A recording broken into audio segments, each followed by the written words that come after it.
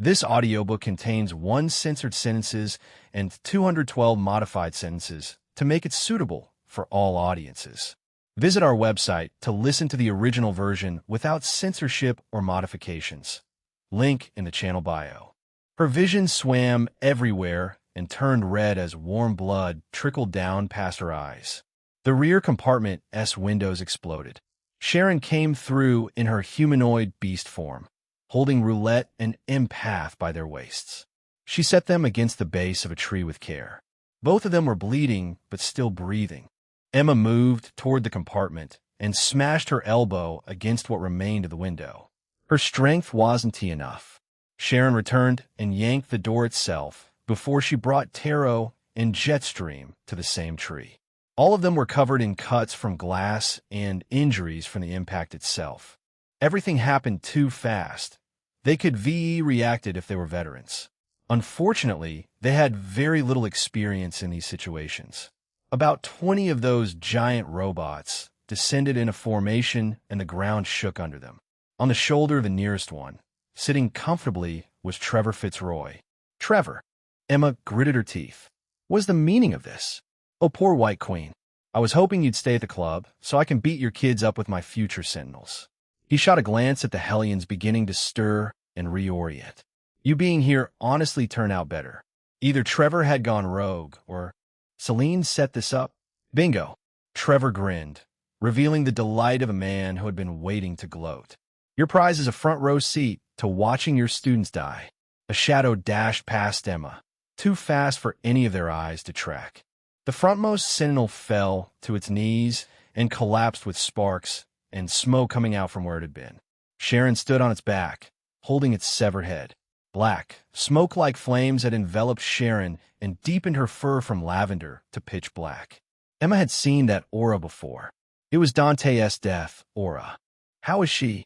Sharon let the Sentinel's head drop. You hurt Cat's Eye's friends. Cat's Eye will break all of your steel cans. Every word was filled with a terrifying bloodlust. Trevor's smile developed a crack in it. Take care of her. The Sentinels activated the boosters under their metal boots and flew at Sharon while a few shot out energy blasts from their palms. Sharon dodged everything. She was a sight to behold as she moved through units that broke the Sentinels' coordination and ripped their heads out. 3 more of them fell before a stray energy blast found Sharon's back and slammed her into the tree. Her legs trembled as she tried to stand up. She let out a roar that scattered the birds in the area and dashed. Emma, meanwhile, used her telepathy on Trevor. Another telepath's psionic waves interrupted her attempt and protected Trevor's mind. She couldn't break through in her current messed-up state. You think I would bring these Sentinels without preparations? Trevor tapped his temple, looking genuinely pleased with the results. Sentinels, stop playing around. Focus on the animal. All units. No, Emma yelled. Cat's Eye, take everyone and run. Trevor, this is between you and me. Let the children go. Sharon could carry all of them on her back. Trevor's objective was Emma. The students had no value as corpses. Nah, I want all of them, starting with the cat. The 14 Sentinels moved together to attack the injured Sharon. She fought with everything she had. Emma took a step forward. Her leg buckled, but she caught herself on the car frame. She could only watch Sharon fight, unable to stop what was happening. Sharon took a beam to the chest and another to the back, which knocked her to the ground. The death aura dissipated, leaving her with charred lavender fur. She still glared at Trevor, still trying to rise.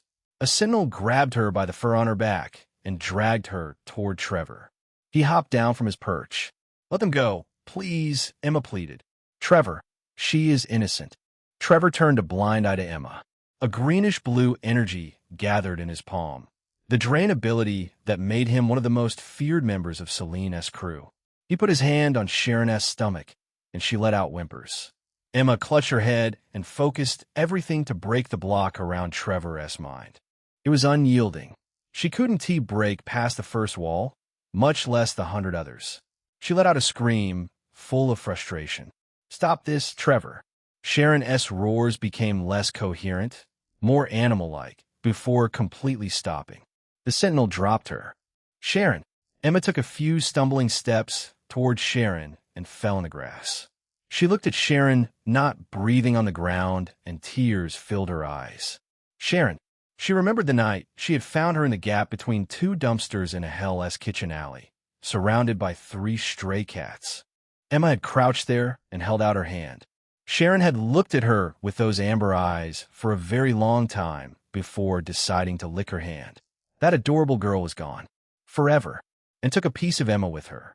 So much fuel, Trevor said, opening his arms for very large portals. Emma dug her fingers into the soil and gritted her teeth. Trevor. Trevor hummed and turned to Manuel. The energy drained Manuel. He didn't make a sound when he fell. Manuel, who never trusted anyone, not even his parents, had been working hard after the symbiote's attack. He had been mingling with his fellow Hellions rather than manipulating their feelings. He directed cruelty at Roulette because he didn't know any other language to get her attention. He was what Emma had become under the cruelty of her trash father. Marie-Ange Colbert, who was still unconscious. Perhaps a mercy. The good-natured girl with a passion for the occult reminded Emma of everything good about the world. Jetstream tried to fly and scream, but the Sentinel held him down tight. He, who loved flight more than anything, was bound at the moment of his death. His screams didn't help, but they awoke Roulette. Jennifer Starvos looked at her fallen friends and saw Emma helpless. The tears she shed broke Emma's heart all over. Miss Frostart. Trevor gripped her face and drained her like the others. As Jennifer fell, Emma's chest became too small to contain her feelings. The woman, who had learned to be ruthless and unforgivable, couldn't breathe through her grief. It was a torment far worse than killing her. Suddenly, a loud shattering sound echoed inside her ears. A sound like glasses under pressure finally giving away. She felt it resonate in her soul. Then everything went quiet. The grief vanished, so did every other feeling in her chest. A light shone at her fingerprint like a brilliant, prismatic refraction of a diamond. It spread up her hands. She felt everything in her body harden. The dizziness of blood loss disappeared in entirety. By the time it reached her face, she was already back to her feet. In this form, she couldn't access her telepathic powers. She didn't need to either, as the raw power in her body felt boundless. At the same time, her expression became devoid of any human warmth. She seemed completely detached from the person who had watched her dear students die. How are you? His composure recovered on instinct as he felt the presence of future sentinels. He had survived a hellish future and the club's internal politics. A mutant power awakening in Emma Frost wasn't enough to scare him. He pointed at Emma. Take her down. Every unit fired simultaneously. The energy impact generated a dust cloud that swallowed the area around Emma. Trevor was stunned. You idiots. He kicked the nearest unit's leg. I want her alive. Who the hell would fuck a corpse? A bright shadow dashed through the smoke. Emma grabbed a Sentinel's arm at the elbow joint and ripped it clean with a mechanical shriek. She punched through the unit's abdominal casing and yanked her hand up and out from its head. The unit was utterly destroyed. Trevor stepped back in horror. What the fuck? The consensus in the club had always been that Emma Frost was manageable if you could suppress her telepathy. Brilliant, powerful in her own domain, but physically unexceptional. The vulnerability every telepath had in common. A bullet from sufficient distance would end her. Or anyone resistant to her telepathy could close the distance and kill her. As a woman, Emma was inherently weaker, and she didn't put any effort in training to overcome her weakness. The thing dismantling his sentinels one by one was not a telepath with a physical vulnerability. It was a monster made of diamond. The concussive blast had completely blasted her clothes, but every part of her was still shining. She shredded through the units one by one. I need to leave. It disheartened him to retreat after coming so close. He had taken the kids down and nearly killed Emma from her despair. The tables turned in an instant. He dashed behind a tree and focused his energy to open a portal. The familiar green light of spatial rift began to form. As he was about to step inside the portal, A hand gripped his shoulder and held him from taking any step. "Where do you think you're going?" He shivered at the cold voice. That voice had been stuck in his head since he had been spending too much time in front of a television recently. Trevor slowly turned around and saw him, Dante, without his mask. The expression, or rather, the lack of it, made Trevor shudder. The man before him was filled with silent anger, the worst kind. Trevor said the only word available to him. "Shit." Dante tossed him toward Emma, making him roll through grass. Emma crushed a Sentinel's head under her diamond foot and walked toward him without any hurry. Trevor scrambled, rolled, and got back to his feet.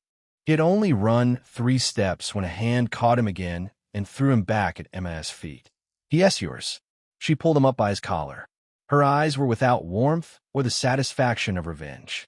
"Emma, stop," Trevor said with what was left of his confidence. "If anything happens to me, Celine won't let you go." Emma put a hand around his throat. "Celine will follow you to hell." The diamond fingers squeezed around the flesh. The story of Trevor Fitzroy ended there. Chapter 124. The turn Dante had teleported the moment death said Emma was in trouble. He hadn't been fast enough. When he had been spending time with death, Emma had been watching Hellions die right in front of her. Her diamond transformation receded as she walked over to Sharon, returning the blonde underneath. Her coat was ruined. Dry blood stained her from the hairline to her jaw. She fell on her knees and touched the side of Sharon's face gently, then let her hand fall. He kneeled beside her and rubbed Sharon's head. The adorable girl who kept clinging to him every time he appeared she had died. And around her, the rest of them, all 5. He looked at each face, then Emma. She had the blank expression of someone whose soul had been taken apart and left in pieces. "Celine." She only whispered one word, but intent was crystal clear. Trevor hadn't acted on his own. Celine had been responsible for pushing Trevor into killing her students. He put a hand on Emma's shoulder. The biokinesis read her body's condition immediately. Blood loss, substantial, concussion, moderate, small fractures in her right knee and left shoulder, wounds on her knees. Every condition was dealt with immediately. Emma, she was too lost in her mind to even notice the disappearance of her injuries. "We'll deal with Celine together." Celine would face the consequences of her actions. He would make sure she felt every bit of Emma and Hellion's pain 10 times over. "Emma." She turned toward the sound of her name. Whatever she found in his face was enough for her to move into his chest, her arms going around him. She cried against his coat, despite being the one with most walls around herself to hide her vulnerabilities. The loss was too heavy to contain on her own. He rubbed her back and said nothing. It must hurt her deeply that her new power hadn't awakened in time to save them. It had come in response to losing them, as an answer to her uncontainable grief that would leave her feeling even more guilty. Death appeared silently beside Sharon's body, kneeling in the grass. Her expression wasn't neutral, like a goddess of death observing the ordinary passage of lives. It was melancholic and heavy. "I'm sorry." He shook his head. It wasn't her fault. Besides, he had the means to revert this sad ending. Death showed a complicated gaze, as though she realized his intention. A few resurrections wouldn't break the balance. Her approval made things easier, because he wouldn't have listened to a denial. Sharon was too precious to die like this. All these kids were. He allowed Emma to cry to her heart as content. She probably hadn't done it for years. After a few minutes, she fell asleep in his arms. He carried her carefully and let her rest against a broad trunk with her coat arranged around her to shield her from a cold. "It's better she is unconscious." Emma would get her hopes up for nothing if he told his plan and failed. He made his way back to Sharon. Moment of truth. With a thought, he tapped into Death's resonance link. Death arrived behind him and gently put her arms around his chest. "Is this your final decision?" Then let me remove the limitation on a full sync." It took him a moment to realize what she meant. For Death's link, he hadn't acquired her core abilities like cosmic awareness, the ability to guide souls, resurrection, and everything else that should come with near 25 completion, big boost from forming a deep bond with her. He only had a few abilities. Death Aura. Massive boost in physical strength and speed. Even greater speed when close to death. Immortality. Beyond superhuman level senses, which he had to suppress to prevent his brain from being melted from sensory overload. Death had put constraints around him from the very beginning. Your mind is barely ready after you become used to Hyperion S4's field calculations, Death whispered. You'll need a lot of rest once you disengage the link. Probably days. All right. The 20% resonance dropped its constraints and synced his body, mind, soul, simultaneously. The information arrived like a body of water that had been waiting for the dam to open. The universe became transparent to him. He could see the structure of everything. The biological signatures of every living system within an ever-expanding radius registered in his mind. He saw souls divided by colors of how they would be treated in the afterlife. The architecture of the death cycle written into the fabric of every existing thing became visible to him. He felt the weight of every heartbeat within kilometers. He felt the absence of heartbeats the same way. Sylvija sat at her desk in Manhattan, typing reports on her laptop. She had a murky gray soul. Laura punched a sandbag in the gym at a sustained rhythm. Her soul was white. Pyotr cleaned his motorcycle in the garage while listening to heavy beats. He had a part gold, part gray soul. Felicia and Gwen moved through the university campus, soft drink cans in hand. Felicia told a story while making dramatic hand movements. Gwen had a bright gold soul with hints of black, as if the darkness had taken root in her heart. Felicia had a white one with specks of dark gray. Then the black-haired mutant lying in the Hellmoon Club's private pool. It was a pool of blood. Her soul, likewise, was completely stained in blood. He saw every living person within a growing radius. This was a taste of cosmic awareness, and this much alone physically melted his brain. The power of death had regenerated it in an instant. It became a cycle of his mind burning and reforming. He closed off the awareness function. What he needed wasn't perception. What he needed was knowledge, the technical understanding of what death did and how she did it. The knowledge came right away. The comprehension of death, aura, came first. The applications were endless. It interacted with soul matter, capable of blasting souls into smithereens and handling them without damage. Then souls. Everything from its structure to its relationship to the physical body. How they lingered after death. How death harvested them and reincarnated them. And finally, how to reverse every process. It's not that hard. When he opened his eyes, he saw a near-translucent figure floating above Sharon's body. A girl with wild and dense lavender hair, almost like a mane, and she had a cattail drifting behind her. Unlike Sharon, she was quiet and emotionless as her ego had been suppressed.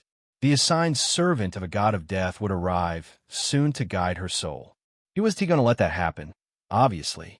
First, he repaired her body back to its previous functioning condition, a piece of cake with the unimaginable powers of a cosmic entity.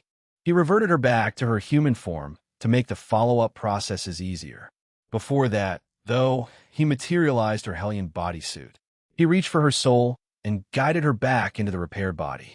A few seconds was all it took to anchor her soul and body to synchronize everything into a harmony. Sharon's claws twitched. She pushed herself up and rubbed her eyes. Meef, Cat's eye is alive? She touched her face and blinked. Her expression moved through several phases of confusion before she pinched her cheek as though verifying the validity of everything. Not a dream. Warm human is real. He reached over and patted her head. Why would you think I'm fake? Because Cat's eye died? She burst into tears. The tin cans. She pressed her face into his coat with both arms around him. They were so mean. Cat's eye tried so hard, and they just kept coming, and there were so many. I know. She let out a wail. And Cat's eye tried to protect everyone, but the tin cans cheated with their beams, and it hurt a lot. Then, the mean man grabbed Cat's eye's neck, and it went dark, and Cat's eye didn't want it to go dark. He rubbed her back. You were very brave. This made it considerably worse. Cat's eye was not brave. She snarled. Cat's eye was terrified. Brave people aren't terrified. They are. That's what makes it brave. He said in his softest voice. You did well. Really? Really? Her crying stopped there. She looked up and around her. The crying escalated back to full volume. Friends. They're all. Cat's eye as friends are. The sentence couldn't find its ending. She pressed back into his coat. The tin cans and that ugly man ruined everything. Sharon. Cat's eye doesn't like dying. It was very cold and very quiet, and Cat's eye didn't like being alone, and she sniffed. What if Cat's eye as friends are cold and alone right now? What if they're scared of the dark like all stupid humans? Sharon, he said in a firmer voice that would reach her. Listen to me. She stopped what was a way to cope with the sad situation. Her amber eyes, wet and wide, looked up at him. Dante, I can't bring them back like you, he said. If you want to let go of me. Her eyes got wider. What? You heard me. She pulled back an inch and stared at his face. Dante can really do that? Did you forget whose power you've been carrying? She looked at her hands. The faint trace of the death aura still lingered around her. Death had left a touch of aura on Sharon, which would only activate in the face of great danger. The minuscule amount wasn't enough to bail her out. From Felicia to Sharon, his companion had a fondness for girls with cat characteristics. Dante is good, she said, her voice carrying a conviction from deep within her. Cat's eye won't be scared anymore. I know. He reached over and patted her head once. Now, let go of my coat. She released his lapels with great care and smoothed the fabric she crumpled in her hands. She looked genuinely apologetic about the tear stains on the chest. Warm human. That was Emma. Death materialized beside Sharon and patted her back. Sharon, do you remember me? Death. She pivoted and wrapped both arms around Death's torso, pressing her face in her chest. She never shied away from showing affection. Cat's eye missed you. Companion, I'm very fond of this girl. Death smiled softly, brushing Sharon's messy hair. I'd like to adopt Sharon as our daughter. He had underestimated her fondness. Or maybe it was her way to give him a family. Sharon's head came up immediately, eyes as wide as saucers. Death as mommy? She turned those eyes to him. Dante as daddy? Do you want that? Cat's eye says yes. An instant reply to Death's question. Absolutely. He couldn't help but smile at her foolishness. Let us get Emma's permission first. Sharon's legal guardian and the person with most say in her life was Emma Frost. He would taken all Hellions away from Emma if she had shown no heart. She revealed more than that. Sharon's face fell. He fixed her mood with affectionate head pats. Hellions' bodies. Afterward, he moved to the others. Sharon stood by his side, surprisingly only a tad bit smaller than him. He didn't know how to feel about his potential adopted daughter only standing a few inches shorter than him. Daddy, please bring Cat's eye as friends back. He wasn't ready to hear that word right now, much less from a young woman's mouth. It's Dante until Emma approves. Sharon blinked and nodded. When he moved to Taro's body, Sharon watched him with her hands clasped and her tail waving anxiously behind her. He took Taro's soul and guided her to her body. Then Jetstream, Roulette, and lastly Manuel. Sharon broke into cheers when everyone began to wake up. Cat's eye loves mom and dad. Death smiled. Naturally, Emma couldn't stay long in her dreams. The hurt had found her there, too. The grief took the form of a nightmare to haunt her. She surfaced to the smell of blood all over her clothing. Dirt was smeared across her face. Her heels had broken, her coat destroyed. Right now, she had no concerns about any of the things that usually would have made her scream. The heavy weight on her chest was even stopping her from speaking properly. The sound of metal screeching snapped her out of the daze, reminding her of what those metal machines had done. She looked up and wiped the tears from her eyes. Her revenge against Celine wouldn't carry itself out. She put a hand to the tree trunk and stood before walking towards the metal scraping sounds. This is just pure trash. What can he salvage from it? Her eyes widened at the familiar, uncaring voice of Jennifer Starvos. Roulette. Trash can still have value. Marie-Ange Colbert. Taro. Cat's eye thinks the same about Manuel. Emma's hand tightened on the tree. That was Sharon S.'s voice. Don't you dare slander me. Manuel de la Rocha. Empath. Quiet. Scum. Or cats I will call Daddy to spank you. Fear the Big Daddy. Jetstream as well. This was impossible. Despite knowing the truth, her steps hastened. She caught her heel on exposed roots and grabbed the trunk to stop herself from falling, taking a second to regroup and breathe. She peered from behind the tree and saw a graveyard of sentinels in the open area. Roaming through it was the group of 5, bickering and bantering as usual. All 5 of them alive and well. It seemed as though Trevor S.'s attack never happened, which her new ability and her current state instantly contradicted. From the far end of the field, Dante was dragging 2 sentinels with one hand each, responsible for the scraping sound she had followed here. He glanced in her direction and beckoned her with a big smile. Come on. Emma stepped into the open, immediately finding herself under the attention of her students. Sharon bounced on her feet and waved her hands. Here. Roulette and Empath shared a glance before approaching Emma together. Taro and Jetstream followed. Sharon dashed over to Dante and pulled him towards Emma. He looked a bit upset to do the coming over thing, which made her chuckle. Why is he this reliable? He had not made it in time. So what did he do to help? He literally brought her students back to life and acted as if it wasn't a big deal. She wasn't sure she had ever trusted anyone on the same level as him, which was kind of alarming. Emma took off her heels and threw them away as she walked. Sharon turned into her cat form and leaped. She caught the cat on instinct, held her against her chest, and stroked her fur. She purred like she had always done. Miss Emma. Roulette stopped in front of her, fidgeting like someone who had prepared words, but wasn't sure if they were the right ones. Miss, it wasn't your fault. It was ours, Empath said. We should stepped up when your enemies made plans around telepathy. It's our job as your mutant team. Not as a mutant team, even. Taro briefly placed her hand on Roulette's shoulder. We failed as human beings. You're taking it too far now, girl. Jetstream said, laughing. That's the gist of it, Mississippi. We'll train harder from now on. I really don't want to die again. Me neither. Roulette shivered, remembering her experience. I still want to do a lot of things. Big things. Emma held Sharon against her chest and looked at each of them. She saw them glancing at Dante and understood what was happening. He had put them to it, perhaps to uplift her. And it worked. That stuffiness in her chest was no longer there. Let us make sure it doesn't happen again. Yes. Dante smiled and went back to piling Sentinel's scraps in the same place. You all can celebrate later, he said after he finished. Come here. I'll take us to Manhattan. Emma realized he wasn't making an excuse. He must have used a lot of Death's powers to resurrect 5 people. It was quite a miracle he and collapsed already. She hushed her students and shepherded them all to gather around Dante. A dark shroud descended over the group, and the road dissolved.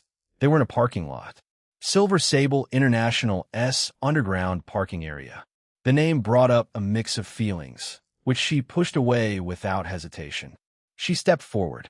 Go rest. I'll help Sylvija move this. The transformation took over and her entire body turned into organic diamond. In this form, she was more than capable of handling physical tasks. Dante gave her a thumbs up and vanished. That rush concerned her. She really hoped the price he paid for this wasn't too great. Regardless, the debt Emma owed now far outweighed the 2 favors Dante had promised her. Far more than she could ever repay. Because not even the entire world's economy could brought her students back to life. Chapter 125, Isolation Go Away. Don't make me hurt you. Sylvija stood in the hallway with a helpless look. Laura had barred entry in her own room purely because of the person sleeping on the bed behind her. After Dante left Emma in the parking lot, he had a run-in with Laura on the 2nd floor, and something had happened between them. The details didn't matter. What mattered was that Dante had been declared off-limits by Laura. Relax. Sylvija kept her voice as soft as she could make it. I'm not going to hurt him. I just want to... Laura's claws flashed out as a symbiote crept up to the side of her face. She didn't like the symbiote covering her face and making it monstrous, but she would if it gave her a little more power to fight off Sylvija. He is already hurt. I won't let any of you make it worse. Everyone, including Sylvija, had assumed that leaving S.H.I.E.L.D. and spending time under everyone's care had softened Laura.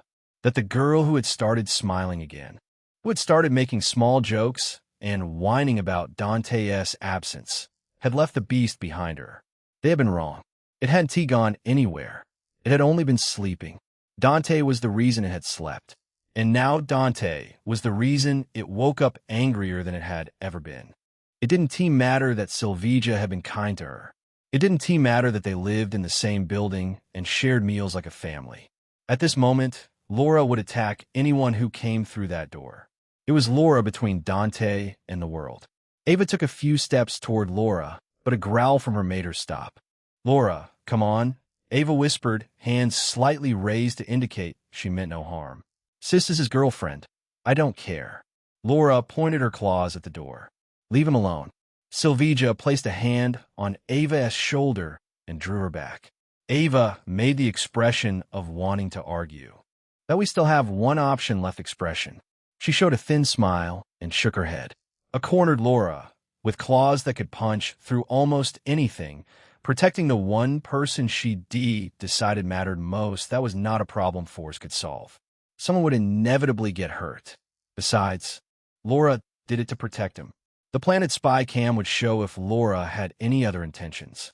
The rest would automatically diffuse the moment Dante woke up. Laura listened to their footsteps until the hallway fell silent. She carefully locked the door and locked every window before pulling the curtains. Only then did she withdraw her claws and let the symbiote retreat. She sat on the edge of the bed and put a hand on his wrist, feeling his steady pulse. He appeared to be resting, but her enhanced senses picked up something else. She had no name for it, but it triggered every alarm in her body. This, combined with what he said before sleeping, gave her the feeling that something had happened. So she was going to wait here and protect him, stopping anyone from disrupting his recovery. The normal life he had promised could screw off if the person who cared for her, the person who she cared for, wasn't there with her. Hours passed. The light outside changed, and the world became less noisy. She sat with him through all of it. When hunger crept in, more of an inconvenience than anything else, footsteps approached, and there was a knock. She could smell the sweetness from across the room. She listened to the footsteps recede before she opened the door far enough to take the tray sitting on the floor. Food, water, and pancakes. Just a sniff told her none of it had been tempered with or poisoned. She sat on the floor by the bed and ate with the tray on her knee, watching him breathe. Did I treat Sylvija too harshly? The thought surfaced briefly as she enjoyed the delicious meal. Sylvija always cared about Dante and her. Was it right that she shook the thought away? When he was awake and well, she would apologize to Sylvija. Right now, she had a promise to keep. She placed a hand on Dante's cheek. "Wake up soon. I have a lot of things to tell you." Time passed by with Laura willingly trapped in Sylvija's room. When she grew bored, she would lie down and talk to him about the gym, the new tutor, her spar with Ava, and spill Natasha and the other widow's secrets. When the talking ran out, she browsed the internet on the phone Sylvija had given her. S.H.I.E.L.D. had too much restriction on her gadgets. Now, she was free to look up anything. She took a sneaky glance at Dante, as if anxious he could somehow know what she would be typing. "It's not related to you." Clearing her throat, she faced him and then typed. Even if he somehow woke up, he would see the back of her phone. The search results that showed up left her disappointed. "It's not legal." She lowered her phone and stared at his face before blocking it with her phone again. The strong make the law. Just like how Dante took the clothes. Just like how S.H.I.E.L.D. arrested mutants. She was stronger than the cops. Dante was stronger than the whole country. They had no reason to follow the laws made to protect the weak. The same evening, a knock on the door disrupted her train of thoughts. Laura was off the bed before the second knock landed. She closed her eyes and breathed. Only one person. She knew exactly who it was from the scent. Glancing back and forth between the door and Dante, she stood there indecisively. Emma Frost had an advantage against her. She could never win a head-on encounter with Emma. She remembered how Emma had comforted her at the academy, showering her in warmth. But then again, Silvija had done the same. Come back when he wakes up. If she was willing to turn Silvija, she had to turn Emma away as well. The silence on the other side lasted long enough that she thought Emma might simply leave. What happened? Emma asked softly. Why are you this on edge? She shook her head, even though Emma couldn't see it. It's because of you he is like this. Leave him alone. The breath Emma took was audible and shaking. You're right. It's really my fault, Emma said, leaning against the door. I'm sorry. Her footsteps went down the hall. Laura stood in the middle of the room for a long moment after the sound was gone. She sat on the bed and drew her knees to her chest, putting her forehead against them. Emma had already been full of guilt. What she said made it worse. However, those were the words she needed to send Emma away. She touched his wrist. It's the only way. Dante surfaced from sleep to the distant sound of running water. He lay still for a moment and stared at the ceiling before finally pushing himself upright. A casual stretch released a series of pops and cracks from his spine. An observation through the biokinesis surprised him. He had been out for over 2 days. The running shower distracted him again. Silvija wouldn't say no. He pulled his shirt over his head and took his trousers. The bathroom was warm with steam. Through the frosted glass, a silhouette moved beneath the spray. She pretended not to notice him. Perhaps the lack of intimacy had made her shy. He slid the door aside and embraced his lover under the warm water. His hands settled around her waist for a second, then moved up to her tits. The softness and perkiness made him sigh. Wait. He put his hands over them and frowned. How did they get smaller? He squeezed them for another feel, feeling even more confused. It's almost a 2-cup downgrade. He continued holding her close as he noticed more and more incongruities between the woman in his arms and the Silvija in his mind. She was smaller, leaner, and less curvy than Silver Sable. Dante! The soft sound left him frozen despite standing under the hot shower. The voice wasn't Silvija's. He would recognize that European accent anywhere. He reached past her and shut off the water, then clicked on the overhead light. The woman in his embrace had long black hair, not silver. For a long moment, neither of them moved. Dante looked down. She looked up. Her cheeks had taken a faint shade of pink. He reached for the towel on the rack and draped it over her shoulders before taking a step back. Laura, why are you in Silvija's room? She pulled the towel a little tighter and tilted her chin slightly. You told me to protect you. He recalled mumbling to Laura that he would be vulnerable in sleep. He wanted her to pass these words to Silvija, but he must have passed out before that. How did you do it? Laura smiled with a proud expression and explained her measures as if they were achievements. She had taken the mumbling to heart, not leaving the room or allowing anyone in for 2 days. She had protected him from everyone. After finishing the explanation, she gave him the sideways glance of someone waiting to be praised. The correct move was clear. Be firm and tell her that intentions matter, but so did method. That she must ask for Silvija or anyone else's understanding rather than trying something so bold. Praising her now would encourage her to do something twice as unhinged the next time around. He took a step forward and brought her in his arms. You did great, but he couldn't bring himself to scold Laura Kinney when she looked at him like that. He couldn't be that cruel and heartless. Just don't try to isolate yourself next time. Silvija and Felicia are family, he whispered. They care for me like you do. Laura would shed this rigidness, eventually. The Shield's rewiring of her sense of what was Norman that would soften as she spent time under the right influences. I understand, she murmured in a pleased voice, wrapping her arms around him and pressing her cheek against his chest. Are you fully recovered? He took a deep breath to push any wrong thought away. Yes. She looked up, showing a face half plastered with black hair. Do you want to shower together? Aren't you already done? She looked away and clicked her tongue. What was that? She raised her gaze and revealed a cheeky smile. Nothing. Chapter 126. Parting gift. Dante dressed up, mentally preparing on how he would smooth things over with Silvija and whoever else Laura had offended with her stunt. She had already left the room when he was showering. He was putting on his shoes when Silvija appeared in the doorway. She leaned against the frame with her arms crossed. Her weight settled into one hip. If at ISNT, my always busy employee. Her lips curled up. I'll dock your pay if you keep neglecting your duties like this. What might those duties be?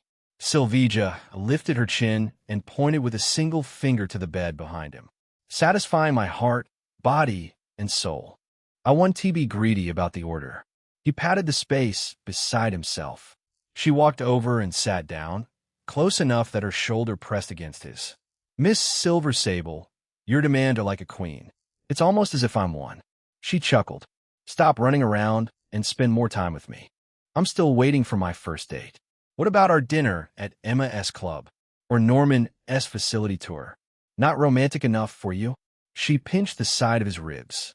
A gentle, affectionate punishment. A proper one, where I feel like a normal woman. I'll make it up to you. He slid an arm around her shoulder and pulled her in. Just 2 more things, and I'm all yours. Celine is one of them.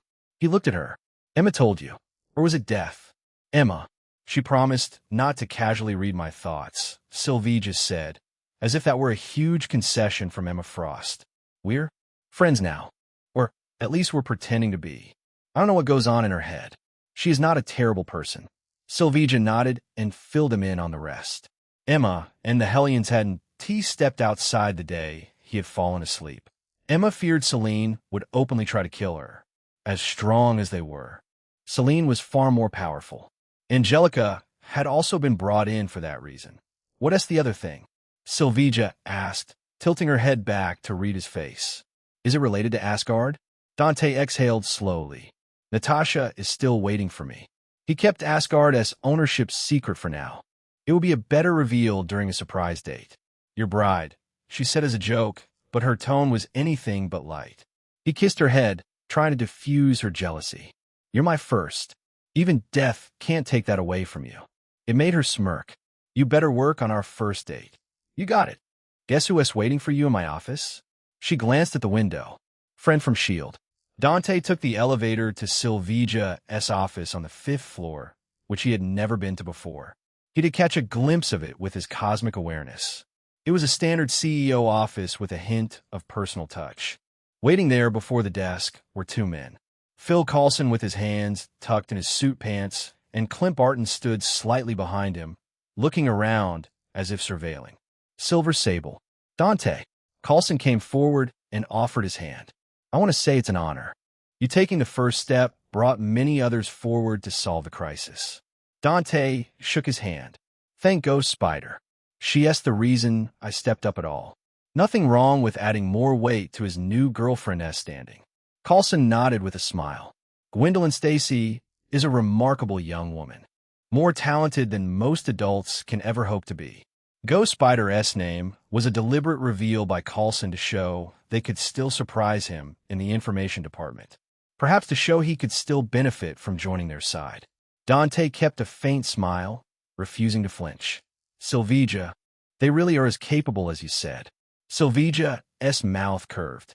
I got half my intel on you from Coulson. Actually, you could say he was our wingman. Phil's smile looked like it had been glued on by policy. It was nothing at all, Miss Silversable. Dante rested his hand on Sylvija's back. I owe you for that, Phil. This woman changed my life. You probably know that too. Sylvija glanced at him. The warmth in her expression was unconcealed. You made my life better and complicated. I've never been happier. Coulson cleared his throat gently, trying to stop them from getting lost in their own romantic bubble. I've been meaning to sit down with you for a while now. The timing kept being wrong. By threatening my girlfriend. Dante stared at Coulson without any warmth in his eyes. Has anyone said you folks at S.H.I.E.L.D. are government-sponsored gangsters in fancier suits? Coulson paused, then chuckled like he agreed with half of it. We do what's necessary to protect the world. And who protects the world from you? Who will stop you from suppressing mutant kind? Sometimes we take measures we aren't proud of. Very PR answer. Sylvija gestured to the chairs and then, with a glance at Dante, indicated her chair behind the desk. He raised an eyebrow. Are you sure? It's a chair, she said, like he was being dramatic. It'll be yours anyway when I go back. He would officially be the CEO of her New York branch while having no working knowledge of the Mercenary Corporation business. Silvija stepped up and kissed his cheek. "Meet me when you're done with your fine Natasha side quest." "I promise," he said. "Sylvie, did Laura go too far?" She shook her head. "She apologized to me already. I forgave her." So that was where Laura had gone after she left the shower.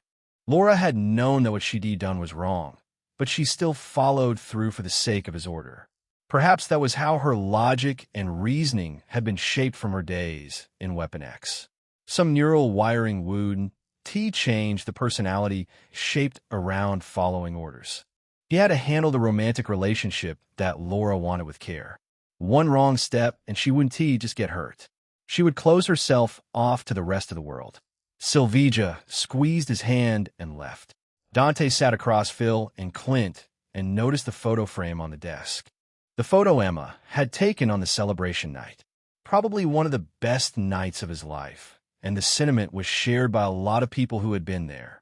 "Phil," he said, pulling his attention back. "What brings you here?" Phil took the seat, but Clint stayed up and vigilant. "Romanoff," Coulson said. "Her disappearance is tied to you. My instinct on these things has a reasonable track record." Clint stopped pretending he wasn't paying attention, eager to know of his comrade's whereabouts. "Your instinct is correct." He leaned back. "Where she is ISNT accessible to S.H.I.E.L.D. Go back and wait. She'll come back in a few hours." Coulson sat with this for a moment, calculating whether pressing would be more effective than waiting. In the end, he stood up and extended his hand across the desk. "We'll wait." It wasn't worth offending a powerful person for just a few hours, or so Phil had decided. Dante shook it. "The delay was on me. I'd have gone sooner if I hadn't been out cold for 2 days." A deliberate reveal, so Fury wouldn't think he was all-powerful without any weaknesses. They would believe 2 days cool down for his Hyperion-S powers, when in reality, it was for his Death S1. He would never use that form again to the point of collapse again. Coulson showed a troubled smile. "That sounds concerning. With great power comes the great need to rest." Phil gave a fake diplomatic laugh. "Please bring Romanoff back. S.H.I.E.L.D. needs her more than she needs it." He turned toward the door. "Coulson." Dante stopped him. "What was Fury's response to mutants using their powers publicly?" Coulson showed a complicated look. He said it's fine. They did it for a good cause. Dante had no reason to take that answer seriously. Whoever was controlling Fury and others had big plans for mutants. He only hoped he wouldn't be caught up in it, but he knew that was just his wishful thinking. Having connection to Emma, Piotr, Laura, Logan, and Jean would inevitably pull him into this conflict. And Laura? Coulson turned back slightly. He said she's welcome to stay with you. She seems happier. His exact words. Coulson left the office. Dante looked at Clint, who seemed like he had something on his mind. "Look," Clint said, rubbing the back of his neck. "I'm supposed to say thanks for the symbiote hell. So, thanks. I didn't save you." Skullfire's involvement was the variable that changed the outcome. That's what the after-action analysis says. Clint tilted his head. That's what everybody who was there says. I believe it's the truth. I only did it for my girlfriend. Clint's grin returned as he pulled on his jacket. Try not to kill another billionaire for her. We only have a handful of those. Dante snorted. As long as they don't bark in my yard. Clint walked to the door, then looked back. Bring that back. She matters to a lot of people. Dante took one more glance at the photo frame, then whispered death. Natasha had never relaxed this much as she did in the past few days. Right now, she was watching the Ancient One who went by as Yao playing Go against a flaming skull. The sight didn't stop being absurd despite seeing it every day. Life had been weird for Natasha ever since the Ancient One saved her from Odin's wrath in Asgard. She could train with the sorcerers, read their scriptures and books, browse the internet because they had Wi-Fi and MacBooks here, and have relaxing tea parties with other sorcerers. It wasn't terrible. Yao set a piece down. TCH. The spirit let out a displeased sound. You sly old fox. Yao showed a thin smile. You aren't as intelligent and wise as you assume, Demonis. Natasha walked over and put her hands on her hips. Can I leave now? No. Yao glanced at her. He isn't here. She had, at various points, considered taking the spirit's power and brute forcing through the door. The Demoness had declined to support this plan.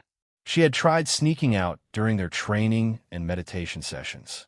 Every time, Yao had intercepted her without apparent effort. Odin has him, Natasha said flatly. How do you think he'll come here for me? Yao cleared the go board and gestured to the spirit for another match. Dante is not someone Odin or Asgard can imprison. She suddenly looked up. The Demoness flew over to Natasha's side. Natasha's body went tense. It can't be.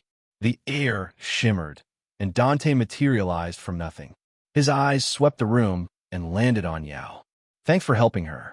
Nothing worth mentioning. Yao waved it off. Your patience and restraint in Asgard are commendable. I don't hurt innocents. He shuffled over to Natasha's side with a smirk, looking insufferably pleased with what he was about to say. Wife, did you miss me? She crossed her arms. A subtle smile played at the edges of her mouth. When did you leave Odin's prison? He blinked.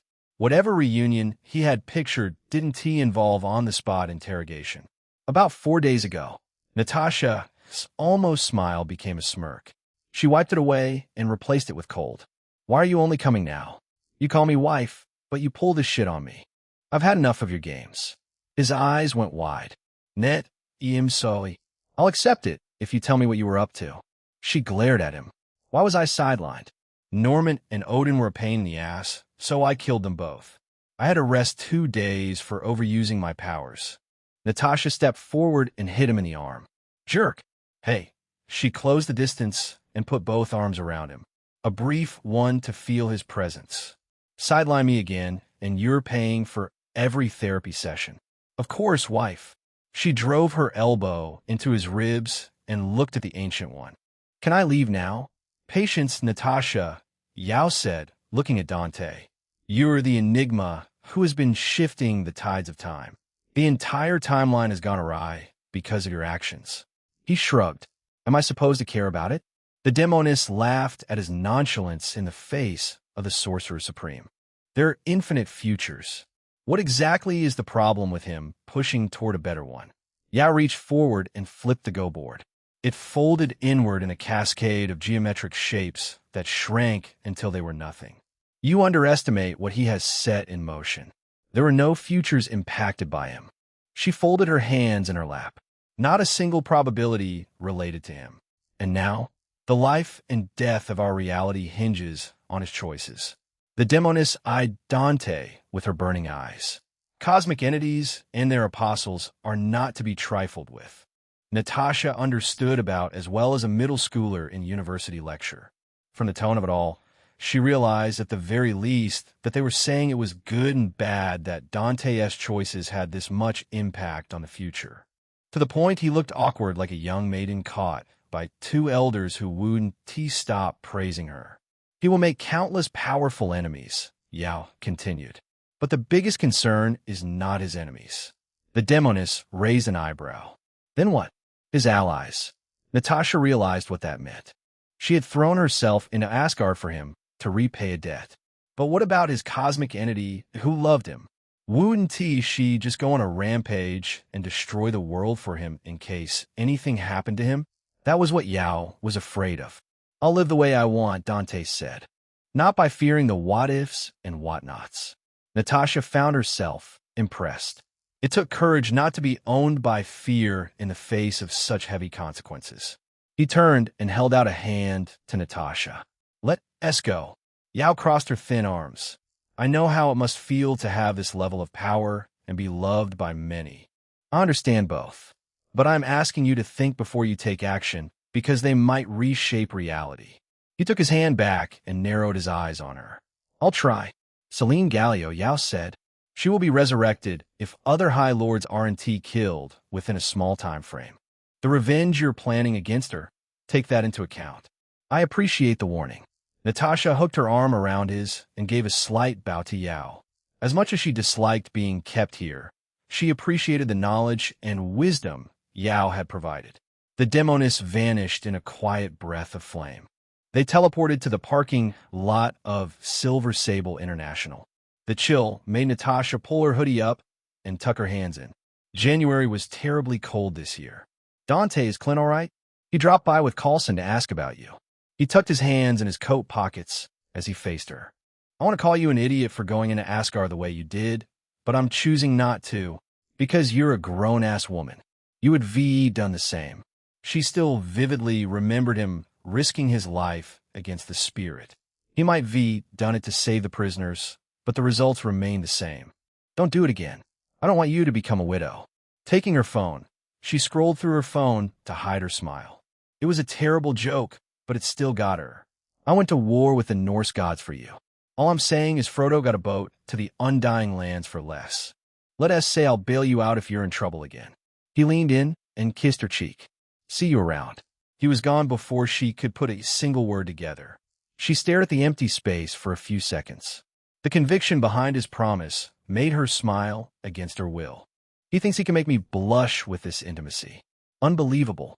She reached in her jacket and found the sling ring Yao as parting gift. The ancient one had too many of these in her treasury. Natasha fitted the ornate ring to her fingers and began tracing a circle.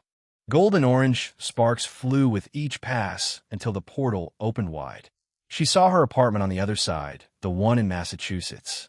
Home sweet home. Chapter 127. The other place, it was a red world. It was a world crawling with flames and suffering. The sky seemed to be filled with blood, and the ground cracked open in long fissures, each of which released hot air periodically. In such a world, a great battle was reaching its conclusion. A red demon with a muscular body and short red hair. What set him apart from humans wasn't through the tiny demonic horns on his head or his thin tail. It was through his body that had its skin peeled away everywhere except for his face. He fought fiercely, using his claws and tails against his opponent. The blonde woman, whose glowing sword cleaved the air itself with each swift strike, wasn't having any of this. Her sword cleaved the demon's arm, and it was flung far away. The limbo distorted his scream into a shriek that grated anyone's ears. The woman remained unaffected. She had been subjected to worse. Holding her sword in both hands, she went for the killing blow. The demon kicked her sword away and flew down. He landed hard on the red, cracked earth. Clutching the shoulder that was now a stump, he gnashed his teeth and glared up at her. You disgusting human. How did you escape my prison 14 years ago? Who allowed you? The blonde, Ilyana Rasputin, put her soul's word over her shoulder and looked at Belasco. I also want to know who carried me to that universe. Despite not being in her home world for 14 years, her Russian accent still held strong. Some things didn't let go. Stupid demon. His face twisted at the insult. You'll die without an answer. Belasco turned around and ran. He used the ridiculous speed that left afterimages in places. Limbo warped to his wishes, and the terrain bent around to create obstacles for Ilyana. She laughed and chased after Belasco. Old demon, it'll be fun killing you again. A part of her, the demonic side, shaped by the torture of Belasco and Limbo, relished the hunt. Making the Lord of Limbo run like a coward was thrilling. The other side urged her to end this as quickly as possible and return Earth. To see her dear brother alive and well after a long time. 14 years they had been apart. Pyotr probably wouldn't recognize his sister, who was no longer a little girl. She was a mutant sorceress who had seen tragedies far beyond what most would consider a nightmare. Even so, she wished to meet her warm-hearted sibling whom she had believed to be dead. She slowed her pace when she saw Belasco had stopped on a small platform floating over a lava lake. A portal, which she recognized as one of the demon's magic spells, opened beside him. The arm she had slashed away with her soul's word came flying through the portal, carrying a red, slime-like creature. The creature slumped on the cut-off arm and absorbed itself, becoming dark red skin. Belasco brought it to the stump, and the red tethers attached the arm back in its place. The writhing mass spread over Belasco's shoulders. His body twisted and turned, growing smaller at places but larger at other places. What is that monstrosity? She had spent 14 years in another universe and still hadn't seen anything like this. Still, she was eager to watch him transform and become more powerful. She crossed the distance and stabbed the soul's word right through his back. He jumped over, moving at a speed that made his earlier sprint look like he'd been standing still. Landing on a ridge of rock 30 meters away, he threw his head back and laughed. A deeper, layered voice like two things shared the same throat. "You know how long I've been waiting for this," he said in a pleased voice. "This creature was born from human ambitions and greed. It is the pinnacle of beauty. You are the vile creature here. This form is even more disgusting than before." The smile, full of sharp teeth, made her skin crawl. "You might be more powerful than me, Ileana, but you forget that I'm not a fighter." He spread his arms as demons gathered behind him. "I'm the Lord of Limbo. I command this dimension as my own." The demons encroached upon her from every direction. "You're a disgrace, Belasco." Ileana stood fearless in the face of the demon horde. "You are unfit to rule Limbo." Belasco turned around and walked away. "Ileana, I'll return soon." His voice echoed in the other place. "To have your head and crown in my palace." Ileana tossed her soul's word in the air and kicked it. A sonic boom echoed as the sword cleaved a line through the horde. The gap was instantly filled. "I'll come to you after I deal with these pests." She wasn't walking away without killing the demon who had turned her warm and sweet life in Russia into a hell. Chapter 128. Back at the Hellmoon Club, Dante returned to Silvija's room after leaving Natasha. He didn't have to go looking for Emma. She had claimed a seat on Silvija's bed. Her legs were crossed at the knee as she talked to Silvija, who sat by her side. They both looked at him when he walked in. Emma had that lazy, predatory confidence in her gaze again, the same one during their first encounter at the Hellmoon Club, when she had evaluated him both as an asset and a troublesome individual. Silvija's gaze, on the other hand, held a naked desire for him. "Oh dear, you look terribly," Emma said, giving him a slow once-over. "Fine." Silvija smirked at Emma. "His ass is perfect, like it was handcrafted by gods themselves." "Really?" Emma asked, intrigued. "I'll need evidence for academic reasons."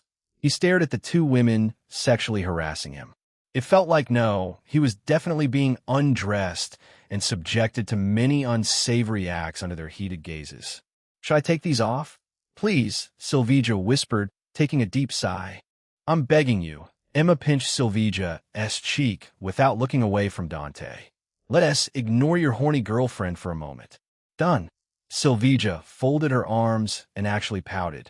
It works when Felicia does that. He was a little proud to see Silvija not carrying a cold expression all the time. Felicia, and now Emma, had influenced her quite a bit. And also for a fact she enjoyed her life every moment rather than moving from one task to the next. "Dear." The voice Emma used was stripped of playfulness, completely direct and serious. "I want to know our next move against Celine. I want to risk my children's lives again." For Emma Frost, that was as good as saying she would be willing to take orders if it meant Celine died. The Hellions' death had scraped away her pride and armor. "Has she contacted you?" Emma reached into the fold of her jacket for her phone and swiped a few times before handing it to him. A message from 2 days ago, on the afternoon of the day he had fallen asleep. "Celine, come to the club. I'll provide an explanation for my actions." "Did you reply?" he asked, just in case she had called Celine. She shook her head. "I was waiting for you to wake up." Then the familiar footsteps coming from the hallway stopped him. He tossed Emma's phone back at her, turned, and got his arms up. Sharon, in her cat form, rushed into the room and leaped into his open arms. "Daddy." She licked his face. "That Laura girl stopped Cat's Eye from seeing you. Asked her to train with you and hit her a few times. Spank her butt." He found the soft patch under her chin and pressed his fingers in. "Stop asking me to beat others up. I'm not your henchman." Sharon's eyes fluttered and a deep purr rolled out of her chest. "But you're my father." Silvija watched him with narrowed eyes. "Did you time travel to find another lover? Stop making weird assumptions." He lowered himself onto the edge of the bed and let Sharon sit comfortably on his lap. "Sharon, I told you not to call me Dad until we get Emma's permission." "I refuse." Emma stood before him and pointed a finger in his face, using a firm, serious voice that she rarely used. You aren't taking Sharon away from me. No one is taking anyone anywhere. Is that so? She said sarcastically. Then you want to object to me being her adopted mother. Sylvija looked between the three of them. Her expression took a slow journey from observation to that of a woman who had glimpsed the truth. I knew she wasn't in it for the business alone. Emma conveniently ignored Sylvija's whisper. She kept her eyes trained on Dante, watching him affectionately pat Sharon like he was the only one in her world. Emma, don't Emma me. Give me a clear answer. Yes or no? He looked up at her, noticing the complicated emotions in her eyes. This matter wasn't just about Sharon. Death wants to be her adopted mother. Yes. Sharon cheered. Cat's Eye loves Death. She smells like home. Emma's composure cracked as she took a small step back, completely unprepared for his answer. Why would she? Her lack of knowledge, her ignorance, so to speak, was absolutely a good sign. Imagine she hadn't been snooping through Sharon's mind. She straightened her shoulders and cleared her throat. Her composure was recovered quickly, perhaps from the experience of doing it many times in front of an audience. Dear, I'm afraid I can't yield on this. You are saying no to death? I did not say that. Emma swung her arm and took a step forward as though declaring her final stance. He'll let Death be her adopted mother, provided that I'm also one. Sharon's eyes glittered with undisguised joy. Two mommies? Emma's expression became soft and warm. Yes, dear. If your daddy can have 3 girlfriends, then Sharon is allowed to have 2 mommies. Yippee. He brushed a hand along Sharon's tail as it swayed happily back and forth. I don't mind. Sharon deserves all the love in the world. Sharon purred in agreement. After a small while, she tucked her nose under her tail and fell asleep. Only when her breathing fully even did he quietly and carefully pass Sharon to Sylvija. The queen didn't question anything. She knew he had to deal with Celine. Taking Emma's hand, he teleported to the parking lot. The space appeared cleaner than the last time he'd been here. The Sentinel wreckage was sorted and stacked near the furthest wall. Emma had clearly put her diamond form to use. Where are we going? To Celine. He gestured to the white-colored SUV parked near the exit. The luxury of its design hinted to its owner as much as the frost on its plate. I want to hear her explanation on killing my daughter. Teleportation could save time, but it also wasn't as fun as driving or flying. The club wasn't that far from their current location, so he chose to drive. Emma was stunned for a second before she cheerfully led him into the SUV. He held out his hand. Keys. She hesitatingly dropped the keys on his palm. Are you sure? If anything happens to it, I'll buy you a new one. No need. She waved it off and slipped into the passenger seat. I doubt your girlfriend can willy-nilly afford this model. Who said I'll use her money? Just a normal object from Asgard would fetch a high price on Earth since they were far more advanced in technology. Not to mention the other source of income from the merch sales. She gave him a skeptical look. You don't have to lie. He shook his head and started the engine. In a few seconds, they drove out to the street. YISNT Psylocke back. I miss my lovely sparring partner. He let out an exaggerated sigh. Her ass is the reason I open my eyes every day. The shape and size washes my depression away. It's the only light in my dark, cruel world. Ask her yourself. What is that response? Don't tell me you're jealous. Her expression shifted, becoming more cold, as if I'll catch feelings for a faithless man. But I'm so honest. He smiled at her. Am I not? She turned and stared through the passenger window at the buildings going by, as though the sight was more interesting than talking to him. The silence was annoying, so he turned on the music, but Emma quickly turned it off, her eyes telling him to get a read on the room. Emma, dear, you're acting like a teenager on her period. She gave him a flat, expressionless look before turning to the front. Her pride was simply too high to admit her feelings. So how did you get involved with Celine? The comic storyline regarding Emma's Hellfire Club had been a convoluted mess involving brainwashing and many other fucked up events. He was curious if that held true in this alternate timeline. Emma leaned her cheek against her hand, elbow propped on her palm. I was invited back then. I snuck in. Her eyes became distant as she retold her first encounter with Celine. Years ago, she had been at the club for a business party. The usual meeting of the rich with terrible secrets and worse taste. Her telepathy had picked up malicious thoughts bleeding through the walls. She had followed them down, leading herself into a castle-like structure built entirely underground. Celine was inside a massive chamber, surrounded by kneeling worshippers whose devotion was endless. She offered them power and immortality, and in return, they gave her their wealth and undying loyalty. The evil witch's psychic guard had been completely down in her domain. I brute forced my way into her mind, Emma said with a proud smirk. I read a memory of thousands of years in an instant. Celine was plotting to sacrifice thousands during the Roman Empire era. Dante had been accustomed to the idea of people living for that long through death herself, but it must have been quite the shock for Emma. What happened after? She thought I was useful and appointed me as the White Queen. Emma became the public owner of Hellmoon Club and gained access to a lot of resources from the club. Celine became the one running everything from the shadows and benefited immensely from having the CEO of Frost International sponsor the Hellmoon Club. Both of them profited from the alliance. This also told him that the club didn't have as many original members as the original. Otherwise, Celine wouldn't have spared Emma. She met his gaze. You look disappointed. Were you expecting some blood sacrifice or some elaborate long game? I thought you'd have had to fight harder and suffer a bit for the position. Turns out Celine handed it to you on a silver platter. She snorted a laugh.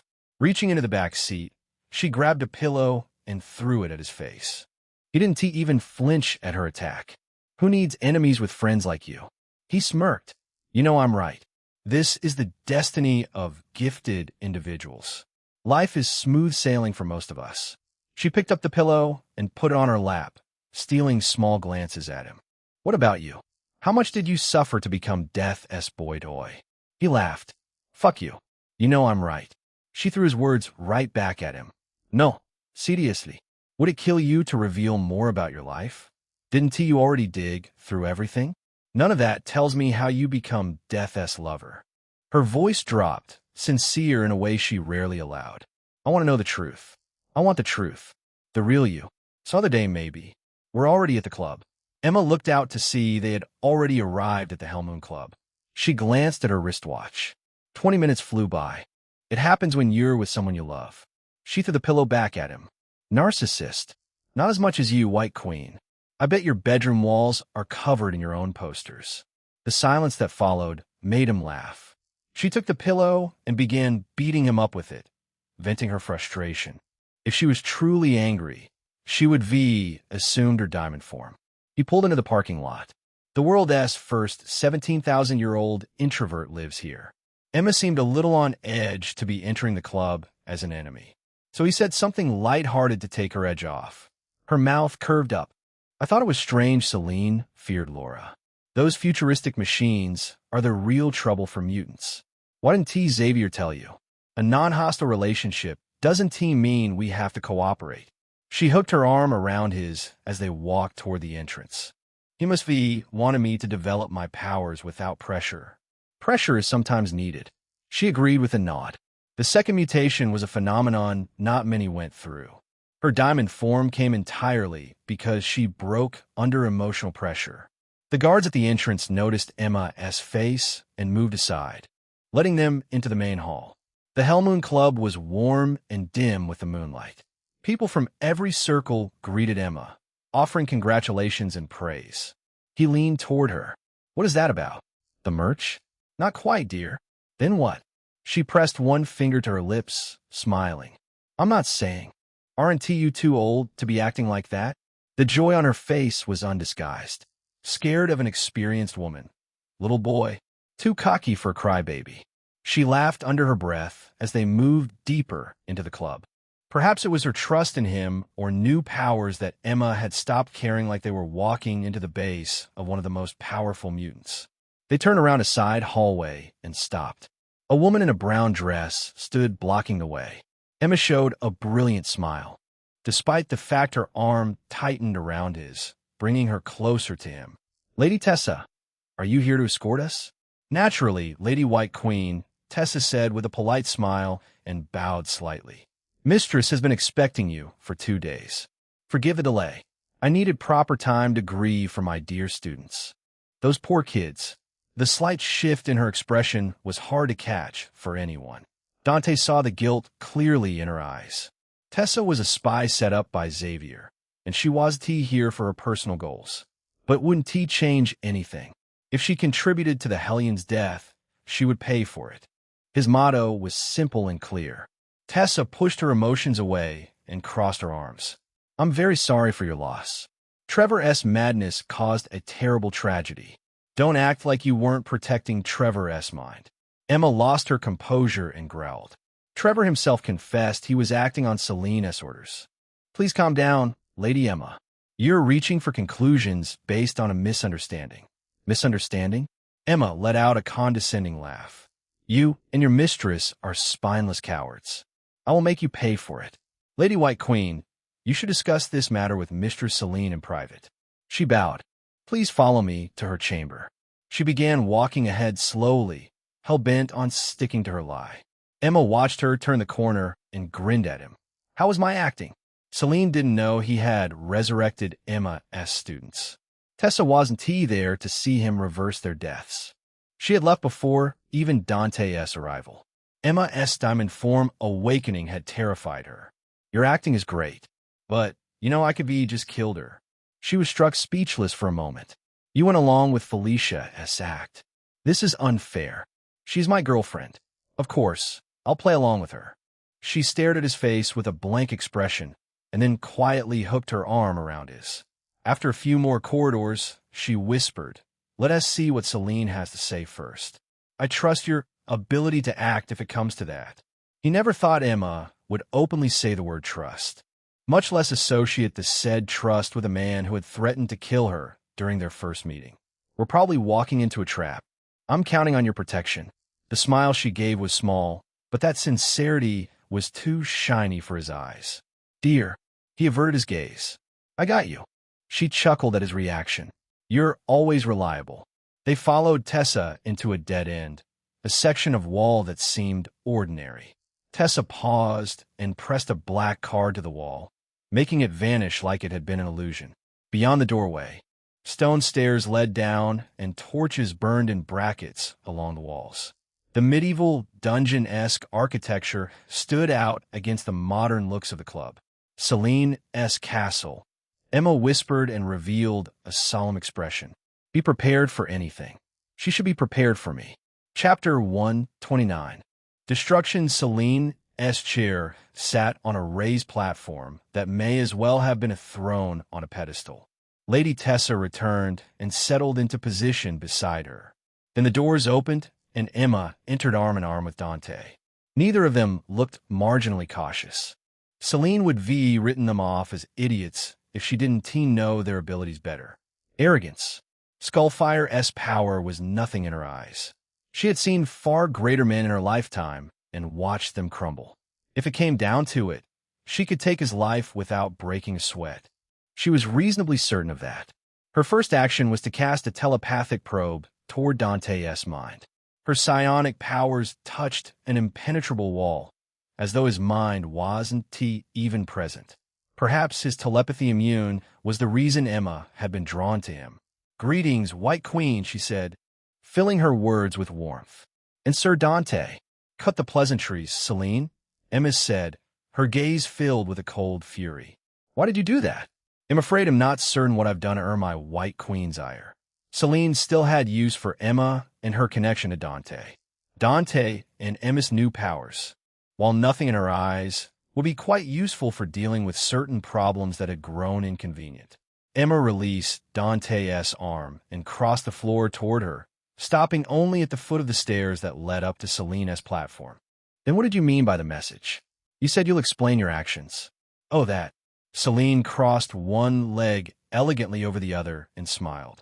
Tessa, bring him in. Tessa gave a bow and withdrew through the side door. She returned moments later, accompanying a man. He stood at 6'2", broad across the chest and shoulders. His face was wide, heavy-jawed, and covered in mutton chops. His hair was lustrous black and swept back in a ponytail. The Victorian-style blue frock coat and fitted black breeches on his 6'2" broad build was in fashion in the 18th century. Shaw put both of his hands on his cane as his sharp eyes surveyed the room, stopping on Emma Frost. The blonde's skin crawled with goosebumps. Dante, on the other hand, seemed unbothered. Those dark eyes seemed to have seen far too much than his age would show. "Meet Sebastian Shaw." Celine gestured calmly. His father served the club faithfully and built Shaw Industries into a multi-billion-dollar empire. It's now in Shaw's hands. Shaw Industries brought a look of recognition on Emma's face. Sebastian himself awakened as a formidable mutant in his own right. Celine paused and grinned. "From now on, he will serve as our enforcer." The Black Bishop. Shaw kept that stern expression. "White Queen, it is an honor to finally behold you in person. The honor is mine." He stepped forward and kneeled on one knee, taking Emma's hand. The etiquette from a bygone era meant to confer honor upon a lady. As his mouth descended to her knuckles, Dante's fist connected with his face. Shaw reacted, but he wasn't quick enough. The cane scraped the floor and barely stopped him from falling in humiliation. "Did she give you permission to touch her?" The coldness on Emma's face was replaced by a fond smile. She drew a handkerchief from her jacket and took Dante's hand before brushing on his knuckles. "Stray dogs carry all manner of disease," she said, and let the cloth flutter to the floor without a second glance. "Better safe than sorry. Wouldn't you agree?" "You're right." Shaw touched the side of his face and glared at Dante. "Who is this arrogant pup?" "Nobody really." Dante looked moved past Shaw to Celine. The confidence in that gaze was striking. "Though I wouldn't mind filling the Grandmaster's seat." Celine recognized his grand desire and smiled. "We have no such seat. I'm afraid. I can offer you the White Bishop. Then we should create one." He raised his clasped hands and drew them apart, and between his palms a shimmering chessboard conjured into existence. An illusion so great it cast shadows on the floor. He lifted the pieces one by one and repositioned them. "Grandmaster, the one who moves all the pieces. It feels like the right position for me." Shaw seemed intrigued by the magic trick, but the words spoken by Dante hardened his expression. Celine allowed herself a moment to laugh. Dante's request was just absurd enough to get a genuine laughter out of the Black Queen. "Your partner is quite something, Emma." Did he stutter? A side of Emma's mouth curled up. "Given what he is capable of, we should consider ourselves honored that he is willing to lead the club." Celine's smile faded. Had he been brainwashed? "I'm merely stating the truth." "White Queen, you think this little boy is capable of outranking us all?" Shaw asked, having recovered himself. He crossed the distance until he was looking Emma directly in the eye, then let his gaze slide sideways to Dante. "Let us settle it the old way. The two of us will fight." Emma's chin tilted. "What are we betting on?" Shaw leaned his cane against his leg and straightened his cuffs without a care in the world. $1 billion in your currency." The number shook Emma visibly. Even for the CEO of Frost International, $1 billion was no trivial sum. She couldn't use that without ruining the structure of her enterprise. Shaw noticed her hesitation and gave a knowing smile. "I can adjust the conditions if the number is too steep." "Oh, please say it. You will still win $1 billion." He gripped his cane and raised one finger with the other hand. "But I will win you as my lover." Quite a fair trade to have the woman if her man is an unworthy little boy. Celine watched the exchange with intrigue. Shaw was a sexually obsessed little cretin, a man with a perverted desire to dominate those in power and many other perverted kinks. He had once tried his strength to overpower Celine and own the club in her. Everything was feudal in the pace of her, which had quickly humbled him. That was how she made him join as the Black Bishop. Dante put a hand on Emma's head. Celine waited for Emma to slap it away and hurl abuse at her lover. Emma Frost did not permit people to touch her hair. In all the years of knowing her, she had never seen an exception to it. Emma glanced at Dante and gave a small nod, as though taking a step back from the conversation. There wasn't a single hint of discomfort on her face. "This is ridiculous." Celine knew Dante had 2 lovers already, which made Emma's reaction all the more baffling. What type of brainwashing had he used on Emma to turn her so docile? What could he have possibly done to make Emma agree to the idea of being a man as third choice? Dante waved his hand to send Emma back to the door. Shall we begin here? Shaw spread his hands. There's more than enough space to stomp your head into the floor. Dante smiled. In the next moment, Shaw flew past Celine. Her head snapped and saw scattered dust. As for Shaw, he was embedded in the wall. Impressive speed. Celine had followed the motion as well as she was able, with eyes trained over centuries to track superhuman speed, and yet she had caught almost none of it. This easily put him in the category for one of the fastest people she had ever met. She saw the faint golden glow on his chest, coming from under his black coat, and licked her lips. His life energy will be rich. Her body required constant absorption of life force to stay young and eternal. Life force was also her source to enhance her physical strength, speed, stamina, agility, reflexes, and durability. Partial absorption of life force also gave her psychic control over people, and it all worked through her touch. Shaw dropped from the crater and landed on the stone floor, straightening his lapels. My mother hit harder than that. He wasn't concerned at all. His energy absorption power made him stronger the more hits he took.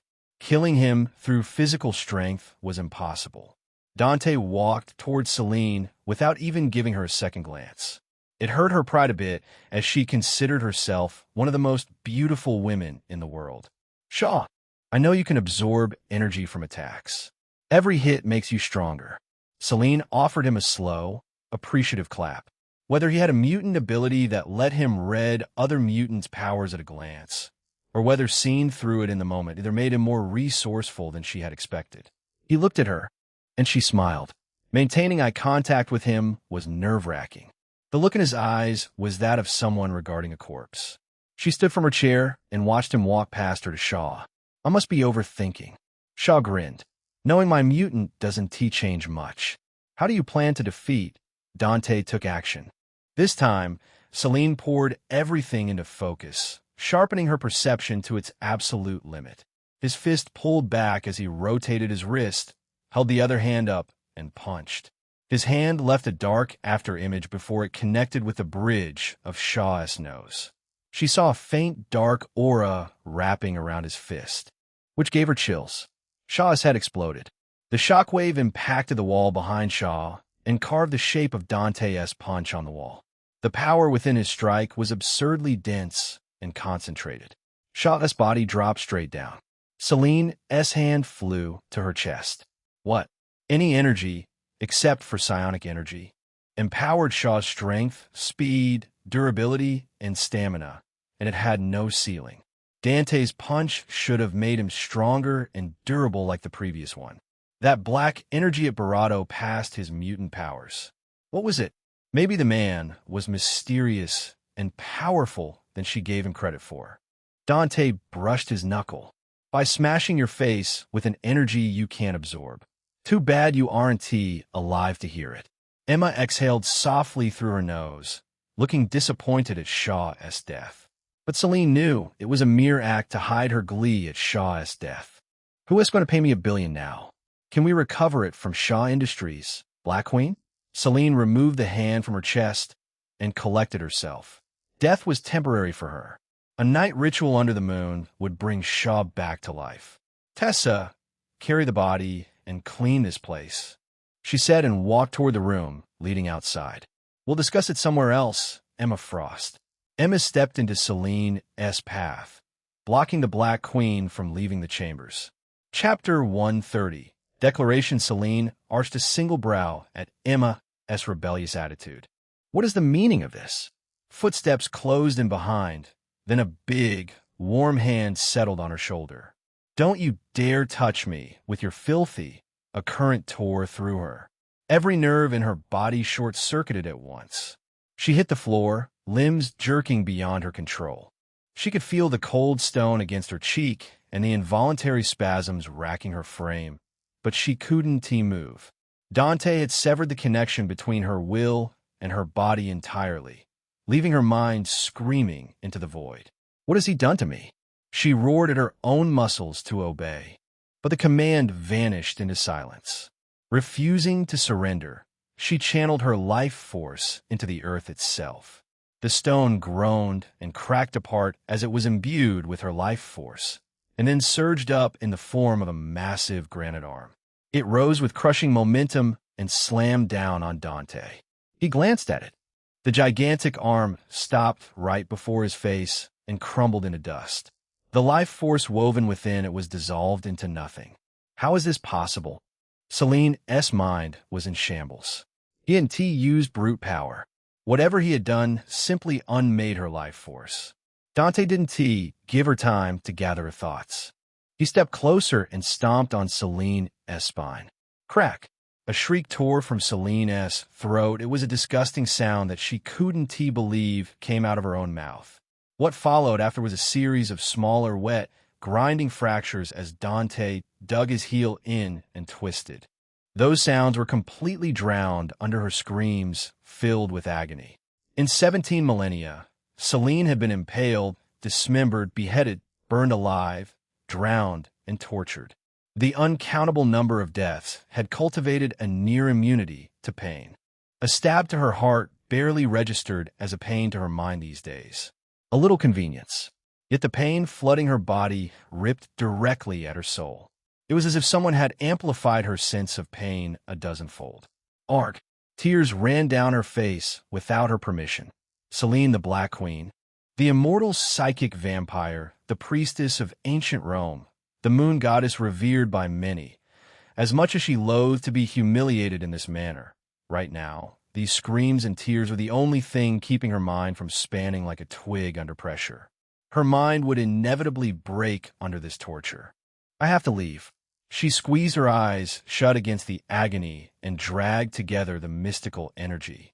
It was so hard to concentrate under so much pain, yet she did. The teleportation matrix spell required many intricate details, and she painstakingly wove them thread by thread. The spell became clear in her mind. Close. So close. She channeled her mystical energy and controlled it with insane effort. A cold shiver suddenly ran down her spine as an overwhelming presence swallowed the room. Her mind reeled. She had clawed her way back from the threshold of life countless times. No one in this world came close to knowing death as intimately as her. This immense presence seemed to be the very embodiment of that experience, and it came from the man with a boot in her spine. Death, a god of death. The bitter taste of regret filled her mouth. She had been foolish. She had been arrogant. On top of that, she had been negligent. A single spell prepared in advance could saved her the moment things turned. But she hadn't bothered. She had falsely believed she could reduce them both to ash at her leisure. She realized now that she had never been the hunter in this room. From the moment they had walked through the door, Dante had been containing her. She had been the prey all along. His prey. Did you get my permission to leave? St. Up. Her mouth, which had become tired of screaming, barely squeezed out the word. Usually, the adrenaline rush would numb everything, but the pain had remained as excruciating as the first second. The man had thoroughly changed her body. Dante lifted his foot. Emma, she is asking me to stop. Light crystal sounds filled the room as Emma used her new power. Emma crouched beside Celine, seized a fistful of black hair, and pulled her up until their faces were inches apart. Celine met those eyes which were filled with the fury of a teacher, the fury of a mother. But those eyes became cold the moment her crystallization spread up her neck and covered her face. Did you stop, Trevor? Emma asked in a voice stripped of everything that made one human. While I was on the ground, begging, did you tell him to stop? Celine stayed quiet. I was prepared to throw every shred of dignity. Take me and let the kids go, that's all I wanted. The cold diamond fingers closed around Celine's throat and lifted her up and off the ground like a weightless doll. You monsters didn't even give me that much. Celine knew convincing Emma would be impossible in this situation. Vengeance drove Emma. So she fed her stored life force into her broken spine in an attempt to heal and drive away this treacherous pain. Dante positioned himself behind Emma's shoulder. She is healing herself. Emma tilted her head. Good. The single word made Celine's heart cold. Don't hold back. I can heal as many times as you need. There is no need for you to stay here, Emma said, looking at him. I can't feel emotions in this form. Torturing someone won't affect me, but you don't mind me. I've seen worse things. Emma gazed at him for a long moment before redirecting her attention back to Celine. Do you have a medieval torture dungeon here? I do like to have a bit of fun before Dante takes your soul. Stop this, Emma. Celine drove the thoughts directly into their minds. You'll gain nothing from killing me. The deities related to death was one of the few existences capable of killing her. A being who could rip her soul out and carry it to the afterlife. And Dante wasn't any ordinary god of death.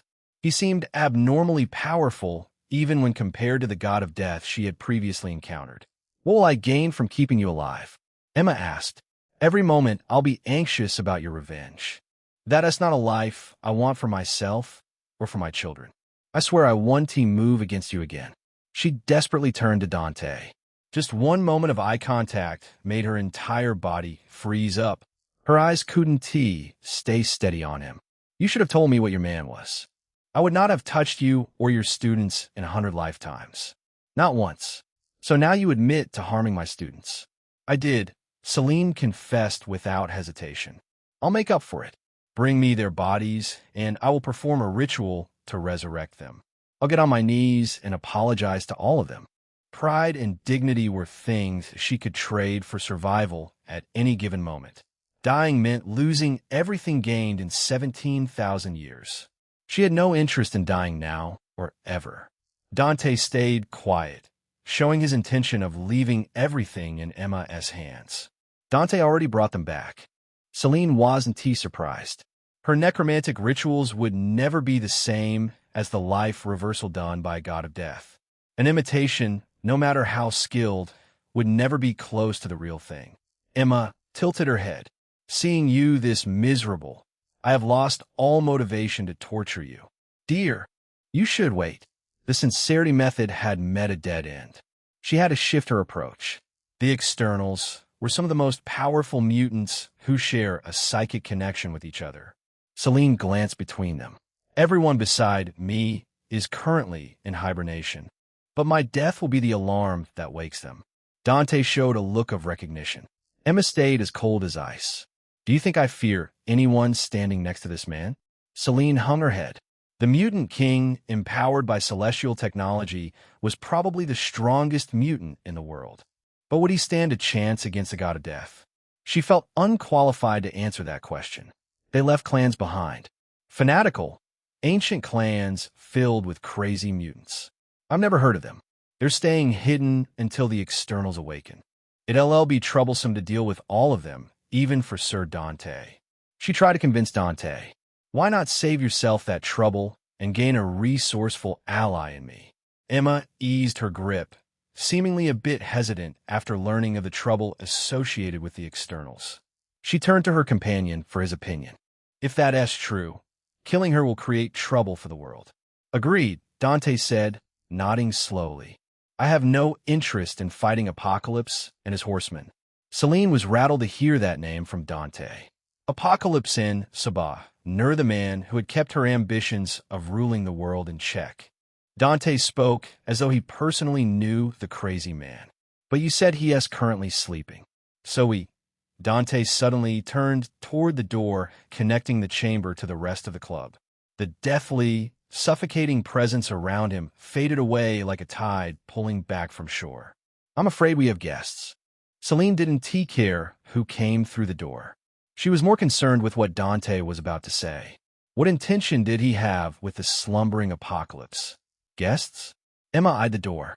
Oh my. The first to rush in was indeed a man with short brown hair.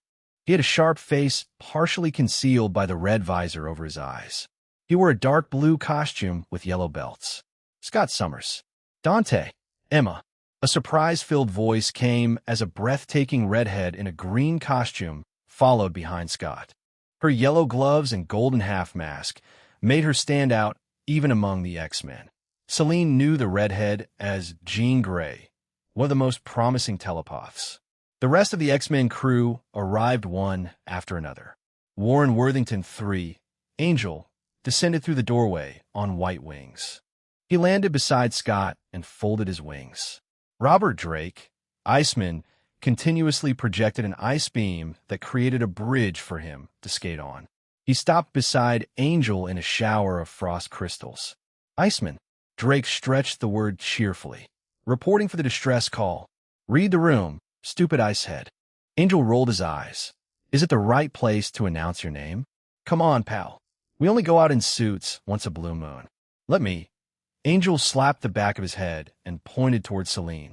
If it were before, Celine would be chopped off his head, resurrected him, and made him a slave. But now, she could only endure this humiliation. Iceman surveyed the scene of Emma, Dante, and Celine. Is that Emma freaking Frost? Why is she glittering? A new mutant power, I believe. That guy's coat looks familiar. He is Skullfire. Scott uttered the name under his breath. Even though his eyes were covered, anyone could make out his complicated emotions through his voice. I was waiting to meet you. Dante ignored him and kept his gaze on the stairs as if he had no interest in Scott whatsoever. The temperature in the vast chamber suddenly shifted. It went from warm humidity to the cool freshness that accompanied the rain. Aurora slowly glided into the chamber, her white hair and cape fluttering to the currents of her power. Dante, Emma Frost, Aurora whispered, her glowing white eyes giving her a divine presence. Emma Frost, I did not expect to find you at the scene of a mutant distress signal. Aurora, Emma, and I are in the middle of something important here, Dante said with a warm smile. Can you take your friends and leave? Aurora shook her head slowly. I cannot agree or disagree. The decision is in Charles' hands. The last figure descended the stairs on a levitating chair. He quietly reached the forefront of the assembled X-Men, currently the strongest telepath in the world. Charles Xavier, is that blood over there? Iceman pointed out. That's gross. Who died? The gruesome sight near the dais finally caught someone's attention. Tessa had taken the corpse away, but the mess of blood, brain, and skull remained there as a reminder of the bet between Emma and Sebastian Shaw. Nobody answered their question. Emma released her grip on Celine's throat and pushed down her head to make her kneel. Celine followed along without any resistance. The young X-Men, however, winced at her cruelty. Xavier, Emma said, who invited your crew here? I did. The side door opened, and Tessa strode in with light steps. She bowed to Celine. Apologies, mistress. I've acted without your permission. Celine didn't condone Tessa for sending the distress signal. All mutant factions had an agreement to assist each other if they were under attack by anyone. Staying united was the only way to end S.H.I.E.L.D.'s oppression. She didn't know yet whether Tessa had bought her a lifeline or complicated the situation past saving. Either way, she was going to give up on her life. Release her, Frost, Xavier said in a calm voice. Conflict among our own kind will yield nothing. Professor is right, Emma, Scott said. Don't be influenced by him. We shouldn't be fighting among ourselves when S.H.I.E.L.D. is still lurking in the shadows, waiting to strike. Celine saw no light of hope in Xavier and his X-Men. They were formidable. Together, they were extraordinary. However, all of them amounted to nothing in the face of one who controlled death itself. But then again, Dante had a compassionate soul. Otherwise, he wouldn't have gone so far to help the helpless people of New York. Maybe he would listen to Xavier and spare her life. Emma's smile was barely visible beneath the diamond. Dear, what do you have to say to these hypocrites? The silence that followed was tense for the X-Men. Xavier, Scott, Jean, Aurora, Warren, Drake, and Tessa held still. Celine herself, still dangling in Emma's unbreakable grip, waited anxiously. Dante's response would lead to two outcomes. There would be a peaceful resolution if he chose to stand down, or the conflict would escalate if he refused to stand down. Dante passed a hand over his face. Pale golden and blue flames erupted and consumed his face. What emerged was the face nearly every person in New York knew. I'm going to kill Celine. He took a step forward that shook the ground, perhaps the entire club. The flames around his skull mask roared higher. Feel free to stop me. The faint golden glow underneath the chest part of his coat suddenly blazed like the sun itself. Just don't expect any mercy if you do. It was a declaration to make the X-Men think twice before stopping him. Selene realized, finally, nobody would be able to save her today. Chapter 131. Wrong choice images for X-Men members Charles, Jean, Scott, Aurora, Bobby, and Warren Dante would be already killed Selene if it wasn't T for the externals. Their psychic connection to each other complicated things. He had to take care of the externals to avoid any future trouble. Tendrils erupted from under his coat and wove together over his arms.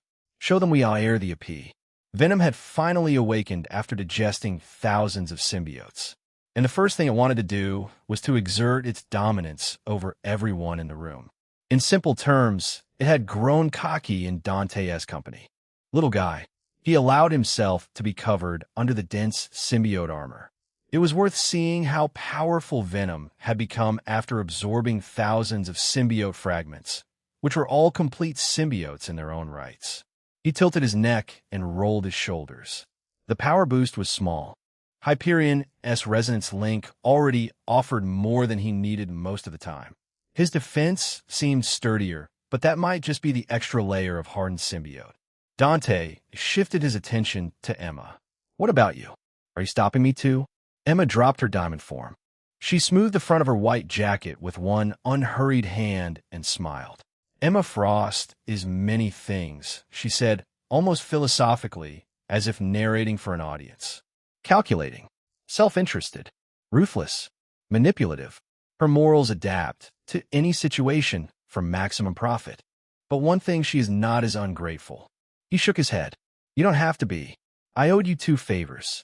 Besides, he would VE resurrected the Hellions just for Sharon. Shut up. She chuckled. I'll stand with you even if I die. He gave her a round of applause for that unyielding determination. He always knew Emma had this in her. She only needed a catalyst to dig this out. But I don't think you'll let me.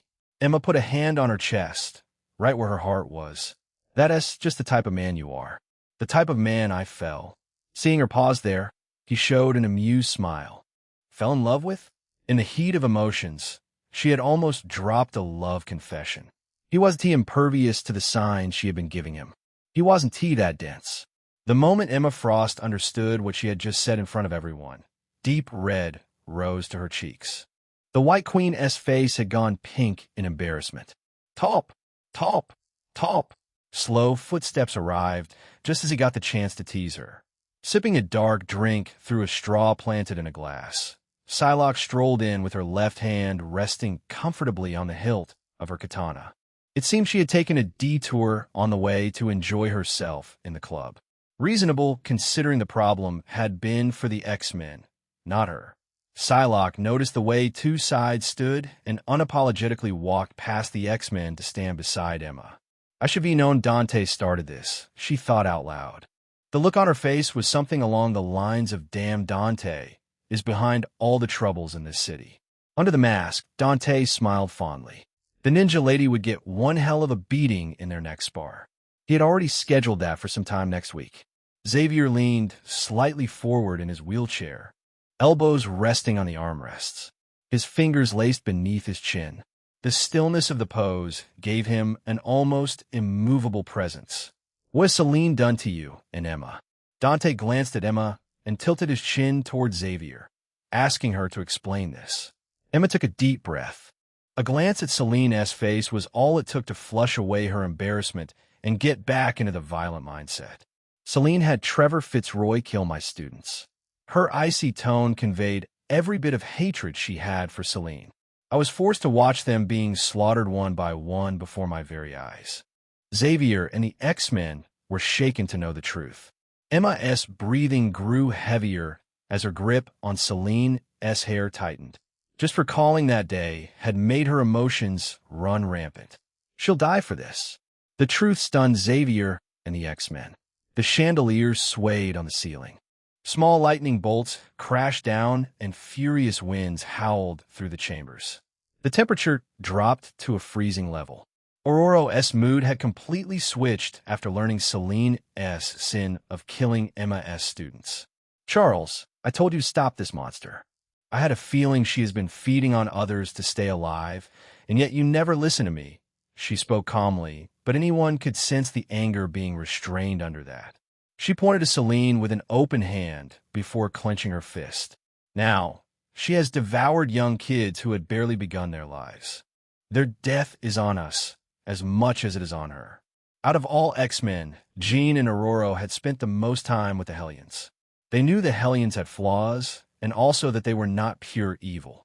They were just misguided teens trying to navigate a dangerous world without their families. Xavier was at a loss for words. Aurora, I didn't know it would lead. The sound of glass shattering pulled away their attention. Psylocke tossed her glass on the floor and unsheathed her katana. She rested the blade against Celine's neck and looked at Emma, asking for her permission. Psylocke might have a distant relationship with the Hellions, but the connection was there. She cherished every one of them because she had watched them grow alongside Emma. Emma shook her head. She wanted to die like this. Chubby. Celine twisted and wrenched back control to tilt her head. Emma, without her diamond form, was simply overpowered by Celine. Dante has already resurrected her students. They want to kill me for nothing. Every face turned toward Dante, looking at him as if they were meeting him for the first time.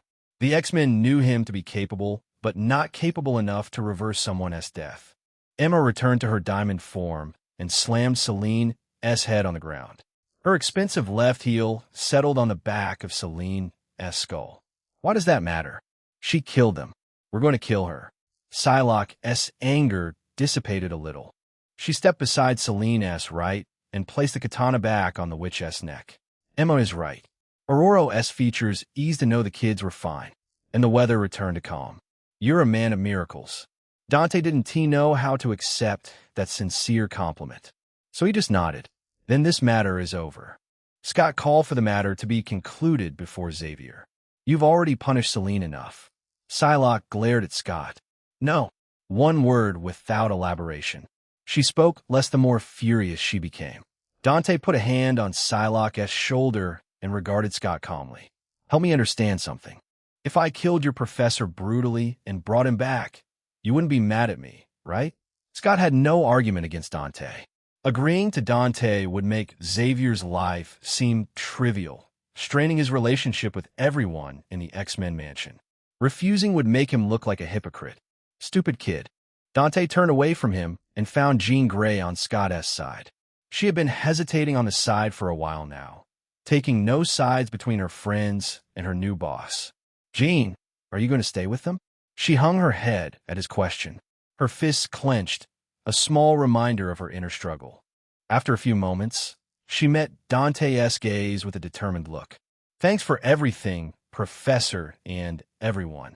I'm leaving the Academy and the X-Men. She walked past Scott toward a new future. The past 2 days at Xavier's school for gifted youngsters had been full of heaviness. Xavier saw every little change Jean had gone through. She laughed a little louder and expressed her happiness freely. Jean had been having fun with everyone, spreading love to everyone. The taste of using her powers for good and the taste of freedom had changed her. Nobody took that positively when she had opened up about saying goodbye in 2 days. She hadn't hidden anything about following Dante. Scott hadn't said a word about it, but he was clearly depressed to see his childhood friend leaving his side. But now, as Jean walked away from his side, Scott reached out and grabbed her hand. Don't go. The 2 days of brewing emotions forced him to make a choice. Jean shut her eyes forcefully and took a deep breath before exhaling. Scott, let go. Jean, you know how I feel about you. Don't leave. She jerked her hand free from his grasp and whirled around. The furious look on her face stopped him cold. That look also stopped Bobby and Warren from trying anything. Scott, I told you I don't want a romantic relationship. You rejected me because of S.H.I.E.L.D., but I don't think they attack us for no reason. She grabbed Scott's collar with both hands and glared up at him. I don't want to live in a world where I have to shrink myself to be safe. I'm going to use my powers to help people and prove to S.H.I.E.L.D. that mutants aren't a threat. Jean had been holding back, trying to do a peaceful departure. However, Scott's insistence had cracked the lid off it. making her emotions explode at once. You can stay and live safely in the mansion. She released Scott's collar, turned, and walked. By the time he tried to reach out again, she had already reached Dante's side.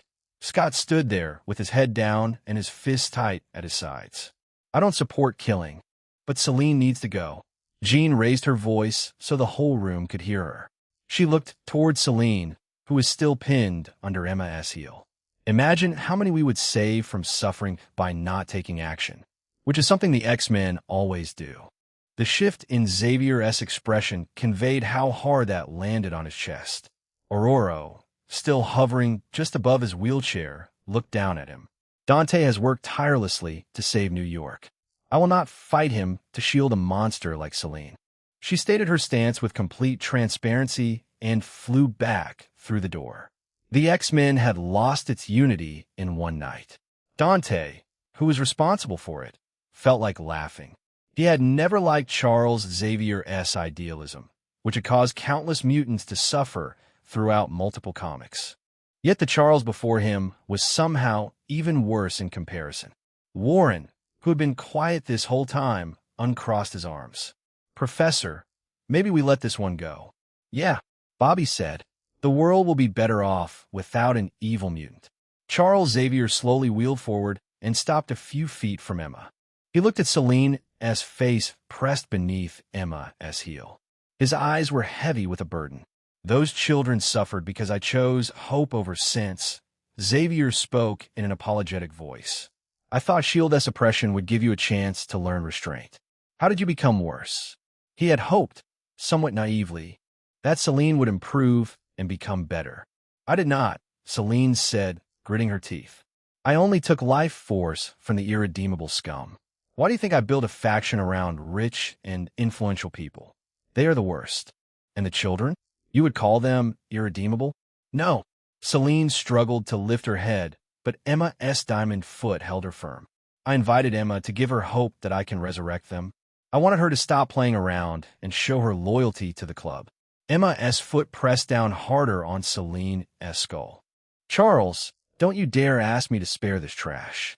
Xavier knew Emma still had restraint. Rather than asking Dante to overpower them, she chose to convince Xavier to leave. "Emma, enough, Charles. I know the speech by heart." Her voice became cold. "You'll tell me to be better than the people who hurt us. Here's my advice. Step into the outside world and see how much your naive ideals are worth." Xavier's expression tightened. "I'm only saying killing her 1T stopped the cycle. We mutants must prove to Nick Fury that mutants can be better. We can rise above hatred, vengeance, and cruelty." Emma chuckled coldly. "I don't care. I want her gone so my students and I can stop looking over our shoulders every single second of the day." Xavier gazed at Emma for a few seconds and turned to Dante. "You have done remarkable things by saving countless lives. Without you, Emma would be," he broken down in grief. Dante tilted his head and pointed at his own masked face. "You're talking to me? Allowing vengeance to rule you and you'll become exactly what you're punishing her for," Xavier continued. "Let me imprison Celine. She won TC daylight again." Dante clicked his tongue. "If you want to convince me, use violence. That's the only language I understand." Xavier clenched his fists. His telepathy was useless against Dante. Otherwise, he would have already controlled Dante. Without Ororo, his X-Men lacked the power to stop Dante. He glanced at Scott, the only mutant who could possibly defeat Dante at this moment. "X-Men, rescue Celine." The order left everyone stunned into silence. Even Jean stared at him, surprised that Xavier would push this far for a child murderer like Celine. Scott pressed 2 fingers against his visor, and a wide red beam was released. A concentrated wave of concussive force slammed into Dante's chest. The force could be easily destroyed a freight train and ripped a hole through a mountain. It did nothing. "Scott, stop."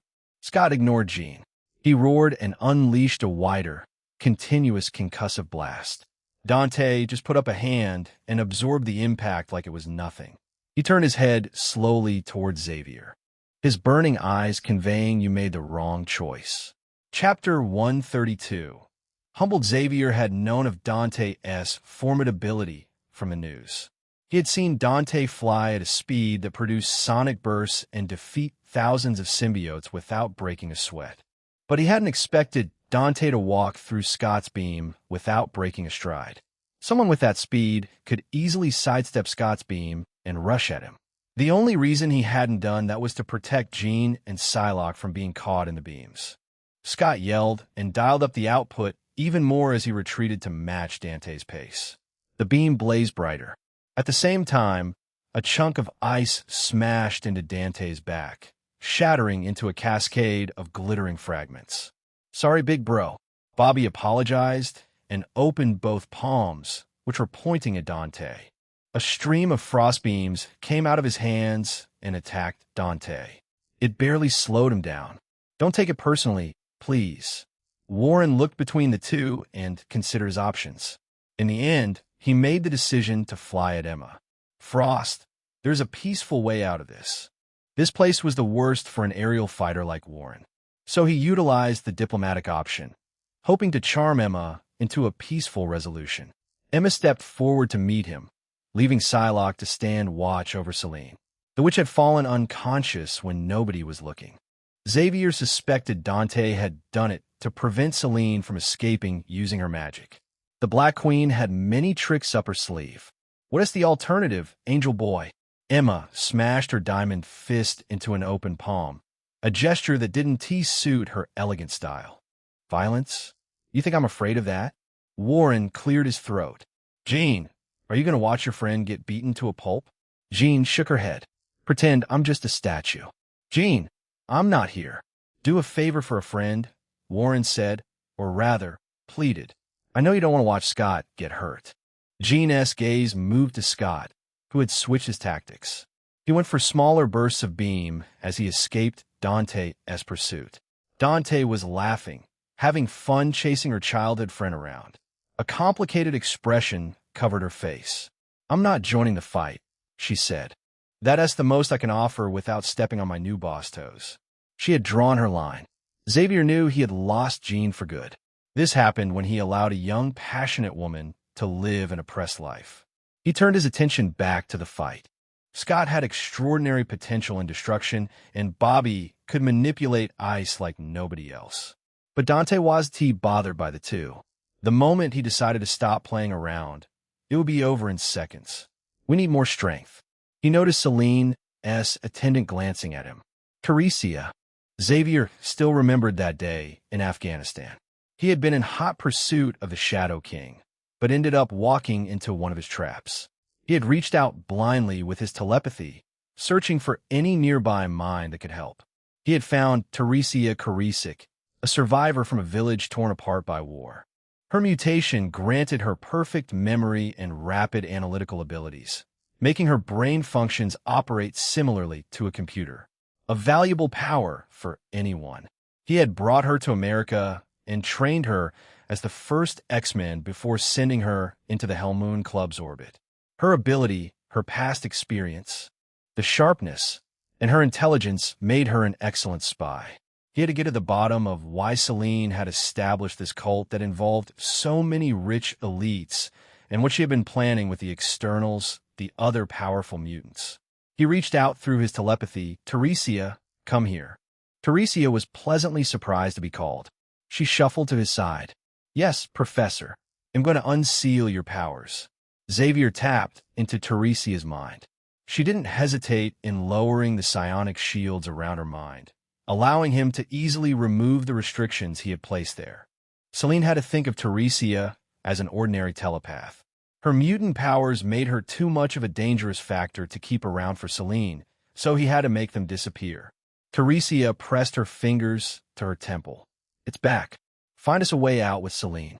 Her eyes moved across the chamber to gather as much information as possible before building a model in her mind. Xavier had a small hope in her success, which didn't last long as Dante arrived before Scott. "I haven't done shit to you, but you treat me like some arch-nemesis." The young mutant tried to retreat, but Dante grabbed him by the collar and kicked his stomach. Scott left the ground, hit the floor several times, and rolled twice before stopping. Jean watched anxiously, only showing relief when she sensed Scott's mind intact. Dante had vanished after kicking Scott. Bobby was startled to find the god of death had chosen him as the next victim. Rather than fighting, Bobby raised his hands in surrender and undid his ice form. "I'm done, dude. Why am I fighting a raid boss alone? You're smart. I'll spare you for that. I cannot find a viable strategy," Teresia said in a calm voice. "The probability of Celine's survival is 0%. Teresia had considered taking someone hostage, threatening Dante that they would make someone's mind explode. Except all three women on Dante's side were telepaths. Xavier could see that with his own eyes, but he wasn't willing to give up just yet. Teresia put a hand on the back of his wheelchair. "Professor, we should withdraw." Xavier let out a sigh and controlled his wheelchair to rotate toward the gate. X-Men withdraw. A single man had defeated the students he had trained for years now.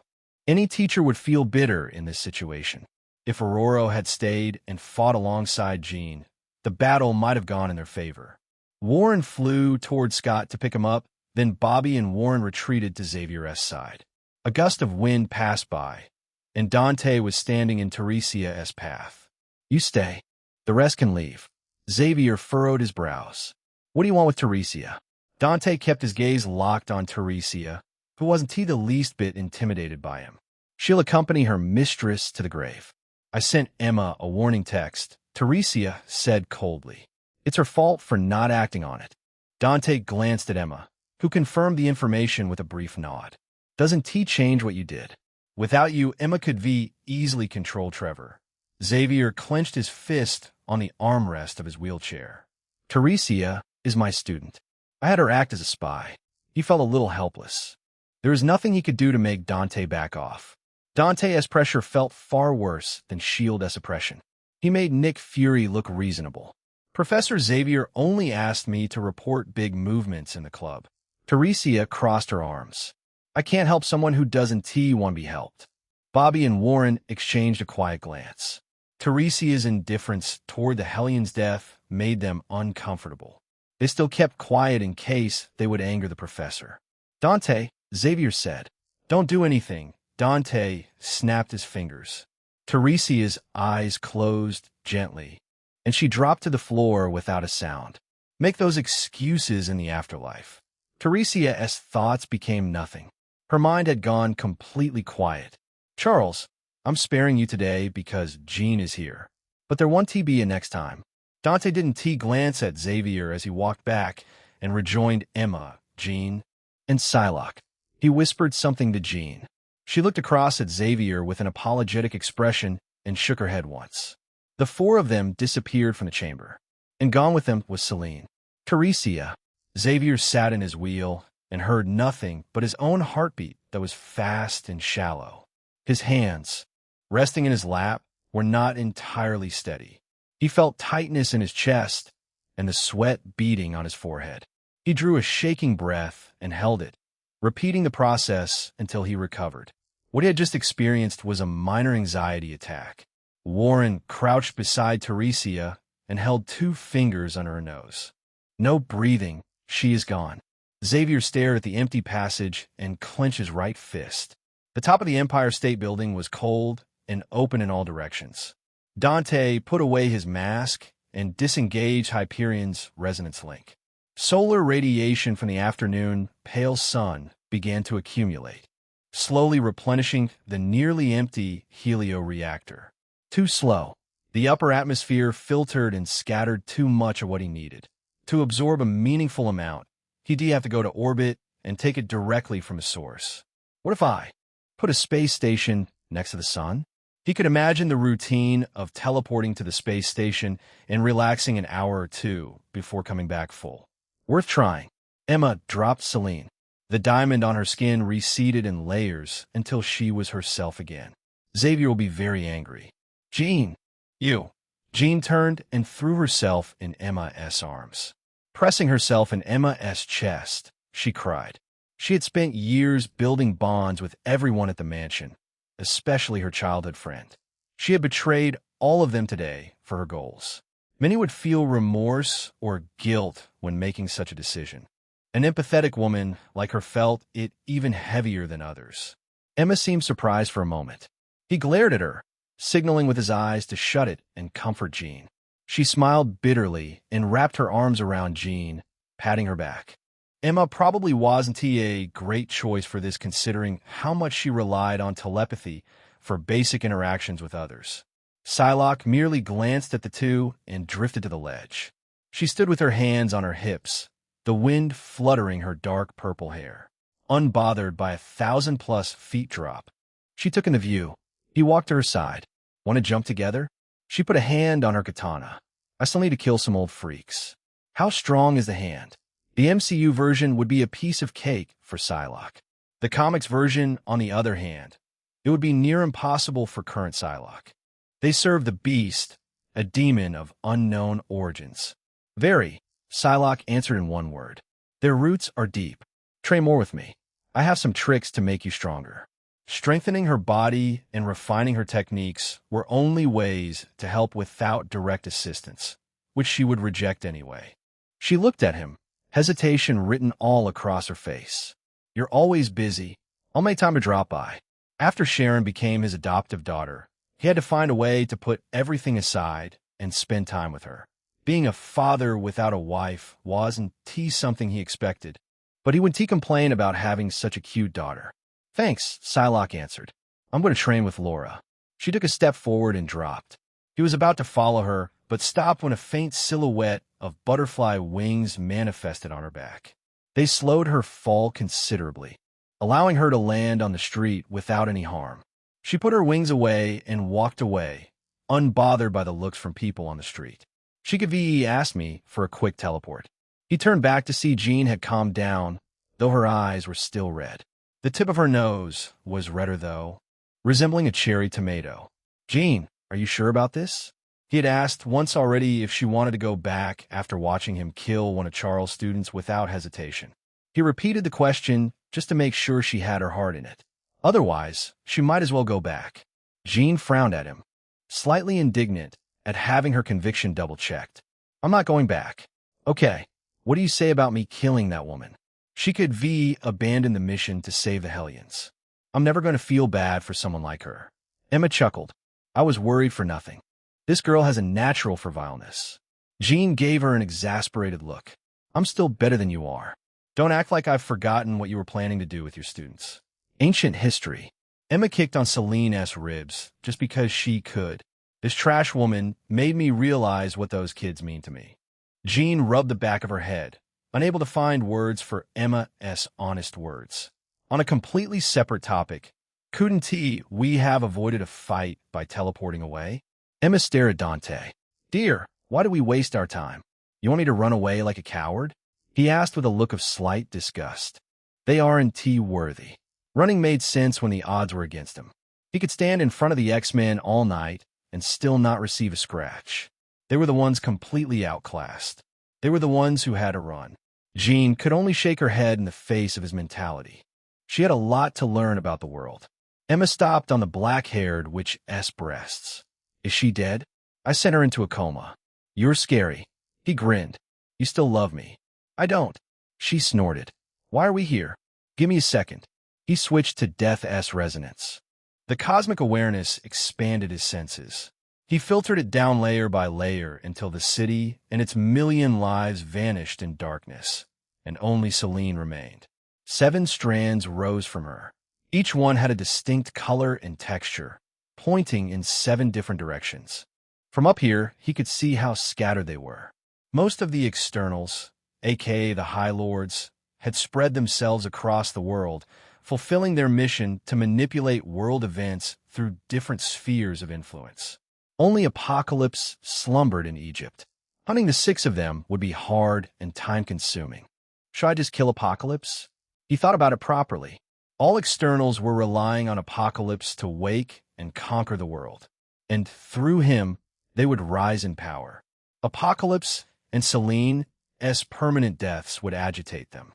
They wouldn't lash out because of S.H.I.E.L.D. and their anti-mutant sentinels. Rather, they would unite in one place to discuss the situation. That would be his opportunity to swoop in and end them all together. Dear, I don't like it when you're quiet. It's a sign you're scheming something devious. He snapped out of his thoughts to see Emma looking at him with upturned eyes. I thought he was a noble hero when I first saw him, Jean muttered under her breath. He turned out to be a half-villain. He ignored Jean's monologue. I'd never scheme against my dear Emma. I know that. I'm only worried you'll keep me out of fun. How could I? He shook his head slowly and looked down at Celine's unconscious form lying between them on the sun-warmed rooftop. Get 3 tickets to Egypt for next week. For me and our adopted daughter. What? Chapter 133. The Queen's Reward. Dante came back to Silver Sable International with Emma and Jean. Sylvia was still working at her desk when they walked in, wearing a gray suit. She closed everything the moment she saw them and helped Jean settle comfortably in her new room. Emma trailed along behind for no particular reason beyond not wanting to be somewhere he wasn't. Laura appeared a few minutes later, fresh from a shower after a training session with Psylocke. She leaned against the doorframe and watched Dante like a stalker. Everyone ignored her. It's probably smaller than what you're used to, Sylvia whispered and looked at Dante. I'll get someone to rebuild the whole building. No, the one to reject wasn't Dante, but Emma. Why spend money tearing down something that works perfectly well? Jean pressed the pillows into place and sat on the edge of the bed. I agree with Frost. This is nicer than my room in the mansion. Emma knew she'd be forced to move out once the reconstruction started. She'd lose the excuse to stay here, and she was too proud to ask Dante to return. Jean, on the other hand, didn't want to go through an inconvenience when she already found the place a bit of an overkill. It's not just a branch office anymore. It's home to many people now, Sylvia said and sent a measuring look toward Laura. What do you think? Laura turned to Dante. Yes or no? She would rather go with his decision than stress her 2 struggling brain cells. He considered both sides. Logan still had a room here, even though he came and went as he pleased. Felicia was in the same boat after her father recovered and went to live with his mother. Out of everyone under this roof, only Dante, Laura, and Ava were actually permanent. Piotr, Amy Chun, Anna, and other members of Wildpack naturally needed a reserved room as Sylvia's employees. A few extra rooms had to stay free in case Emma, Psylocke, and Hellions came under an emergency. Gwen might also need one since she was his girlfriend now. Even now, they wouldn't have any free rooms if Hellions weren't staying in 2 rooms, one for boys and one for girls. I wouldn't mind keeping it as is, but we're going to need more rooms. Sylvia frowned at the equal votes from both sides. My interviews brought attention to Symkaria. It wouldn't hurt to make this branch worth looking at. The investment made sense from both a business and personal perspective. Why don't we add some floors? He looked out the window. Or we can expand this building. Emma got plenty of money to fund us. Dear, now you're just taking advantage of our friendship. Even though Emma said that, she didn't look the least bit displeased about it. Take over Shaw Industries, he said, and dismantle it. Shaw had died, leaving his multi-billion-dollar empire in shambles. A vulture like Emma could easily swoop in and take everything with her telepathy. Sylvia frowned. Shaw Industries? He took her hand and pulled her to sit beside Jean. Emma eyed the open seat next to him, but Laura moved first to claim it. Emma let out a quiet sigh and dragged a chair over to join the rest of them. He explained everything from the start without hiding anything. If it was for Sylvia, he could have all the patience in the world. Emma and Jean added things from time to time, making the story easier to digest for Sylvia. Laura watched everyone's faces, struggling to keep pace with the events. She narrowed her eyes dangerously, and he knew that was her kill or spare mode. Professor Xavier and Scott had just earned the attention of an unexpected assassin. Is it right to kill Apocalypse? Jean asked after hearing about his plans for Egypt. What if he is innocent? If you knew the wars he would bring, you'd want to go back in time to kill him, he said in a serious voice. Do you think an innocent person would keep Celine as their underling? This curbed any thought Jean had for Apocalypse being innocent. Companion, you have Hela as your underling. I will fix her. Sylvia seemed a bit down after digesting everything. His Egypt visit was right after her departure. She was perhaps thinking he would find a good life without her. He touched her shoulder. "Sylvie?" The affectionate voice brought energy to her eyes. "Emma, are you going to handle it?" "I'll take every penny from his business. I'll need a few days in Europe to do it properly." Emma glanced briefly in Dante's direction, seemingly reluctant to part ways. Her cheerfulness returned right after, perhaps remembering their Egypt trip in a few days. Sylvia turned to him with a cheeky smile. "I can't believe my broke boyfriend is about to be richer than me. I'm keeping a few $100 million. The rest goes to Simcaria." A gaming studio was on his plan. He had enough knowledge from his past life to build a worthwhile business. For his space station plan, he would get the funding through his Guardian Tech and the technology siphon from future Sentinels. So right now, he could afford to fund his lover-esque country and her mercenary business.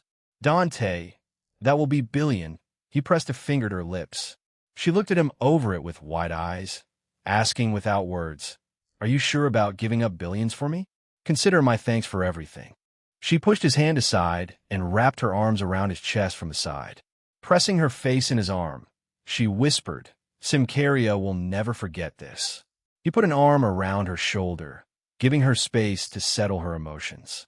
Laura leaned on his other side, probably feeling left out, so he wrapped his arm around Laura as well. Emma looked at three of them with visible displeasure. She uncrossed her arms and rose from her chair. "I'm taking my children back to the academy. See you later." She paused at the door. "I'll leave for Europe tonight. Call if anything goes wrong. I'll teleport to you." Europe had its own mutant factions who were equally suppressed by S.H.I.E.L.D. Emma showing up alone to claim a dead man's wealth might attract their attention. She nodded once and stepped out, closing the door behind her. The room was quiet for a moment. Jean crossed her legs, her gaze fixed on the door. "I never thought I'd feel sorry for Emma Frost. And yet I do." Sylvia squeezed him in her grip, quietly looking up at him. Her eyes conveyed a sense of concern. She was more worried that he would be hurt by this than the potential problem of Emma stealing him from her. He was feeling a headache just thinking about the relationship conversation Emma would eventually want. She would ask for him to be her exclusively, and he would obviously reject her. That would ruin the relationship they had at the moment and hurt Emma as well. How do I deal with this? The harem option was out of the window.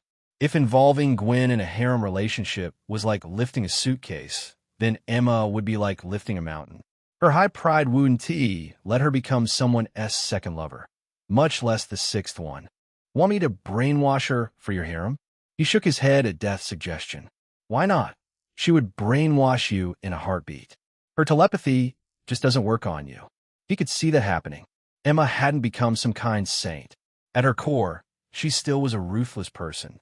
The only difference was that she had accepted her soft spot for her students, her friends, and him. "I'll find a solution on the trip. For now." He pulled Sylvia and Laura closer, feeling the warmth of both beauties in his arms. Laura, surprisingly or unsurprisingly, had no complaints about being third or fifth. She just wanted to be with him. Nothing else mattered to her. This indifference was refreshing in a way. After chatting for a few minutes, he said goodbye to Jean. He walked through the corridor, one hand holding Sylvia's and the other holding Laura's. Just as they arrived outside Sylvia's room, she released her hand from his grip and walked over to poke Laura's cheek. "Go study." "I don't want to." Sylvia placed both hands on Laura's shoulders and turned her gently but firmly. "I need some time alone with my boyfriend. You'll get your turn later." He didn't need telepathy to know what the alone time in her room meant. She wanted him. He felt the same way, despite doing it with Death like 3 days ago. Laura brushed Sylvia's hand aside. "Dante, do you want me to leave?"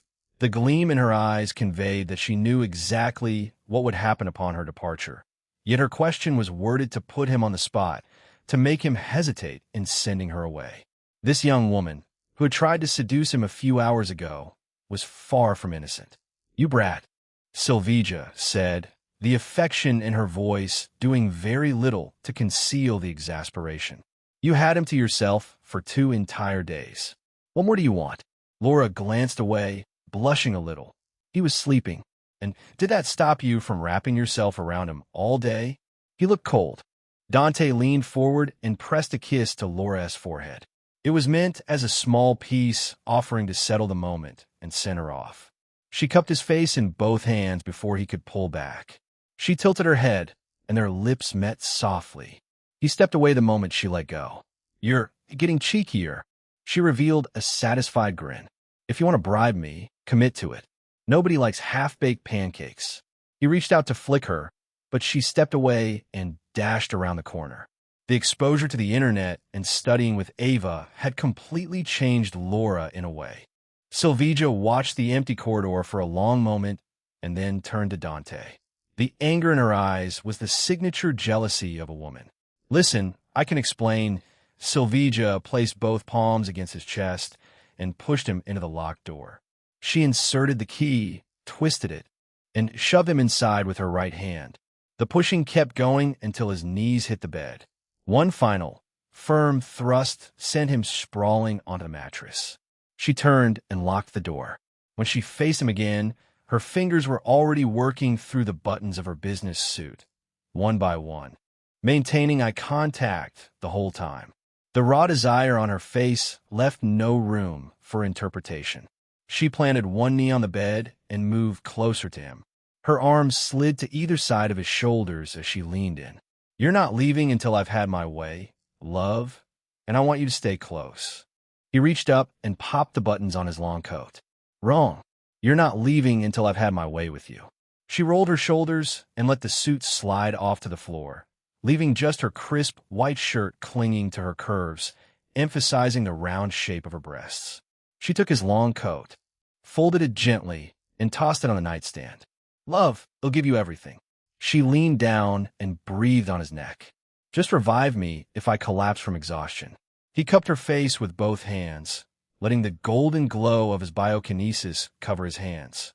Her fatigue melted away in seconds, bringing her energy to peak. It'll never come to that. Silvija smiled. "Then it's a contest to see who gets bored first."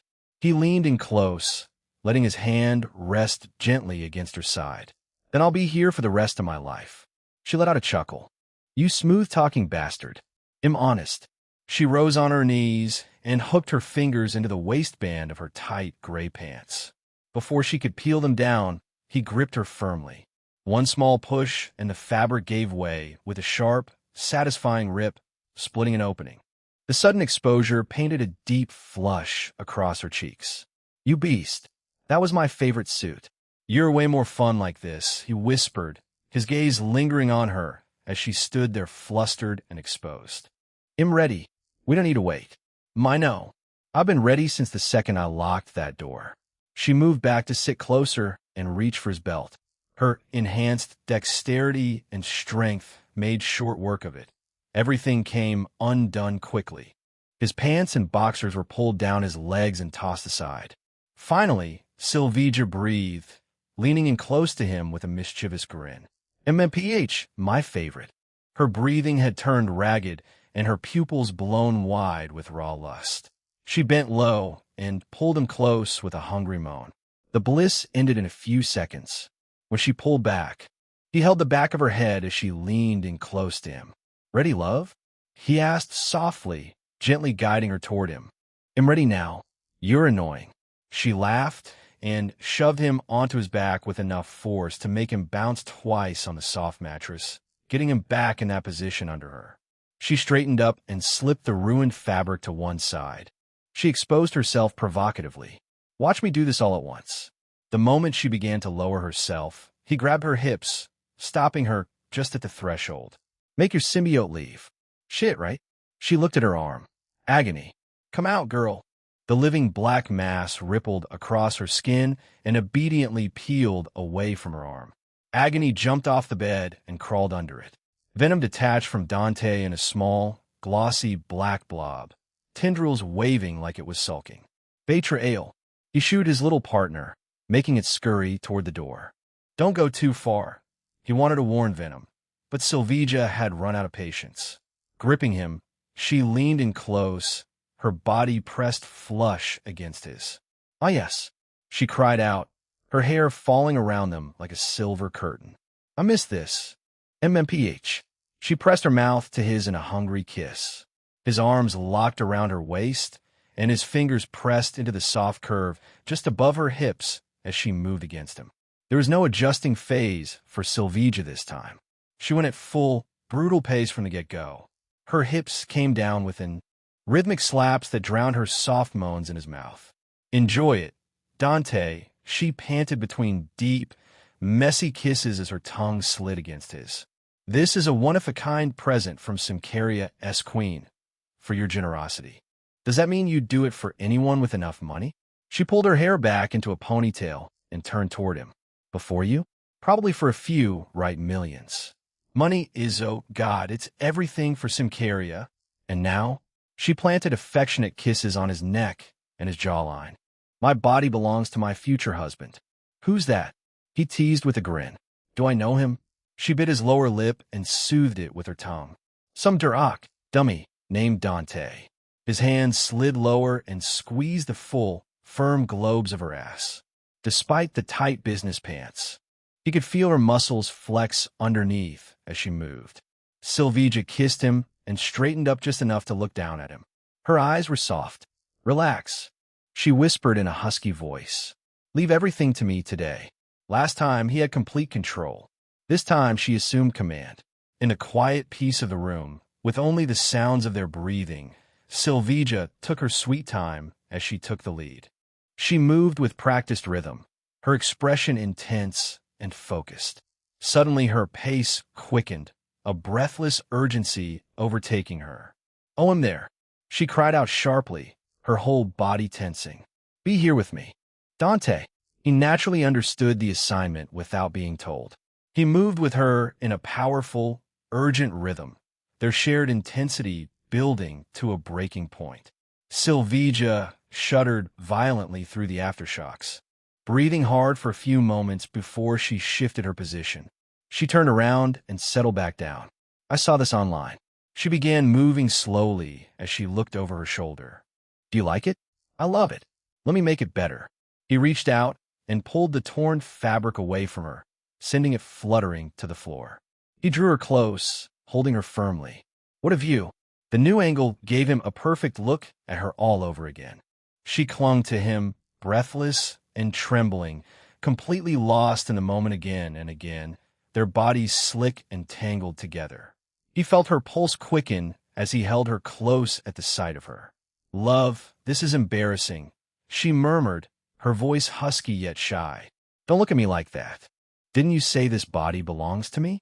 "Okay, fine." She sat down and shifted around. "Stare as much as you want." He gently tapped her, making her gasp.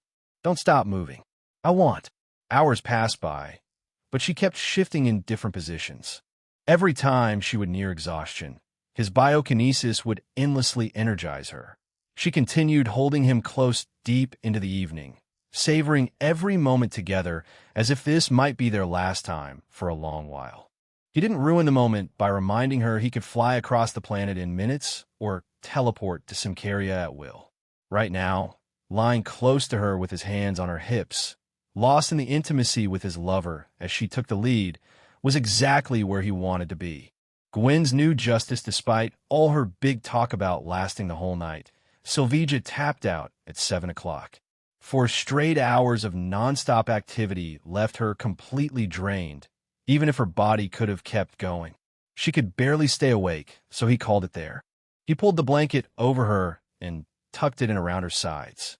She immediately burrowed her face into the pillow, one arm flopping out blindly in his direction. "Water." He filled a glass of warm water from the dispenser and brought it over. She tried to lift her head, only to drop it again. "I can't," she said into the pillow. "I'm so useless right now, love." He wasn't sure if this was real or just her way of milking the moment for maximum pampering. Either way, he wasn't about to call her on it. He slipped one arm under her shoulders, rolled her gently onto her back, and propped her up against his chest. The glass touched her lips. He tilted it slowly and steadily until she drank every drop. When he eased her back down, she let out a satisfied sigh. "Go away now. Find your mistresses, or whatever you call them. That's harsh." "Shoo, shoo." She made a weak, waving motion with her fingers. Let me rest. He turned off the lights. Good night. He hopped into the bathroom for a quick shower, threw on a Hawaiian shirt and loose shorts, and opened the door. Venom, come back. A few seconds later, Venom slithered out from under the door of the opposite room. It jumped on his hand and merged with his skin, forming a connection in a near instant. The mating process. Venom hissed. Was it a success? He shook his head. I'm not sure. His physiology was unlike any normal human at this point. Only time would tell if it worked out or not. Humans are weak.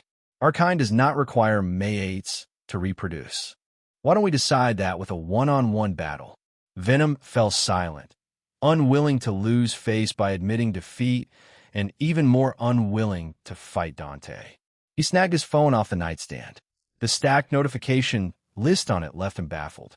People just loved texting him. Gwen, Felicia told me about your condition. Gwen, get well soon.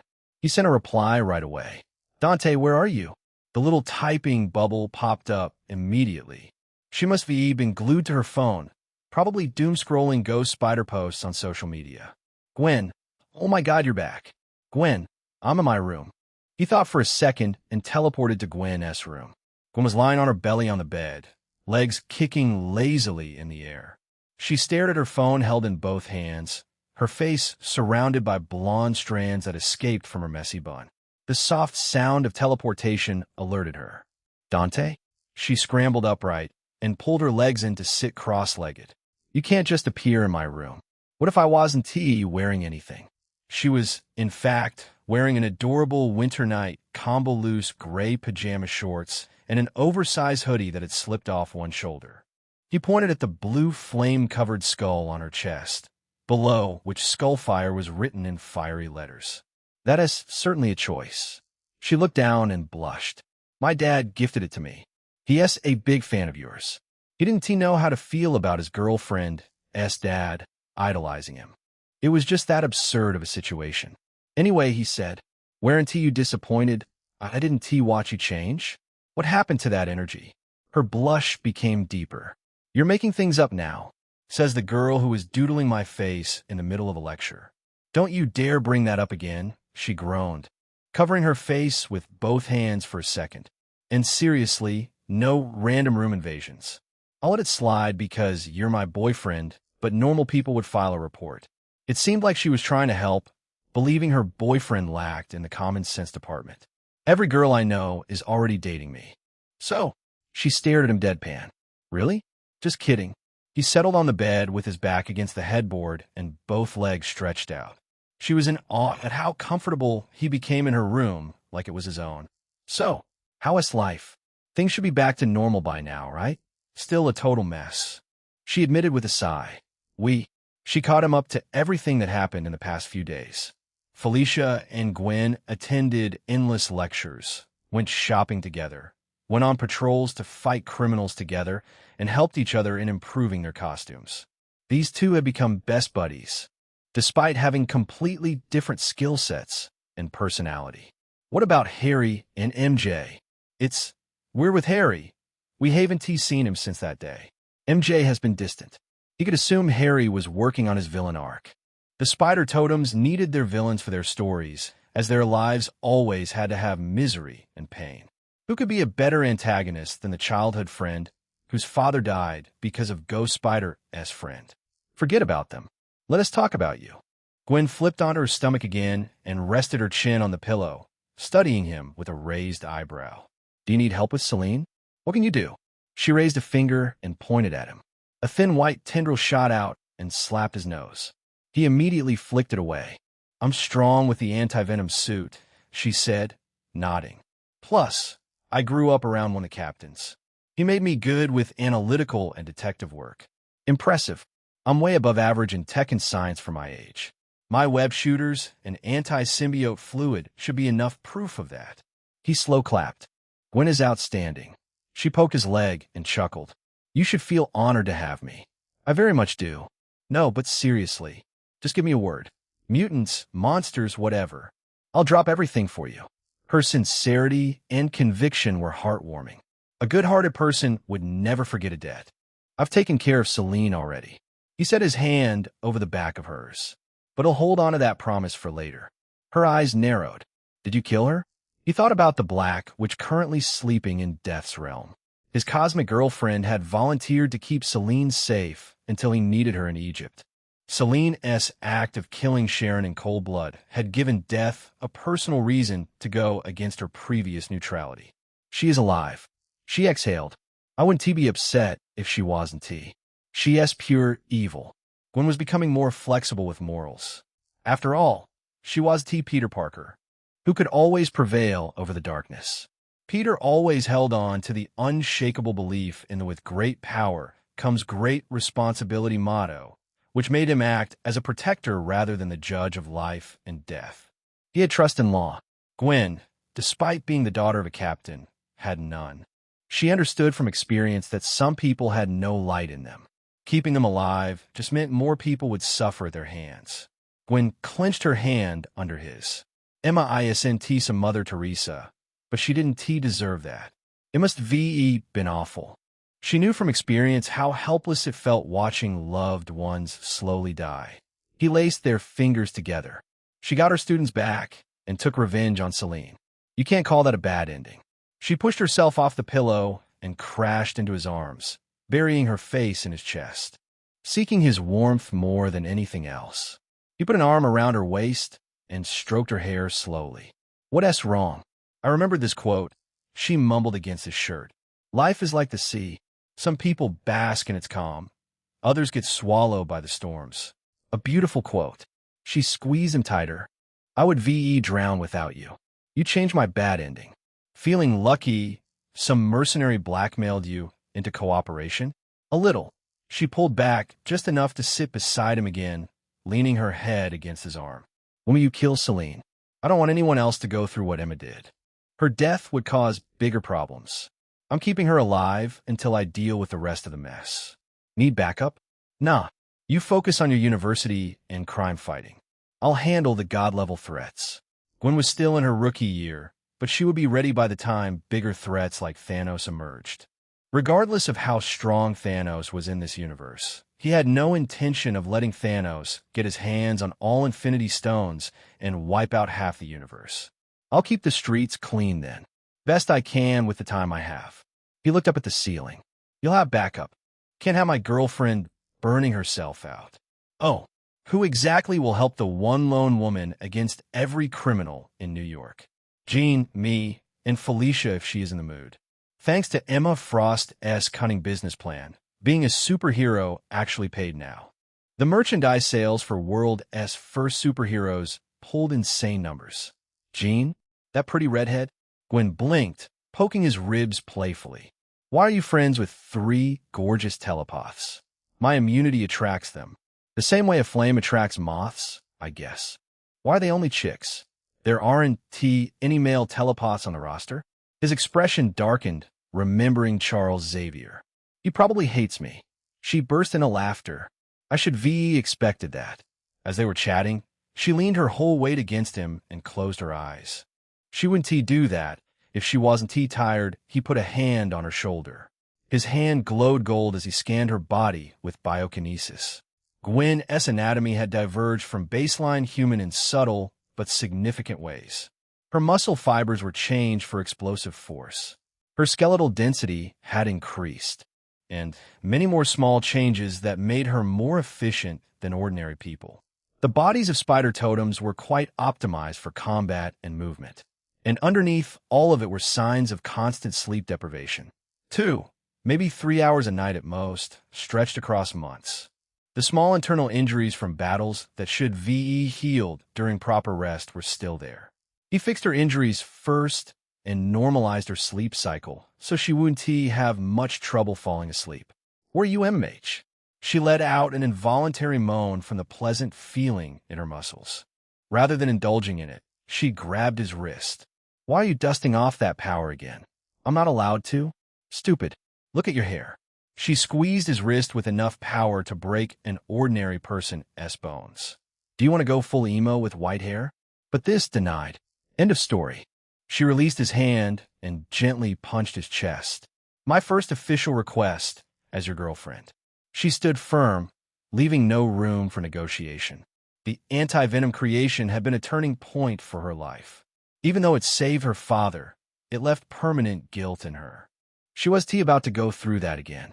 "Sorry if I'm coming off as harsh," she said with a wry smile as she tugged at a strand of his white hair. I don't want to see you lose more of yourself." "Fine." She stared at his face. "I trust that face as much as I'll trust a gambler with my savings. Gwenny, I know my body better than anyone." He took her hand and gently kissed her knuckles. "I won't let it get worse, I promise." "Talking like that is a foul." She groaned and punched his chest playfully. Once he caught her hands, she looked up at him with a glare. "I'll back down for you. But if I see one more white hair on your head, I'll call on Silver Sable to whoop your ass." He thought back to what had happened in Sylvia's room.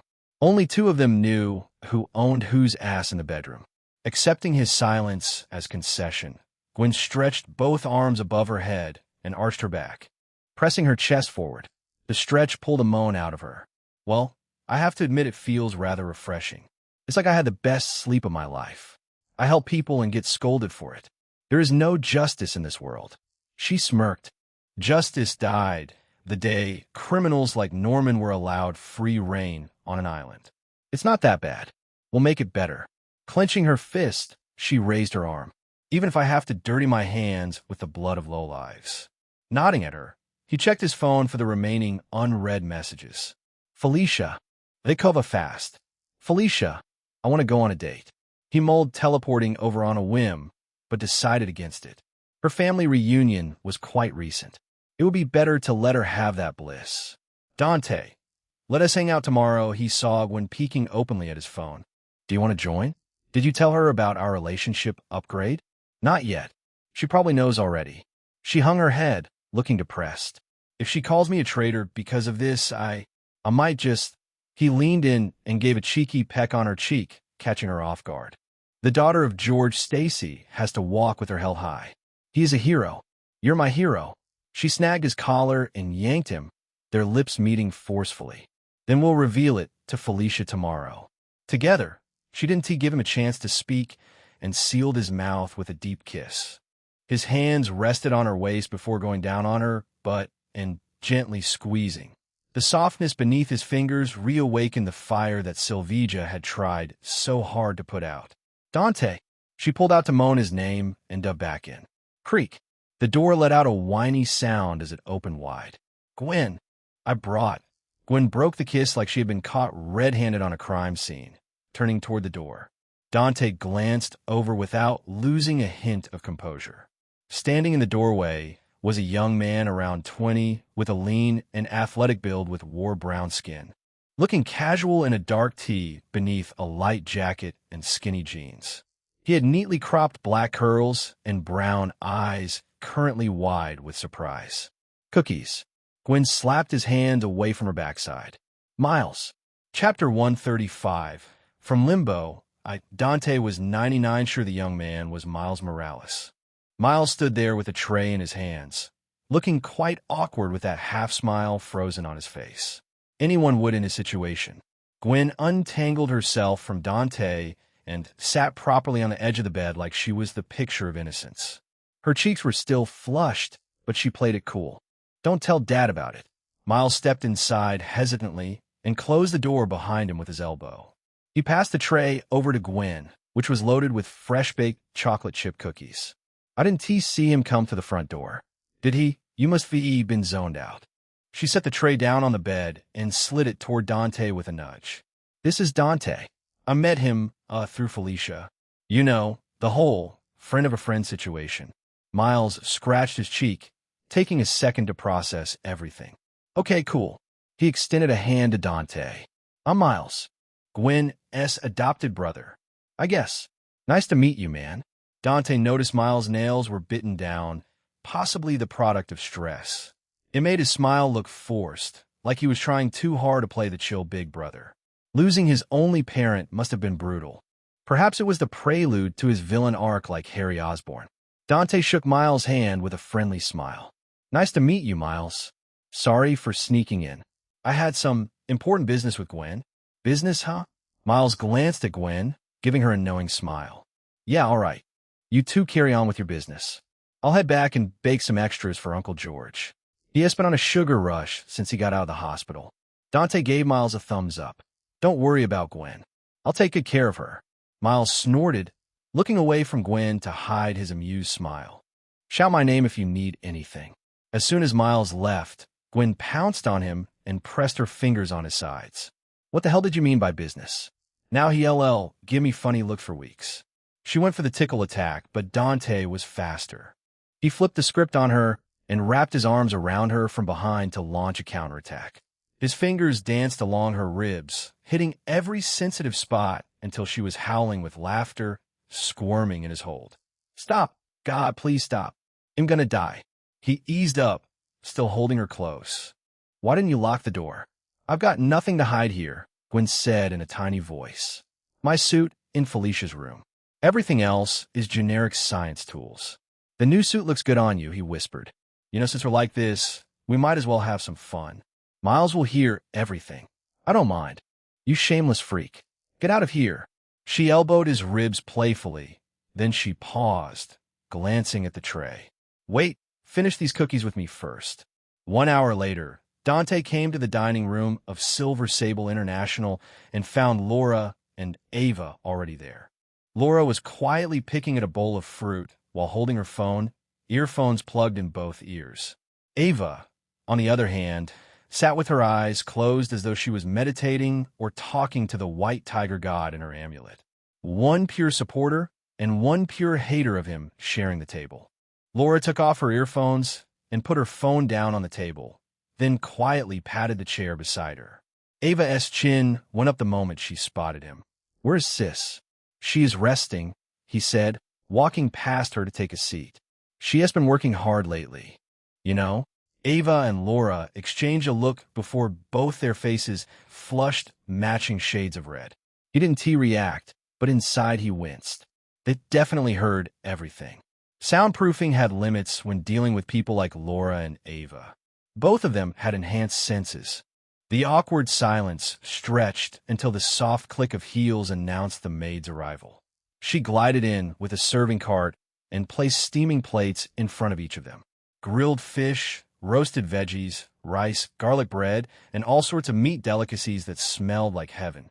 Having full-time staff wasn't something Dante had ever asked for, but Silvija's schedule left little room for cooking.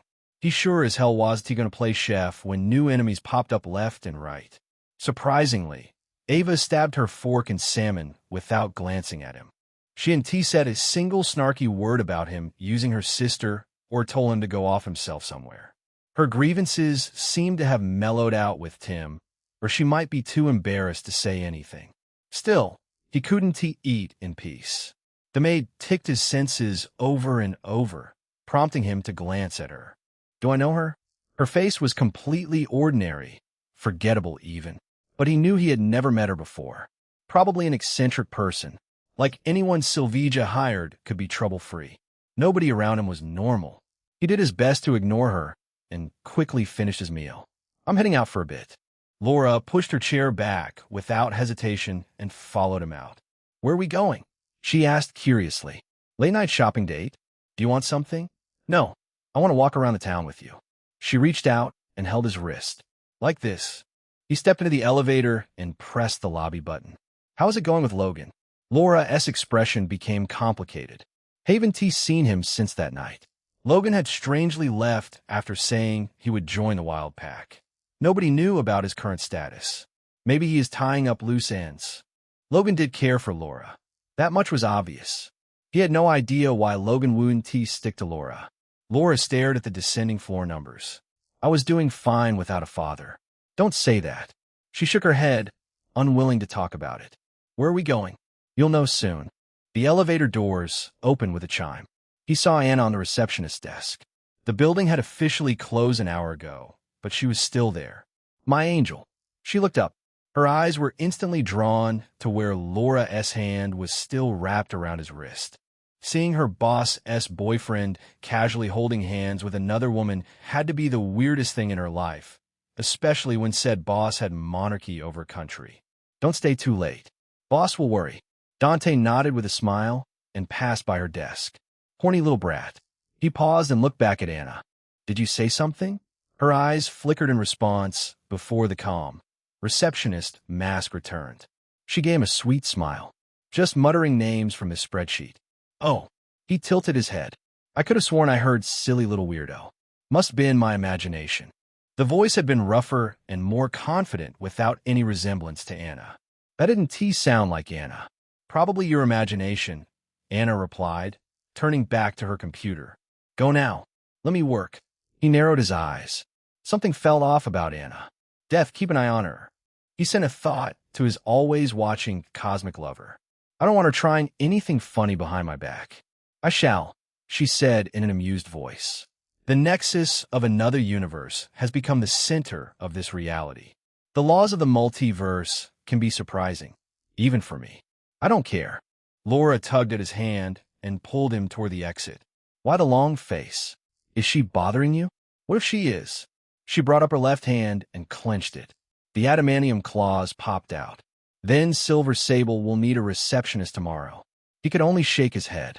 Laura was, in fact, still Logan S. daughter, still a weapon and an assassin raised by two different organizations. Nothing would erase that fact. His appearance changed the moment he stepped outside. Black long coat and skull mask brought upon by his own sorcery.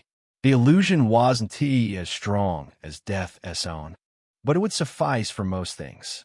Without a word, he scooped Laura up in bridal carry style and flew up. She didn't protest at all and happily wrapped her arms around his neck. The worst thing about a world aware of superheroes and aliens people had learned to look up. Phones came out the moment he was spotted and flashes filled the streets. Use your symbiote suit if you're cold. He still remembered the last time the winter's chill had left her shivering in Massachusetts. Buying her clothes was his first positive impact on Laura. She leaned in and affectionately nuzzled his neck. It'll always be warm with my blazing sun. Don't tell me you're reading romance stories on your phone. Why? They're fun. He could only shake his head. No wonder she had become unhinged and started to openly seduce him. Unrestricted internet was perhaps too much power for someone whose entire life had been controlled. Accelerating to leave the onlookers behind, he flew over the city and the bridge. The island soon came into view, surrounded by water from all sides. He landed in the middle of what used to be Norman's research facility, the exact spot where he had first fought Laura back when she had been here to take Logan away on S.H.I.E.L.D.'s orders. The island was devoid of any life now. You don't hate me for what I did? I can never. He set her down gently. Don't disturb me. What he was about to do might be dangerous in a populated area. Now that Sylvia had moved her people away, Oscorp Island was the closest isolated area, where nobody would be in danger. Well, except for wildlife. She tilted her head. You want me to stay quiet? Yes. Tell me if someone shows up. She nodded seriously. Got it. Use your phone if you're bored. Okay. He sat down cross-legged on the ground and closed his eyes. The night sounds faded until there was only the slow rhythm of his own breathing. The sorcery spells from Dr. Strange's resonance experience were still fresh on his mind. He had to focus on only a few spells tonight.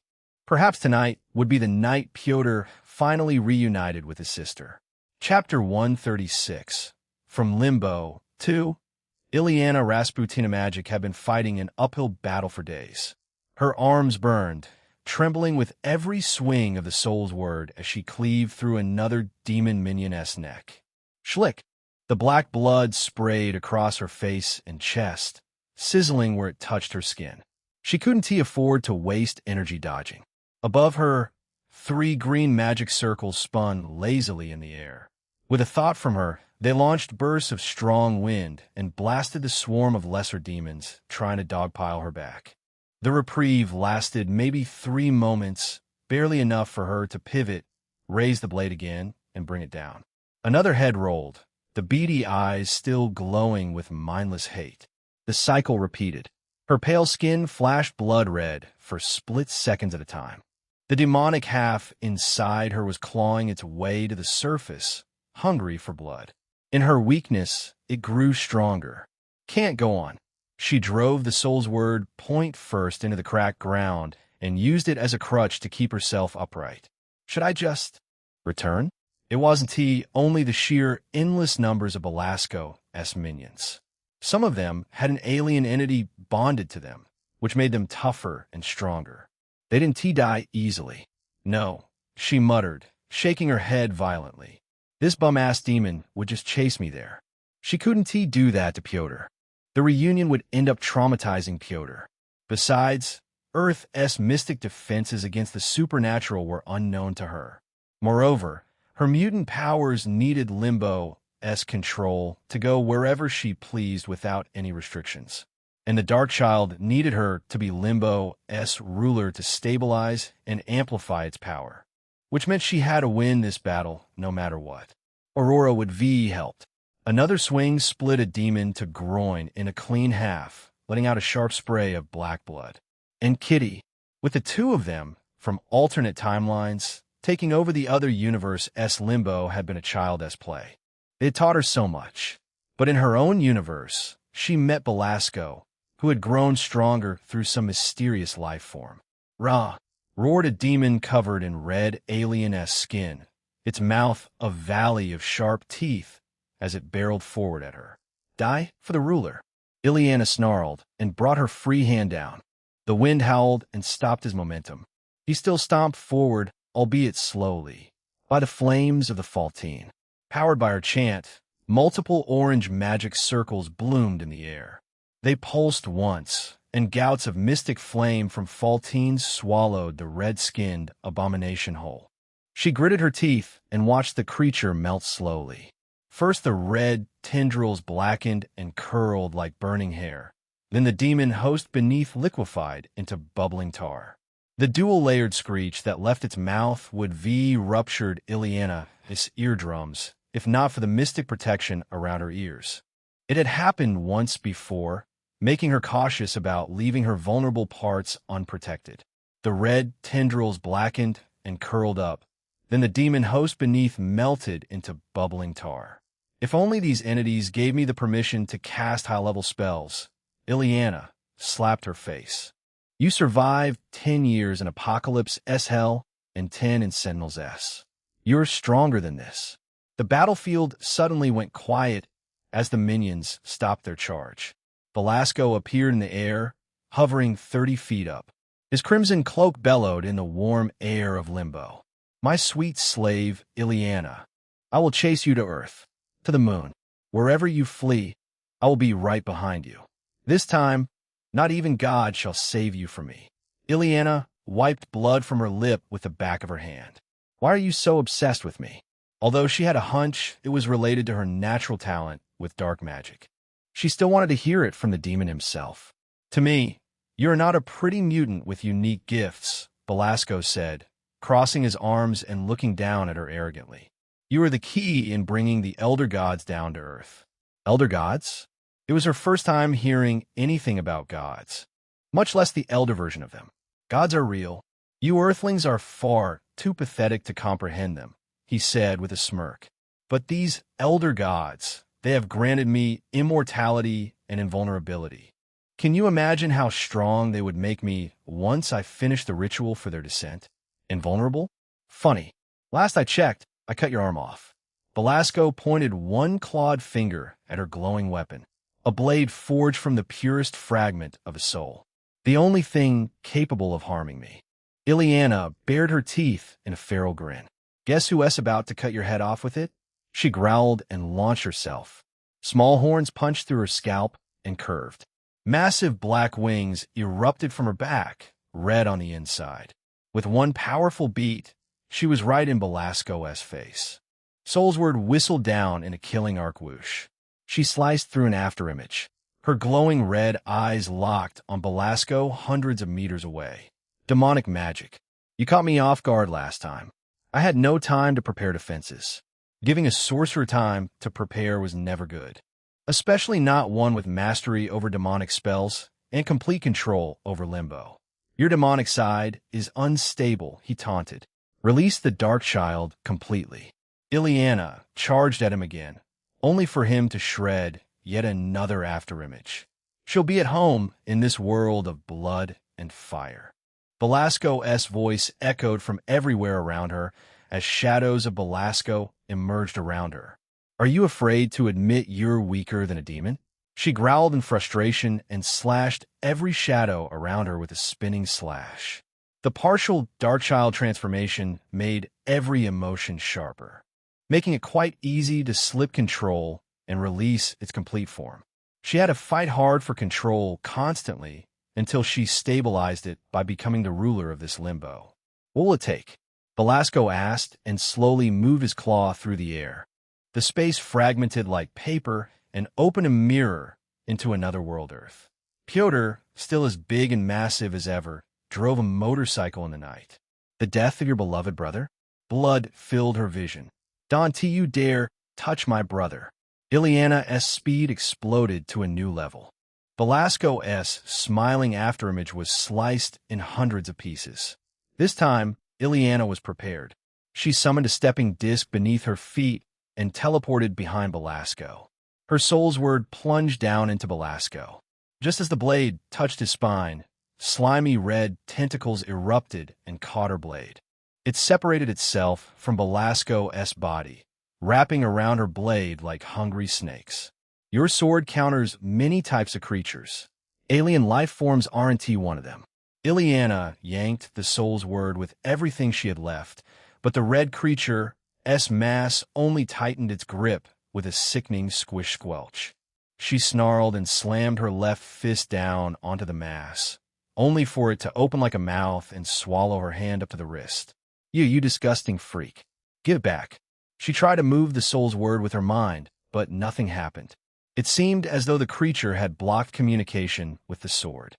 Haha, I've been watching this peculiar creature for a very long time, Belasco said, turning around slowly to face her. On his face was smug satisfaction. I knew it would neutralize your precious toy completely. Ileana's eyes blazed crimson by the flames of Faltine. The orange circle she had summoned earlier reignited, brighter and hotter, as they fed on her mystic energy. Twin jets of pure fire roared toward the soul's word and bathed the blade in a purifying inferno. Black magic circles covered the red flesh and absorbed the flames raining down from the Faltine dimension. Belasco shook his head in pity. Why did you think I was stalling you, child?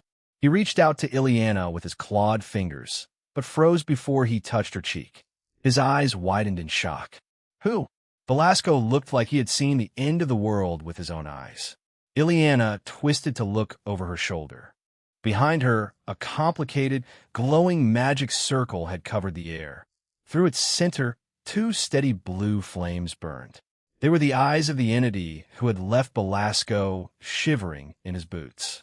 Ileana couldn't spot anything special about them. Another demon? A pale hand, wrapped in black cloth, reached out from the other side. The soul's word, wrapped in red flesh, flew straight toward the hand like iron being attracted by a magnet. Ileana blinked for a few seconds, processing what just happened. Oi! Ileana roared. Stop right there. She didn't spare Belasco another glance. The soul's word was her soul. Literally. Losing it meant losing herself. The arrogant, freaky Belasco could wait. She let out a guttural, demonic growl and charged straight into the portal, as if she would fear any demon. The growl cut off as she landed hard on her ass. The sulfur stink and heated air of limbo vanished. You shouldn't overuse that power. She heard a voice, and her Darkchild form receded forcefully against her wish. Exhaustion crashed over her like a wave. She was on Earth. Standing over her was a man with a burning skull. Ghost Rider, but with blue flames. His presence was colder and more ancient. Unlike that madman who was always horny for punishing evil. On his side was a black-haired woman with distinct green irises. A familiar-looking mutant from the other timeline, except the one she had met was young and wounded. The Flaming Skull Man extended a hand. The friendly gesture quite at odds with his intimidating image. Welcome back to Earth, Ileana Rasputin. Dante saw Ileana's eyes narrow in suspicion. She wasn't trusting the stranger who had lured her to Earth by seizing her soul's word. But truthfully speaking, She would been defeated and used by Belasco to fuel his ritual. He had seen the whole timeline of events in Limbo. Time flowed differently in Limbo. From Earth's side of the veil, every second that had ever happened in Limbo was happening or ever would happen piled on top of each other. Time wasn't constant. Dante had to pluck Illyana from Limbo before her moment of capture. By doing this, he had locked one timeline in reality, where Illyana survived Belasco. I'll whoop his ass later. He had been paranoid that some Helllord had their eye on Earth, only for the culprit to be the creepy demon ruler of Limbo. He allowed a symbiote carnage in the city for nothing. Illyana ignored his hand and stood up on her own before stretching her hand out. He clutched the soul's word and ripped the symbiote away. The little hive-mind creature that had given him so much trouble was finally in his hands. The soul's word flew back to Illyana's hand the moment it was freed from the symbiote's grasp. She held the sword by its hilt and examined it. "Who are you? How do you know me?" Dante held the symbiote, locking it down with his death aura. "I'm a friend of your brother Pyotr." "Dante." "Both." Her eyes went wide, a look of raw emotion showing underneath. She spun in a quick circle, scanning the empty Oscorp Island Plaza like her brother might be around. "Isn't here?" "No," Dante said gently. "This whole thing, it was an experiment. I didn't want to make him stand through it." The experiment could failed and shattered Pyotr's hopes. Besides, now would be a huge surprise for Pyotr. Illyana swallowed hard, forcing composure back over her face. But the anxiety still flickered in her eyes. "Then where is he? Tell me. Give me a second. I'll call him here." Dante pulled his phone from his pocket and tapped Pyotr's contact. While the phone rang in his ear, Illyana turned to Laura. The women locked gazes for completely different reasons. One was filled with warm nostalgia, and the other assessed the threat level. Dante was a bit confused. If Illyana knew Laura from another universe, why would she be in the limbo of this reality? Something didn't add up. "This is my friend Laura." Laura's lip twitched at the word friend. She clearly wanted to be more than that, judging by her expression and, well, her constant show of affection. "Laura Kinney." Illyana gave a small nod, gazing at Laura with complications. "I'm happy you escaped Weapon X. Shield," Laura corrected her. "Dante saved me." Illyana shifted her attention back to Dante, showing a look of intrigue. It was almost as if she could see through his status as an otherworlder, a being that wasn't supposed to be in this timeline. "Isn't answering?" He shook his head. "Give me 1 second." Stepping back, he raised both and traced quick symbols in the air. Golden threads of light followed his fingers. When the triangular pattern imprinted itself in the air, he joined his hand in a triangle shape, releasing a golden mystical beam that filled the magic circle in the air. Inside the frame, Pyotr could be seen as in his colossus form under hellish red skies. He was roaring and smashing waves of demonic minions with his giant steel fists. Belasco had taken Pyotr in limbo to force Illyana to return. "Brother." Her voice was thick with love and decades of longing. She wiped her tears away and held her soul word. "Wait for me. I'm coming." She was prepared to rip open a stepping disc and hurl herself straight back into limbo with her mutant power. Dante put a hand on her shoulder. "Wait." Chapter 137. Darkchild Illyana looked over her shoulder, thick bloodlust in her glowing eyes. "Why are you stopping me?" Her horns had returned, and so had the wings. Pyotr's situation had made her emotions go berserk, so intense that Darkchild could rip the leash right out of her hands. "Stupid girl," Dante said, acting as if he couldn't see her demonic form. "You can't fight like this. I can still what?" A cool rush flooded her muscles. Every cut, bruise, ache, and exhaustion she had vanished. Her body was back in its prime condition. The mental exhaustion was still there, but her soul and spirit had always been tougher than her flesh. She could hold up strong for a while. "You're a mutant." Dante emitted the same psychic signals as any mutant power. She had learned to recognize the signature. She was forced to recognize it in order to survive in that anti-mutant hell. It was the only way to distinguish a friend from a foe. I'm not a mutant. He put a hand out for Laura, which she accepted naturally, and stepped closer to him. Teleport us with your stepping discs. He was someone who knew many things about her, but she knew nothing about him. This man was starting to feel more threatening with every passing minute. Who the hell is he? She shoved the question aside, for after she brought Pyotr back to Earth, raising her hand, she activated her mutant power. The stepping discs spiraled down from above and swallowed them in a flash of light. They emerged on the other side into Limbo's hellish landscape. Split up. I'm heading that way. She kicked the ground and dashed with an explosive speed, only to slam face first into Dante's chest with a solid thud. He towered over her, casually carrying the alien red slime in one hand and holding Laura by her waist with the other. Follow me. I know his location. She was skeptical, but followed him anyway. As much as she distrusted strangers, a friend of her brother and a friend of Laura wouldn't harm a mutant for no reason. Not to mention, he had healed her body without asking anything in return. Why would someone go so far to set up an elaborate trap for her? As she followed him, she noticed something odd. Is he slowing down for me? To have someone other than Quicksilver slow down for her sake was irritating. She gave an obligatory rest and peace to the speedster and flared her wings to reach a higher speed. Yet Dante remained constantly ahead of her. He didn't seem to be exerting himself. She channeled the energy ever present in her body. It blasted from her boots and boosted her yet again. When the Dark Lords does he eat? And even more importantly, how did her dumb brother become friends with someone this ridiculous? Pyotr turned out to be a powerful mutant, sure, but he or the X-Men had no business being friends with a mystical being. She didn't get to dwell as the roars of the demons crashed over the ridge ahead, along with the battle cries of a Russian bear. Illyana growled, her demon horns stretching out with a crackle of bone. She tapped deeper into Darkchild's power.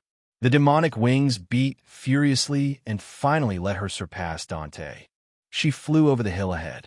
Below, Pyotr stood on a lava beach full of dark sand, surrounded by a sea of lesser demons. Charging magic into her soul's word, she performed a wide slash. Sheeing, a crescent wave of pure white energy carved through half of the horde. Demons exploded into black mist, allowing Pyotr a second to breathe. Before the steel-skinned man looked up at her, she got rid of her Darkchild transformation and landed in the thick of the battle. The soul's word immediately split a towering one-eyed demon in half. More monsters clawed out of the ground and emerged from the lava. Pyotr's silver head turned. Who are you? Illyana stayed silent. Her Russian accent would give her identity immediately. As eager as she was to catch up, she was afraid that her brother would fear her new form. The soul's word had provided her armor that grew spikes the more she mastered her sword's powers. The current Illyana had no hints of the innocent sister Pyotr grew up with and loved. Maybe he'd hate her. With such thoughts, she fought by Pyotr's side and cut the monsters down, occasionally pumping her soul's word with raw magic to bring forth a bright explosion and death of countless lesser demons. Pyotr smashed two demon minions' heads against each other, exploding them in chunks. Is there no end to this? Illyana knew from experience the ruler of Limbo could produce as many demons as their energy allowed. Belasco seemed to have an inexhaustible supply of energy, perhaps a boon granted by his so-called elder gods. Ha ha ha ha ha. The sky was filled with bright laughter.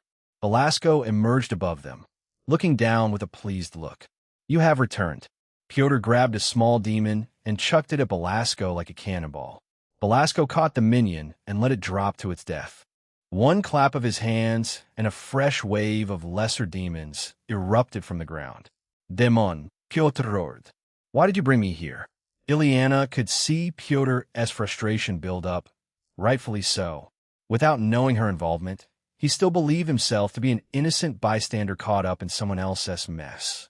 She glanced at Dante hovering in the distance, still unnoticed by Belasco. I'm leaving with Pyotr. Dante was more than capable of returning on his own. She started to summon the stepping disc, but stopped when Dante shook his head. Pyotr's expression shifted immediately upon hearing the voice. He spotted Dante and burst into a booming laughter. He clapped a massive steel hand on Ileana's shoulder, which was without armor. "Comrade is here. We're saved, little girl." She knew her brother was naive, but he wasn't stupid, even though she used to call him that all the time. Besides, what did Dante mean by die? Was he telling the demons? Her eyes suddenly widened. The demons in front of her froze. It wasn't he just one, but all of them. They toppled one after another, filling the beach with corpses. Dante descended by their side and let Laura down. "Comrade." Pyotr approached Dante and pulled him into a bear hug. "You came to hell to save me. I am so chill out, big man." He shoved Pyotr back and looked up at Belasco. "Do you still not recognize me?" Belasco's smug mask had all but shattered upon seeing his lesser demons die to one word from Dante. His face was the definition of terror. You are that man behind the portal? Good answer. For this you will—" Dante vanished in a flicker of shadow and reappeared right beside Belasco. The Red King's eyes flared with frantic magic. He tried to slip away with his magic, but something stopped him from acting at all. The skull-faced man reached out and clamped his hand around Belasco's throat. "Get a handsome prize." His open hand connected with Belasco's face and sent Belasco rocking across the hellscape. His body spun over and over as his wings flailed uselessly to gain control. Dante teleported in his flight path and delivered a backhanded slap. The demon's momentum was reversed, sending him hurtling in the opposite direction. Belasco stabilized midair with a savage beat of his wings. His face twisted in a murderous rage. "I will." Dante appeared before Belasco again and raised his hand. Belasco could fought back or dodge such an easy attack, yet the ruler of Limbo Immortal, godlike in his own realm, froze like a child afraid of his parents. It had happened every time, which could be a part of Dante's abilities. This is for dragging Pyotr into this. Smack! The loud slap echoed through every corner of Limbo. For scaring the shit out of me that day. Whap! Ileana watched her arch-nemesis being bitch-slapped and ping-ponged around in his own dimension, where he ought to be at his most powerful form. It made her question if this was still the demon who had nearly captured her earlier. Are they colluding or what? She just couldn't believe the sight before her. "For putting your filthy hands on my friend." The powerful slap connected, and blood sprayed from Belasco's mouth. His cheeks had ballooned purple and swollen like an overripe fruit. For making him live decades in pain. Smack! The impact was more devastating than a gunshot. For forcing my innocent friend into becoming a mercenary. Belasco's body jerked through the sky of Limbo. Slap! For involving a young girl. You pathetic piece of shit. Smack! Ileana's heart clenched. She looked at Pyotr, tears already gathering at the corner of her eyes. Why? Why did you do that? Her brother was fine living as a farmer boy for the rest of his life. He took pride in that. The same man had become a mercenary in order to find his lost sister. It happened because of her. Pyotr looked over and froze. His eyes couldn't believe it. Ilya? She couldn't hold it back anymore. She dashed into his arms, only to have her head grabbed by his big steel hand. He reversed his transformation and pulled her into his arms. The big man offered no questions about where she had been or how she became like this.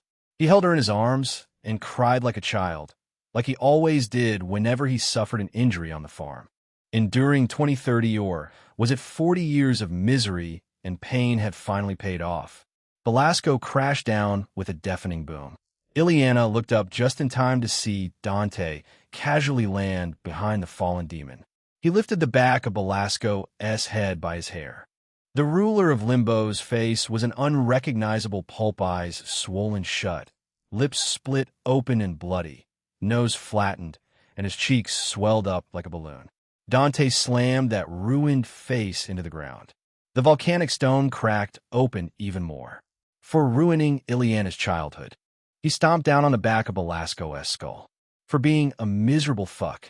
One final savage kick sent the demon's head snapping sideways.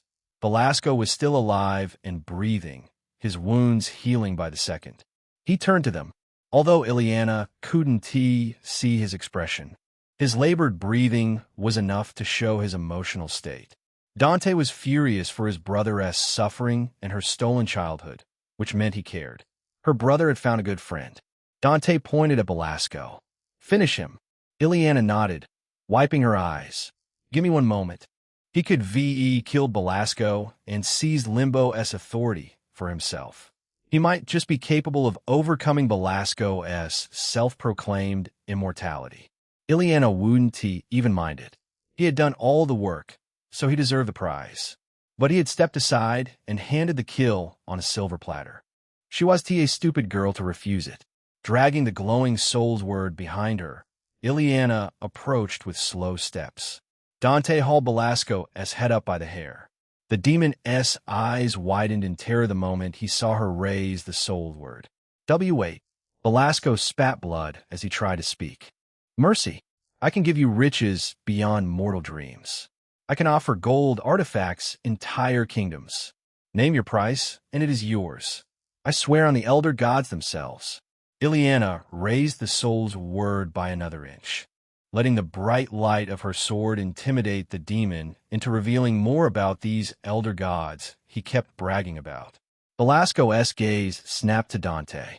"You, the man with strange powers, you no fool.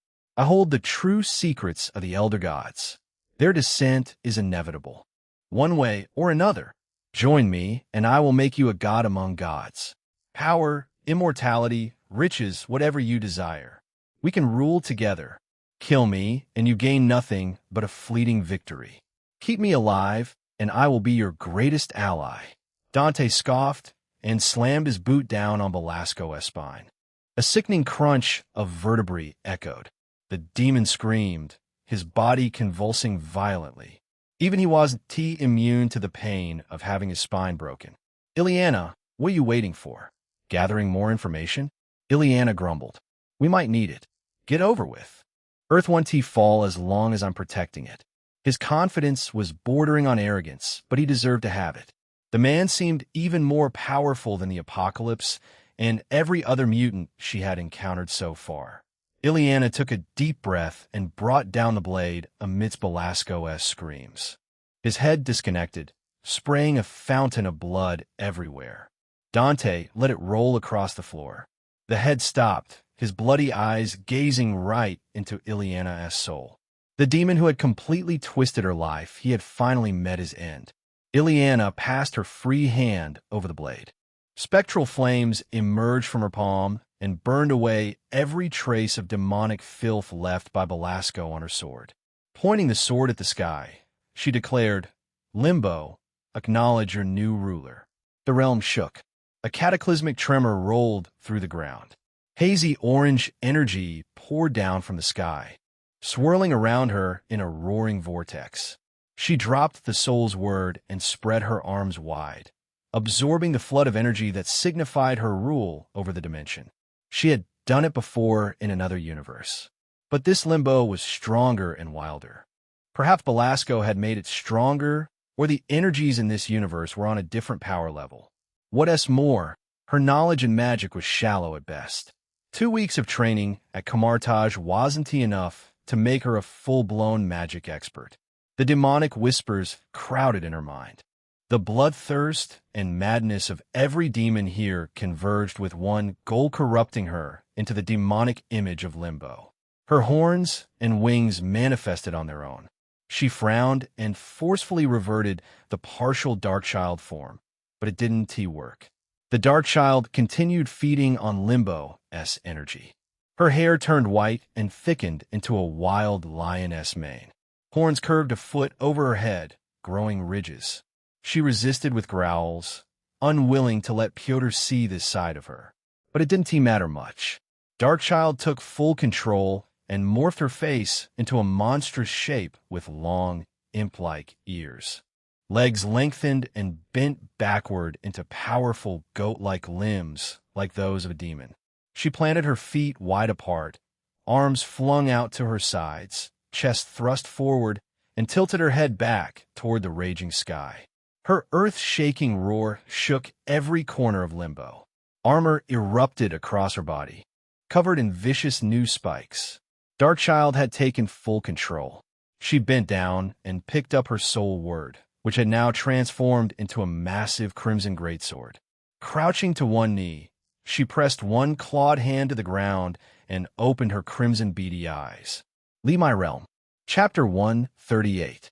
Best of 3. Dante had faith that Ileana wouldn't mess this up, but Limbo had other plans in mind. The realm's chaotic power had corrupted her, and it fed her alter ego until it gained the strength to overpower her. She was still inside, but she wasn't the one in charge anymore. Ilya, Pyotr moved toward her from behind. What happened to you? Why is this happening?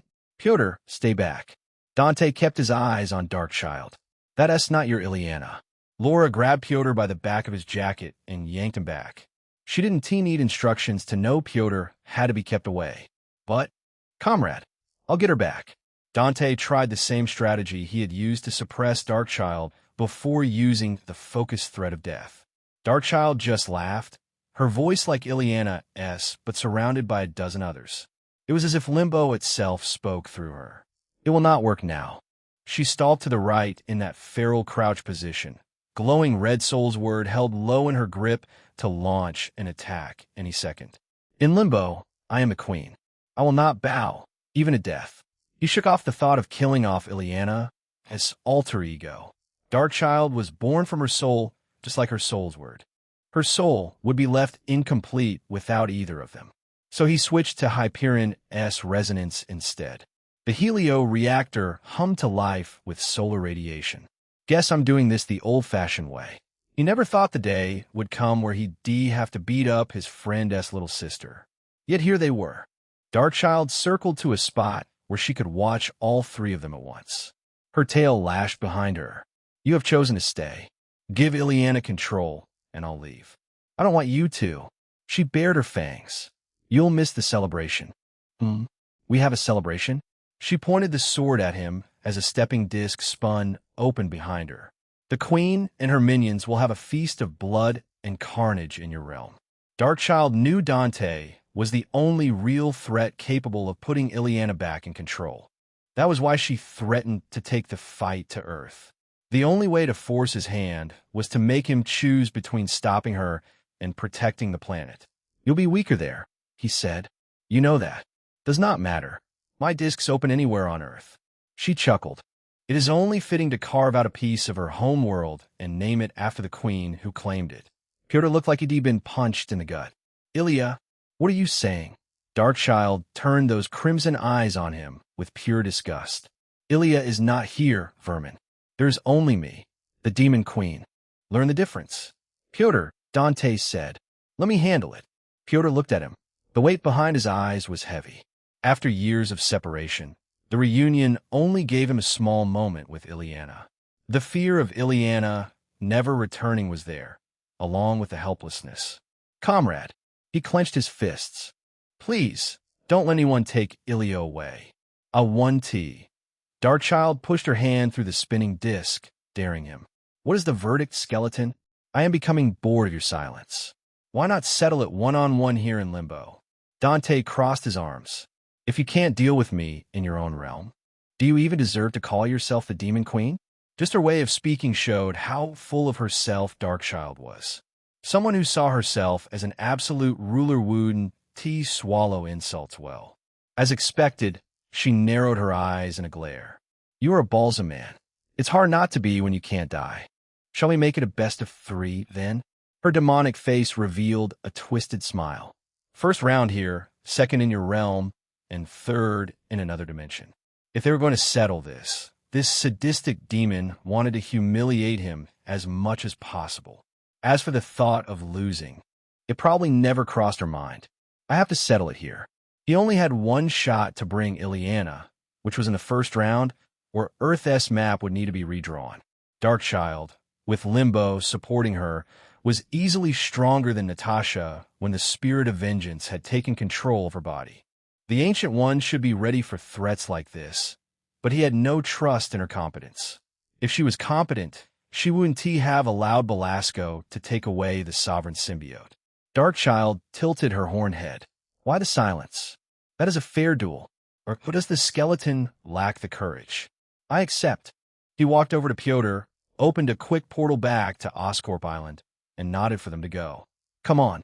Laura grabbed the folded flaps of his long coat. Let me fight.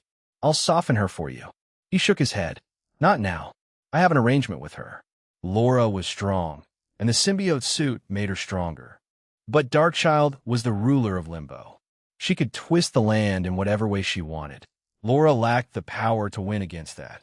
She held his gaze with a stubborn look. Why not let me do what I was trained for? You should use me. He put his hands on her waist and pulled her closer. You wanted a normal life away from blood. Now you want to go back in.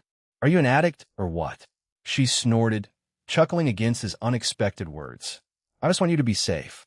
He made his mask disappear and cupped her face before leaning down to kiss her lips. Her fingers brushed his jaw as she closed her eyes to savor the moment. He pulled back just enough to meet her eyes. I want to die or collapse for 2 days again. We'll see about that. Smiling, she punched his chest and walked into the portal. He was definitely catching a beating if he showed up half dead. Pyotr put a heavy hand on his shoulder, too wrecked to tease him about the kiss. Friend, I'll leave Ilya to you. Just wait for the good news. Pyotr nodded heavily and followed Laura into the portal. Once the portal closed, he turned to the demon. She was patiently waiting for him. Soul's word resting on her shoulder like she had all the time in the world for him to conclude his business. Your face is not entirely unpleasant, she cackled. Your strength should suffice to be a general in my demon army. Once I have broken you, of course. He shook his head. What was with every villain's desire to subordinate him as their general? Someone like him should be the last person to lead an army that was such a waste of his fighting capabilities. Can we just fight? Darkchild vanished into a stepping disc right at his provocation. Golden, mystical chains sprang from the ground. Dozens of them and coil around every part of Dante from behind. The queen had exerted her authority on the Limbo to bind him. The heated wind of Limbo shrieked as her soul's word came down from a portal and struck Dante's head. The ground sank beneath him, cracks spreading in a wave for as far as eyes could eyes. He was left unharmed in a mile-long crater. What? Darkchild landed behind him, tapping the blunt of the blade against her palm like she was checking if it had suddenly gone dull. He pulled his arms forward, and the chains cracked into thousands of golden fragments. The bindings weren't anything to the current him.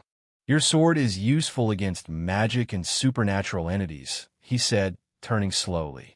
I don't use either, not during his Hyperion resonance. She scratched the side of her horned head with one claw, genuinely confused. Magic or not, how are you unharmed? That attack would have slaughtered even Apocalypse. I'm certain of it. Ileana had been through a world that had both Laura and Apocalypse. He noted that information for later. In your previous appearance screams mysticism, the skull and fire. Appearances can be deceiving. She pointed at his hand. You used sorcery to send him away. He conjured a whip and brandished it. The whip lashed out and coiled around her horn. Magic is a tool. I don't use it to fight. She cut the whip away with Soul's word and dropped her sword. Rather than fighting with the sword, she lunged and slashed at his belly with her sharp claws. He grabbed her wrist. Wehaven T discussed the winning condition. She twisted, planted her palm on his forearm, and flipped him over her shoulder with raw demonic strength. He landed on his feet like it was nothing and answered with a back elbow. Her face snapped sideways, but there wasn't any damage. Her skin, flesh, and bones were insanely tough in this form.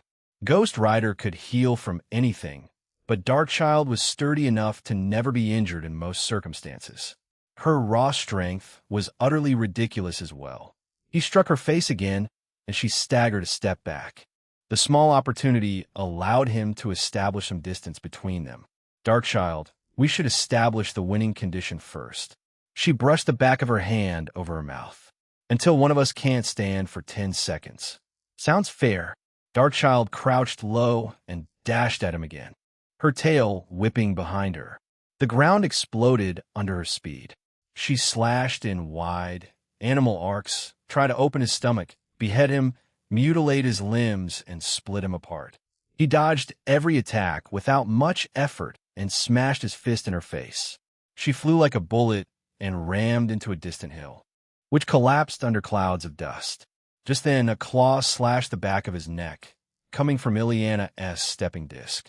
He grabbed her arm, pulled her out of the portal, and flung her away. She flipped mid-air and planted her demon feet on the ground, skidding for a few meters before she stopped. "Hey, Ileana," he called out calmly. "You really gonna make Pyotr sad?" She hissed and came at him with more ferocity. Her claws swiped the air inches from his face. He leaned back, dodging the screeching tail attack. She overextended to punch his throat, which was a rookie mistake. He immediately grabbed her hand and uppercut her ribs. Guck! His fist launched her up in the air. Using her hand, he yanked her down and smashed his knee in her face, then smashed her skull with his elbow. NGH. Her groan was cut short as he stomped her back on the ground. The impact shook the entire realm. "Ileana," he said in a soft voice. "Your brother S right there. He just wants his little sister back. You'll keep being a scaredy cat and let him suffer?" Her horns flickered as Ileana fought for control. It only lasted for a second before Darkchild rose up and threw herself at him in a whirlwind of claws and fangs. Stepping discs opened and shut left and right. Spikes erupted from the ground, and the sky itself rained fire upon him. Darkchild tried everything in her power to harm him. Yet this hell-like scenario couldn't manage to scratch him. Marvel Superman's durability is on another level. This was only the 69 progress in Resonance Link. Hyperion wasn't one of the most powerful beings in Marvel for nothing. "What are you?" Darkchild questioned, truly baffled. "How is a being like you even real?" He smiled. "Ileana, Pyotr didn't give up. He kept clawing around to find you." Her left eye flickered, losing the beatiness that came from the demon's side. The soul's word on the ground trembled like it felt the shift. "Enough!" Darkchild roared in pure rage, partially from being ignored and partially from being in such a humiliating position. She charged at him with another wild slash. That was a misdirect as she spun around at the last second and drove her tail in a sweeping arc at his legs. The sound it made connecting with his shins was sharp like a whip. He caught her tail right as it struck him and yanked her off balance by it. Her white mane was grabbed, and using it, he slammed her head down into the ground. The stone floor gave way, swallowing both of them. The limbo had split open to protect Ileana from humiliation. They plummeted into an endless abyss. Wind screamed past them, carrying the howls of 1,000 damned souls. Far below, the heart of the dimension glowed with molten rivers. Ileana growled and drove both legs into his chest.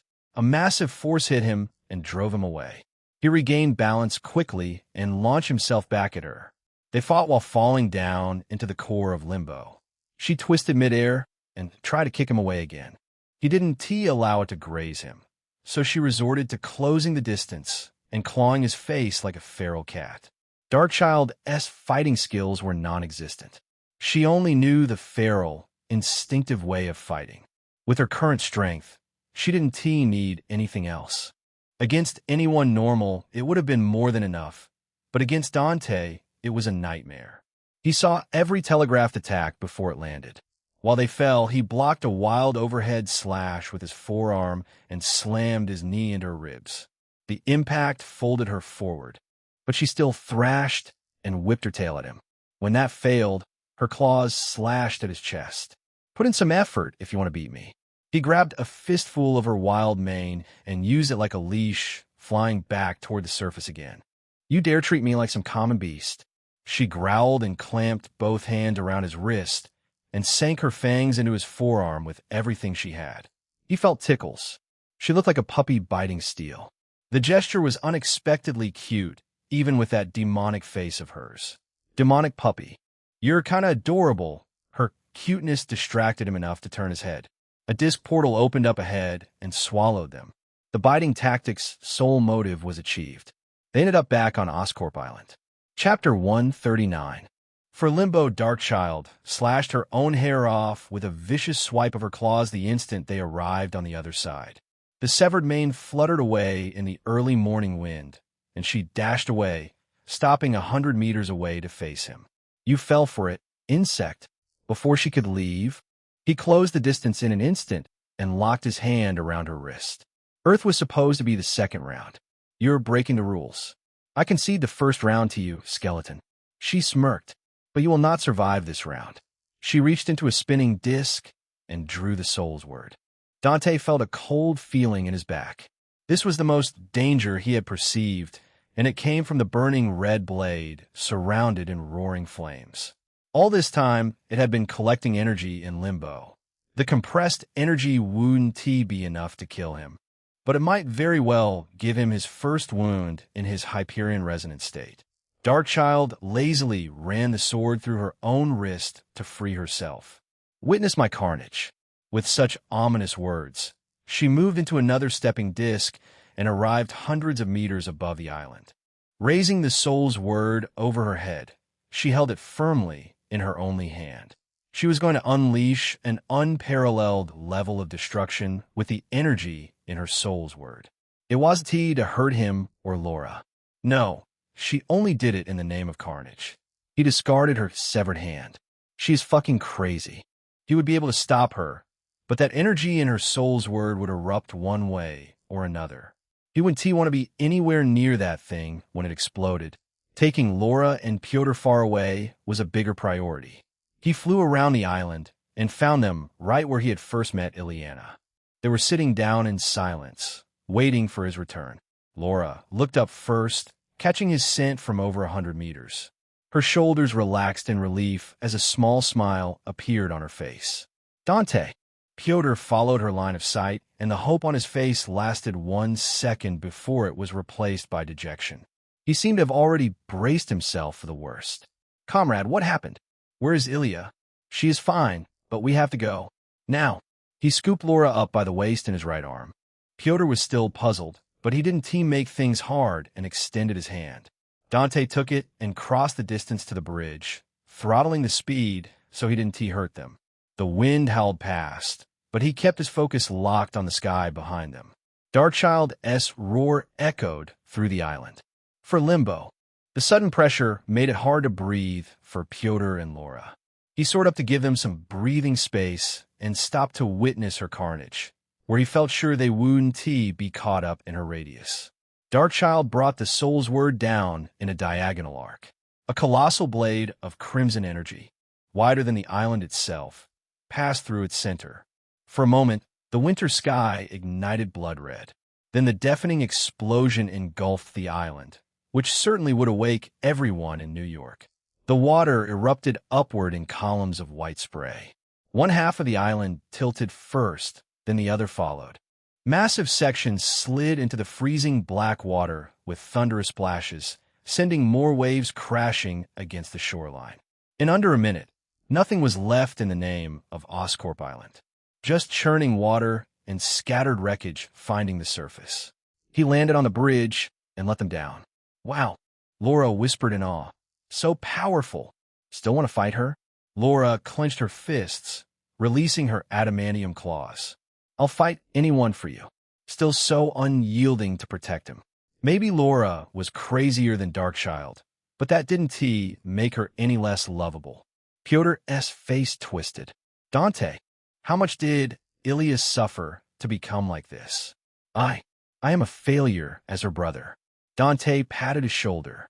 We'll hear everything from her soon. He nodded quietly, still bearing the guilt. Dante couldn't do anything to help Pyotr besides getting Ileana back in control. Laura, leave with Pyotr. He'll stop that lunatic.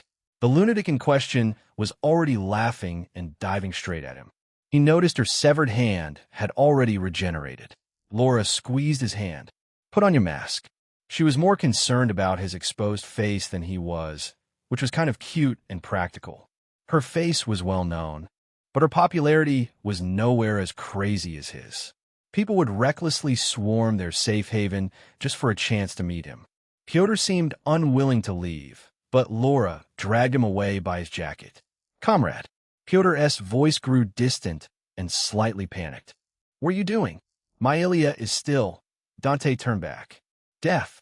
The skeletal mask settled over his face in a ripple of shadow. He was ready to kick some demon-s ass.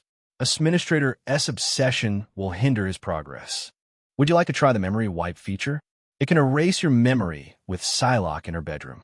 No, he would rather face death over forgetting such a life-defining moment. Darkchild was ready to spit something vile. He crossed the distance in an instant and punched her face before the first word left her lips. The feeling of unleashing a few percent of his power was satisfying. She crashed into the churning water, right where she had sunk the island. A spinning portal ripped open right behind him. Darkchild stepped through, drenched, her white mane lacking its glorious majesty. The dip in the East River didn't diminish her fury in the slightest. If anything, she looked like she couldn't wait to murder him. He couldn't hold back a chuckle. Too bad all the water in the world couldn't make that ugly face beautiful. She pushed back the hair, covering her face. You have successfully enraged the Demon Queen. The consequences will make you weep for an eternity. Another stepping disc made her disappear. Oh crap, she's going for Laura. He rushed in the direction Laura had headed and arrived just in time to see Laura blocking Darkchild's soul's word with her claws crossed, sparks flying. Thank fuck. Fortunately, Laura's instincts were on point today, and she was able to react to Darkchild's ambush. Darkchild growled adamantium. Laura gritted her teeth and pushed back with all of her might, but her strength couldn't match Darkchild. The symbiote slithered over her arms and wrapped around her to give her a boost. Dante crossed the distance and grabbed Darkchild by her throat. Leave this dumb fuck to me. Laura smiled softly and let the symbiote suit retreat within. I'll head home. He nodded, ignoring Darkchild thrashing in his grip like an animal. Pyotr, get a grip. How can I do that when my little Ilya is like this? The big man's voice cracked with fear. Friend, promise, shush. I'll be back soon. He teleported back to Limbo with Darkchild in tow and threw her on the ground before planting his boot on her chest, pinning her flat on the ground. Tapping into his biokinesis, he cut off her access to her X gene. He had never tried it on any mutant, even to his enemy.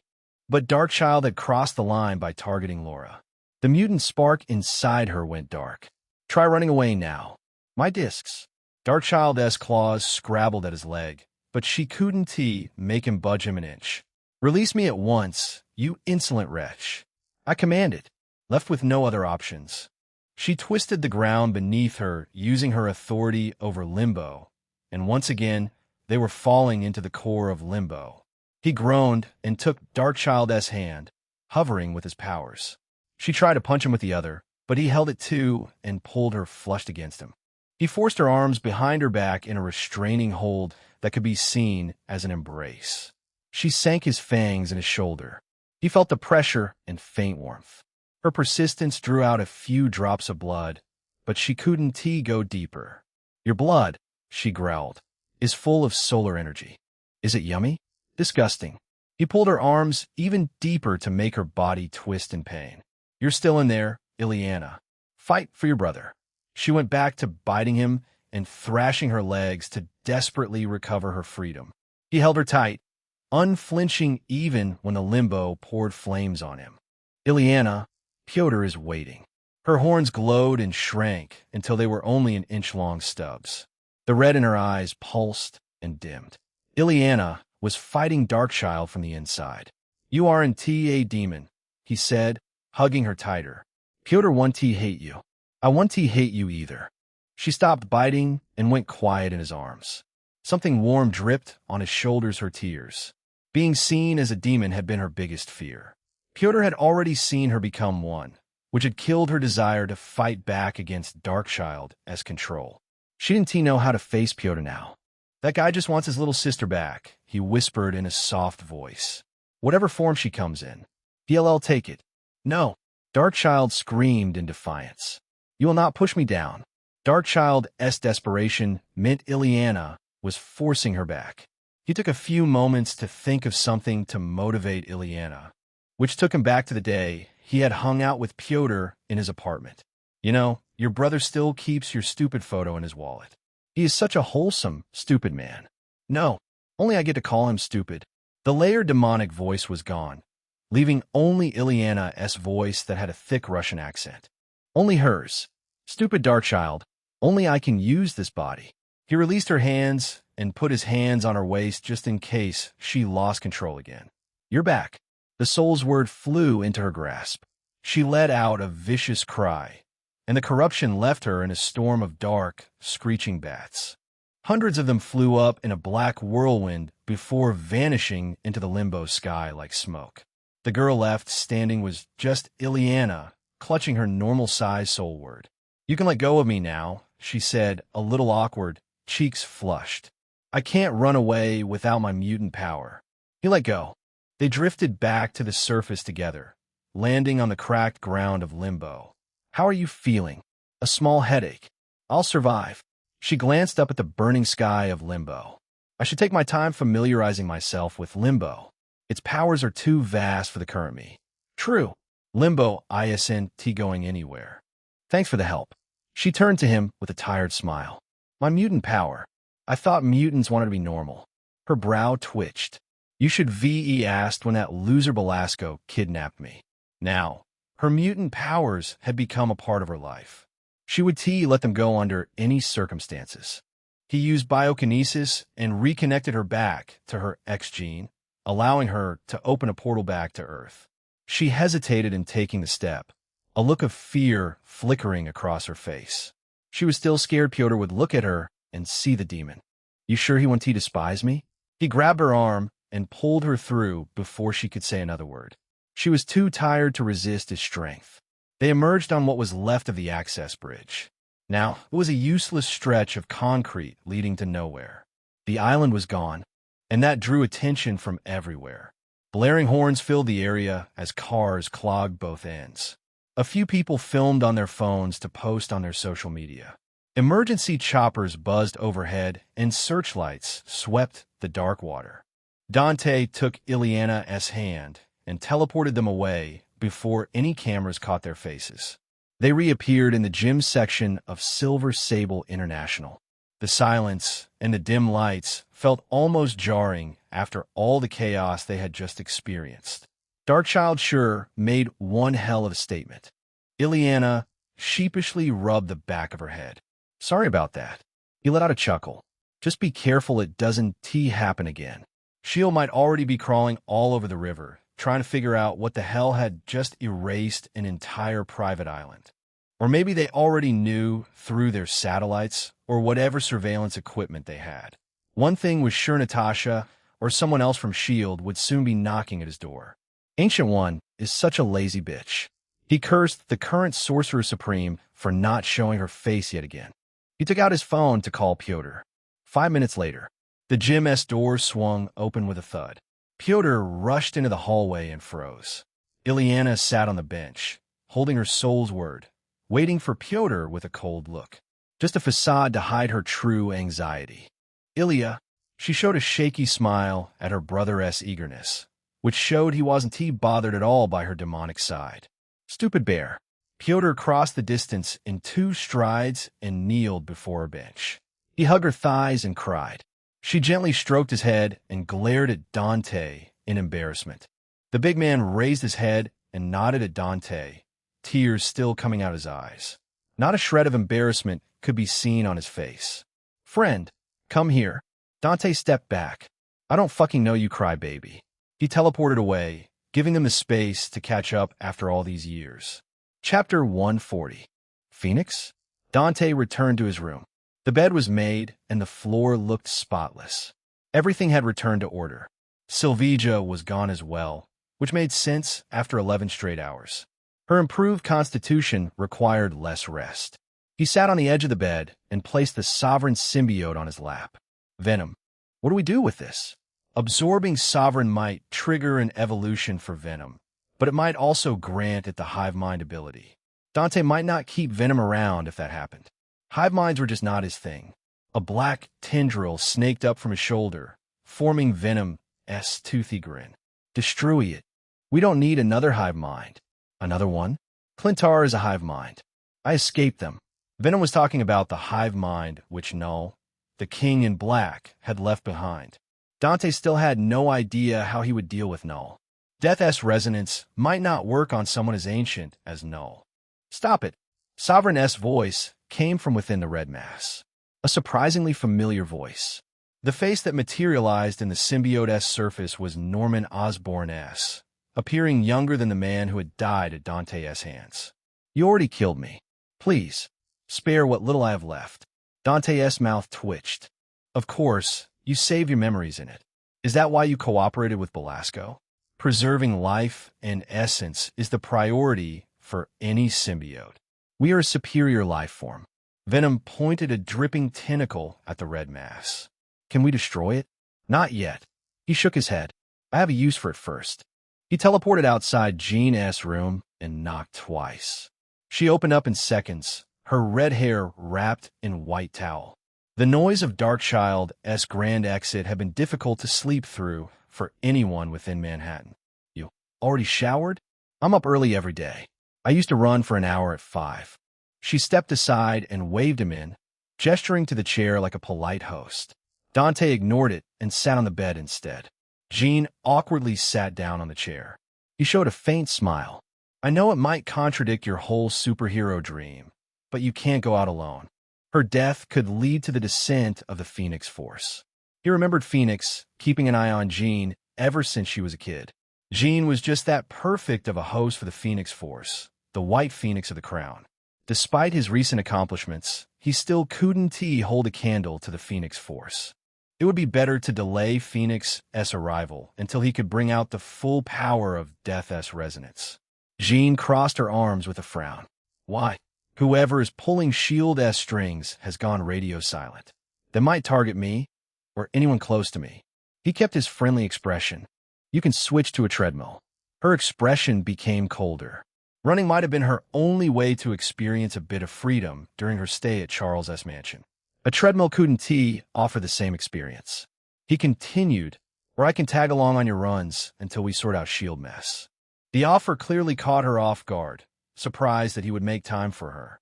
She recovered her composure and smiled. Then be ready tomorrow. Got it. He raised the sovereign symbiote in his hands, reacquainting her with their old friend. Are you happy to see it again? Jean S. gaze sharpened on the symbiote and used her telepathy to read its memories. You went to hell for Piotr S.'s sister? It was a fun trip, all things considered. I got this meatball as a souvenir. Jean was quick with her telepathy. Emma had more experience with her powers, but Jean S.'s talent was a level above Emma. Getting off the chair, she lowered to one knee in front of him and watched the symbiote squirm. She looked up after a moment with a surprised look. Just how strong are you? Let us just say Earth is a goner if I ever lose control. She sucked in a cold breath. Your telepathy immunity is a great thing. I don't want to imagine the consequences of you being mind-controlled like Logan. To be frank, both Jean and Aurora might end up having powers of global scale. But that will happen in the future. Right now, they were nowhere near that level. Look through its memories. He said, find where the remaining symbiotes are hiding. That's easy. She stared at the Sovereign for a few seconds and scrunched her nose. In the sewers. Get ready then. It'll be your first mission. It will be a piece of cake for her, but he would still leave it to her. Experience was quite crucial, especially since she hadn't been on many missions during her time with the X-Men. Jean gave a reluctant look. She had just come out of the shower and now was forced to go perform a mission in the dirtiest place in Manhattan. Give me 1 minute. She sighed and walked over to her closet. He stood and noticed her iPad lying face down on the nightstand. Curious, he flipped it over. The screen lit up to a group photo. Jean with the X-Men around a table. Professor X at the head like a proud dad. Sylvia bought it yesterday, Jean said, looking over her shoulder. It's good for drawing and watching movies. You can meet them anytime you know. I'll sort it out with Xavier if he makes it difficult. Jean shook her head, still not ready to meet the X-Men after betraying them. At least get your stuff from the mansion. She shook her head again. My mansion room has nothing I can't buy here. He didn't argue against her. Pushing wouldn't accomplish anything when she herself had no desire to return at the moment. He walked out of the room, closed the door behind, and waited in the hallway. "Please spare my life," the symbiote pleaded pitifully in Norman's voice. "I'll do anything for you. Just let me continue existing." He reached into the symbiote through biokinesis and located the specific pathways it was using to vocalize its thoughts. He severed them so it wouldn't be a bother again. "Stay dead." Soon, Jean emerged in her green and yellow suit, mask and gloves in place. The design was functional and it accomplished its job in keeping anonymous. The colors still looked a bit silly. He touched her shoulder, and a golden sigil flickered in the air before her. The sorceries in his arsenal had expanded significantly with just one night of training. What was that? Protection so your suit won't be ruined. She looked down at the sigil as it faded from view. "Thanks." He shook his head. "Tell me the sewer's exact location." She scratched her jaw, searching her memories. He pointed at the sovereign in his hands, reminding her that she didn't have to work that hard. She smiled and tapped into the sovereign's mind. After a few seconds of searching, she described the location in details. The symbiotes had hidden themselves in the deepest section of the Upper West Manhattan sewer network. He drew a circle in the air and pushed mystical energy into it. The portal opened and immediately hit them with a vomit-inducing stench. Ugh! Jean took a step back and covered her face with a handkerchief. "When did you learn this?" "Last night." He crossed over to the other side and reached out to Jean. "Get in." She accepted his hand and stepped through carefully. Her boots splashed in the muck, but his protection spell kept them clean. He snapped his fingers to close the portal. "Regretting your decision?" "No. How are you not affected?" "I just tweaked my ability to smell." "You can also isolate the smell with your telekinesis." Jean Grey of 616 Universe was a molecular-level telepath. A feat like isolating an area would be considered normal for that version of Jean. She stared at his face. "You did what?" "Forget it." He pushed the symbiote toward her. "Control it to call the symbiotes here." Her eyes widened behind the mask. "We could have done that before we came here." "And make everyone on the streets panic?" He pointed out what she hadn't considered. "You also need to adapt to different environments. There will be missions where you don't have the option to avoid an environment like this." She gazed at him for a long moment and accepted the lesson he was trying to teach with a nod. "Understood." He gestured to the symbiote who had been forced to be silent. "Go ahead." She put her hands on the sovereign symbiote, and her eyes glowed with warm pink psychic energy. Every telepath had a unique aesthetic to their psychic energy, which only appeared when they exerted their powers. Jean had a simple pink aura, Emma had blue, and Psylocke had her purple butterflies. "Obey me." "Yes, Mother." She stopped her telepathic connection and looked at him in confusion. "Did you say something?" He glanced away and cleared his throat, not expecting her to still be paying attention. "I was talking to Death about her new responsibilities as Sharon's adoptive mother. Right? You need to introduce me to her sometime." She returned her attention to the symbiote. The pink psychic energy enveloped her eyes again. The red symbiote's surface rippled as it sent a call through his hive mind network. Soon the tunnel filled with heavy, wet thumps. Over 100 symbiotes moved like a black tide and stopped in front of her. Jean stared at her mini army of symbiotes and at him. The question in her eyes was clear. Now what? How you proceed is your decision. It's your solo mission for a reason. Jean nodded firmly. "Then I'll remove their symbiotes first." The pink psychic energy enveloped the symbiote hosts and removed their symbiotes. Every black blob slowly drifted to Dante's side through the steady guidance of Jean's telekinesis. Venom sent out a tentacle and absorbed them one by one. By the time the last symbiote was absorbed, Dante felt the heaviness come through the bond. "Partner, we have to rest." It was a forced sleep to digest every symbiote in a healthy way and potentially evolve into a stronger version. Even if it didn't work out, he had mystical and scientific means to help Venom become stronger. Jean hadn't broken a sweat, despite spending so much psychic energy. "Dante, can you open a portal to the NYPD? These people need proper care immediately." She had the right instinct but the wrong execution.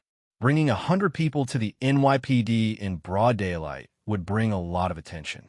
The better move would be to hide everyone and head straight to the captain. But then again, she was still in her rookie era. Her decision-making would improve as she gained more experience with these situations. Dante traced a quick circle that ripped the space and connected to another location. All the people levitated with her telekinesis and followed Jean as she walked through the portal. He put on his mask and stepped on the other side before closing the portal to space outside the NYPD precinct was suddenly occupied by 100 floating people in various states of confusion and disorientation. The scene gathered attention from every direction, even more when Dante Skullfire appeared through the portal. Jean seemed unbothered and waited until a familiar face came through the precinct doors. Phoenix, who are these people? The last of the symbiote victims, Jean said and turned slightly to address the people. Every symbiote has been taken care of. You're safe. Her voice was amplified through psychic energy, reaching everyone on the street. Yuri Watanabe revealed a tired smile. That's the first good news I've heard since forever. The lady captain waved Jean to set the people down by the wall and called for backup. Dante stared at Jean's back. Marvel Girl, her early comics codename would be been awkward for a woman in her 20s. Any mind-related title would be worked, but she chose Phoenix even though she had yet to cross paths with the Phoenix Force. She did it on a whim, Death said in his mind. I will agree it is a little on the nose, given what's coming. Is she watching even now? Yes. Shit. Jean walked to him smiling. Did I pass? B. She looked offended at his grading. What could I have done for a perfect score?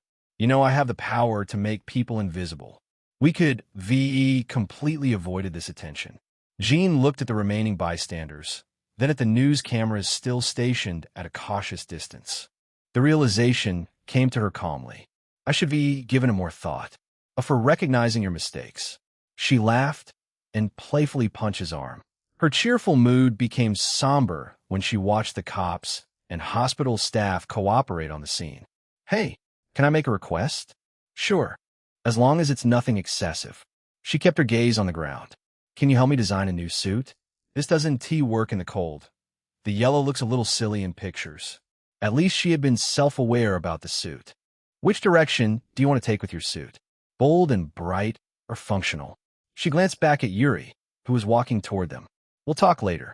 Yuri dusted her hands and stopped in front of Dante. You've been busy, just doing my job. She lowered her gaze to the red slime held in his hands. Is that the source of everything? Yes, I'm going to destroy it.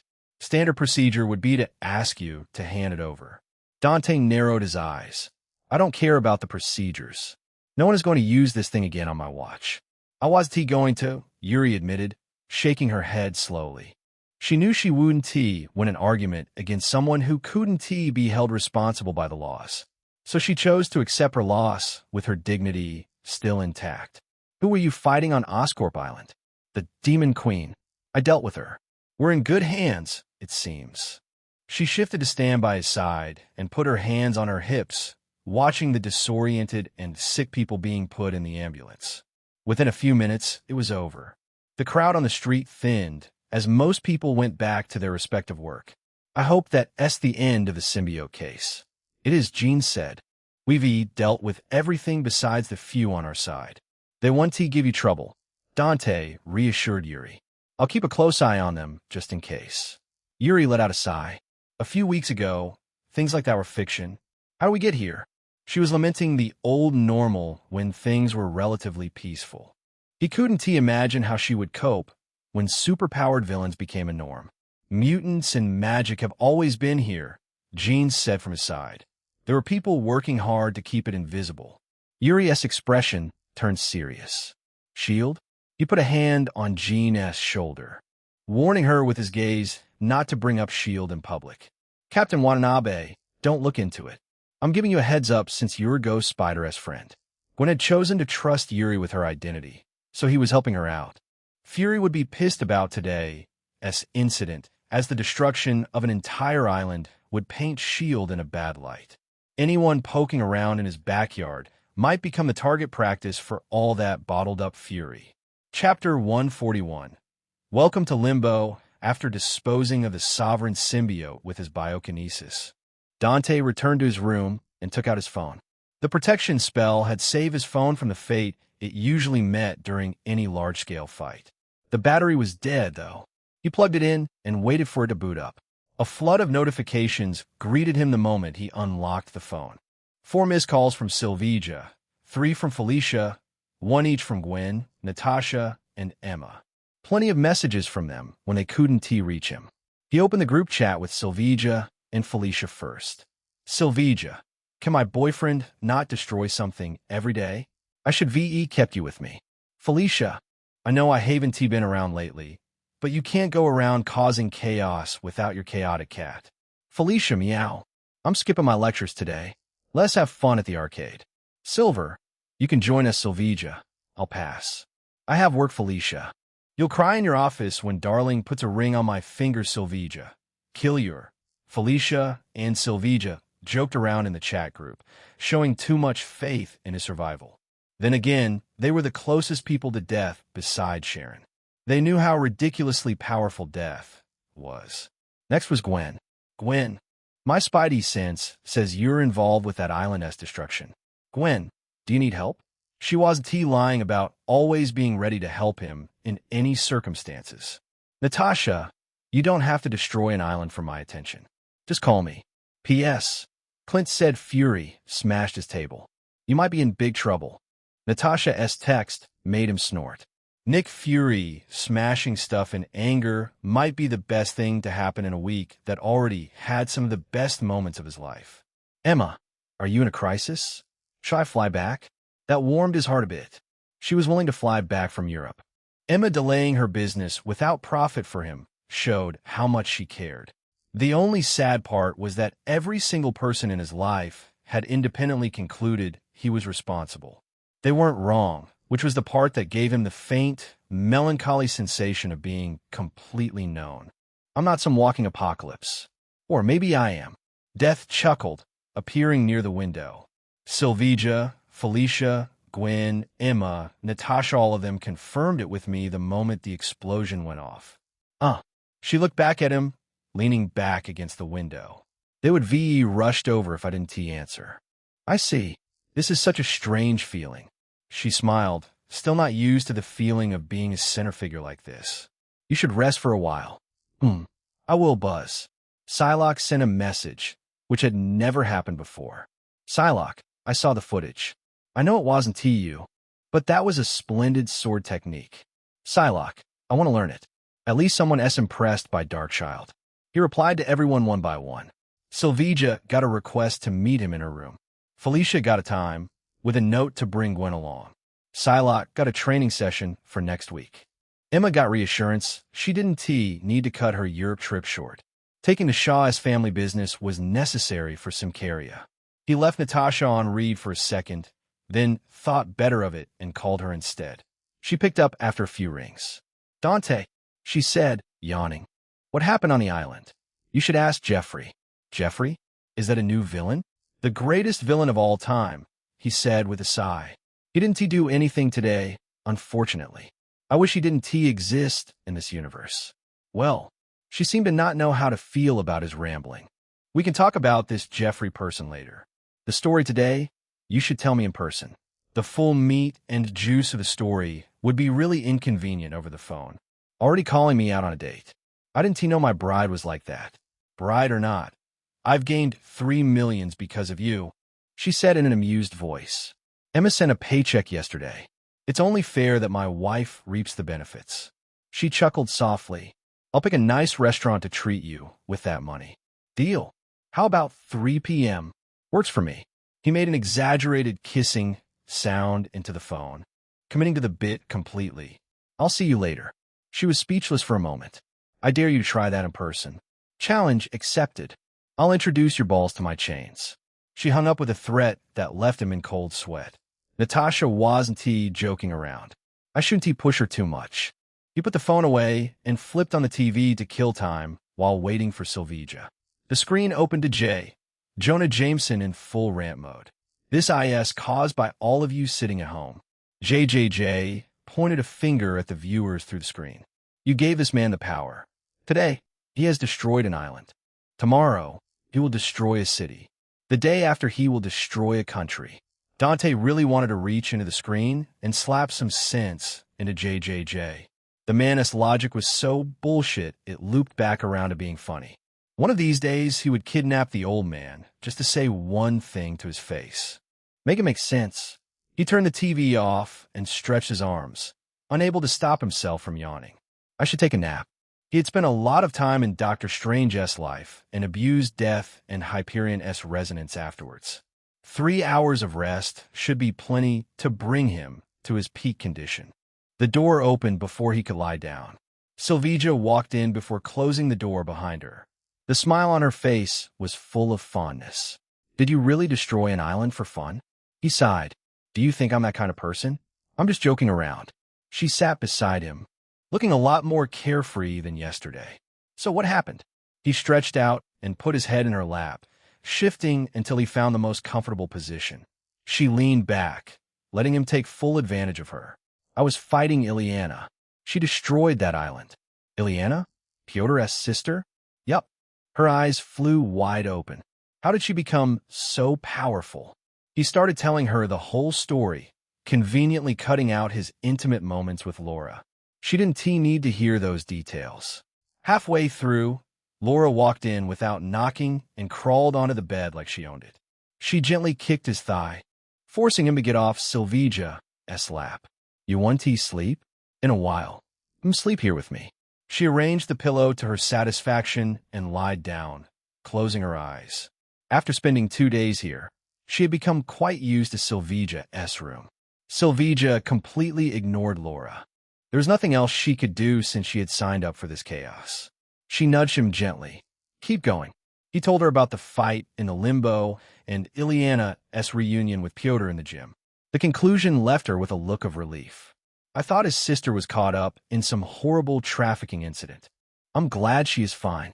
Silvija would be given up after these years if Pyotr did it first. But deep down, she might be thought of Ileana as dead. She gazed at the floor, swinging her legs slightly off the edge of the bed. You took yet another burden away from me. Does that really matter between us? She met his eyes and shook her head, then leaned her head on his shoulder. I really want to stay here. Nobody is saying you can't. I want to be able to go. She sighed. Don't you dare forget about me, or I'll pump your face with a double barrel. It won't work. She pinched his arm. Then I'll pump mine. Don't you ever say that. He reached up to turn her face toward him. Her eyes were slightly wet. She had been dead serious about this. The raw vulnerability in her eyes made him feel about her trust. You're so cute. Why do you think I can't teleport to Symkaria? We'll do it in your royal chamber. She shoved him away and wiped her eyes, muttering, Screw you. I don't have anything like that. He stroked the back of her hair until she was full to feeling herself. Sylvie, can you leave Pyotr here? He needs to stay with his sister. Ileana had to stay under his watch in case Darkchild took hold of her again. It would be better to keep watch over her until her rule over Limbo stabilized. She gave him an exasperated look. I'll be left with Raoul, Crippler, and Amy-chan. What type of mercenary missions can I take with 4 of us? The Wild Pack had more members than ever, but all of them were busy. Ava and Laura had to attend university soon. Logan had gone off-grid. Jean was here for mercenary work. Now Pyotr would be forced to stay here as well. I'll teleport people according to your needs. I'll come personally if it's a dangerous mission. She let out a short laugh and leaned into his hand. I was kidding, love. We can afford to breathe after Osborne's contract. That's great. The only silver lining Norman ever gave was those millions to Silvija for the defense contract. He had given the sovereign symbiote a quick death because of this. She continued, if Emma succeeds, we can afford new teams to undertake different clients simultaneously. He could already picture her buried in paperwork. Not a bad thing considering the risks involved with every mercenary business. Snipers were still deadly for Silvija since her symbiote suit couldn't stay up all the time. Her symbiote might not react in time to catch the bullet. I should create some protection artifacts just in case. Certain artifacts could hold an enchanted spell for many years, functioning on ambient mystic energy to function. He had 2 days before she left for Symkaria. It should be enough time to create some mystical amulets. I should borrow some mystical items from the Ancient One. Having mystical items at hand would make the process a lot quicker and easier. I'll call Pyotr, Silvija said, reaching for her phone. I want to see his sister. Sure. A knock came a few minutes later. Silvija got up to open the door and only saw the blonde on the other side. Pyotr's big frame was nowhere to be found. Ileana walked inside and looked around. Her gaze lingered on Laura for a moment before she nodded at Dante. Greetings, Dante, and... She turned that sharp look on Silvija. Pyotr's boss. It is great to finally see you. The enmity coming off Ileana wasn't too subtle. Silvija felt it too, but answered Ileana's greeting with a calm smile. Pyotr has served you for many years now, right? Silvija maintained her smile. Yes, he's like a family now. Family? Ileana scoffed, crossing her arms tight. You should be ashamed for using that word. Even Dante was caught off guard by Ileana's open hostility, much less Silvija, who had been thinking of Pyr's sister as her own. There had to be a misunderstanding somewhere. What exactly did I do? Ileana shook her head. I'm not in the mood to discuss the details. Terminate his contract now. We're going back to Russia. Anyone in Silvija's position would have pushed back against Ileana. The accusation was unfair and without evidence. In her own home, by someone she had been hoping to welcome as family. Silvija, instead, turned to him for guidance. Ileana shifted her gaze to Dante, and her eyes softened a bit. Pyotr treats you like a brother. Make this right. Mercenary work isn't for him. He patted Silvija's shoulder comfortingly. Is this Pyotr's decision or yours? She remained quiet. So it's your own, he said. Bring him here then. The contract will be finished on his word. There's no need. My brother came to her.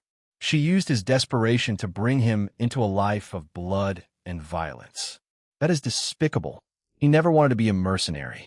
Dante stayed quiet, keeping his eyes locked on the open door. Pyotr, who had been stuck to the wall, finally showed up in the doorway. He stepped inside and gave an apologetic glance at Silvija. When I started, I didn't feel great about this work.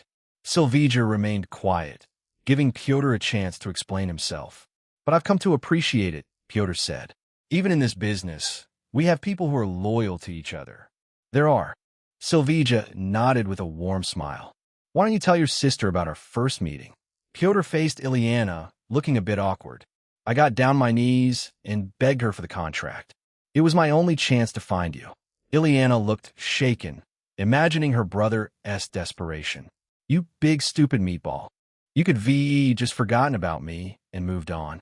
I wasn't going to give up even if there was a 1% chance. Pyotr smiled, patting Ileana's small shoulder. Commander Silvija has always treated me fairly. The work has meaning to me. I don't regret a single day of being in this bloody business. Ileana let out a deep sigh and turned to Silvija. Em sorry, I guess. Silvija waved her off. It was a misunderstanding. Don't worry about it. No, I was rude as hell for nothing, Ileana said, rubbing the back of her head. I thought you forced him into an unfair contract and exploited his honesty all these years. I was so pissed thinking about it. Silvija smirked at Dante.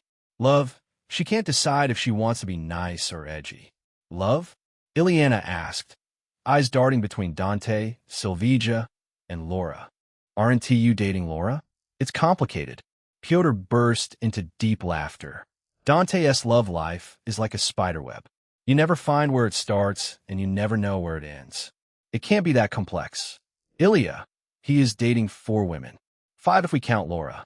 Ileana stared at him with her mouth wide open. He had a feeling all the respect he had gained just slipped away. Unbelievable. He shrugged. I don't regret it.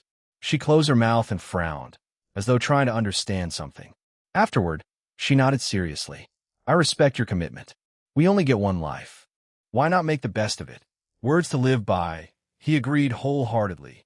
Before I forget it again, Ileana, I need some answers. Her mutant power allowed her to travel back in time through limbo, but traveling to another universe was different. He still had no idea how she ended up in a different timeline. Maybe it would lead him back to the person who dropped Lady Loki here. Then let us talk in Limbo. Can I join you too? Sylvija asked, looking eager to visit Limbo. I want to see the Demon Queen in her natural habitat. Illyana blushed faintly, still not used to her title. I don't care. Go without me, Pyotr said, stifling a yawn. This American contract turned me into an owl. I can't sleep during the day. He left in long strides, the door clicking shut behind him. Sleep well, brother, Illyana whispered, moving her gaze away from the door. The stepping disc glowed below Illyana's feet. Come here, both of you. Dante and Sylvija stepped in the circle. The teleport happened in an instant. In a blink, they stood under Limbo's ominous red skies. The air was warm and thick with an unusual sulfur scent. It is like hell, Sylvija whispered. This is all hers. You bet it is. Illyana reached out, and her soul's word materialized in her grip. She observed it for a moment and then stabbed it into the ground. Limbo, where's my throne? Only she could talk to Limbo like she was addressing a subordinate. Limbo answered by sending a rumble through the realm. The ground over a kilometer away split open. From the rupture, a massive palace rose. Stairs cascaded downward from the entrance and ended at Illyana's feet. On both sides of the steps, demon minions crawled out from the ground and knelt in two long lines, stretching from where they stood all the way to the entrance. Illyana acted calm, as though she had grown used to this treatment from Limbo. She gestured to the palace with an open hand. From one queen to another, welcome to Limbo. Chapter 142. I did this. So what happened in the years you were away? Dante finally got the chance to ask the question that had been sitting in the back of his mind for hours. It happened fittingly after they had a meal in the dark, gritty dining palace of her palace. They were sitting around a long table while a muscular purple demon in a green vest and underwear had served them. The food had smelled surprisingly decent for Hell-S food, especially the roasted meat. Frankly, he was happy to see food that didn't try to crawl off his plate like the usual meal in Hell he remembered from Doctor Strange's life. Illyana propped her elbow on the table and rested her chin on her knuckle. You really want to hear my sob story? I want to know how you left this universe. Belasco held me captive for over a decade. He subjected me to dark spells I can't even name. He beat me up, forced me to fight against beasts. You get the idea. Her tone was calm, as though she was reading from a diary. So much time had passed that she had grown indifferent to her tragic past. He wanted to corrupt my soul for opening the gate. She pointed at her head, where two horns curved out. This is the result of having half of my soul corrupted. Sylvija glanced at him, clearly caught off guard to hear Illyana's past. Did anyone help you? Someone did help me. She smiled faintly. It happened that day. Belasco had prepared to extract 5 most corrupted fragments of my soul to create my 5 bloodstones. I was happy he was going to end things. I wanted to end it myself. Her voice grew even more detached, but I pushed myself for Pyotr, poured everything I had left into one last act of defiance. She reached for the soul's word, leaning against the table, and lifted it up like a trophy. I passed out the second this came into existence. When I woke up, I was with the X-Men in a completely different world. Dante had been hoping she would have more. A face, or at least a name. Instead, there was just the before and the after, with nothing in between she could account for. And then, it was another type of hell. Mutants were basically extinct. She let out a sigh. My brother. He was also killed by Sentinels. The structure was similar to what S.H.I.E.L.D. and the government had been developing here. The difference was that here, the Sentinels were a tool of control rather than a weapon of outright slaughter. For now, at least. Their method could change any day. Only one spark would start a war between mutants and humans. Sylvija kicked his shin onto the table. Aren't the machines in our garage also Sentinels? Illyana's eyes turned to him, sharp as a hawk's spotting a prey. Why do you have Sentinels in your garage? Sylvija put a hand over her mouth, realizing she might have committed a little blunder. Those are from a mutant named Trevor. That bastard brought them from the future to kill Emma's students. Future? Illyana looked a little intrigued. One interesting power. Where's this Trevor now? Emma choked him to death. Emma Frost, cold-hearted as ever. Ileana hummed, clearly pulling up memories from her other timeline. She was among Sentinel's first targets. Here, she is different, Sylvia said, shaking her head with a soft smile. She is rather smitten with this charmer, who won stop charming ladies. Emma Frost? Isn't she in love with Scott? Scott? Xavier S. student? Ileana looked between them, eyes wide with genuine disbelief. Dante, you are a talented individual. It was all she could say about the absurd situation of Emma falling for someone else other than Scott. He cleared his throat. We're getting off track. Ileana nodded and continued. The other universe, I'll call it World B to avoid any confusion. The mutants banded together under Professor X and established their own nation on a sentient island named Krakoa. The government wasn't happy, but they decided to let it be. She traced a line from the center of her soul's word to the tip of its blade. Peace was fragile between the two sides. One rogue mutant assassinated a senator, and all hell broke loose. Sentinels were sent out to hunt down mutants. 10 years later, only 5 mutants survived. How inhumane. Sylvia closed her eyes. Although death was common in her line of work, she had never been subjected to something so horrific. I can see it happening here. S.H.I.E.L.D. has too much power over mutants. Ileana turned to him for confirmation. Which year did you wake up in? Around the end of 1982. Well, that is a completely different timeline. This is 2008. Dante crossed his arms. Who were the last mutants? He had a clue about the timeline, but he needed more information to make sure he was on the right path. Professor X, Logan, Aurora, Kitty Pryde, and Bishop, Ileana continued. I became the 6th. We lived like rats, moving every few days, doing whatever it took to survive the Sentinels. Darkchild certainly helped with the distraction. Every time she had fallen asleep, Darkchild would take control, and she would wake up in a completely different location, completely covered in blood. Sylvia gave him a meaningful glance, reminding him of Ileana's connection to the X-Men. Here, he had made the worst impression on them. He took away one of their core members, killed one of them, beat up the rest of the students, and left Xavier and Scott depressed. Sylvia was worried Ileana would take issue with it. He shook his head. Ileana might return to them someday, but Piotr wouldn't ever leave the Wild Pack. His loyalty to Sylvia and his friends was just that deep. And then, over there, I decided to kill Belasco and take Limbo. The gamble turned out fine. Belasco was pathetically weak, which explains why you underestimated this Belasco. She looked away for a moment, embarrassed at nearly getting caught. When she turned back, her eyes held a stern look. I had to kill him. He wouldn't have let me live in peace. Which was true. Belasco had been too obsessed with bringing the descent of his elder gods, who in reality were some extraordinary demons created by Thawne, the author of Darkhold. Ileana continued the story with patience. She wouldn't have done any of it if he hadn't helped her immensely. After taking over Limbo, Ileana had the bright idea to time travel 10 years in the past and stop Mystique from assassinating the senator. Stop the chains of events that led to Sentinels being deployed. Kitty Pryde had the same idea with different execution. Send Logan's consciousness in the past to have him stop Mystique. The events unfolded almost like that X-Men movie. Ileana allowed Logan to have the first try, since her Limbo time travel would require many attempts to arrive at her desired point in the past. Logan's efforts succeeded, and then Ileana had to stand in Limbo and watch everything disappear as the timeline rewrote itself around her. Every person shed survived alongside, blinking out as the version of history they'd existed and ceased to exist. She had to escape into Limbo before she vanished along with it. She came back to a changed world. Rather than Sentinels, the mutants were suppressed by their own kind.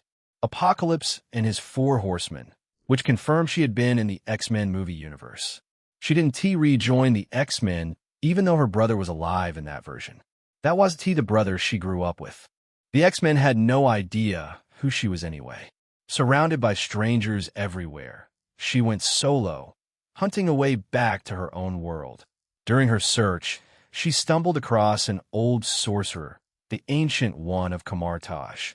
He mentored her for 2 weeks before his other student assassinated him.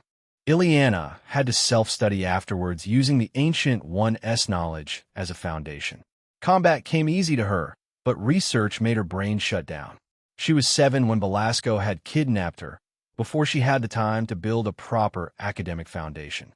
Still, she persevered just to reunite with her only family member. At some point, she reconnected with the X-Men, who had taken care of Apocalypse at the cost of losing a great deal of the world population. This was how she made friends with Laura.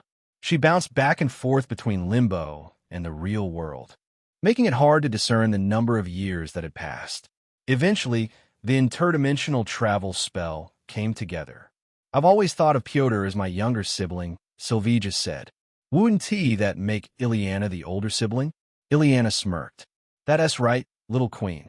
Shit. The story had gotten heavy, so the 2 women leaned into a joke to cut the tension. Dante patted Sylvija's back as she faked a depressed pout. You've been through a lot. Ileana shook her head. I'm back home. Everything else is nothing in comparison. Do you miss the other world? She frowned, honestly piecing together her feelings. A little. I don't think I can return. I might end up in a completely different world. It's only natural. You spent most of your life there. He couldn't agree more with Sylvija. He himself still felt a longing for his parents and cousin. Ileana sliced open a rift with a flick of her hand and shoved her soul's word through it. Did you get a little teary-eyed at my sob story? Yes, I'm deeply emotional right now, he said with a sigh. I'd cheer up with your dimensional artifact. She grinned. I took it from Belasco of that universe. You got lucky. Wait, did you check Belasco's vault here?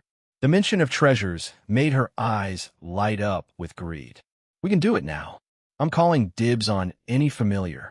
Been looking for a cute fellow my whole life. So me and Sylvija? Sylvija gave him a blank stare. Ileana flipped him the middle finger.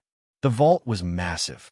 A cavernous room stuffed full of gold, weapons, scrolls, weird eggs, gems, magical orbs, and random earth junk such as old newspapers, magazines, specs, sunglasses, clothes, even a pair of lacy black thongs dangling from a hook.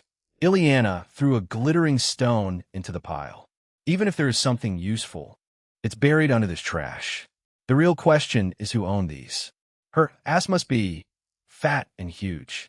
Sylvija snatched it from his hands and threw it away, clearly a little jealous. By the way, I can take care of this gold. I have channels to turn it into clean cash. Ileana raised her eyebrows. I'll give you half. I was asking for a cut, but I won refuse it. As a queen, there is no end to my needs. They shook hands with charming smiles. One happy to develop her country, and the other imagining the biggest shopping spree of her life. Dante looked at the abundance of items. There was only one way to sort them efficiently. No, my dear friend. Null triggered Death's resonance link, unlocking senses that still melted his brain. Among all the eggs, only a few had viable life. He set those aside. Next were gems. He picked everything that seemed valuable and everything with mystical energy signatures. The rest were tossed up with the gold. The weapons flew up under his control and neatly categorized on the side. Ileana watched with a raised eyebrow. It's not sorcery or science. How is he doing this? He has a plethora of abilities, Sylvija whispered. His powers come from others. Oh, tell me more. Ask him for the specifics. Dante ignored them. A familiar object among the pile caught his eye. A crimson gem on a chain, upon which strange letters were carved. The same chain as Lady Loki. With the enhanced senses, he could see every little detail in the letters. He knew the broad strokes and the small habits very well. Death's giggle echoed around me. This person left this chain on Ileana, but she dropped it by accident. What a pair of clumsy idiots. The affection and familiarity in Death's voice as talked about this person. Was it me?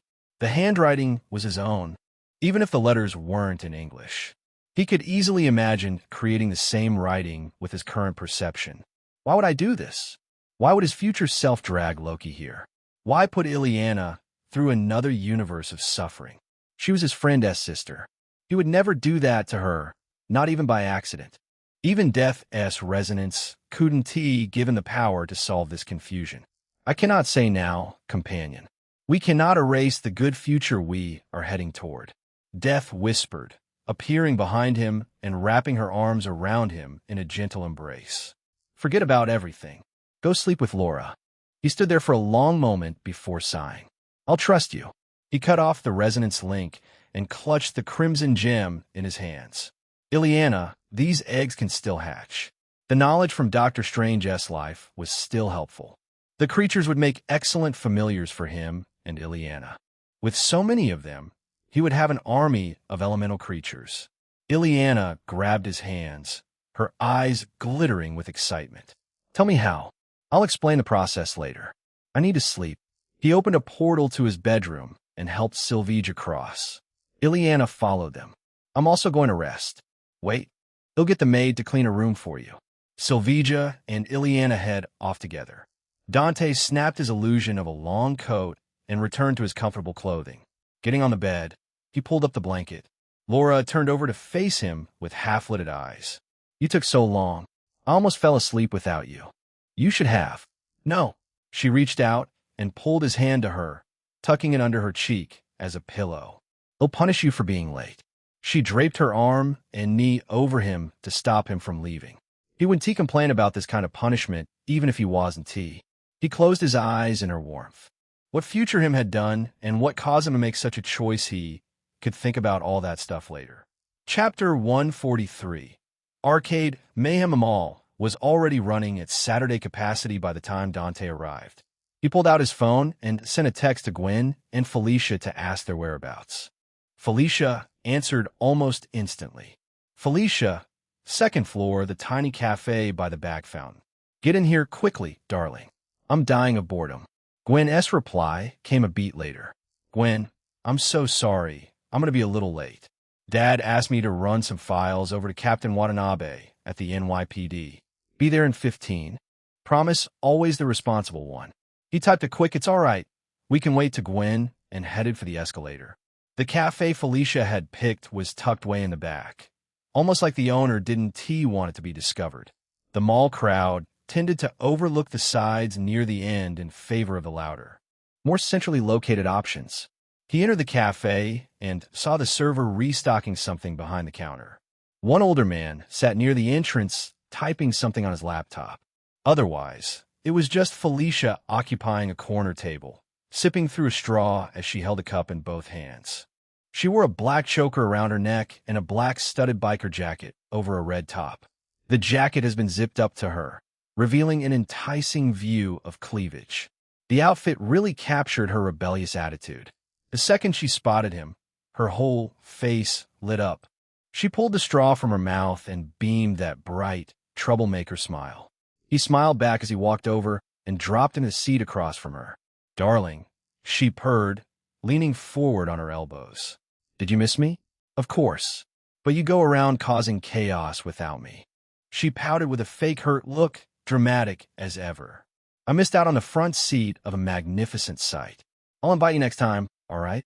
That a promise then. She pointed at him once and picked the cup back up. Sylvija is leaving this Monday. How about moving into my room? You're coming back? Dad and Mom are settled now. I can think about my own life now.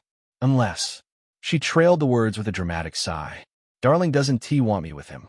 Glad to have you back. He would have been lonely. Not with Laura always finding a way back to him. But nobody could match Felicia's chaotic energy. Of course, darling. He looked at the sketchbook on the table. Still unsure about your suit?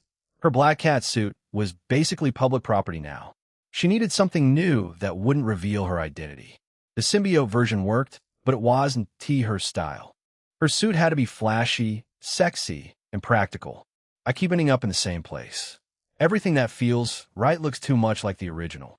Everything different feels wrong. She let out a sigh. It's frustrating the hell out of me. Maybe I can help. My body is always open for your ideas. Felicia flipped open her sketchbook and held her pen. What do I draw? Let me try. He took the sketchbook from her and drew her symbiote suit, but with cat ears. It looked just like Catwoman's suit from DC, but with lush hair falling behind her. Oh, cat ears. I was too enamored by the 80s look to consider them. She mused, nodding to herself. Symbiote to color my hair, and it'll be a perfect disguise. She began refining the final details. She could only make a few before her phone rang. Gwen is here. A couple minutes later, the cafe door flew open and Gwen rushed in, pulling her scarf. Her cheeks flushed from the cold, her blonde hair a little windblown. She was wearing a gray knit sweater underneath, a black coat, slim blue jeans, and ankle boots. The dark blue scarf was oversized and wrapped twice. Her outfit choice today was more flashy than her usual simple style. She had certainly dressed to impress. Gwen dropped straight into the seat, right beside Dante. Hola, amigos. Miles' influence was already showing. Felicia narrowed her eyes. Gwen flinched in panic, giving him a side glance. Felicia leaned forward, reached out, and pressed her thumb gently to the corner of Gwen's mouth. Is that the Clover and Mist S Velvet Death? The limited one? I didn't think they started shipping internationally. Dante blinked, not quite following Gwen's freakout. They were planning to reveal their relationship to Felicia anyway. The tension left Gwen's shoulders in one long sigh. MJ gave me a whole kit. She said it would help with my self-confidence. MJ might be a terrible girlfriend in some comics, but she was still a solid friend to Gwen. Gwen glanced at him, eyes flicking meaningfully toward Felicia like she was reminding him of the promise they had made. He looked at Felicia. Gwen and I are dating. I see. Felicia put down her cup and closed the sketchbook. Our friendship was just a way to get closer to him. Dante knew it was an act to terrify Gwen. Her delivery, with indifferent expression and cold voice, was perfect. Felicia had guessed Ghost Spider's identity through some online pictures. Her observation skills were too sharp to not pick up cues in Gwen's odd behavior. Her act worked like a charm. Gwen looked at him like she was terrified Felicia was about to call her a backstabbing traitor. I just not like that, Faye. I didn't. Gwen, a good friend would be, said no. Felicia whispered in a disappointed tone. But you clearly don't see me as one. I was just a stepping stone in your path. The corners of Felicia's mouth twitched. Dante knew she was unable to stop herself from grinning deviously. She was having too much fun terrorizing Gwen. I never thought of you like that. Gwen's voice trembled. I didn't, Faye. I would never. She covered her face with both hands. Her shoulders shook as she started crying. Felicia's eyes widened as she looked at Dante. Neither of them accounted for Gwen actually breaking down into tears. While he was completely carefree about everything, Gwen had been holding in guilt. The weight of having developed feelings for her friend's boyfriend. Gwen. He put a hand on her shoulder and gave Felicia a stern look. Felicia was playing around. She didn't mean it. Baby. Hey, I'm not mad at you. Not even a little bit. Felicia dropped her performance and took a pleading tone. Please stop crying. I'm begging you. Gwen stopped sobbing. Really? The word was spoken in a steady voice, not like a person who just cried would have. 100%, Felicia said. I'd de-age into a grandma if I started caring about darling-s girlfriends. Gwen lowered her hands slowly. There were no tears on her face. Her eyes were completely dry. The corners of her mouth curved into a smug little smirk. You really think I don't know your tricks by now? Felicia threw the empty cup at Gwen's face. I hate you. Gwen caught it midair on pure spider sense and put it down. BFF. Well played, Felicia said with begrudging appreciation. You had me fooled. Gwen set the cup down. I'll still apologize, Faye. He asked me out the other day, and I couldn't reject him. I should talk to you first. Why does it feel like you agreed out of obligation? Dante asked, showing a concerned look. Gwen, she turned, closed the small distance between them, and pressed her lips to his briefly. I don't know how long this will last, but right now my feelings are very real. The affection in her eyes was real. If she could fake this, she would be a flawless actor. Felicia slow clapped. You made him fold in a second.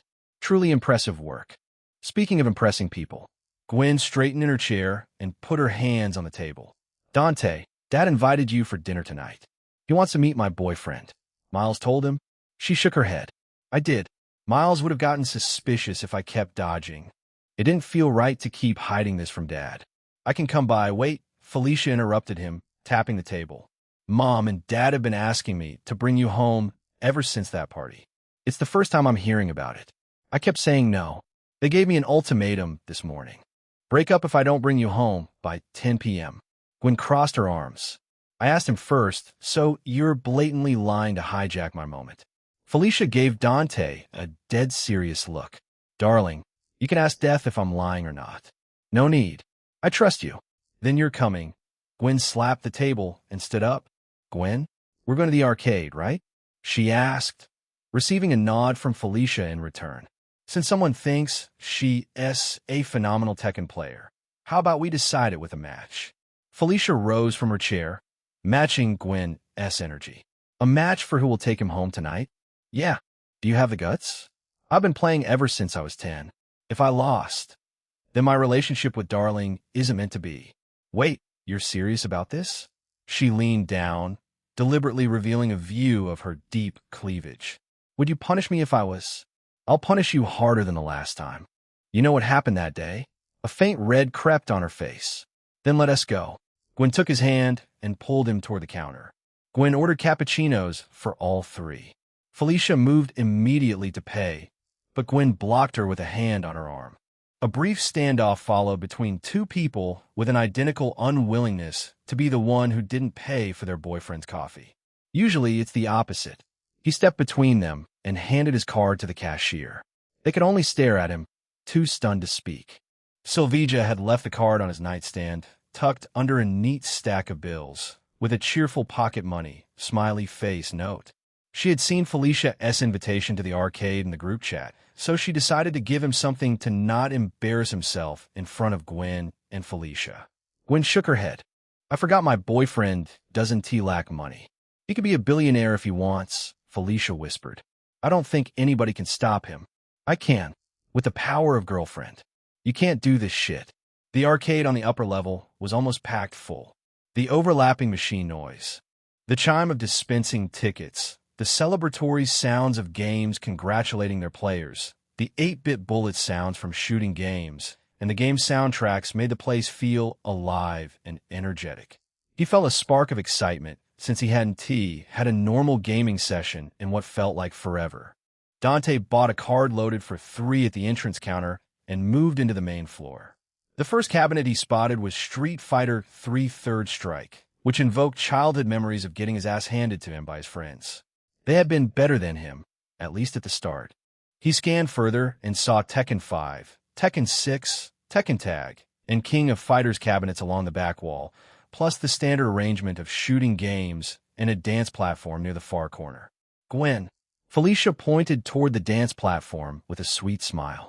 We should start there. It might suit your skill level better. Gwen looked at the platform with a flat look. Don't cry when you get your ass hooped. Felicia unzipped her biker jacket and laid it over Dante's shoulder. The black turtleneck was quite eye-catching on her. Darling, hold on to it.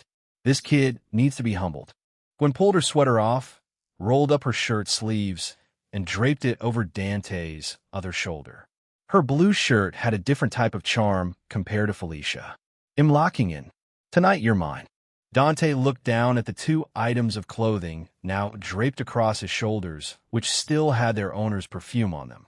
He wanted to jump on a Tekken cabinet, but instead he had to stand there like a coat rack for his girlfriends. The match would be exciting, though. Gwen's spidey sense against Felicia's cat-level reflexes and instincts, both of them too competitive and neither of them willing to lose in front of him. They moved to the Tekken cabinet. Gwen scrolled to Jean and picked him without hesitation. Felicia gazed at the screen for a few seconds and selected Heihachi. Proper discipline will be delivered today, grandson. Screw you. Dante moved slightly to the side for a better view of the screen and their faces. Gwen had her game face on, fully focused on giving her best. Felicia was relaxed on the surface, but her cat-like green eyes were barely blinking. She didn't want to lose either. Round 1. Fight. Both sides opened defensively. Small pokes for light pressure and testing range, and reaction time of the other. The first 20 seconds were almost boring. Not bad, Felicia praised. It won TB a complete stomp. Watch where you step. Felicia's expression shifted. Gwen had punished her overcommitment and executed a full combo. She took over half of Felicia's health bar in one go. With the clock counting down toward 30 seconds, the defensive approach was no longer an option. Felicia went for offense, and Gwen punished each one. You win. Gwen took the first round, but neither of them spoke at the conclusion. The game could still be won by anyone.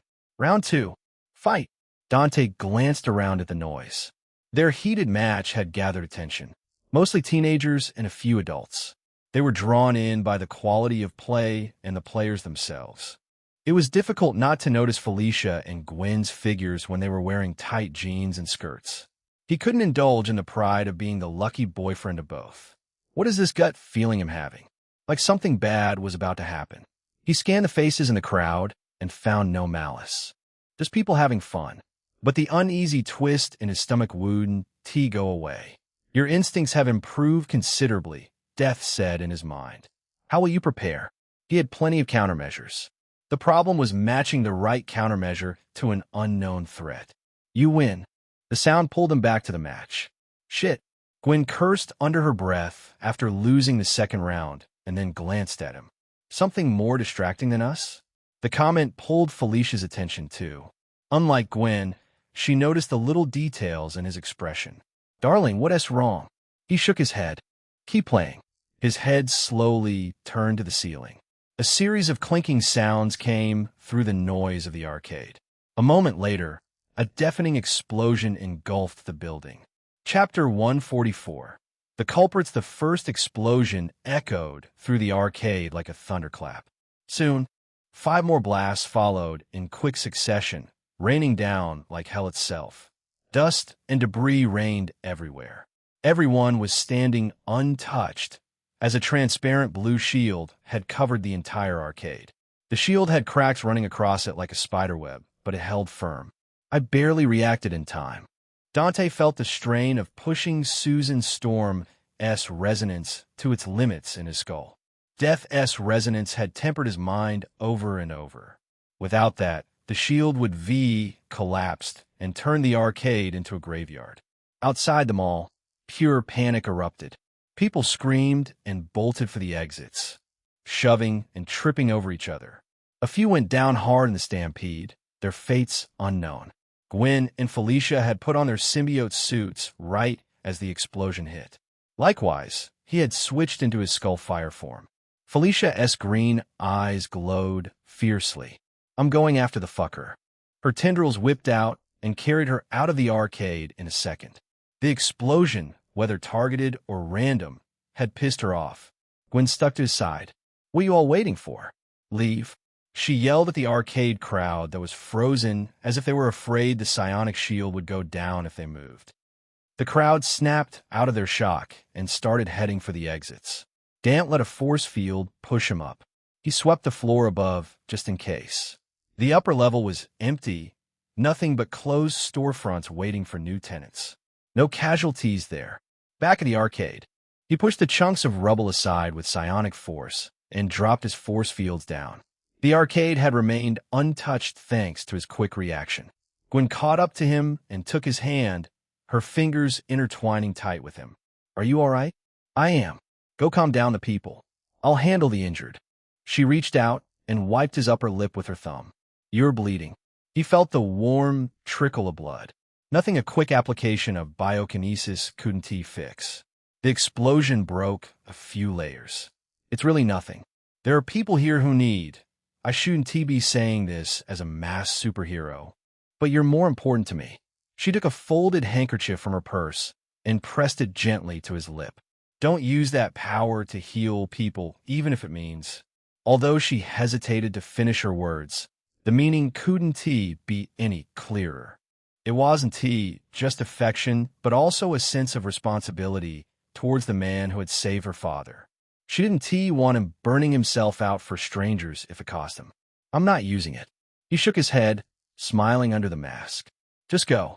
Shooing your caring, incredibly patient girlfriend. You're a terrible man. I'm not going to change. I don't want you to. She put the handkerchief back in her purse and fired a web toward the upper level. After one more concerned glance at him, she launched through them all.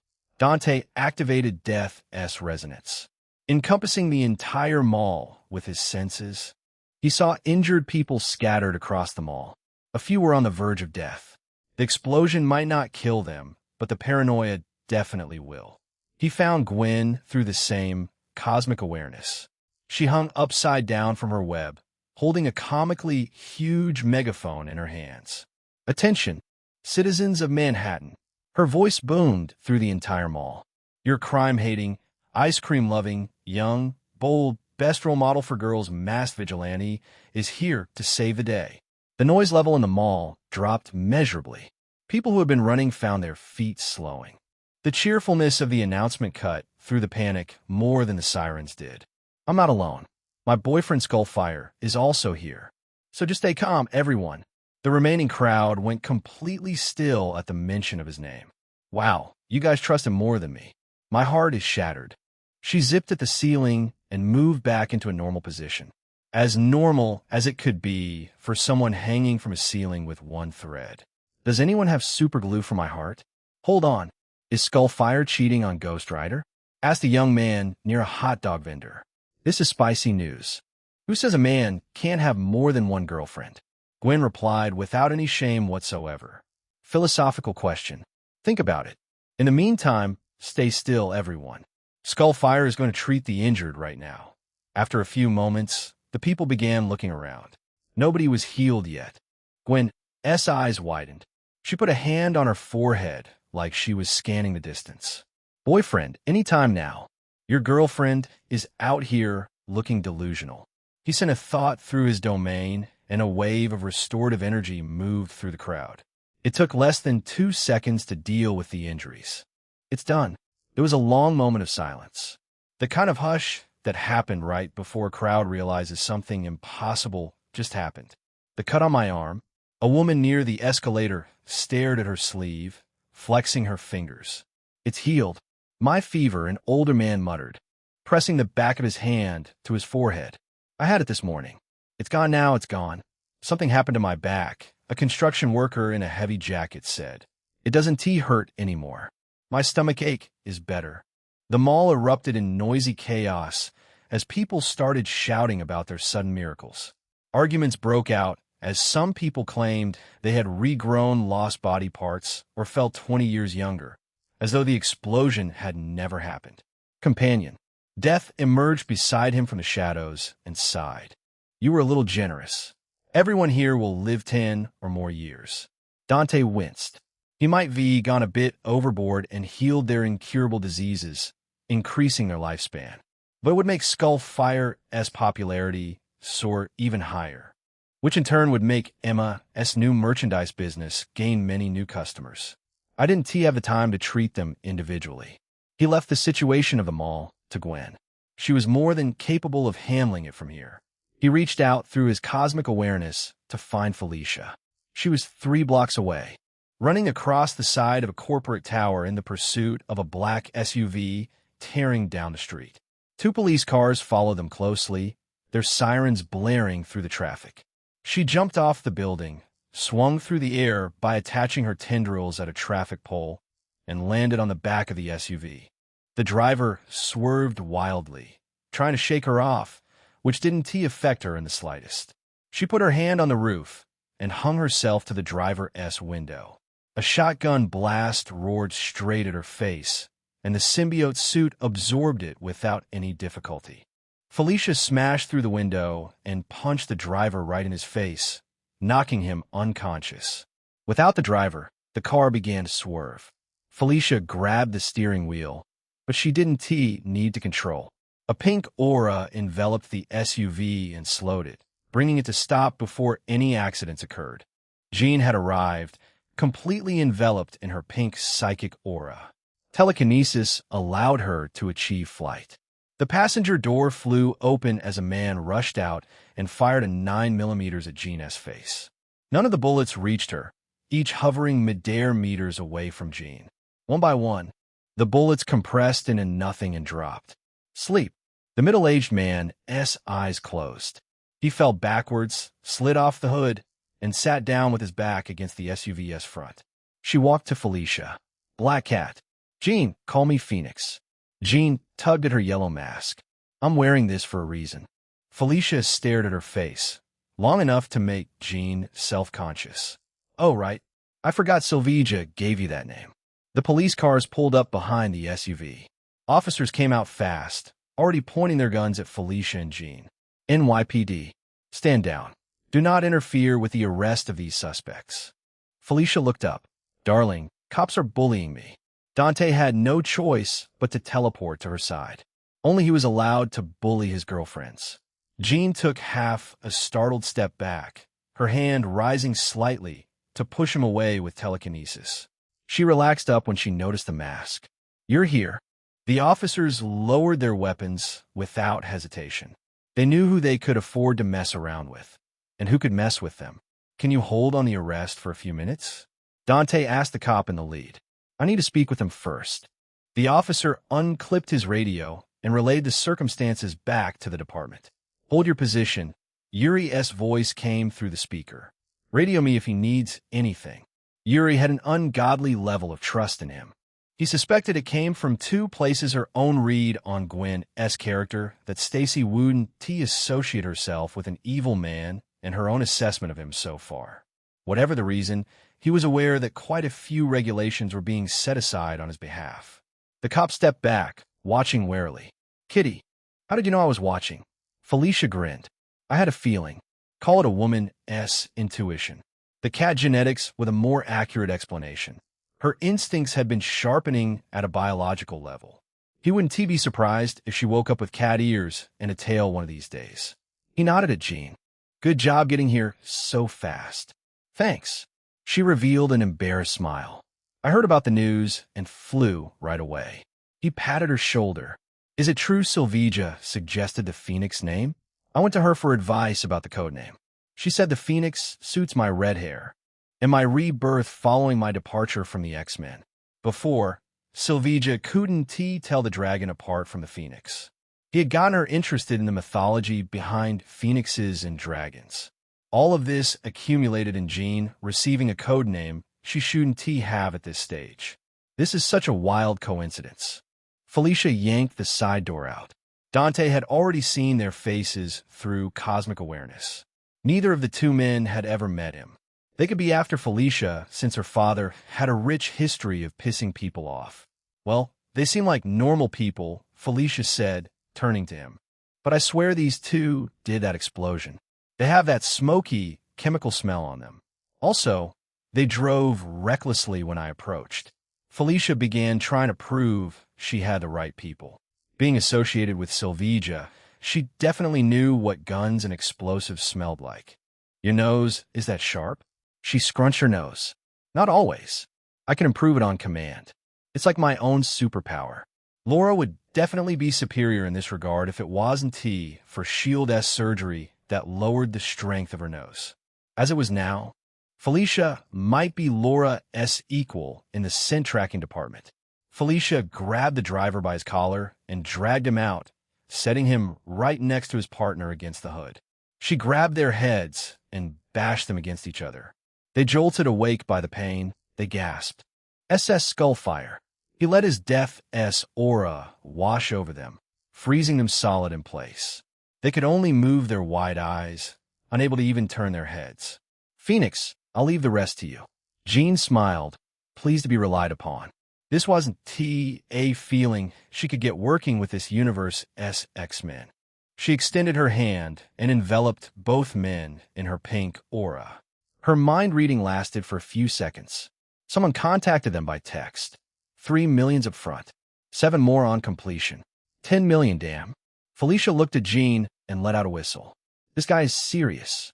Phoenix, what orders did they receive?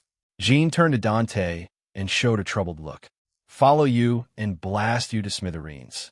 He cut the resonance link and crossed his arms. Someone out there knew his identity and wanted him gone. S.H.I.E.L.D. knew his durability better than anyone. They would go for heavier firepower, not simple explosives. Fury would only go for such a sloppy method in desperation. Right now, Fury had no reason to be. I can't write off the possibility. He couldn't rule out, but there were more plausible candidates. It could be some mutant hating him for making them public. Someone who was obsessed with Emma and saw their recent alliance as an obstacle. Someone being mind-controlled by a telepath like Xavier, crazy cult followers of Selene, or one of the High Lords. The list could go on and on.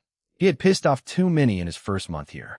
Felicia pulled her fist back and threw a deadly punch. It hit the space between the two men, ripping a hole through the car's hood. I'll find whoever gave the order. I promise you he'll be dead in 2 days. A random arcade attack would be one thing, but a targeted attack on Dante was intolerable. Just killing them wouldn't satisfy her. She wanted to destroy whoever tried to lay their hands on him. Dante had some qualms about leaving his enemies in the shadows. Then again, he had no choice. The cosmic awareness had too much going on to accurately find proper evidence to find the mastermind. He could ask Death, but he had to not rely on her for everything, especially after he made the bold promise of defying the multiverse and cosmic laws to give her a child. Seeing Felicia so determined, he decided to trust her with this. I'll help you, Jean said. His actions are questionable at times, but he is still my mentor. Felicia chuckled. Great. Your telepathy will be a big help. I'll include Gwen as well. Her detective skills are no joke. Jean suddenly looked at something in the distance. She is here. He saw Gwen swing around the corner of a building. After one more long arc through the air, she landed on top of the SUV in the classic superhero pose. Felicia crossed her arms, smirking. Stop it. You aren't cool like that. I know you're joking around, but I'll say Ghost Spider is damn cool, Jean said. Her costume is excellent. The name is perfect. Gwen flipped back her hood and stood up straight. You flatter me, Phoenix. Have I ever told you how much I love that name? It goes perfectly with your fiery red hair. Sable said the same thing. Jean smiled honestly. What do you think about my costume? Jean looked for Gwen's honest opinion, but all she got was silence. The redhead let out a depressed little sigh. Dante patted her shoulder twice. We'll work on it soon. Chapter 145. The Demonis' mysterious plan. Gwen dropped off the SUV's roof in one smooth flip and high-fived Felicia with a loud smack like they had been teaming up for years.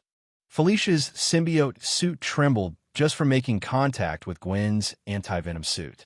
Gwen looked at the two men still pinned against the hood and turned to Dante with her eyes narrowed. Mind giving me a quick rundown? Someone knows Darling's identity, Felicia said in a flat voice. Hired 2 goons to blow him up. Nothing much. Gwen stared at her. How is that nothing much? Felicia put a hand on Gwen's shoulder and held her gaze. Jean and I are going to hunt down this mastermind operating from the shadows. Jean stepped in and set her hand on Gwen's other shoulder. You'll help us. Okay. Yeah. Gwen pumped her fist, caught up in their energy. They'll pay for targeting my boyfriend. Boyfriend? Jean's eyebrows shot up in surprise. Since when? Gwen went quiet for a few moments. Forget I said that. Don't even think about reading my mind. I'll kick you in the face. I'm dead serious. I don't do that, Jean whispered, shaking her head. I'm not Emma. Screw Emma. Felicia made an annoyed expression. I still don't like her. The White Queen in Europe was catching strays here in Manhattan. She deserves some of it for bullying Felicia into cooperation, using her sick father as leverage. She had redeemed herself for many things. So Dante didn't think much of it now. Dante beckoned the cops, who had been waiting at a safe distance. We should leave before every reporter in the city comes here. True. He traced a circle in the air. The mystical energy built up behind the motion and ripped a portal to his room. Jean hopped through the portal first, showing her complete trust in him or her lack of caution. Perhaps a mix of both. Felicia leaned her head through the opening and pulled back with an impressed grin. Can it be permanent? With some prep work, yeah? She shared a knowing smirk with Gwen.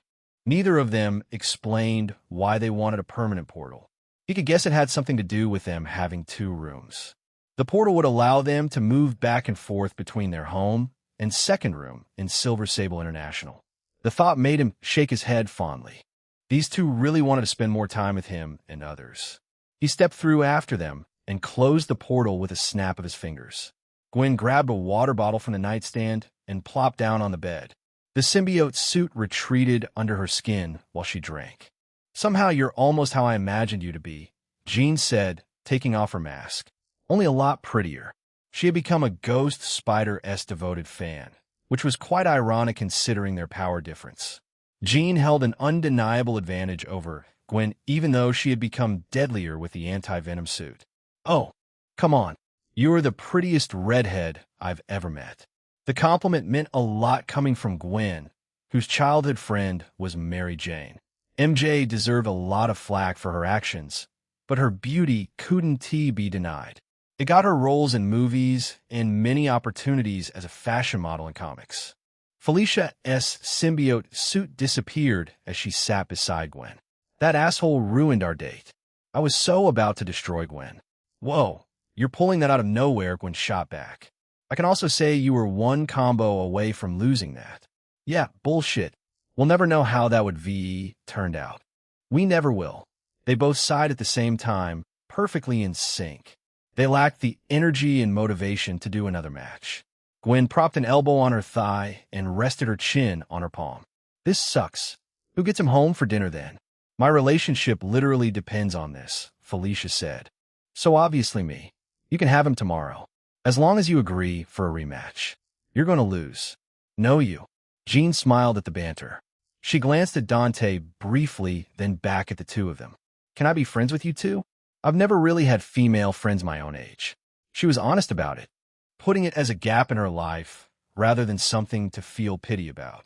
The closest female friend Jean had was probably Aurora, who might be in her late 20s like Sylvia. The X-Men in this universe were short on girls at the moment after he had killed Xavier's spy, Teresia. "They'll be happy to have you." Gwen gave him a warm smile. "You know, I met a lot of good people after meeting you.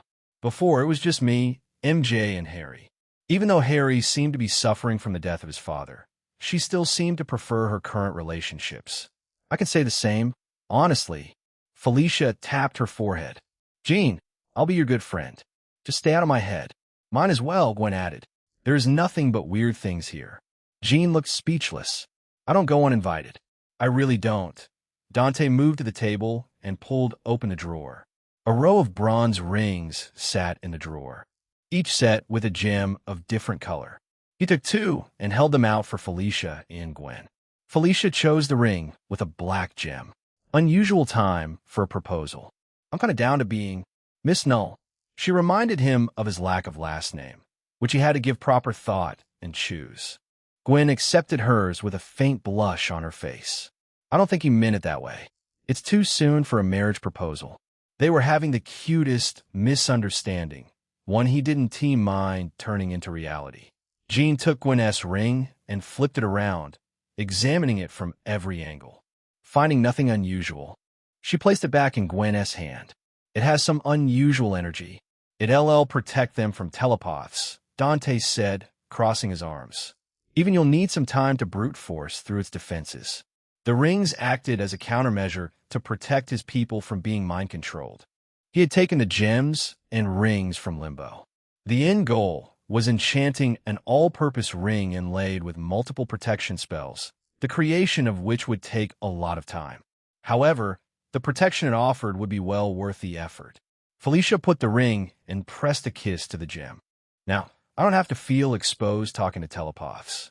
Gwen likewise showed no hesitation in sliding the ring on her ring finger. "No offense to you or Emma, but the idea of someone just reading my thoughts? It hurts me the wrong way." "None taken." Jean gave a small shrug. "I know how invasive it can feel." Without the unconscious barrier of telepathy, Jean mixed right in with the two. They began chatting, treating him like air. He dismissed his Skullfire illusion and fetched a silver gem from the drawer to enchant for Sylvia, while wondering how long they could talk before running out of topics. With how talkative Felicia and Gwen were, they probably won't. Their conversation shifted from clothes to their superhero team names all the way to the university, lectures, girls' drama, parties, and finally the new semester starting next month. The two invited Jean to Yes You on the spot. Jean hesitated, but he gave her the permission to join the university.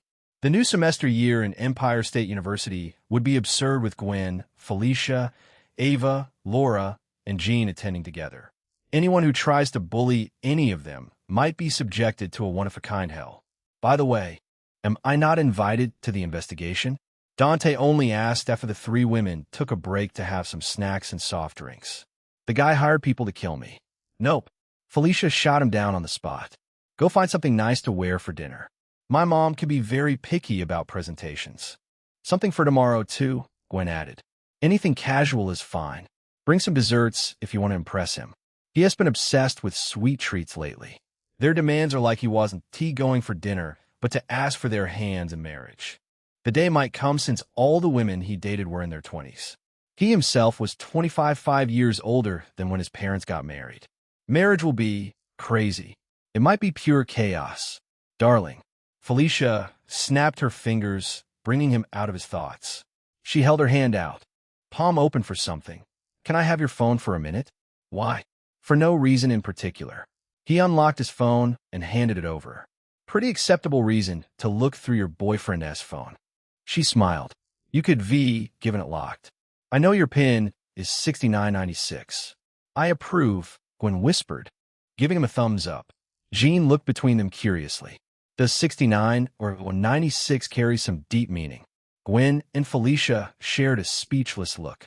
The silence was 2 seconds long before they both broke into laughter. Even he was a bit embarrassed about having such a mean PIN code. Jean seemed a little frustrated at being the butt of a joke, which she couldn't even understand. Did I ask the wrong question? You asked the wrong people. What is that supposed to mean? It's a position. You can look it up on Google. Jean quickly pulled her phone out. A few swipes here and there. And then she looked up. Her face had gone scarlet red in embarrassment. Why is this your PIN code? What's wrong with you? He is cultured. You're not. Felicia rebuked and returned his phone to him. I'm sure you aren't cheating on me. He is openly doing that, Jean retorted. His other girlfriend is sitting right next to you. Everyone in the room ignored Jean. Felicia got up from the bed. When will you meet up with Natasha? She had peeped at the messages. Well, he wasn't concerned. All the bride jokes had been made over the calls. Besides, Gwen and Felicia already knew all of his girlfriends, except for Laura. But then again, they had yet to properly start a relationship. Right now, it was just affection. He checked the time on his phone. Still free for an hour. Great. Let us go on a shopping trip. Natasha typed a report on a MacBook about the days she was in Kamartaj. She was in a simple brown jacket with fur hood and jeans, rather ordinary clothes for the fancy private dining room around her. She had spent over $3,000 to reserve this room for her date with Dante. She flipped her wrist. Still 10 more minutes before the meeting time. Her spirit of vengeance flickered into existence as a fiery skull hovering above the laptop. You can feel it too, can't you? The chaotic undercurrents in your organization? After witnessing people being arrested for just looking up a classified file, Natasha had lost any remaining faith. The person controlling S.H.I.E.L.D. from the shadows had buried their claws deep. She couldn't trust anyone on the inside except for Clint. She typed a sentence and backspaced it all the way. What options do you think I have? S.H.I.E.L.D. was the closest thing she had to a home. She had nowhere else to go. Leaving meant being hunted down by them. She knew too much. A simple resignation wouldn't be allowed. Dante, the demoness, said one word like it was a magic word that would get rid of every one of her problems. Leave S.H.I.E.L.D. and join him. Dante was working towards protecting the people. Even last night, he had confronted a powerful foe, the aftermath of which wiped out Oscorp Island. Joining him wouldn't betray her goal of making up for her past actions. No, she might do more good with him than S.H.I.E.L.D. I'd love to, but I can't. Why? He has amassed more strength in this city than S.H.I.E.L.D.'s maximum capacity. If you include Asgard, even the mutant community would need to treat him with respect. And he is the companion of a cosmic entity. The spirit listed Dante's strengths, but this rejection was never about his worthiness. She shook her head. S.H.I.E.L.D. has files on Yelena. All widows I freed are on their radar. Right now, the mastermind needed her in S.H.I.E.L.D., so she would stay here and keep doing her best. If she walked away, the widow's past might get leaked to the public, and ruin their current normal lives. Or something worse. As strong as she was, she couldn't protect everyone. You humans are troubled creatures, the demoness said, the flames of her skull flaring up in rage. You possess the power to kill anyone. Yet you chose to live like a bird trapped inside a cage. Her words stung the truth, always did. A small sacrifice, she whispered. For my sisters. She would die for them. They would do the same for her. Why are you so determined for me to go to him? She asked. What isn't it for you? The spirit remained quiet for a moment before speaking in a softer voice. I'll be frank with you. Dante's assistance will speed up the process of restoring my true form. Natasha appreciated the directness. It changed her opinion of the spirit slightly. Just slightly. She saw her phone's display light up. An unknown caller. She accepted the call with a swipe. Who is speaking? Felicia Hardy. Natasha raised an eyebrow. Something happened to Dante? No, that is not possible. Gosh, stop assuming the worst. I don't want to imagine my love getting hurt. It comes with the job. She replied with a relieved smile. Anyway, why are you calling me? Did you hear about the accident at the arcade today? Yes. Are you chasing the culprit? They're targeting my boyfriend. My claws will reach their throat tomorrow, Felicia said in a voice lacking her usual warmth. I have a phone number and a dream. Will you help me turn it into reality? Natasha thought for a moment and nodded. Send me the number. Thanks, Natasha. I owe you one. Don't worry about it. She hung up and received the number in her text. Finding the details of someone through a phone number and tracking them down wouldn't take much effort for someone in her position. The spirit's flames burned brighter. I have a way for you to leave S.H.I.E.L.D. and join Dante without putting the widows in danger. Which is, it shall work this way. The spirit laid it out in one long explanation. Natasha was left sitting there, resenting the heat in her face. No, I'm not going to use Dante like that. She owed him too much to emotionally manipulate him, more than she could repay him. Manipulating him, according to the spirit's plan, would be a new low. Even for her. He said he'll come to save you. The spirit whispered gently. Your colleagues at S.H.I.E.L.D. are being moved around like pieces on a chessboard. Are you not going to free them? The spirit's flames dimmed down. Do you think they don't deserve the freedom you bestowed upon the widows? Fuck you. Natasha muttered under her breath. Don't start manipulating me now. It's between being stuck in a limbo or actually doing something to stop the evil in S.H.I.E.L.D. What choice will you make? The spirit's gentle whispers were just like a demon. She made it seem like Natasha would be abandoning her S.H.I.E.L.D. colleagues if she didn't take action. The fiery ball used to be a demoness before she became a spirit of vengeance. Natasha had no doubt about it now. Natasha, my sweet child, she murmured in her ear. You're not exposing him to any danger. If anything, you're bringing his hidden enemies to the surface. He'll forgive you over this. I firmly believe he will thank you. That is the type of man who wants you to be his bride. Natasha flipped the laptop shut and sat there. A few minutes flew by like nothing. The spirit went quiet, letting her decide. Sore Dante. She took the phone and dialed Nick Fury's number. The rings were tamer than the sound of her heart hammering in her ears. Fury answered in his usual gruff tone, Romanoff. Natasha took a deep breath. Director Fury, I've been thinking about your recruitment proposal. After giving some thought, I'm ready to move forward with it. Really? Fury said in a surprised voice. Don't feel like I'm forcing you into this. I do no such thing with my agents. You have full freedom to say no. Fury was not lying for once, but she was. I'm not forcing anything. Fighting him and beside him, I've developed a very positive impression of him. A talent like him not working for S.H.I.E.L.D. it's such a waste, don't you think? Her sweet words were full of lies and deceit. She might begin loathing herself at this rate. Well said, Romanoff, Fury commended, already believing her lies. They were the exact words Fury wanted to hear at the moment. When you start, I'll be meeting him in a few minutes. We can start then. Fury hummed in his throat before speaking. I'll deploy the qualified agents. Try to be non-lethal. I know, Director Fury. Chapter 146. Message from a master. Dante hadn't expected Natasha to invite him to an expensive restaurant. although it wasn't Team Michelin rated, which never mattered anyway. The place and the staff were dressed like one. He showed the invitation at the reception desk and got a key card and directions to the private room she'd reserved. He considered knocking, then decided against it. Natasha was expecting him anyway. He slid the key card in, which made a buzzing click.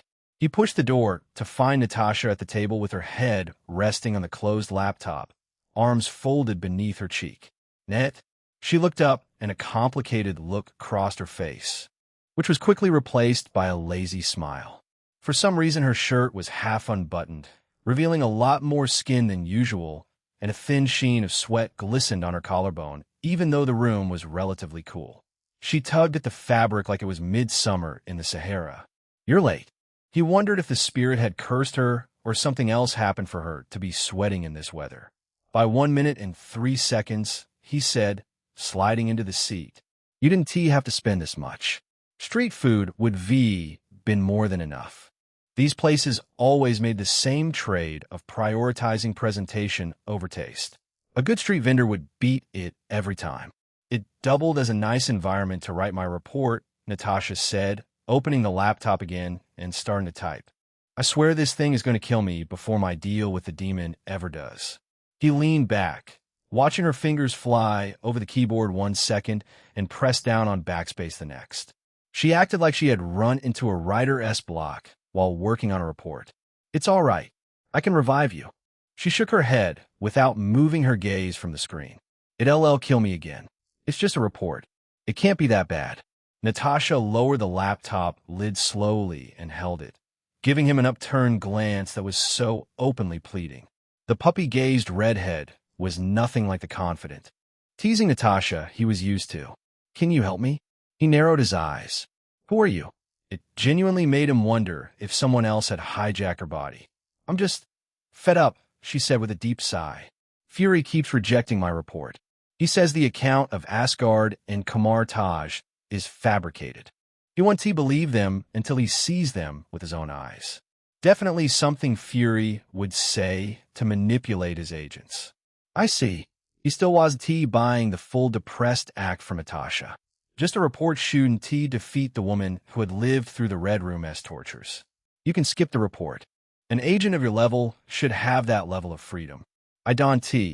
Barton disappeared for weeks, and Fury didn't even send anyone to check on him. Natasha paused, realization flickering across her face. It seemed like she stopped her depressed act, but then her shoulders sagged again.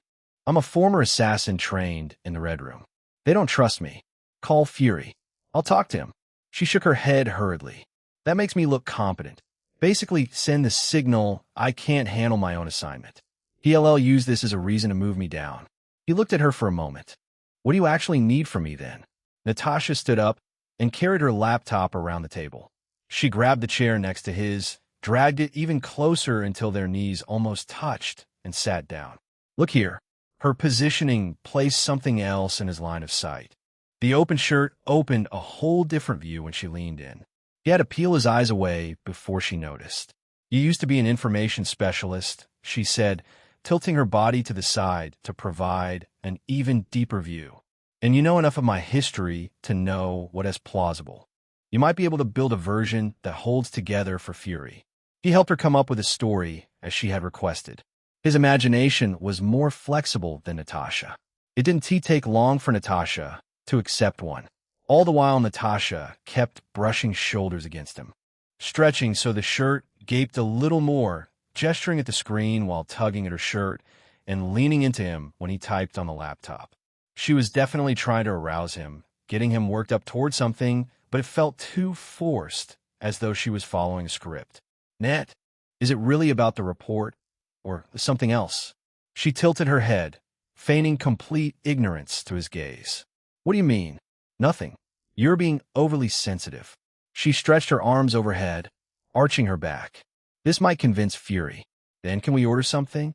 I'm starting over here." I got caught up.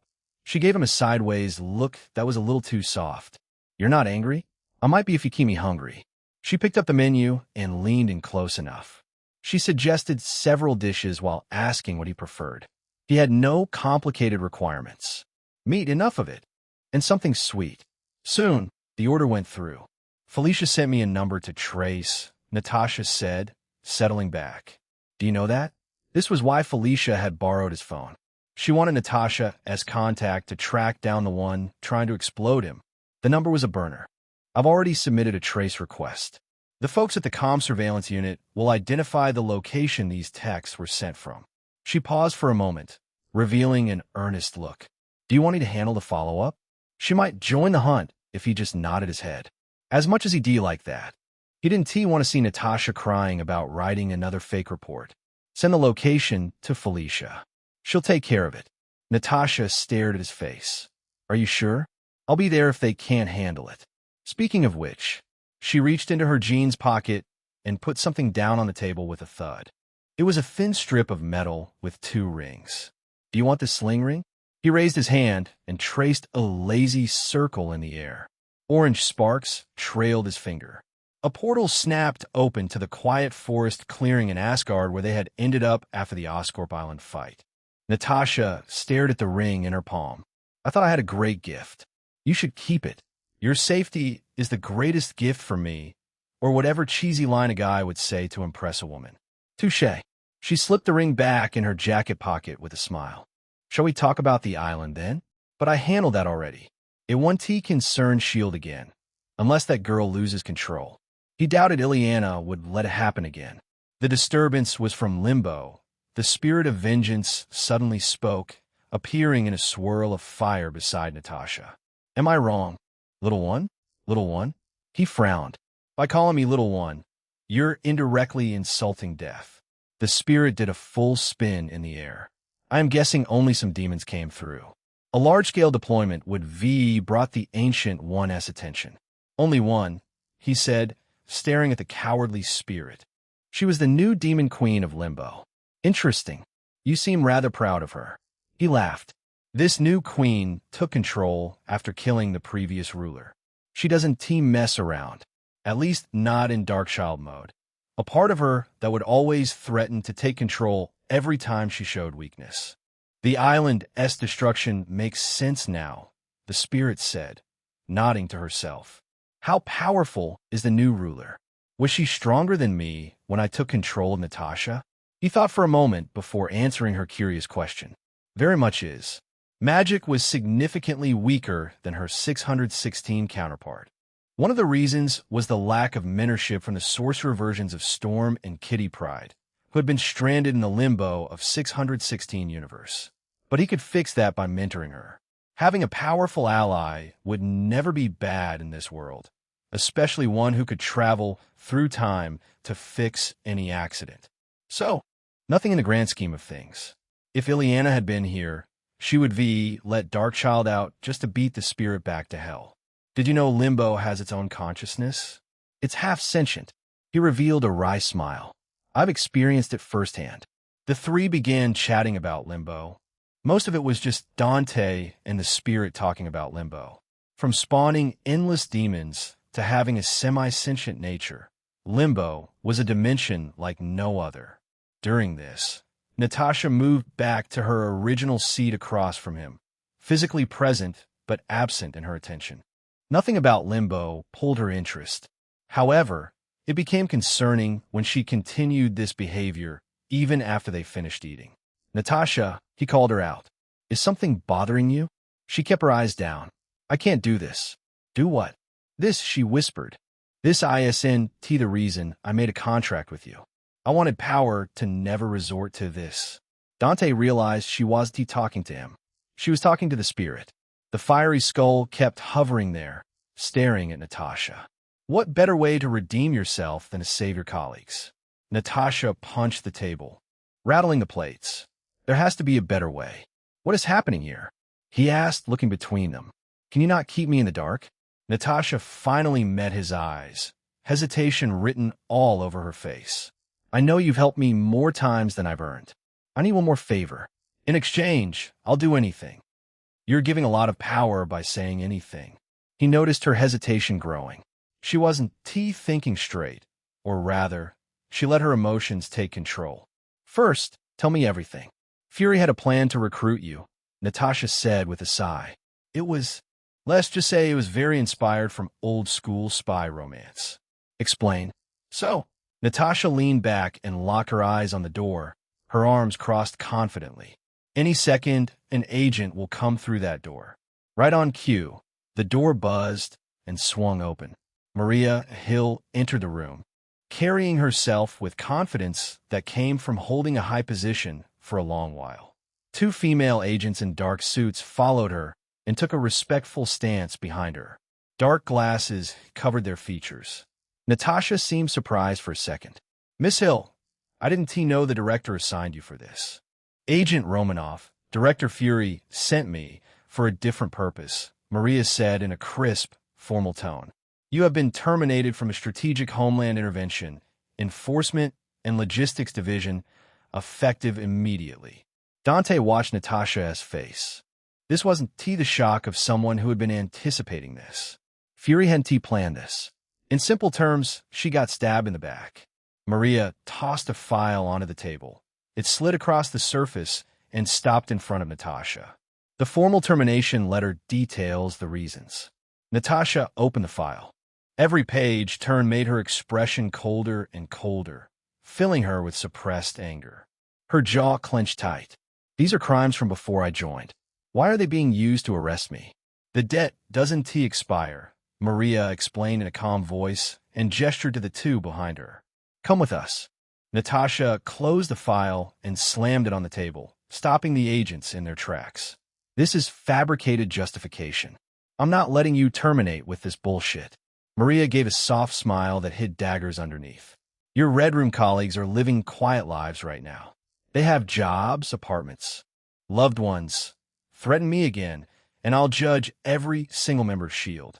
Natasha reached out to the spirit and allowed the skin of her face to melt away.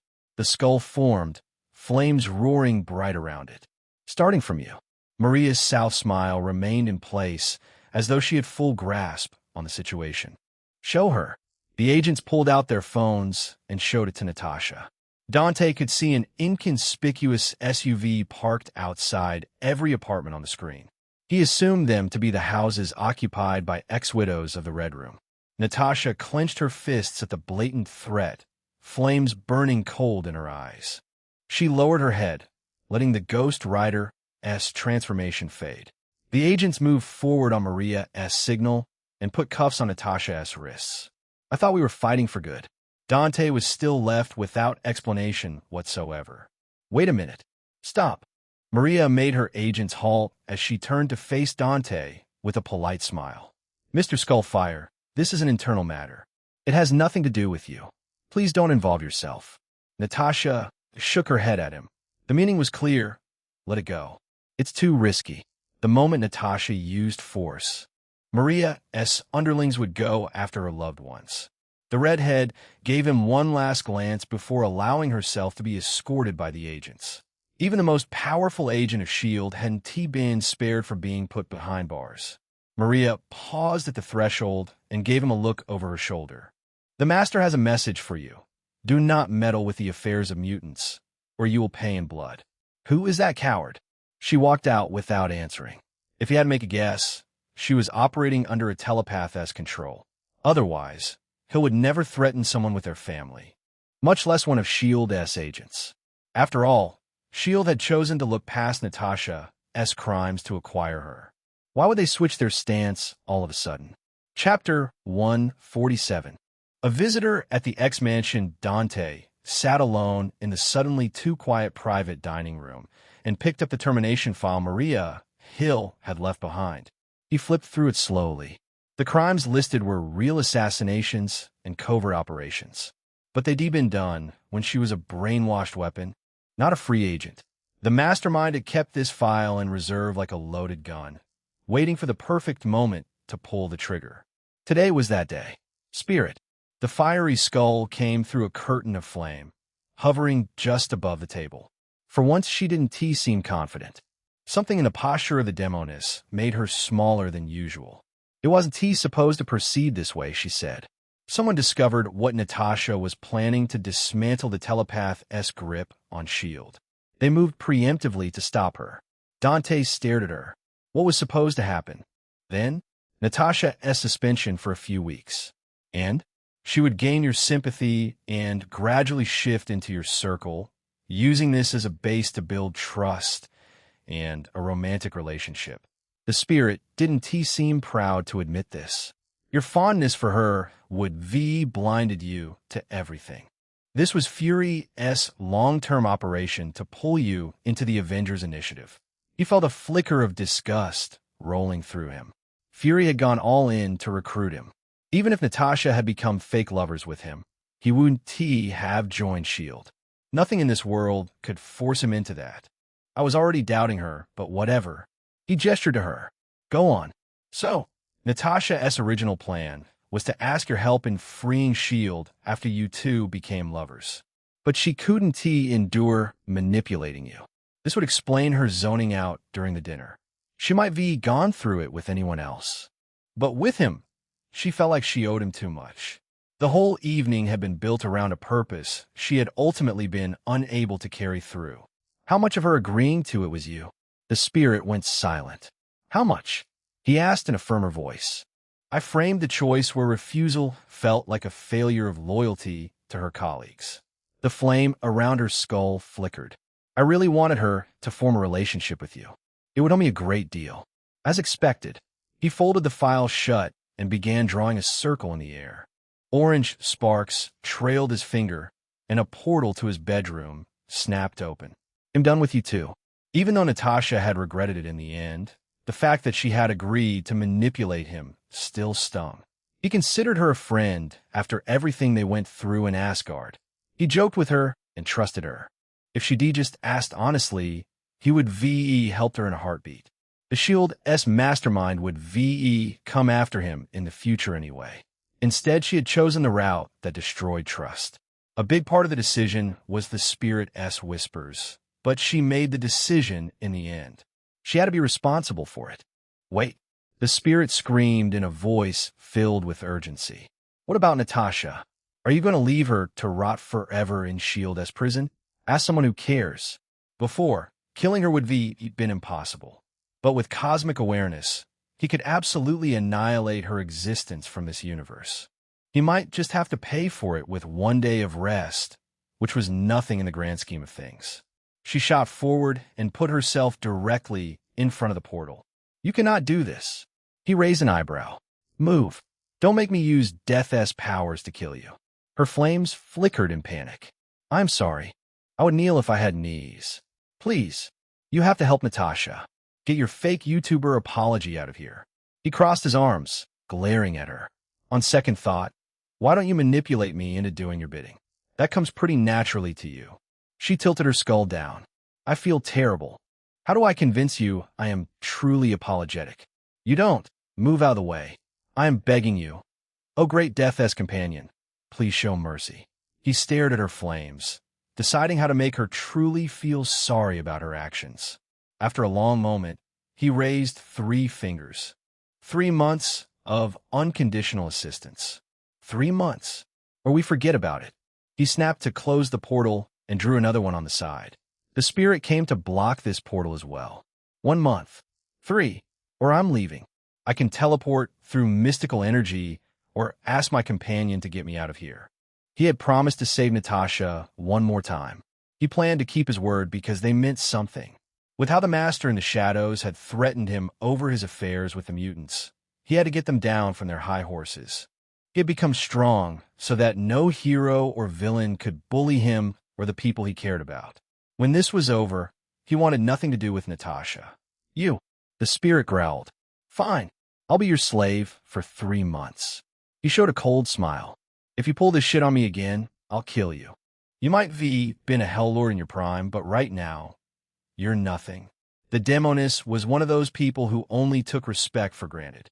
After today, she would fully realize the worth of respect.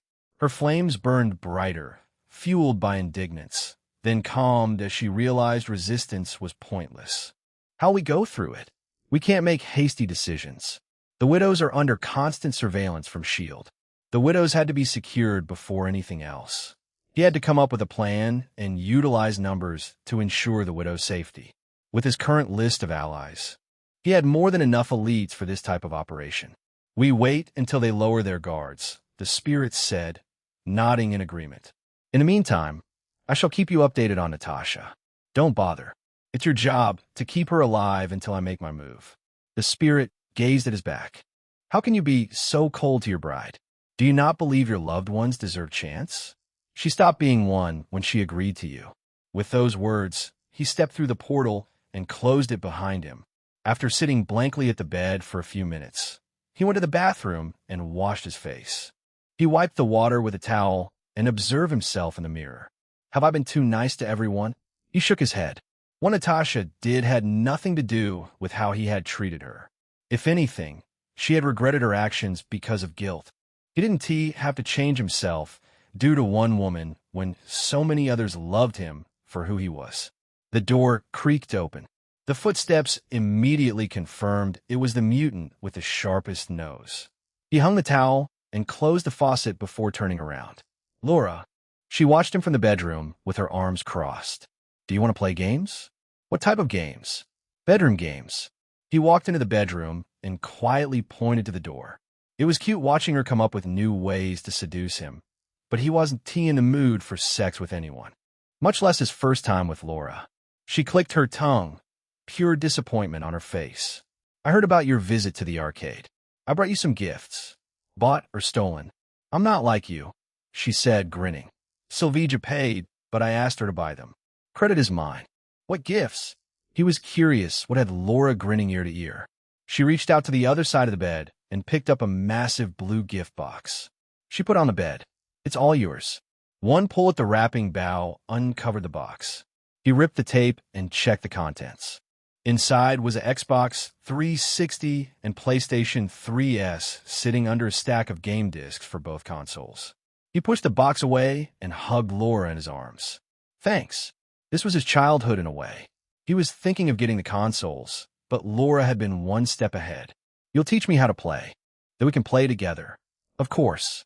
He reached in the box and pulled out a Gears of War 2 disc. We can play this together. Let us go. At the Xavier Institute, the silence felt heavier than usual. Aurora Monroe stood in the kitchen, stirring a large pot of stew she hoped would coax everyone out of their rooms. The mansion had changed in a crushing way after Gina's departure. Scott hadn't come out of his room. Food left outside his door disappeared, which was the only evidence he was still inside. Bobby and Warren had been gone since yesterday evening without a message. Hank had locked himself in his lab. Only the occasional crash of equipment conveying his living status. Jean had been the heart of this place. Without her, nothing felt right.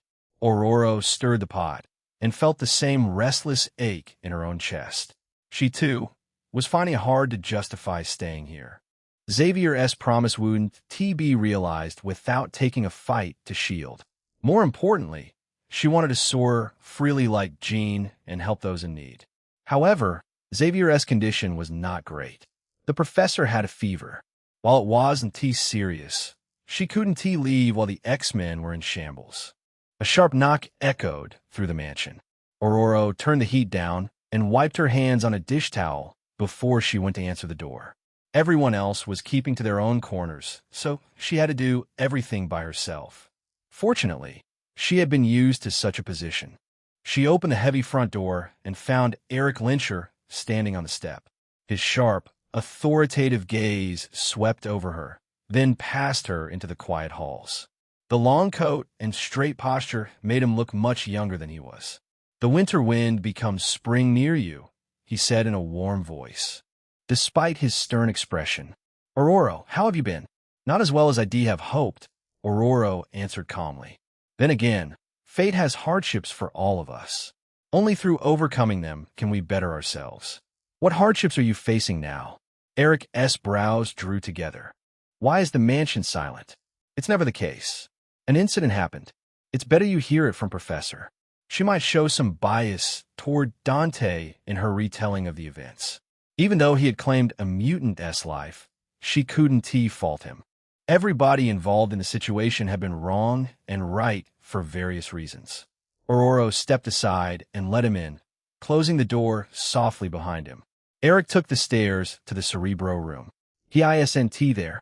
she said. Professor X is in his room. Eric checked his watch. What happened for him to be there this early? A fever. It's improving. Eric accepted the explanation with a curt nod and followed her to Charles' quarters. Aurora opened the door and flicked on the lights. Xavier laid on the bed tucked under a thick blanket. Charles. Xavier opened his eyes and sat up, which meant he wasn't sleeping. He had been thinking. Eric, he said in a warm voice. My friend. The two had decades of friendship despite all the prior disagreement. S.H.I.E.L.D. oppression had brought the two closer into becoming real friends. Aurora closed the door and made her way back to the kitchen. These two would converse while she finished preparing the dinner for everyone. Perhaps Eric would find a way to bring in more mutants, which their academy sorely lacked at this moment. Some fresh blood might clear everyone's sorrows. A sudden crash from Charles' room stopped her cold. That punk killed Teresia?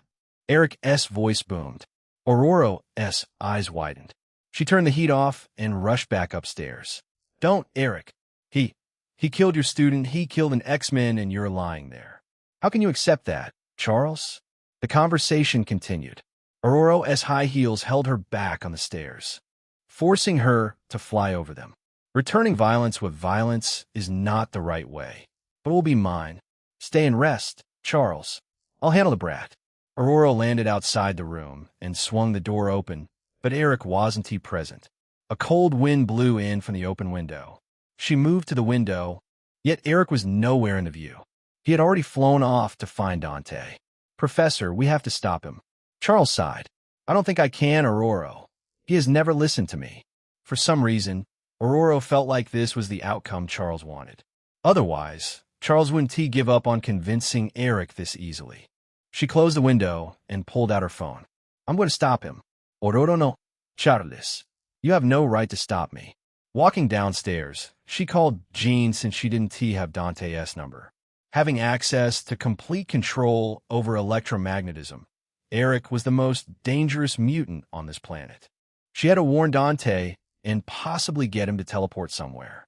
Miss Aurora, Jean said cheerfully, I miss you so much here. You have no idea. Jean, is Dante near you? He left for Felicia's home half an hour ago. He.'s having dinner with her parents. For a moment, Aurora thought this would save Dante from a conflict with Eric. Then she realized Eric's network of mutants. Even Raven Darkholm was working under him. Finding Dante wouldn't be hard for Eric. Text me Dante's number and Felicia's address. Miss Aurora, what happened? Jean's voice was filled with worry. Is he in more trouble? I can't be certain of the possibility. But if Eric reaches him tonight, and neither of them chooses to stop. She flew up in the air and gazed at the bright city under the sky. Half of Manhattan might be leveled. Dante fought by overwhelming his opponent through skills and raw power. Eric, on the other hand, fought by raining down everything in the environment upon his enemies. Against someone of Dante's durability, the destruction Eric would do might be unprecedented. Eric, Jean gasped. Shit, I'm going to help him. Jean hung up in a hurry. Aurora's phone buzzed a few seconds later with the address and Dante's contact. She opened the address in Maps and flew in the direction of Felicia's home. She dialed Dante's number and waited for him to pick up. The first two calls went into voicemail. He picked up the third one. Dante, is that you? Miss Aurora? They might be close to each other in age, but he always showed her respect.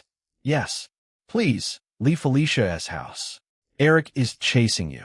Eric? Magneto? Aurora nodded, only to realize she had been on a phone call. Yes. You must leave everything. He can come, he said in a firm voice. I don't want to run away. She really wanted to yell at these stubborn men. Dante, this one end well for the city. Then stop him. If he shows up at Felicia's home, I'm going to kick his ass. Chapter 148, Family Dinner Earlier. Could a 15-minute drive with 3 women really pass in total silence? The answer was yes, if the women involved were Psylocke, Laura, and Ava. He glanced sideways at Laura in the passenger seat. She had claimed it like it was her rightful spot the moment he took the wheel. Selfish and love-struck, as always. He couldn't help but smile fondly. If it had been Felicia, Gwen, and Emma or Jean in the car instead. The ride would been nonstop chatter, teasing, lots of makeup and clothes talk, and many arguments over random stuff. As much as he loved to hear them ramble, he didn't mind the current drive. After the last few days, the calm felt comfortable in a different way. In the back, Ava stared out the window, her arms loosely crossed under her breasts. Psylocke sat beside her in simple black jeans and an overcoat, holding her katana, as usual. Normal clothes looked strange on her. He had gotten too used to seeing her in that skin-tight bodysuit. She still looked good. He slowed the car and pulled up in front of Felicia's family home. It was a nice two-story place. Nothing flashy or mansion-sized that Felicia's dad could easily afford. It had a modest front yard with trimmed hedges and warm lights glowing behind the curtains. Laura clicked her tongue as if she found it insufferable. Rich snob. Hey now, Felicia isn't like that. Most of them are like that, Ava said from a back in a dry voice. Felicia's just better at not showing it. Laura nodded slowly like it was a fact. Felicia is a bad girl. When is a good girl? He blinked, struck speechless for a second. Why the hell are they teaming up against Felicia? What had Felicia done to get on their bad side? He could understand Ava's perspective. Felicia had been the first woman he had cheated on Sylvija with. But Laura, they had barely interacted, much less having a reason to hate each other. He shook his head, deciding not to poke the bear. Some things were better left alone. He stepped out and went to the back. The trunk held a crate of wine, a second heavier crate of gifts, and a bouquet of white roses chosen by him. The Hardys love their white and black. This gift seemed like a lot for the conventional standards of a boyfriend first meeting with a girlfriend as parents, but it probably would be nothing for a family like Felicia's. Besides, it would help him make a good first impression. Psylocke came around from the passenger side. I can carry these for you. He shook his head. Bringing a stunner like Psylocke to their doorstep would be the quickest way to end the dinner. He looked to the other side. Ava stepped out on the other side, followed by Laura. Don't let anyone ruin this. Laura nodded once, slipping into her order-following mode. He much preferred her having fun, but tonight she had volunteered for this. She moved toward the street, melting into the shadows between houses. He reached out and brushed his fingers lightly against Ava's cheek. Sorry, I haven't been able to fulfill my promise. I'll make it up later. She pushed his hand away gently, but her expression stayed surprisingly calm. You'll forget again. You have the memory of a literal goldfish. The teasing made him smile awkwardly. He had been stretched thin between his girlfriends, villains, and protecting this city. Rely on me until then. I'll beat up anyone who tries to bully you or Sylvija. Ava narrowed her eyes, a spark of mischief flickering in them. What if you bully us? Then you can ask Death to bully me. I'll hold you to that, companion. He and T expected Death to answer. Ava hadn't either, but she ended up laughing. It's a deal, Lady Death. Ava tugged the white tiger amulet free and transformed in a soft flash of light. Tonight, I'll protect you. He smiled at the words she whispered to herself. It confirmed Ava's hate had died down, replaced by warmth. Her biggest concern was that he had been manipulating Sylvija and stealing her love away. She knew he wouldn't do any of that. He turned around to see Psylocke smiling. What? Your own lover is ready to whack you. Where's your revenge arc? He revealed a blank look. Death won't say anything if I bully you. She raised an eyebrow, momentarily speechless. She used to be almost his equal in combat, until he found a way to Hyperion's resonance. Now her swords couldn't even scratch him. Rather than arguing, she stepped closer and reached up to fix his collar, fastened the top buttons of his shirt, and brushed his bangs back in a more civil look. Her hands that had taken countless lives under the hand as brainwashing were surprisingly gentle. You look better now. Like a family dog? Yes. She caught herself from speaking more and gave him a helpless look. That's not what I meant. Your eyes did. Psylocke's clear purple eyes had always been an open book to him. Maybe it was his connection to Death, or maybe it was just her, but her eyes were like a reflection of her internal state. Despite the bloody path she had walked, her soul might be the purest he'd ever seen. She stepped back, shaking her head like she couldn't win this one. Enjoy the dinner. He looked into her eyes. You'll make sure nothing happens. Stop reading my mind, she grumbled. I am, because you're the telepath here. Stop it. She turned around, unwilling to let herself be read more than this. To show a more vulnerable side than this. No intruder will cross my side. Her assurance made him smile. Thanks. She nodded and left for the last direction of the triangle that the three of them would form. The trio of former Hand S Executioner, former Shield S Assassin, and White Tiger S Chosen would make sure the mall incident didn't repeat. Their surveillance would be hard to breach for any hired thug. He took out his phone and sent a text to Emma. How is it going? Her reply arrived in an instant. Emma, legal matters will take time. What about you? Spending time with our daughter? Her phrasing made him chuckle. She had feelings for him, yet her pride wouldn't let her reveal them because she could never have him to herself. Haven't seen Sharon since you left. Emma, you're neglecting her already. Emma, when I return, I'll whoop you till you're a proper father. Emma, just you wait, dear Dante. Power of 1,000 sun versus a woman with a diamond body. Emma, terrible fathers don't get to fight back. Emma, I'll file for domestic abuse and take Sharon away. Emma, be back on Tuesday. Well, he had some time to be good to Sharon before Emma returned from Europe. He put his phone away and picked up both crates before placing the bouquet on top. After closing the trunk, he walked to the door and took a moment to make sure everything was correct. Only then he rang the doorbell. Why is this making me nervous? The door opened in seconds. Felicia appeared first, grinning as she opened the door wide. Walter and Lydia stood a few steps behind, smiling warmly. Felicia pushed him inside and closed the door before taking the bouquet, my second favorite. Black roses are first. You didn't have to bring anything, son, Walter said. Being able to see my wife and daughter is already your greatest gift to me. Come on. I can't come empty-handed. I'm not that shameless. Don't, son. I can see my husband because of you, Lydia added. What you did for Felicia in her darkest periods. We can't repay you. As shrewd as Hardy S could be, they never treated their own wrong. Felicia did everything. He smiled earnestly. I was only there to hold her hand through it. Felicia, who was still busy basking in the white rose S scent, blinked and blushed at the honest praise. Lydia's cheeks went pink too. Even Walter looked a little flustered for a second. Dear, Lydia whispered, leaning towards her husband. I was expecting an overbearing, arrogant man. He turned out to be quite the charmer. Walter put his arm around Lydia's shoulder. I'm getting a little charmed myself. You guys are making it strange.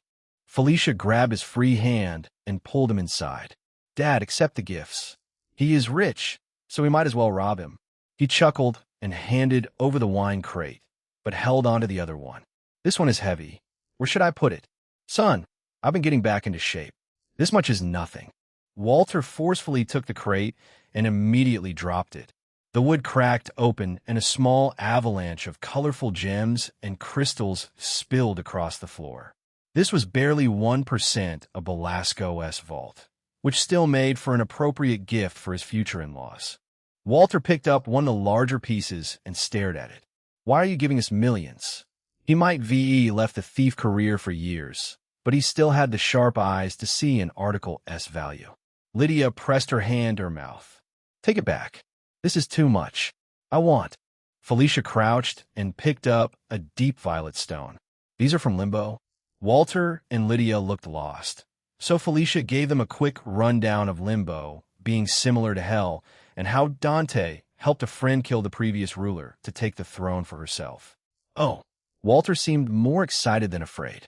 The new ruler gave you gifts in exchange for helping her. Pretty much. Ileana had allowed him to take anything in Limbo. She even offered to take half of the gold cash-out Sylvija would be carrying out on the black market, which he had rejected.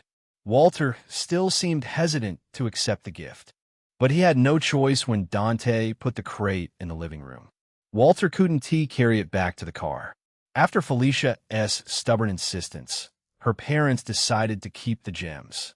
A whirlwind tour of the house followed, where Felicia proudly showed off her 4 pets. Lupin, Raffles, Simon, Irene, 3 male cats with black fur and 1 female cat with white fur. They all became cuddly with him, clearly enjoying his warmer temperature, just like Sharon and Felicia. He spent some time playing with them until Walter came to invite him to the dining table. Felicia slid into the seat beside Dante and leaned against him. "Can you make a room soundproof?" Her sultry grin revealed the reason behind her request and why she had asked him to stay overnight. Her bedroom would be getting some action tonight. "I can." She gazed past him to her dad and whispered, "Then come to my bedroom after dinner." It felt like she couldn't wait for the meal to end. Neither could he. Lydia began serving, piling the table high with meat-heavy dishes until it looked like a feast. "Felicia said you only enjoy meat," Walter said. "Her mom and I spent the whole day finding the best cuts." Lydia sat down beside Walter. "We hope this is to your liking." Felicia stared at her parents with pure betrayal.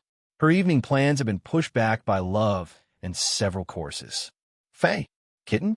"Traitors," she pouted. "Both of you." Dante patted her thigh in comfort, feeling her jolt. "Don't touch me out of nowhere," she hissed. "I'm sensitive down there." "Hmm?" Felicia didn't explain. She reached for the nearest dish and served him. "Eat up, hungry wolf." He shrugged at her overreaction and dove into the feast while answering Lydia and Walter's occasional questions about his work and personal life. He kept them simple but truthful. After dinner and dessert, Lydia stood up and began carrying the plates back to the kitchen. Felicia helped her mother speed up the process. The conversation between Dante and Walter drifted toward his past, reminding of the question that had been nagging at him for a while. One moment, he wiped his hands with a napkin and reached into his suit for his wallet. The slightly faded image was still inside. He set the picture on the table. "Uncle, do you know anything about this?" Felicia arrived by his side and noticed the picture. "The mystery will finally be solved."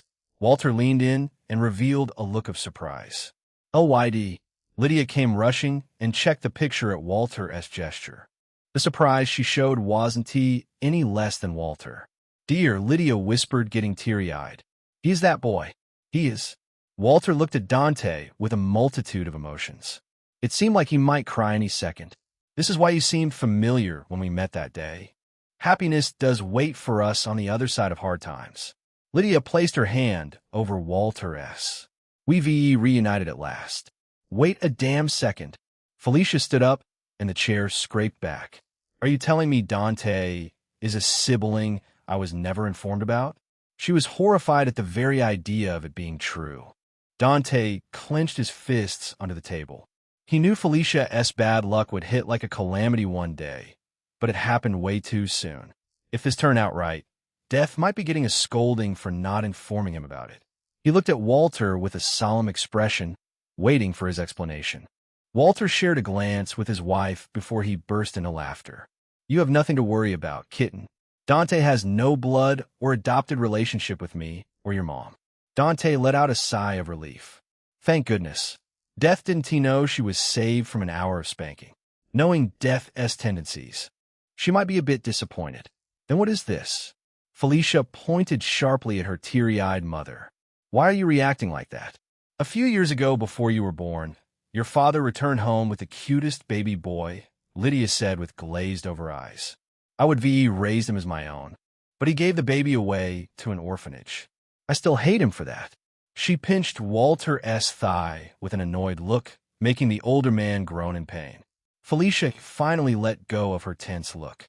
She scooted her chair closer to him and leaned against his side with her eyes closed. Growing up with Felicia might been a good timeline, but he enjoyed their current relationship more. "I'm glad Dad gave you away. You may had a hard time in the orphanage, but you're in good hands now." Walter rubbed the back of his head, looking a little sheepish. "I suppose I owe my wife and you the full account." Dante put his arm around Felicia, pulling her a little closer. "Please." He had a feeling this might be important for the future. His intuition told him so. "You can call me Dad." "I always wanted a son," Walter said with a smile. "Is that fine with you?" "LYD? Only if he calls me Mom." Both of her parents had decided to accept him as their son. It invoked memories of his destroyed universe, making him bitter about everything. A grin spread across Felicia's face. "My no-last-name boyfriend, you're going to be Dante Hardy." "Not so fast. We should let him breathe." Walter suggested gently, reading the room better than his overexcited daughter. It's a lot to absorb at once. Lydia nodded in agreement. Give him time. Felicia rubbed her face in his shoulder like a cat, trying to comfort him in her own way. We should continue this conversation another day. No, let us talk now. Dante said, looking at Walter. I want to know why you sent me to an orphanage. Chapter 149. I'm her descendant, the legendary thief, let out a sigh. I used to be a member of the Thieves Guild. They had invited me with a promise I couldn't tea refuse. He frowned, recalling the information about the organization. The Thieves Guild, a global criminal network, only accepted thieves. Theft was their craft, not murder. They had a generational mission to find the Old Kingdom, whom the leaders claimed to be descendants of. In reality, they were just puppets dancing for Kandra, the only external opposing Apocalypse's rise to power. She wasn't some saint. Rather, she wanted all the power to herself. Centuries ago, she had created both the Thieves and Assassins Guild and manipulated them each other for her purposes. They gave me information on high-value targets, Walter continued. I gave him a percentage. I never cared about money. My addiction was stealing valuables. Never cared about wealth. Felicia looked at her hands. I understand the feeling. Both father and daughter bonded over their urge to steal. He closed his eyes. Things were smooth until I caught the eye of the guild's benefactress. I thought she was some sort of loose woman at first. She did dress like one. The senior members gave me an earful and told me that she was the goddess of thieves, some big shot above the leaders. Felicia furrowed her brow. Darling opened my eyes to so many new things. I can totally believe a goddess exists. Walter nodded, agreeing with Felicia. He might have seen many things in his long career. The seniors claimed she is a godlike being who has lived for centuries. Heck, the whole inner circle received some elixir of life from her in exchange for a tribute. It's some miracle potion from what I heard. She wanted you? Lydia asked in a chilling voice. You cheated on me? No, dude. It's nothing like you're imagining. Walter explained in a hurry, sweat covering his forehead within seconds. The benefactress gave me a baby and transferred $20 million into my account. My payment to put the baby in an orphanage somewhere. That child, Dante said, is me. Somehow, he turned out to be a descendant or at least someone close to Kandra. The revelation came at the time he had been making plans about killing the externals. The timing couldn't have been worse. Once again, he blamed it on Felicia's bad luck influence. I couldn't disagree with her. She had too much power in the guild.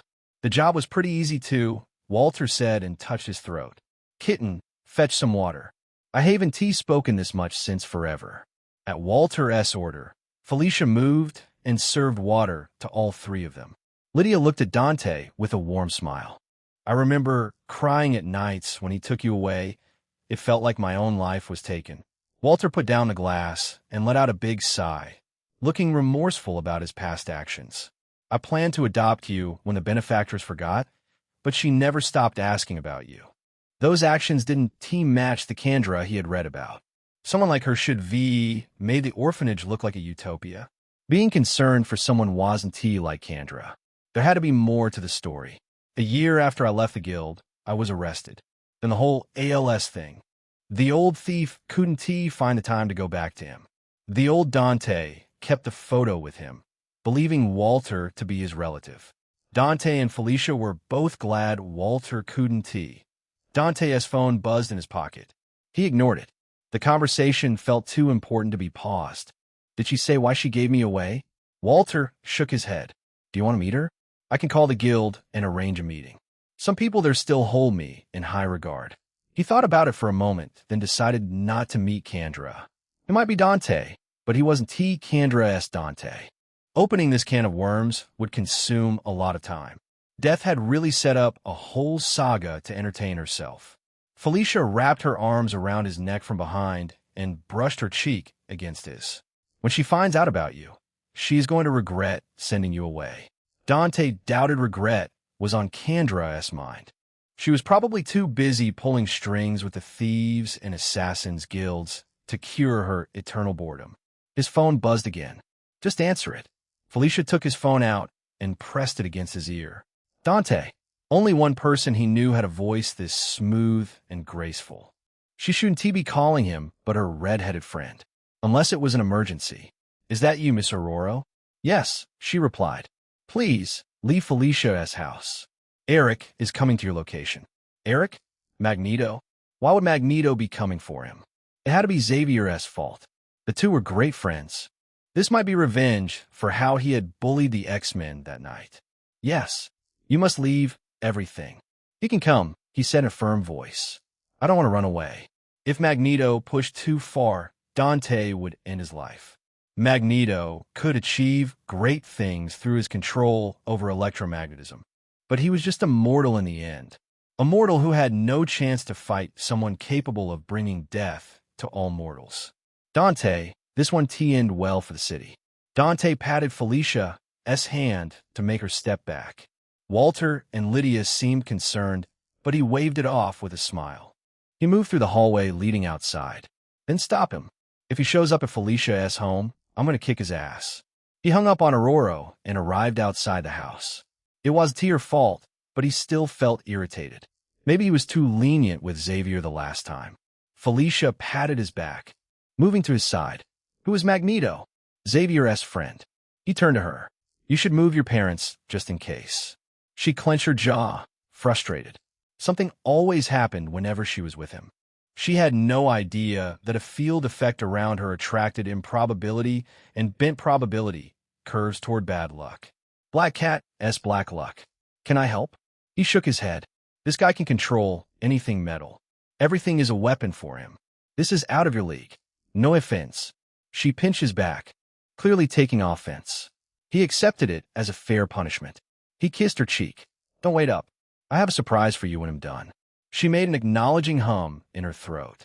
You'll never get it if you don't find me tonight. Darling, I'm coming back at any cost. He handed her the keys to his SUV. Get your parents out of Manhattan. Anything disaster could go with Magneto on the loose. She gave him one last lingering look and disappeared back inside to get her parents to safety. He engaged Hyperion's resonance link and put the illusion of his Skullfire appearance, allowing Death's cloak to hide himself from every eye in the vicinity. A couple of minutes later, he spotted the first sign of trouble. Glowing purple butterflies drifted in the distance. Psylocke had already engaged someone in battle. He pushed his speed and cleared the distance in seconds. What he saw at the scene stopped him for a moment. Psylocke was on the ground, her own katana held against her throat. Her bleeding hands were wrapped around the blade, trying to hold it back. The muscles in her arms strained as she used everything to stop the sword from piercing her throat. Eric Lensher, Magneto, hovered above her with his hands clasped behind his back. He wore his iconic helmet, his long silver hair fluttering behind him. He was controlling the blade with his powers, forcing it toward her neck. I'll gladly accept death, Psylocke said through gritted teeth. Once I achieve my revenge. Dante felt a cold twist in his chest. Emma had mentioned Psylocke's single-minded drive for vengeance against the Hand, but he hadn't realized how deep it went, how little she seemed to care about living past the goal. Revenge was her motivation to live. Once it was achieved, she might. I won't let her. Putting aside the fact she was the woman who gave him an important lesson, she was also a good friend to him and Emma. Both of them would be sad if anything happened to her. I don't care about your revenge story, Magneto replied coldly. Move aside, or I will not hesitate to use your own blood to kill you. Dante gripped the katana's hilt and pulled it away from Psylocke's throat. The blade fought in his grip. Magneto's control failed to overpower his strength. He dropped the effects of Death's cloak, becoming visible to them. The first thing he did was heal the cuts on Psylocke's hands. She gave him a grateful smile, closing her eyes to conceal her heart. Watch out. He can control metal. He returned her katana and walked past her. He controls electromagnetism, a lot more useful than just controlling metal. Eric examined him with the cold eyes peering from his helmet. Why do you fight for a non-mutant, Psylocke? Has Emma Frost taught you nothing? Psylocke sheathed her katana with a sharp sound. I don't see people as mutants or non-mutants. There were people worth protecting and people worth killing. The categories had nothing to do with someone having an X gene. Dante sensed movement from two directions at once. Laura rushed from the east alley, and Ava dashing in a white blur using her white tiger suit as agility. They sized up Magneto for a moment, recognized him as a threat, and stood by Dante's side without being asked. "Who is this old fellow?" Laura asked in a whisper. "Reminds me of that lame professor." "My instincts are warning me," Ava said, her sharp gaze fixed on Magneto. "He smells like trouble." "I indeed am trouble, young lady," Eric said in his dramatic, authoritative tone. Trouble this young man's hubris brought to himself. A blinding column shone in the night, the light of stepping disc. Illyana emerged. Soul's word placed on her shoulder. Did someone say trouble? Behind her was Sylvija in her symbiote suit and Pyotr in his Colossus form. "You can't keep having battles without me, friend." "I'm here as well," Sylvija added, as if afraid the others would overshadow her presence. "Dante, what is she doing here?" Dante looked back over his shoulder. From above, Felicia swung in her new Black Cat suit and landed in a perfect crouch right in front of Dante. "Don't scream at me. Silver is also here."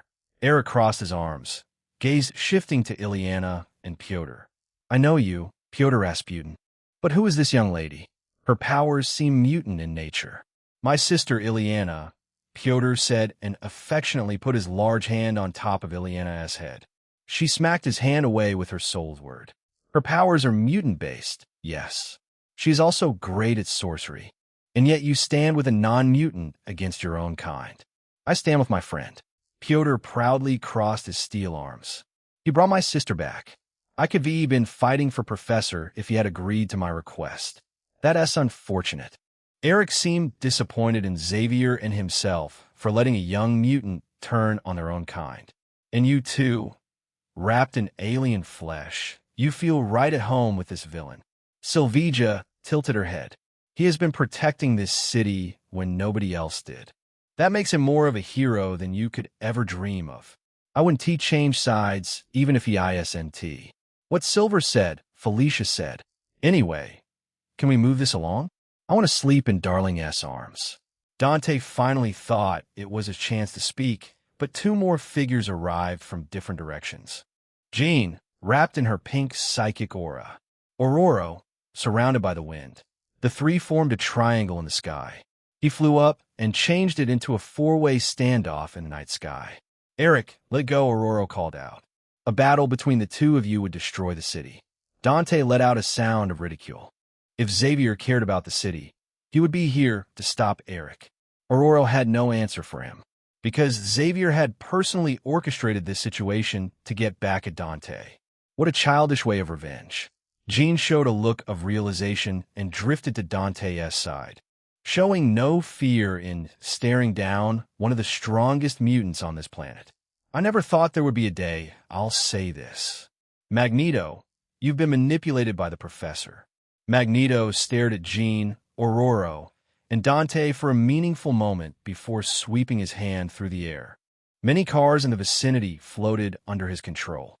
"No matter, the fact that you killed his student would not change. I shall punish you for it." Dante beckoned him. "Come at me then, old man. I'm going to teach you not to underestimate the young." Chapter 150. Pure destruction. Eric could see everyone standing on Dante's side had their reasons. The Russian and his sister owed a debt, Logan's feral daughter, and the rest were loyal to him. Even Ororo's reasoning could be followed. She wanted to protect the city from meaningless destruction. But he couldn't make any sense of Jean Grey's stance. Xavier's most gifted student, the one he had invested the most of himself into, stood at this young man's side. But when he thought about the X-Men as circumstances, Xavier's own student turning on him was quite understandable, actually. It was only natural for the young to grow disillusioned with Xavier's passive idealism. Eric had hated it for years and still did. Seeing Jean here felt like a dark confirmation to everything Charles stood for. Did Xavier manipulate me? The idea that Charles would do that was not entirely outside the realm of possibility if he was completely honest with himself. Grief guided people to make choices that they would regret later, but they made those choices anyway. Magneto swept his hand through the air. The cars in the block groaned and lifted, their metal twisting under his command. At the same time, he reinforced the metallic fibers of his uniform with magnetic fields, making his clothing almost as durable and heavy as adamantium. No matter, the fact that you killed his student would not change. I shall punish you for it. Dante beckoned with his hand, as if he was calling his servant. Come at me then, old man. I'm going to teach you not to underestimate the young. This arrogance. Eric revealed a cold smile. Young people are always this way until someone kicks them down a notch. He spoke from his own experience. The man he was before the death of his family in the great tragedy and the man he became afterward were worlds apart. This whelp would learn the same lesson tonight. The blonde mutant wielded her sword, ready to help Dante, but the woman in a symbiote suit held her back. The woman Eric knew as Silver Sable from media interviews. You want this fight? Let him have it. Her sword lowered. Every person in the group went still and looked up with a glimmer of respect in their eyes. This level of respect wasn't given for free. It had to be earned through blood and conflict where he had chosen to stand with them. Eric had seen too much to not understand this fact. If the boy had ordered the others to interfere, I would have lost every shred of regard I still held for him. Fortunately, he and Aurora seemed like she had enough of this. You stubborn men will fight, and the city will pay for it. No one will die tonight. Dante made a bold declaration that had Magneto shaking his head. The man, with his skull for a head, clenched his fist. In the next second, he disappeared. Eric calmly closed his eyes and sensed Dante's location through his magnetic field. The constant field he maintained around himself at all times gave him a full map of everything happening through the movements of metal. It worked on humans since everyone had a few grams of metal in their body. Boom! Dante's punch crashed into the always-present magnetic field around him. Magneto felt the impact ring through him. Stronger than Scott's maximum concussive blast. Impressive. With a single thought, Magneto compressed the vehicles into dense metal blocks and hurled them at Dante. He kept his senses fully connected with his magnetic field in case Dante made any sudden movement. The young man stood completely still and punched everything thrown at him, destroying tons of compressed steel with his fists. Magnetic fields? Correct guess, young man. Even nuclear warheads can't breach through this. Aren't you worried about S.H.I.E.L.D.? They're pretty racist against mutants. S.H.I.E.L.D.? Eric let out a contemptuous laugh. I have never feared them, and I never will. Their mutant hunting machines are trinkets before the master of magnetism. Regardless of how much S.H.I.E.L.D.'s mutant weapons adapted and evolved, they could never fully resist his powers. He had been holding back for the sake of mutant kind, which seemed to have been mistaken for fear. Tonight, I must teach you to fear Magneto. Dante tilted his head. You should stop before you tweak your back. Silence, whelp. Magneto reached out with his mind. Every manhole cover in a 4-block radius was freed at once, spinning like razor-edged discs. They launched at Dante from every angle and timed in a way dodging one would put in the path of the next. He grabbed one cover and used them to intercept the rest like it was nothing. The entire sequence was a picture-perfect demonstration of power and technique. Is he really a youngster? The way Dante moved gave the impression of an old veteran with decades of experience. We have to make use of him to break the deadlock against Fury. Non-mutant, this powerful could break their mutant hunting machines once and for all. Convincing him to help might be harder than convincing Xavier to give up on his idealist dream of integration. But Eric was nothing if not persistent. Dante vanished and closed the distance in an instant. A single straight punch hit the magnetic barrier like a thunderclap and sent Eric skidding backward through the air over 100 meters. You are strong. I'll give you. Dante was before him again, delivering the same punch. Buildings shook on both sides of the street as if an earthquake had hit them. Magneto reinforced the field and reached for the cars on the streets, their alarms shrieking in every direction as they moved. Dante was unrelenting in his approach and continued hammering the barrier. Magneto ignored him completely and compressed the cars. Then he reached down into the bones of the city. The infrastructure of a city, where centuries of ironwork, cable, pipe, and girder were buried. Entire sections of road buckled and ripped before launching in the air. The skeleton of an old elevated rail line in the distance screeched as it was ripped from its framework and brought to Magneto. The tons of metal reassembled in the air into a massive churning storm. He spread his arms and thrust them towards Dante. The vortex of scrap and steel rushed toward Dante, and the entire block disappeared in a roar of impact and dust until two thick red beams tore through it, as hot as the sun itself.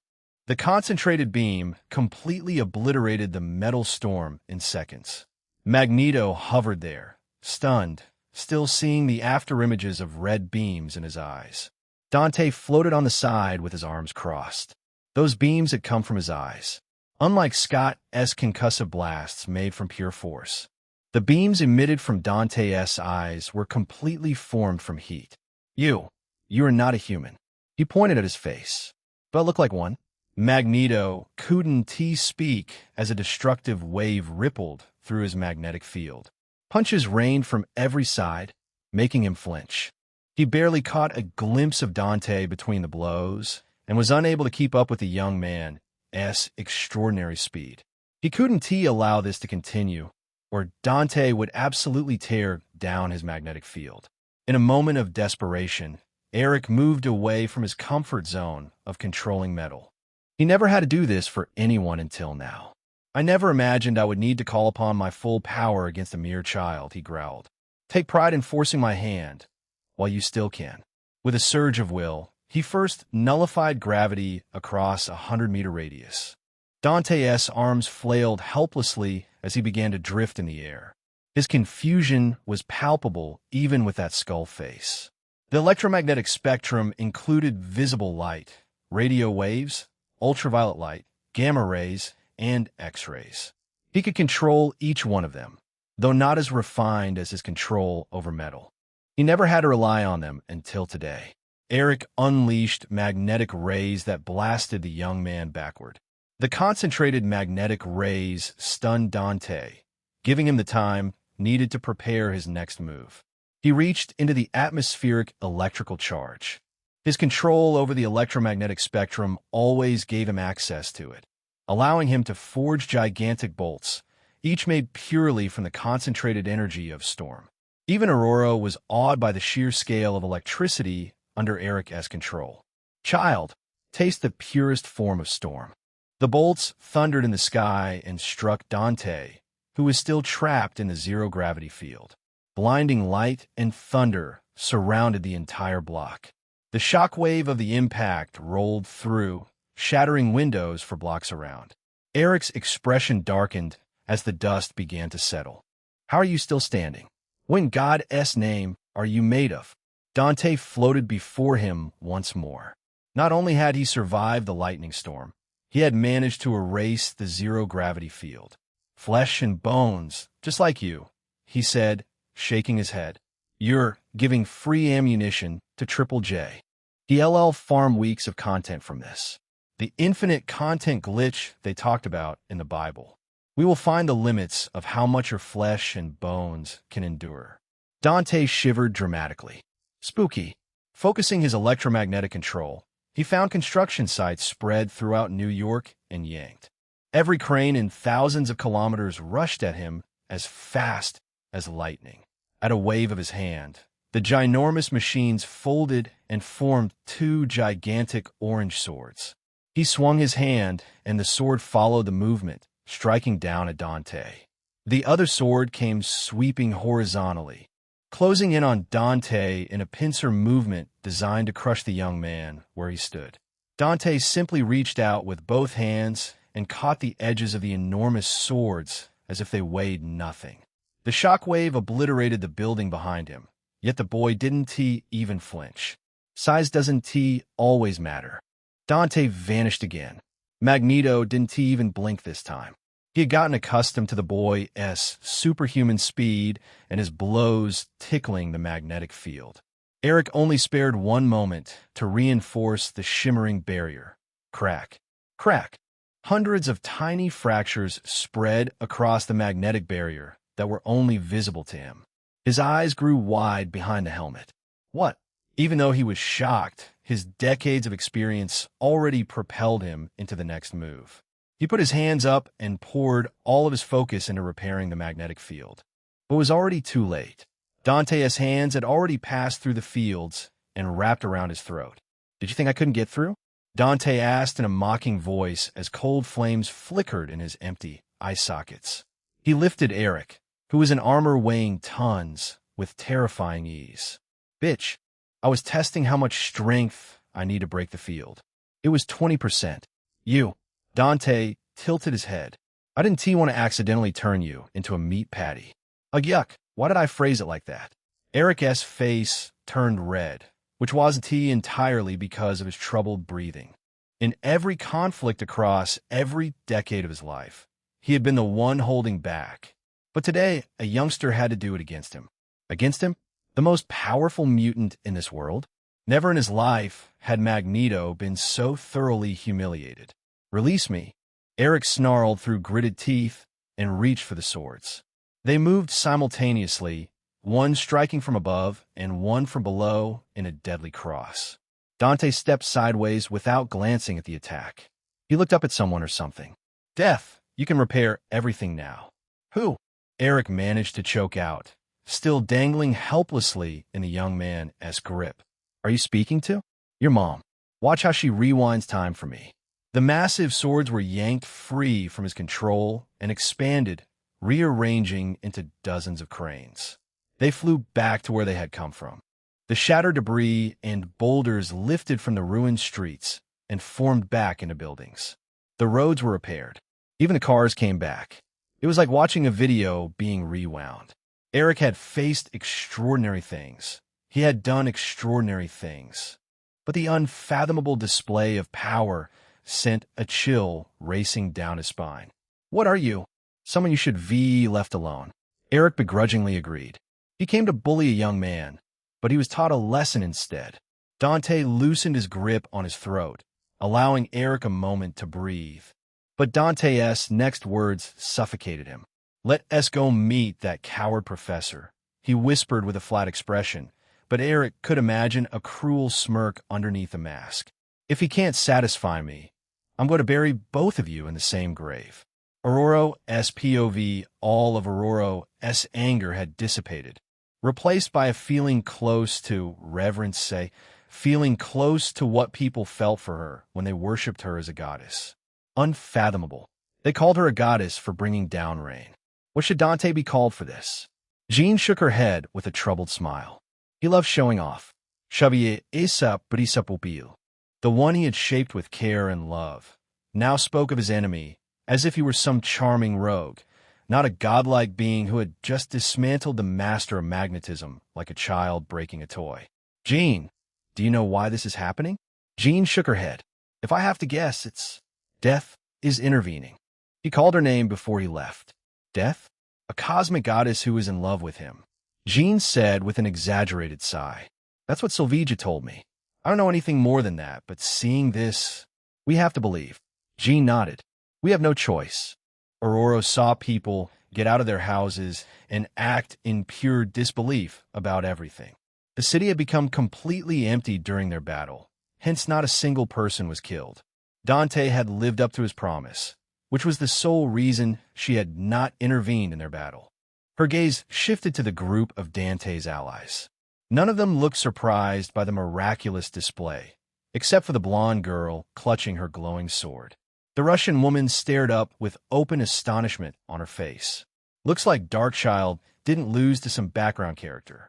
"Miss Aurora, leave the X-Men." Jean extended a hand. "Let us protect this world together." Aurora's eyes locked onto Jean's hand. One small movement, and she would be able to utilize her powers with freedom. She would be able to fight for her own existence and not be suppressed by S.H.I.E.L.D. Just one movement. She closed her eyes, pushing down the temptation. "I can't." Jean flew closer and hugged Aurora. "You don't have to make that face. It's your decision. I'm happy as long as you are. I really want a Jean, Aurora whispered. But I have to help Charles. He helped me when I had nothing. Without him, I'd have been taken away by fury. Jean pulled back slightly and revealed a soft expression. He has, but Shield, they changed him. He is no longer the same man who helped us. Aurora could not refute it. Today's events had laid it bare for all of them, revealing clearly how Charles had become twisted. The pressure Shield put on Charles was immense. That being said, Jean said, still holding her, Dante and I are always here if you change your mind. Aurora nodded with a gentle smile. Likewise, I'm here if either of you need help. Her smile became a bit mischievous. As long as he protects me from Shield's weapons. Jean chuckled. After what we saw today, I believe Shield can't do shit to him. I have to agree with you. Chapter 151. Exposing Xavier. Okay, where is the mansion? Dante had teleported away in high spirits, but forgot he had never been to the X-Men mansion. Magneto remained quiet, as if hoping that would save him. Westchester, which is about 25 miles from here, Death whispered. Close your eyes. I will bring you there. You're quite supportive today. Not that it's a bad thing. The plan to evacuate Manhattan's civilians into a dream state while the fight happened, then reverse the damage afterward. Death had suggested it without being asked. I love being a helpful companion. Watching you happy makes me smile. There definitely was more to it. Seeing all his lovers and allies gathered in one place might have threatened her. Her usual argument about mortal lovers held no water now. He could find a dozen ways to make humans live for thousands of years now. He didn't get the time to tease her as the shadows consumed him. When it settled, he stood on a gravel path in front of a large red brick mansion. For a mansion of this size, having less than 10 residents was absurd. Don't do anything rash, Eric said from beside him, still dangling in Dante's grip. Xavier gave me no instructions. Coming after you tonight was my decision alone. He felt pity about the old man's attempt to protect his friend when said friend had used him. Do you know why I killed Teresia? Magneto shook his head. She had no remorse for killing the Hellions. He recalled Teresia's indifferent look as she stood beside Xavier. She prioritized Xavier's mission over innocent lives. I get it was for the mission, but there has to be a line. She crossed it when she went after my daughter. The warning text she sent was never going to work. He was pretty sure a creep like Trevor would been stalking Emma, never allowing Emma to escape. Trevor had been infatuated with this fantasy of conquering her. Dante would spare Teresia if she had put in just a bit more effort than sending some text messages. Eric's eyes grew wide in surprise. Why would Teresia go after Emma's students? Some political scheme. Selene even let out Trevor. He killed the kids, and then he was going to assault Emma. Dante looked into Magneto's eyes, and Teresia protected his mind throughout this. Magneto lowered his head. I am sorry for Emma Frost's loss. Don't be. I already revived them. Eric clenched his fist. Thank you. The Holocaust's trauma might have twisted and scarred him deeply, but he truly loved the mutant kind. The old man was just a broken man who believed violence was the only way to prevent this same tragedy from striking the mutants. Still, that didn't excuse ruining Dante's beautiful night with Felicia's family. For that, the old man needed to be punished. He grabbed Eric by the scruff of his neck and flew the perimeter of the mansion until he found Xavier's window. He pulled the frame out of the wall and landed inside. Xavier was sitting on the edge of his bed, hands on his knees, with his head lowered. Dante pushed Eric down onto his knees. You don't get to act cool after your pathetic attempt to kill me. Charles, Eric said, forcing him to sound composed. Why hide what Teresia did? She was innocent, Xavier said without looking away. I sent her on that mission. Her actions were mine to answer for. A kind, young soul. Xavier's voice suddenly echoed throughout the room. She was taken too soon. Death emerged from a cloud of shadows, looking faintly pleased with herself. She had been only visible to him. I projected his thoughts. Thank me later. Xavier went rigid and put his hands on his temples. What is going on?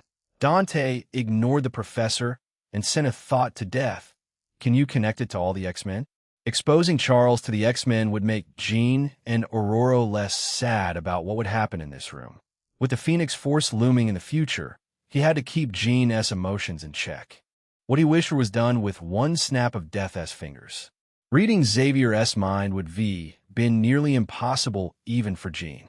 Death had streamlined the process for him, allowing every X-Men to see the real man behind the kindly professor mask. From starting his new life to helping him out every day, he couldn't give her enough credit. Genuinely the best. She revealed a smile. Make sure to spend time with me later. He nodded and turned to Xavier. So what do you think about me? Xavier's eyes widened. He shut his eyes, trying to keep thoughts straight. It's you. I loathe you. I want you to burn forever in hell. Yuval Demon took Teresia away from me. I will never hold her in my arms again. Eric removed his helmet and stared at Xavier with wide eyes like he was meeting his friend for the first time today. Charles, is that true? You really had a relationship with Teresia? Yes, I had an encounter with Teresia. Xavier's thoughts confessed. You must understand how stressful it has been for me. Fury left me no breathing room. When Teresia came to me, I couldn't resist. It is not. Charles turned to him desperately. This is all a fabricated lie. These thoughts are not mine. It wasn't my fault. She proactively sought me for years until we became each other's. This is not true. Xavier's thoughts told the real story, a story that Xavier desperately tried to deny. Her love drew me away from my infatuation with Jean Grey. Because of Skullfire, I will never see them again. This bastard Skullfire. It's all because of him. I wish he dies in the most painful way. Dante revealed a look of disgust. You had been their professor from when they were young. How can you develop feelings for them? How can someone not admire them? The innocence and curious minds are so fascinating. Dante really wanted to punch Xavier, but he feared he might not be able to control his strength and accidentally kill him. Xavier punched his knee, clenching his fists. He had rage boiling inside him, but he had no way to vent it out. Dante had complete immunity to his mind control shenanigans. Eric took a deep breath. Xavier, you deceived all of us. So what if I did? I have been saving everyone from S.H.I.E.L.D. Xavier's thoughts turned narcissistic. I sacrificed everything to keep you safe. You should be grateful to me. Dante raised his hands and applauded Xavier. Their patience and control to hide your true self is praiseworthy. I will kill you one day. I will avenge Teresia. She didn't deserve to die. His thoughts turned into the howls of a madman and only stopped when his phone suddenly rang.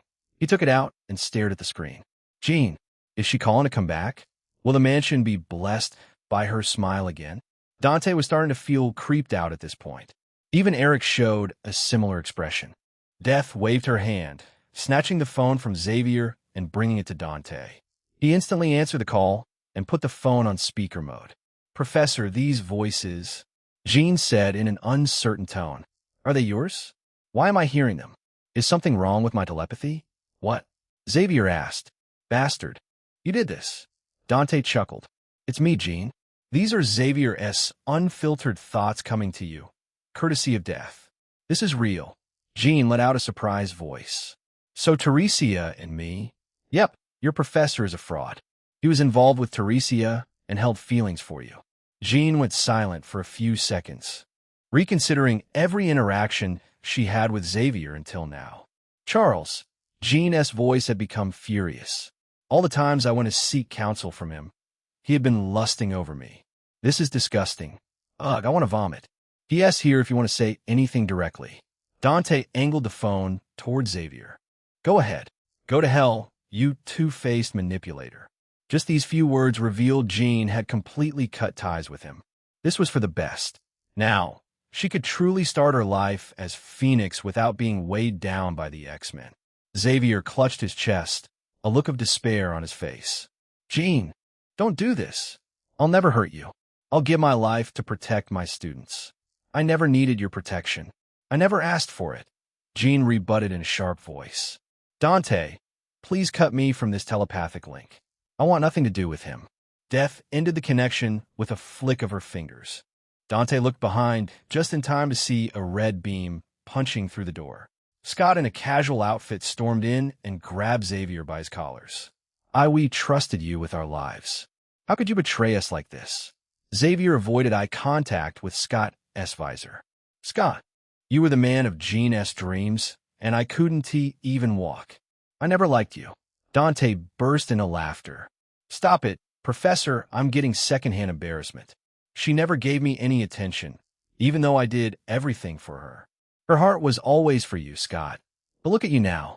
Another man took her away, and you were left to cry in your room. It feels like justice to me. Unable to control himself, Scott punched Charles in the face. My whole life, I've followed every word. I looked up to you, but you thought this about me. I've been sacrificing my life here only for everyone to betray me. This is unfair to us mutants. Eric rose to his feet and moved Scott aside. He towered over Charles, confronting in his mind who his oldest friend actually is versus who he believed him to be. You manipulated me into fighting Skullfire. Xavier hung his head, even as blood flowed from his lips. Yes, I did. You should know the loss of a loved one. You've been through this. As my friend, this should be natural. This is what friendship is all about. Magneto's hands trembled. He was holding himself back from physically lashing out. Dante couldn't allow that restraint. He tapped into biokinesis to make subtle adjustments to Magneto's brain chemistry. First was amplifying the threat of Xavier to the point that even harmless actions appeared personal for Magneto, which also made the betrayal cut deeper into his heart. Eric, you always flaunted yourself as the most powerful mutant. But tonight, the so-called master of magnetism couldn't scratch a young boy. Eric closed his eyes, his fists clenched hard. Charles, you're crossing the line. Dante dampened the part responsible for suppressing impulses and tilted Magneto's neurochemistry, driving him toward sudden actions. Your powers are useless. Xavier's thoughts became sharper and insulting. They couldn't protect your wife or kids. They couldn't avenge Teresia tonight. How could a man with such immense powers be this utterly useless? Finally, Dante triggered the fight-or-flight response. At the same time, he severed Xavier's connection to his X-gene. Magneto roared like a wild beast and gripped Charles' throat, choking him. Without a single use of telepathy, he had turned decades of friends into enemies at the drop of a dime. Charles' eyes widened in horror as he realized he couldn't push Magneto away with his mind. The telepathy would absolutely work since Eric had taken off his helmet, but Dante took that option away. Magneto looked possessed, and he wasn't letting go no matter what pitiful sounds escaped Xavier's mouth. Despite being older, Eric was far stronger than the crippled Xavier. Xavier's face turned bluish from the lack of oxygen. He turned to Scott for help, only for Scott to turn away. He had organized his entire identity around Charles Xavier's vision of the world, given his childhood and his sense of purpose to this place. But Xavier had betrayed him. In a last-ditch effort, Xavier looked toward Dante with eyes full of desperation, begging to be rescued. Dante showed no reaction. He just watched life fade from the old professor's eyes. I spared him once already. But Charles had learnt nothing. Xavier's revenge tonight could killed him. The only reason it hadn't worked was because of Magneto's lack of strength.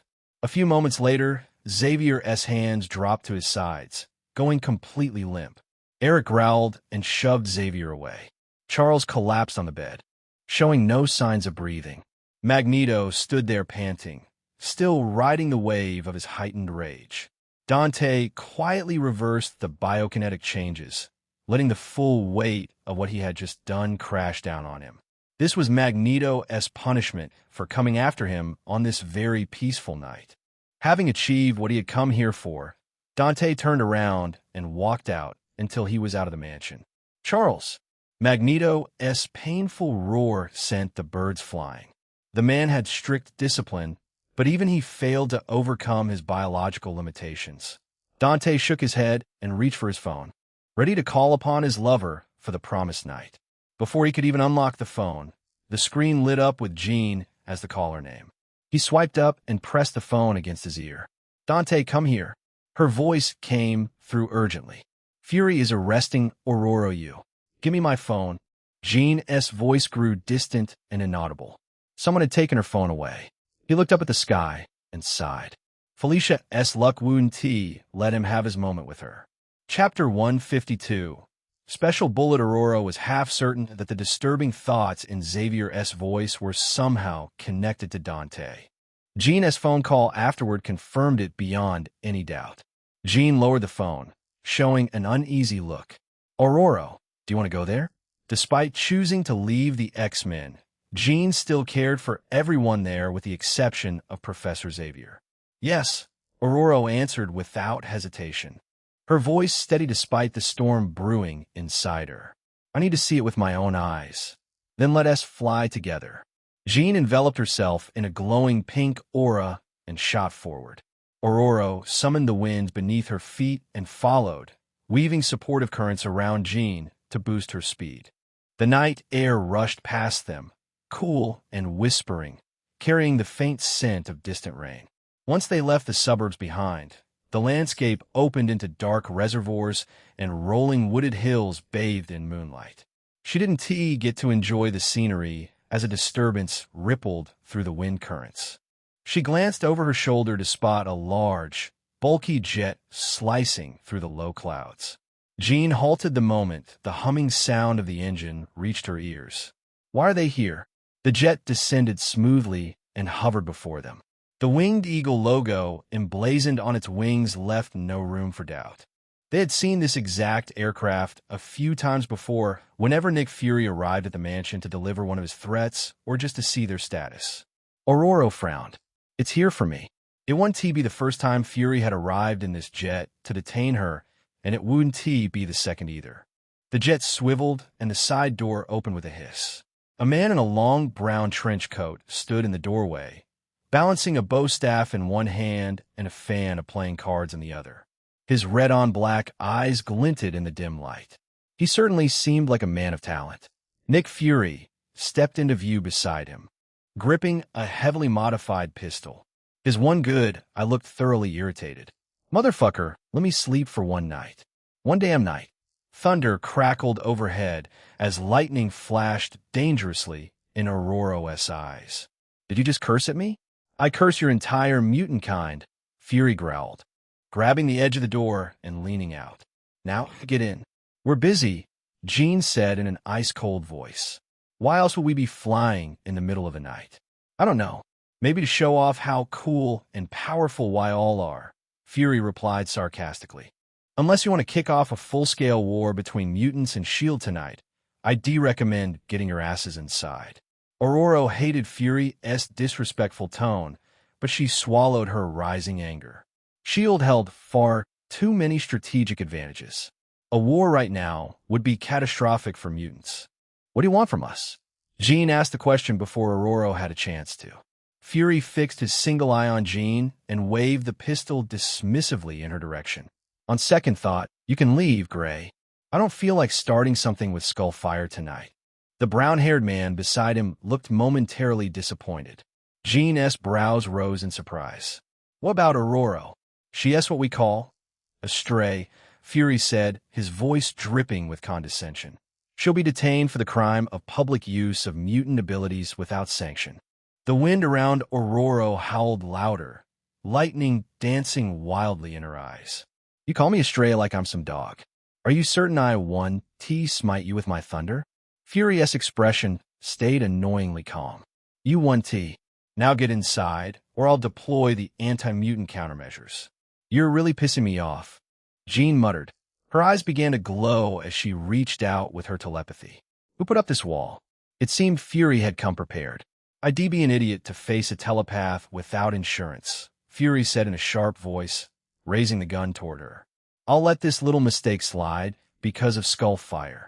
Next time, you'll be punished like the rest of them. Jean clenched her fists. You can't touch Aurora. She is on Skullfire's side now. No, she isn't. She is still one of Charles's. Nick Fury called her bluff out in an instant. Aurora knew better than to think such a simple trick would work on a man who had eyes and ears across the entire country. Aurora placed a hand on Jean's shoulder. I'll accompany him. Then I'm coming too. He only wants me. Ororo shook her head gently. Go home, Jean. I'll be fine. Fury tapped the pistol-S barrel against his temple. Quite the fearless woman. I guess all of Xavier's kids are cut from the same stubborn cloth. Ororo flew past Fury and the stranger without another word, taking a seat on one of the 6 chairs inside the dimly lit jet. Jean remained hovering outside, biting her lips. Ororo knew this was how she looked when racking her brain for a solution. I'm touched that she wants to fight for me, but this isn't a problem that can be solved with raw power. Not unless that person was a non-mutant like Dante. But then again, she had no idea how much strength he had left after battling Magneto. Burdening him to go against Fury after such a battle felt selfish, because she had a fended shield. This time, she and T used her powers to help Dante. It was best she faced this punishment herself. Fury was about to slide the door shut when he noticed Jean speaking urgently into her phone. He motioned to the brown-haired man with a curt nod. Not the biggest fan of bullying girls, but orders are orders, hein? Ororo recognized that accent as Cajun. Throughout her life, she had only run into 2 people with such thick Cajun accents. The man flicked a single playing card. It flew through the air, struck the screen of Jean's phone, and neatly spun back into his hand. There wasn't any telekinesis involved, only pure skill attained through practice. Good work, Remy, Fury said. Jean shouted from outside, demanding her phone back. Fury slammed the door in her face with a metallic thud. The jet's engines roared to life, and it began to climb into the night sky. Remy presented the confiscated phone to Fury, but his charming grin was aimed straight at Ororo, clearly hoping for a reaction. Share. This is the part where you clap for Remy's little performance. Non? Tell me I got style and all that. She studied him carefully. Even though he was following Furious orders, this man was undoubtedly a mutant or someone with powers. Or else the cards in his hands wouldn't have almost noticeable purple flames dancing on their edges. Fury turned his one eye on her, assessing like a predator sizing up prey.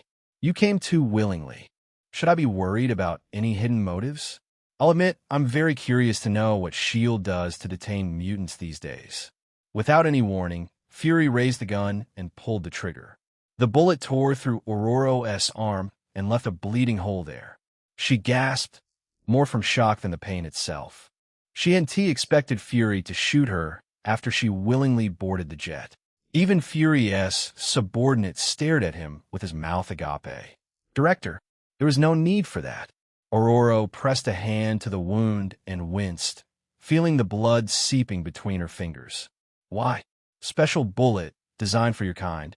Fury said flatly, already turning his back to her. You'll feel the effects soon enough. Ororo tried to summon the wind to strike the jet in retaliation, but nothing answered her call. Her deep connection to the natural forces around her was fading rapidly with every passing second, like a flame smothered by smoke. The bullet. S.H.I.E.L.D. had found a way to suppress a mutant's powers, taking away their only chance to fight back. Remy shook his head, muttering under his breath, men should bleed for women. Not the other way around, share. Fury dropped the gun carelessly and moved toward the pilot's seat, leaving Ororo glaring at his back. She was powerless to do anything but endure. Remy scratched the back of his head for a moment, then his eyes brightened. He hurried to the other side of the jet, grabbed the medkit, and dropped into the seat right beside her. He opened the kit on his lap. I don't need this. Remy stared at her. You're bleeding. Ororo just shook her head. The wound was in a non-threatening spot. What's your name, Cher? Minis Remy Libel. Ororo, she replied. Will my powers return? No idea, Remy replied with a helpless shrug. I didn't even know the director had something like this lying around. These S.H.I.E.L.D. folks are full of surprises, hein? Ororo lowered her head, a strange emptiness settling deep in her chest. She should feel relieved to be free of her powers. There wouldn't be any responsibility of fighting for mutants or any fear of losing control. Instead, she felt as though a piece of her soul had been ripped away. She felt incomplete.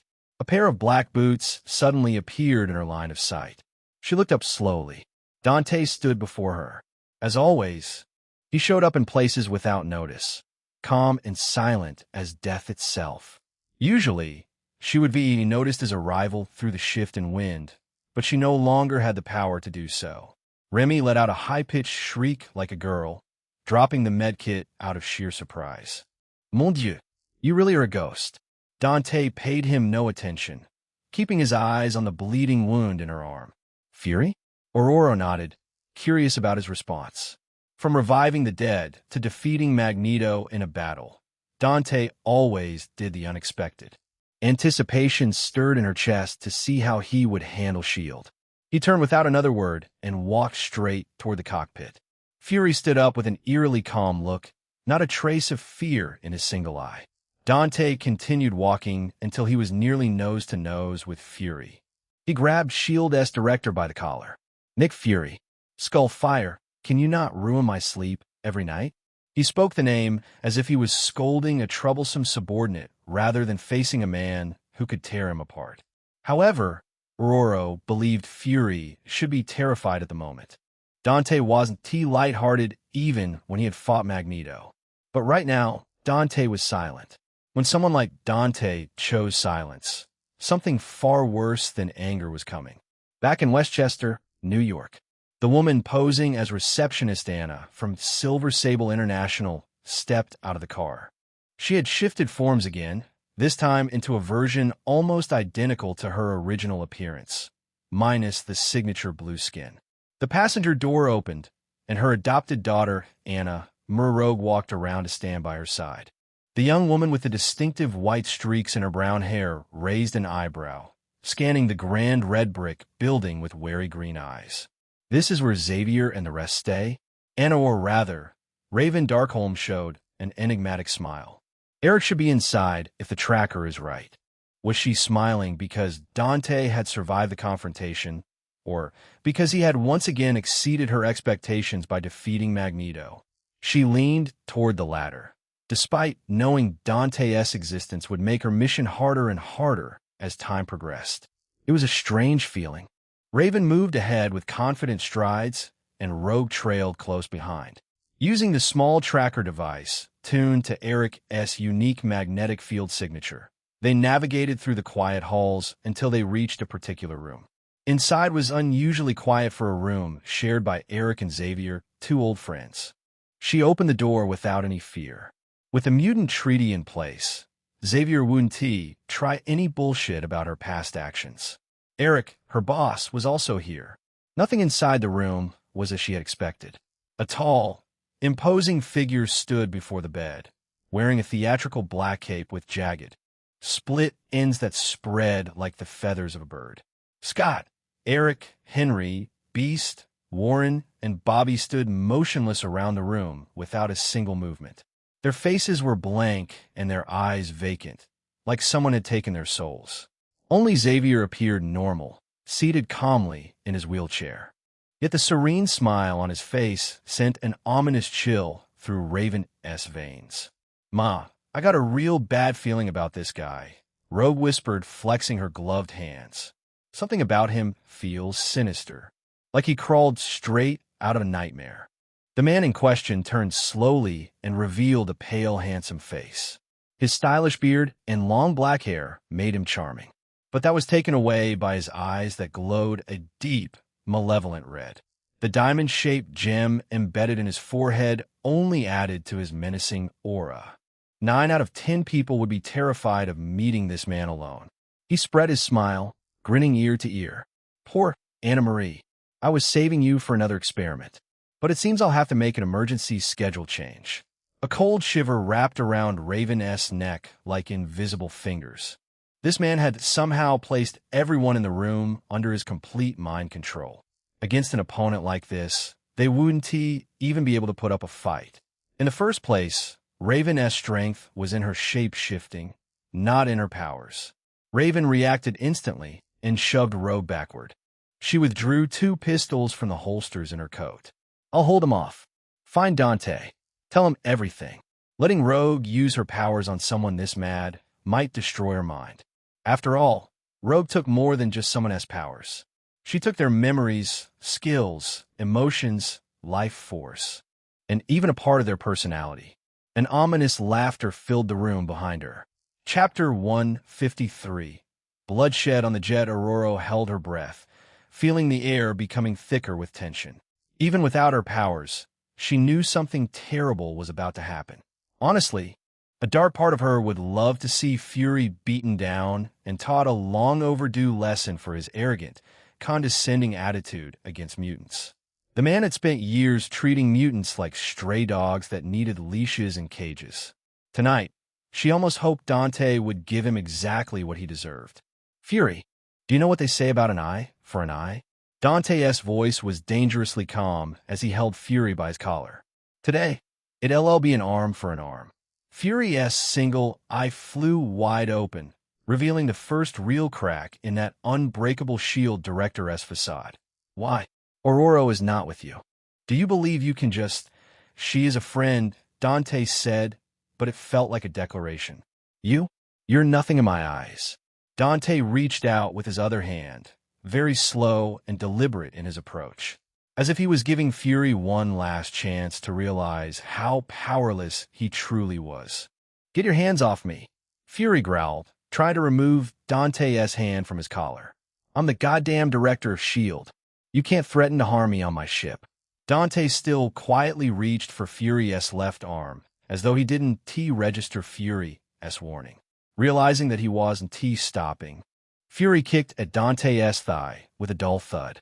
The Force could be knocked a normal man on his ass, but it had no effect on Dante. Aurora is nothing to you. You've barely talked to her. Fury's words cut off in a strangled grunt as Dante's hand finally locked around his forearm like a steel trap. Fury's eyes bulged with shock and terror. He thrashed harder in desperation. Let go. But there was only so much a man could do against overwhelming power. Dante's grip tightened, and he pulled. Fury's arm tore free from his shoulder with a wet, sickening sound. Blood sprayed in an arc across the jet's interior, splattering the pilot's back seat and the floor. Ard! Fury's scream was a primal howl of pure agony that was no different from a dying animal. He dropped to his knees, clutching the ragged stump where his arm had been. Blood poured between his fingers, soaking his hand in uniform. The legendary Nick Fury, director of S.H.I.E.L.D., the man who had made a career out of grinding mutants under his heels, screamed as tears poured down his eyes. Fury was too veteran to cry like this, which meant Dante had messed with Fury's body in some way. Aurora Shadvi looked away at such a sight, but she kept staring at Fury's crying face, taking shameless pleasure in every second of this. After years of dealing with Fury's threats and smug superiority, watching Fury break felt like justice. She could even hear a satisfied voice whispering finally in her mind. Remy shivered hard in his seat. How fearsome.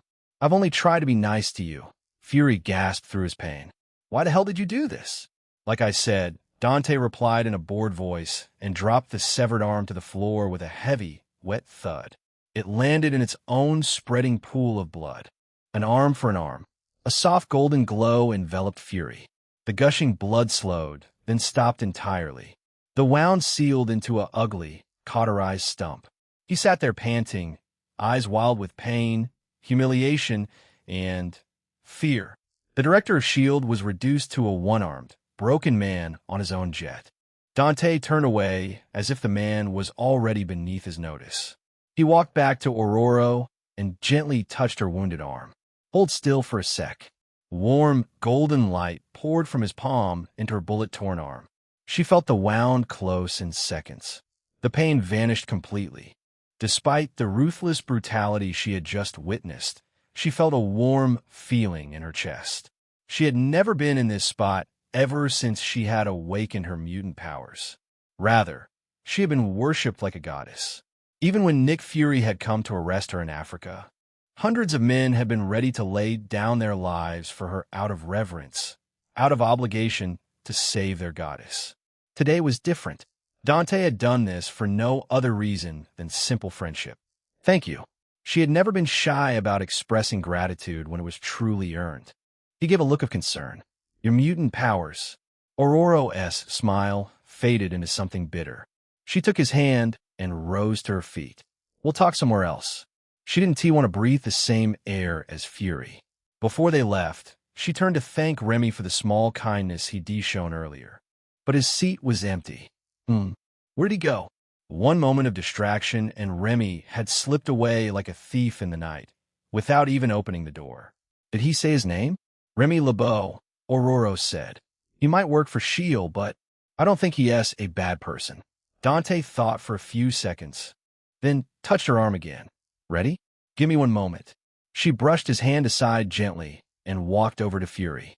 The pilot kept his eyes locked forward, pretending the bloodbath behind him hadn't happened. Fury glared up at her, furious about losing an arm after already losing an eye. She had caused it. The fact made her reveal a pleasant smile. Director Fury, can you return Jean's phone? Fury reached into his pocket with his remaining hand and threw the device at her. She caught the phone and looked over it again. Remy's card had cracked the screen, but at least Jean could still recover her data. Director Fury, don't come after us again, Aurora warned him. Unless you want to lose your only arm. The warning was more for Jean's sake than her own. She hated threats, but without her powers, words were all she had left. She walked back to Dante, allowing him to teleport them away. In the next moment, they were standing in the parking lot of Silver Sable International. She wasn't given a chance to admire the instant teleportation as cold wind cut straight through her thin, sleeveless dress. Her white sleeveless dress was meant to be worn in summer, not the coldest January of New York City. Without her weather powers, she felt every icy bite cutting into her, making her shiver. Dante removed his mask and quickly called Jean to come down. He was conscious enough to not teleport directly in a woman's room without permission. She felt like it might have been a lesson learned from experience rather than his precaution. He slipped the phone back into his pocket and took off his suit, draping it around her shoulders. I should have gone to the room. She clutched the fabric closer, finding it quite warmer than a human should have. I'll return it later. No waities. I hate formal wear anyway. He laughed softly and tapped his chest. A golden sphere lit up beneath his shirt and released warmth in the chair. The temperature around them slowly adjusted to nearly the same temperature as her weather field when she had one. You know, I really wanted to kill Fury back there. Aurora smiled at the sudden confession. Then why didn't you? It was a thought every X-Men had at some point due to Fury's arrogance. For once, she would have been fine with someone acting on their murderous intention. He shook his head. He is just a puppet right now. Someone worse might take his place. Puppet for who? The government? Whoever wants mutants to maintain this status quo. His expression grew solemn. I've got a solid lead on who this mastermind is. If it's who I think, we're all in for a hell of a ride. Aurora had never heard anything about Fury being someone's puppet. But this explained Fury exercising an obscene level of control over mutants. Who is it? I'll tell you when I'm sure. He gazed in her eyes. Fury hit you with a special bullet. It caused damage to your X-gene. She nodded, recalling the same term Henry had used in one of his scientific presentations. X-gene was responsible for a mutant's powers. S.H.I.E.L.D. might use it for something catastrophic, but it wouldn't concern me. I'm not a mutant anymore. She was just an ordinary woman now, as far as the world was concerned. She had no power to change anything. Don't count yourself out yet. A light but reassuring smile surfaced on his face. I can still fix it. Might take some time because of X-gene's delicate nature, but I can. She wasn't even surprised he could accomplish that. I must think this through if I want to be a human or a mutant. Would she rather live an ordinary, peaceful life, or remain a mutant and continue facing a world full of peril? She couldn't answer that on the spot tonight. Dante simply nodded in response. He respected her intelligence enough that he would leave the decision to her. It was her life, after all. Only she could make the decision. They waited in silence, watching the elevator progress together. Half a minute later, the elevator chimed and the doors slid open. Jean flew out in a rush of pink energy, then stopped dead when she saw Aurora You're all right, your arm. Fury did this? Dust swirled the dust around them, caused by Jean's spike in emotions. Seeing the bloodstains on Aurora's arms had caused her psionic energy to go rampant. The red was very noticeable against her white dress. Aurora touched Jean's arm lightly. Don't fret about it. Dante already healed it.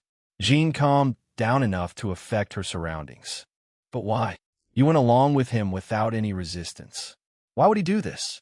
I'll explain later. First, take this. Aurora handed over the damaged phone back to Jean, which brought a relieved smile to the redhead's face. Aurora smiled and turned to him. Can we borrow a car? I'd like to get back to the mansion. With Shield South rules in place, she had grown quite proficient at driving. Her life wouldn't be much affected by her powers. Dante moved his finger through the air in a slow circle, trailing magical sparks. Jean locked her phone and touched Aurora's arm. Wait for it. The circle expanded on its own, showing a shimmer window to Xavier's mansion. Aurora crossed her arms, amused by the magic trick. Now you're going to say, I can just step through and reach the mansion. Dante showed an innocent look. Jean, show her? Gladly. Jean grabbed the edge of the window and crossed to the other side. Grinning at Aurora's surprised look, Jean held a hand out through the portal. Come on, Aurora. Dante placed a hand on Aurora's shoulder before she could follow. Xavier is dead. Eric killed him. Just wanted to let you know. It took her a few seconds to digest this. After that, she nodded her head with a heavy look. She had expected something like this to happen after getting a glimpse at Xavier's true self through his thoughts. She had even hoped for such a terrible manipulator to stop existing. Her prayers had been answered, yet all she felt was a hollow ache. I'm sorry we pulled you into this. She whispered to him softly. It was all she could say to him. If she had stopped Jean that day, he wouldn't have been wound up in their business. He patted her shoulder gently. It's all right. Aurora turned and hugged him, squeezing her arms around him tighter than she meant. After all the terrible experiences tonight, his warmth was like heaven. It made her eyes wet. Asan dasana, kwa neema yako. Nothing. She gave him a gentle push and took Jean's hand to step through the portal. Chapter 154. A streak of bad luck. Dante waved at Jean, who was on the other side of the portal. She waved back eagerly and accompanied Aurora into the mansion. They stopped for a moment at the door and glanced back at him. Aurora had a softer smile, and Jean with a bright grin. He waved again, watching them enter the mansion. That's one problem solved. I'm free for the night now. After closing the portal, he pulled out his phone and quickly translated the words Aurora had whispered against his chest. Thank you very much for your grace.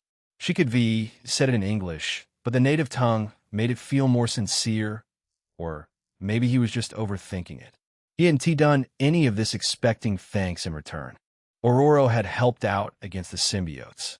It was only natural he lent her a hand. He checked the time on his phone and grimaced. 3 past midnight. He had sworn to Felicia he would be back tonight. She was probably asleep by now, or worse, she was pissed and cursing him in her mind. Still, he should check in. Even if she was mad, knowing he was finally there might soften her anger. He let out a sigh.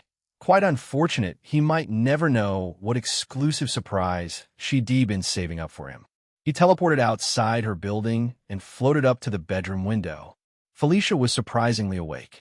She sat at her desk in a loose white shirt and shorts, her hair pulled back in that messy ponytail she only wore when she was deep in focus. Her hands were moving over a piece of PCB on the table. She stopped and suddenly spun her chair around to him. Her cat-like senses had alarmed her of someone watching her from the shadows. Dante. She shoved the chair back and blurred across the room using her acceleration ability. A flick at the window unlocked it. He slipped inside the moment it opened. Hey. She leaned back against the sill with her hands behind her on the frame. Her eyes sparkled with that mix of sass and affection he loved. When did my boyfriend become a stalker? Tonight? He smirked. The better question is, why are you still awake? I made a promise to someone. She pouted, pretending to be annoyed. But he doesn't give a damn. He moved closer and wrapped his arms around her, lifting her off the floor. I'll show you how much I care. Felicia hugged his neck for support, resting her chin on his shoulder. How exactly? He lifted her and carried her to the bed, setting her down gently. She reached for the hem of his shirt, her fingers working quickly at the buttons. Just as she started to undo the next one, buzz. His phone began to vibrate intensely in his pocket. His hand froze halfway through pulling off his shirt. Felicia's black luck had struck again. She gave him an annoyed glare that had one simple message. Not again. I want to go anywhere now, he promised, pressing the phone to his ear without even glancing at the screen. Who is it? Ileana. Ilya. What is up? She went quiet at the nickname, which her brother used all the time.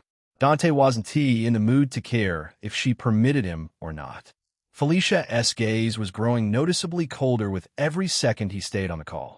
If the call dragged on for a few minutes, the whole room might freeze. Well, it might or might not be urgent, Ileana said, depending on how much you cherish this world. He frowned, finding this roundabout way of speaking not very like her at all. I think you already know the answer. Right, I do. She laughed, but it was more nervous than anything. Better if we talk face to face. I've got a lot to say about the fate of this world. Can it wait till tomorrow? I'm too beat up after that fight. Dante didn't want to brush Ileana aside, but he'd rather not upset Felicia when she made that face. Besides, he was quite eager to take their relationship to the next stage. Yes, absolutely, Ileana said, catching the fake exhaustion in his voice. Tomorrow works. Good night, Ilya. He threw the phone on a nightstand and cupped Felicia's cheek. Are we? The phone buzzed again, the screen lighting up a moment later. Felicia raised an eyebrow, daring him to take the call. He almost ignored it until he glanced at the screen. Emma Frost, who was in Europe at the moment. This could be an urgent call that might dictate her life or death. He tilted her jaw up and leaned in for a quick, apologetic kiss. Only then did he answer the call. Emma, I woke up after a long day and saw you trending on every international news station, Emma said in an exasperated tone. Causing that much chaos is one thing. Reversing it like you're some kind of time god is another. What the hell happened? I thought you'd be more worried about me than the news. I am, dear. Why do you think I'm calling instead of texting? She explained with a rather tired voice. Which is why you have to tell me, why were you two fighting? Turns out Charles and Teresio were lovers. Professor sent Magneto for revenge. What? Don't worry. Charles is dead. Eric choked him to death. Emma was speechless for a long moment, taking her sweet time processing the death of a nuisance. How much of that was your contribution, darling? Wow, I should sue you for defamation. Darling, I know how petty you can be. Xavier sent a nuclear weapon for you. There is no universe in which you leave Xavier without some punishment. Emma knew his petty side too well. She had experienced it herself, and then with Celine and Taziria. 100% me, he admitted, trusting Emma to keep it between them. She had earned all they had been through. Mag needed some trauma. Emma laughed out loud. God, only you can say that about a Holocaust survivor. Amazing, right? He rubbed Felicia's head affectionately. She was being remarkably patient with this call, probably because she was on good terms with Emma now. Tonight got me on a lot of people's bad side. Think the great and beautiful Emma Grace Frost can handle the PR storm for me? He knew for a fact JJJ would air the footage as the main evidence for his hate campaign against Skullfire. But Emma might be able to cook up something to lessen the overall impact. Piece of cake, darling. But you have to take me out for dinner next week. Any place would do. No problem. I'll talk to you later. Going to sleep. Good night. He gently put the phone on the nightstand and took off his boots. Next came his pants and shirt. Left in only his boxers, he turned back to Felicia. Felicia licked her lips. What are you waiting for? Take them off. Buzz. They both glared at the phone, but the 4 bold letters completely erased their annoyance. Felicia quickly handed him the phone. She won call without reason. I know, he said, taking the call. Jean. Dante, it's Aurora. Oh, Aurora. How are things over there? I have something to share about that. But before I do, I have to let you know. She paused as if considering her words. Jean and I, we trust you more than we trust the X-Men at the moment. You've been a reliable friend. He knew whatever she was about to say would be heavy. Otherwise, she wouldn't have prefaced it like that. We just had a conversation with. Ororo trailed off, drawing out the suspense. Charles Chevier. He isn't dead. How is that possible? Dante was prepared for anything but the professor to still be alive. He had watched the old man die with his own eyes. Xavier wasn't some immortal who could still be alive without breathing for minutes. Despite his mutant powers, Xavier was still a normal human. Something definitely happened when he left the mansion to help Ororo. It's real. Jean cut in to support Ororo. Same voice, mannerism, physique, even the same psionic waves. There are no doubts about his identity. Felicia's arms slipped around his waist. She pressed her cheek to his abs, silently reminding him she wanted him right here with her, not chasing another crisis. He stroked the back of her head. I'll be there tomorrow. Something told him Mr. Sinister was behind this revival. Nathaniel Essex had always been obsessed with forcing Jean and Scott together to create the ultimate mutant offspring for his own twisted plans. Killing Xavier would ruin that.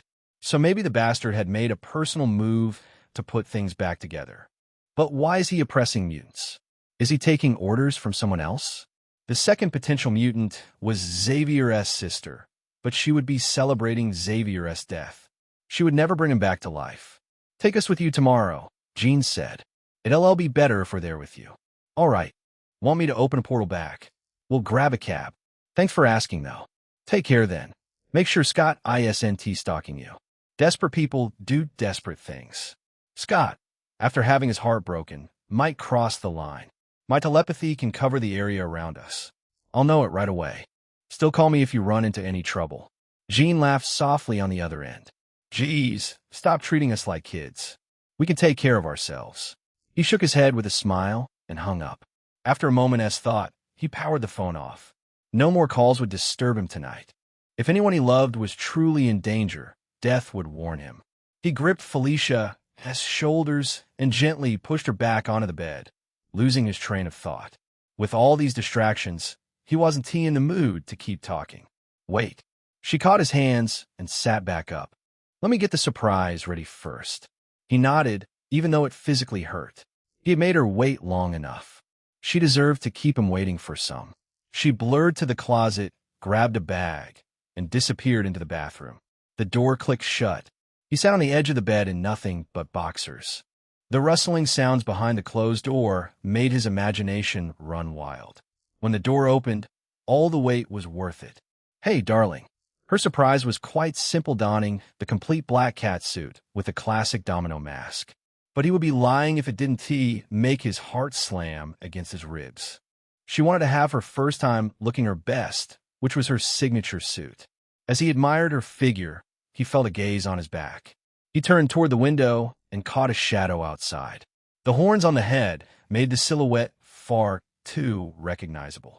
He sighed and put on his Skullfire appearance. Lady Loki, I didn't know you were a snoop. Even Asgard, it seemed, had decided he wasn't allowed one peaceful night with Felicia. Chapter 155, Lady Loki's Resolve, Remy's POV. For Remy LeBeau, working for Mr. Sinister had been like having a loaded gun pointed at his back all the time. He had gotten used to ignoring the gun since it would never fire as long as he followed the orders and kept his charm dialed up. What he watched go down on that shield jet had rattled him to the bone. Dante ripping Nick Fury's arm off like it was nothing but a loose sleeve that was very tame compared to the horrors of Mr. Sinister's lab. But that man, with a burning skull, terrified Remy to the bone. Even he couldn't say why exactly he had this fear. But Remy never went against his instinct. It was the only thing that had kept him safe until now. Knowing Dante had it out for Fury, the man Mr. Sinister had asked him to follow orders from, Remy wanted to bolt away from that jet. But he was afraid any move might piss off Skullfire. Fear had him nailed to the seat. And yet somehow he still got out. 1 second, he was staring at the carnage. The next he was standing in a dark room, lit only by a deep, blood-red glow. Remy blinked hard, trying to make sense of it. Damn, he muttered. He already sent me straight to hell. Didn't he even bother giving me a chance to explain? Was he supposed to just stare at the walls and wait for something to happen? He had no idea what to do in hell. There was nothing to steal here and nobody to follow orders from. Nobody would die if he lost control of his powers. Maybe it wasn't that bad of a fate. The walls suddenly rumbled, and they slid apart, unfolding into intricate geometric patterns that clicked and unraveled like living clockwork. In seconds, the darkness was gone, and the bright light nearly blinded him. Blinking, he saw massive iron bars around him like a cage.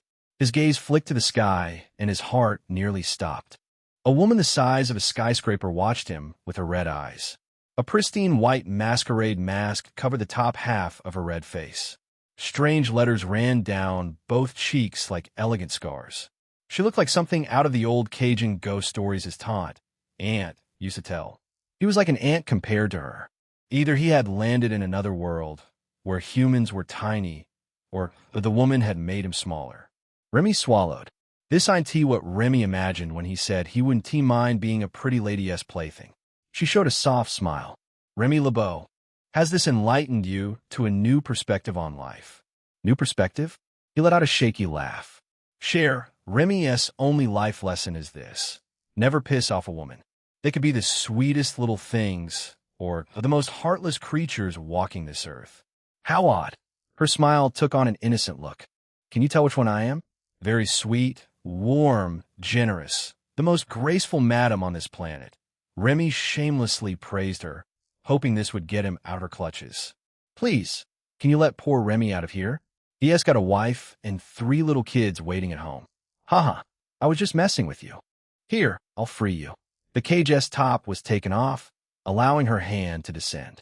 Her fingers grew larger until 2 of them gently pinched him between them like he was a toy. Like this, he was carried outside and dropped onto the white floor. The moment his boots touched the ground, he shot back to normal size. The woman, who had been massive before, now stood eye to eye with him. Her red skin was striking as hell, but it didn't take away her charm. Rather, it made her more mysterious. He noticed a strange detail about her clothes. Her white cape and the deep neckline of her white dress formed a heart, made much more obvious by her red skin. Remy let out a low whistle. Mon Dieu, I should have called every one of them idiots for saying I was going to suffer in hell. With a beauty like this, I'm going to suffer in a whole different way. She maintained the calm smile, her red eyes peering into him. This isn't hell. You're still in New York. Excuse-moi, cher? You said I'm not dead? Not yet. I saw a kind man having a very bad evening and decided to intervene on a whim. She put a finger on her dark lips. I don't know if I made things better or worse. Definitely better. He let out a sigh of relief. The scary man hadn't taken his soul to hell. Remy owes you one. She held her cape open and performed a graceful curtsy. You're welcome, child.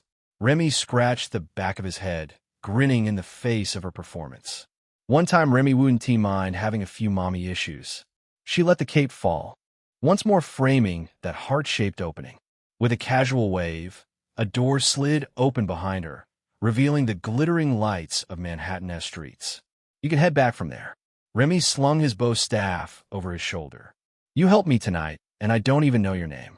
How am I going to repay you in the future? E.M. Rebecca. What a charming name, he whispered. If you run into any trouble, don't think twice about calling on Remy LeBeau. Nathaniel's experiments had suppressed his powers, but he was still plenty strong. He could still beat people up. Well, everyone except that man. Rebecca tilted her head, amused by his request. Can I entrust you to do me one small favor, child? Remy nodded, so fast he nearly gave himself whiplash. Anything, whenever you do a good deed from now on. Say this little mantra. Something to spread kindness in this near-unforgiving world of ours. What mantra? She had saved him from the wrath of a demon. Forget about saying one mantra. He wouldn't mind creating her statue and worshipping her. Rebecca revealed an enigmatic smile. Thank you, Mother Righteous. Mother Righteous. Remy mistook the name for some obscure prayer to a goddess and agreed on the spot. He didn't know the woman before him was one of the great mystic practitioners. A woman could ruin someone's life, and people would be grateful in the wake of it. Mother Righteous, Lady Loki's POV. Lady Loki had been observing Dante from the shadows of her scrying mirror. Staying informed with Dante her only protection against Hela was important. This way she could save him in any emergency. After all, he was only one man. Making mistakes was unavoidable. One misstep might cause a catastrophe, which was where she would step in to help. It had nothing to do with her desire to show him how competent and valuable she could be.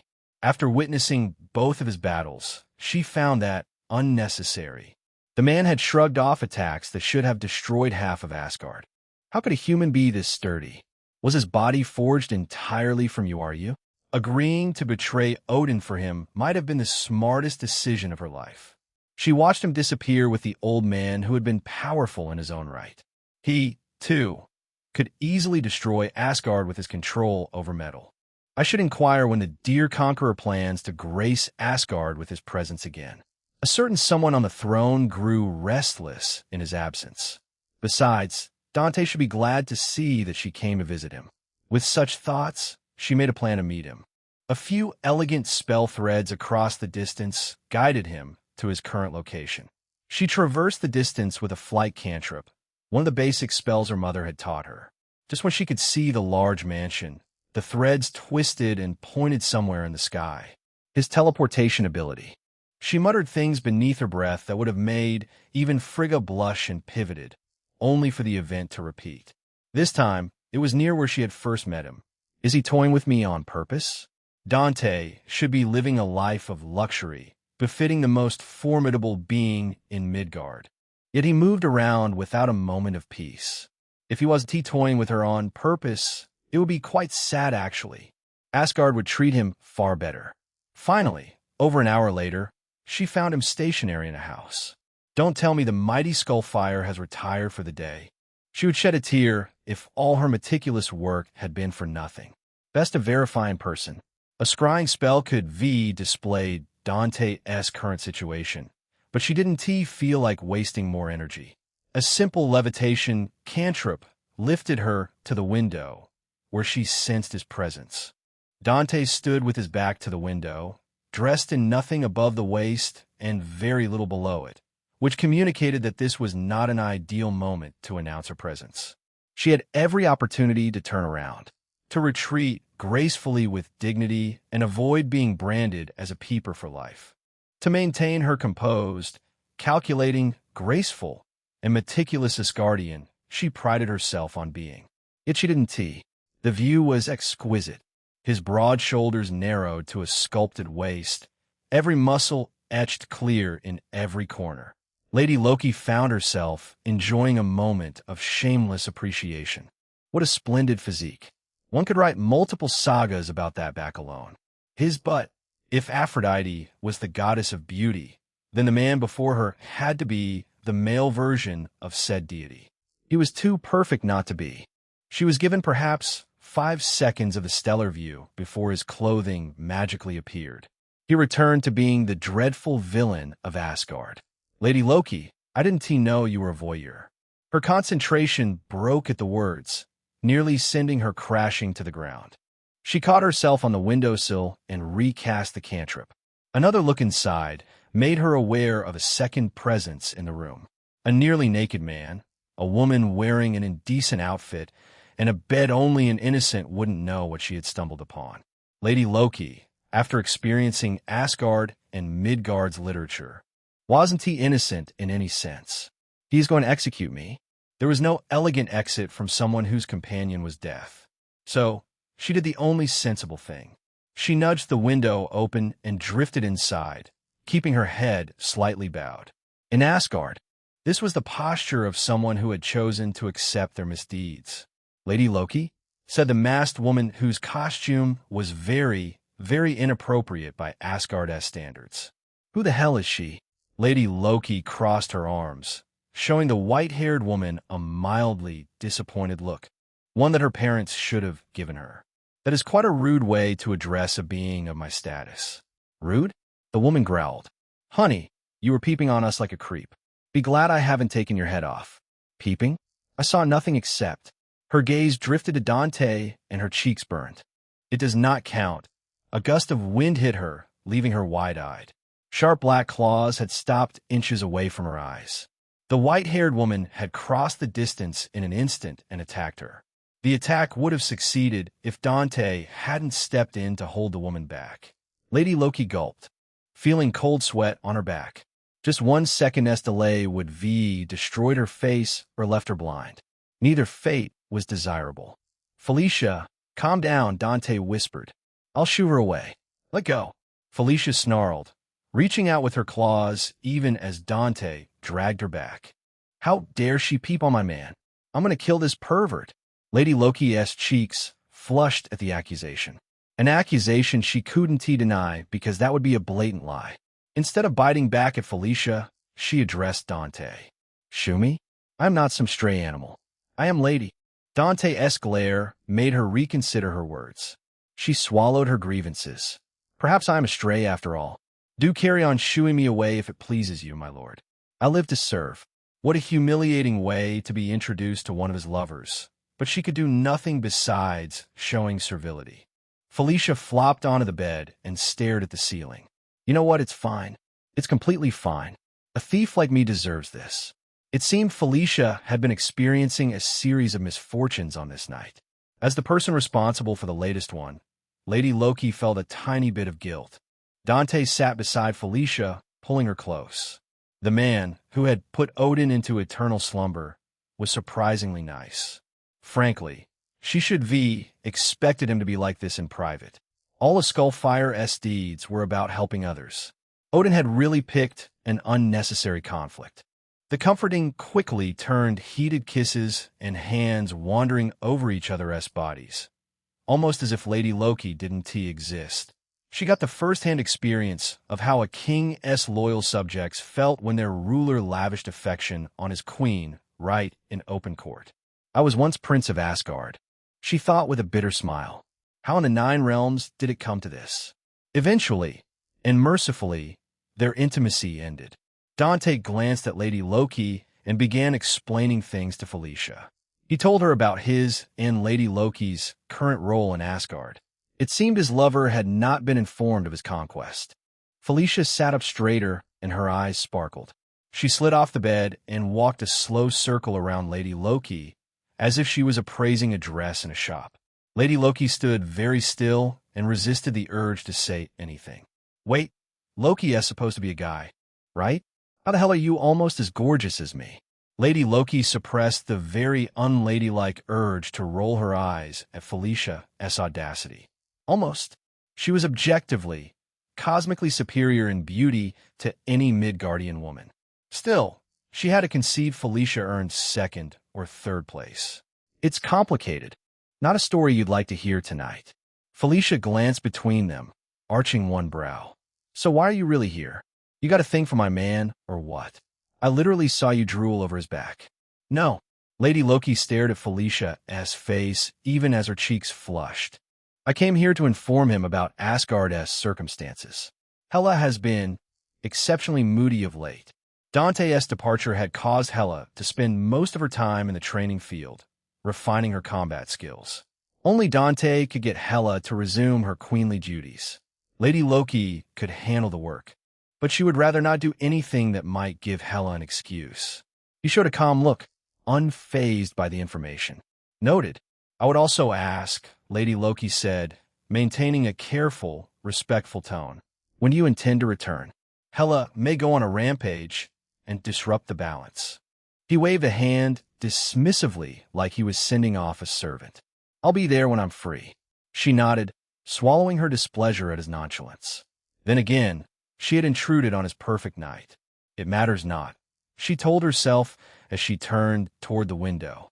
As long as he kept his promise to safeguard her mother, she could endure a great many things. Some disrespect was nothing.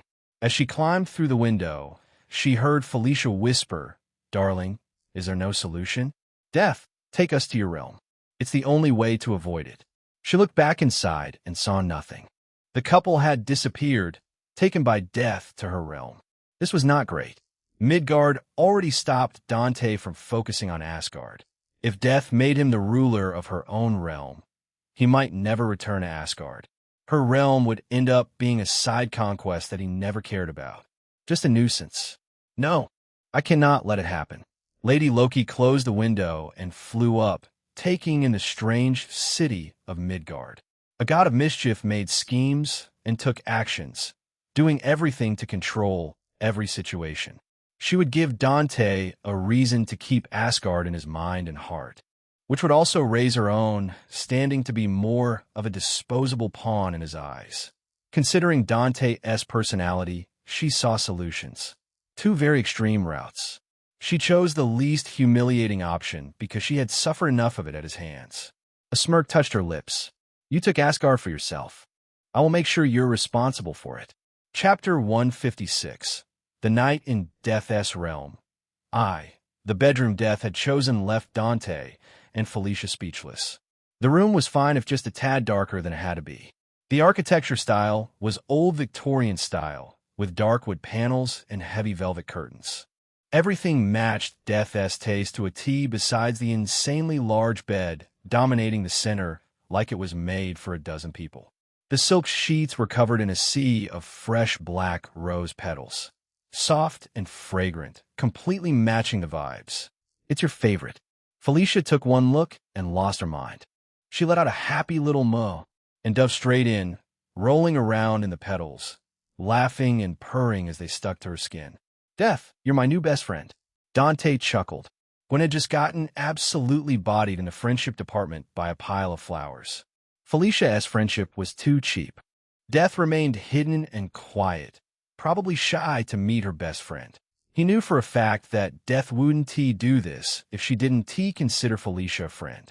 Felicia finally stopped rolling and sprawled out on her back. Drowning in petals, her eyes drifted shut. One soft sigh, and she was out cold, her chest rising and falling in slow, exhausted breaths. Her day had been a train wreck of bad luck, making her sleep on the first contact with the soft mattress. He shook his head. The bad luck had followed them even to this realm. He might have to create artifacts that boosted luck and fortune to offset her bad luck. Black luck, a black cat, as he liked to call it. Guess I'll also sleep. No. Death's voice ghosted right behind him as her hands slid around his waist, clinging to him. What kind of companion would I be if I let you sleep unsatisfied? He grabbed her wrists and spun her around, only to have his eyes pop open in shock. She was wearing a tight, all-black blazer dress with only one button holding it together at the bottom. The rest hung open like an invitation, black bra barely containing her tits and pushing them up into a deep, plunging valley that would make any man salivate.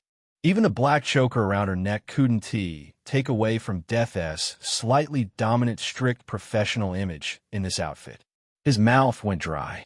Her seductiveness was a little too much for his current state.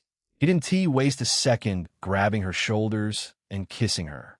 One hand came up to hold the back of her head as their tongues shamelessly intertwined despite Felicia sleeping soundly behind them.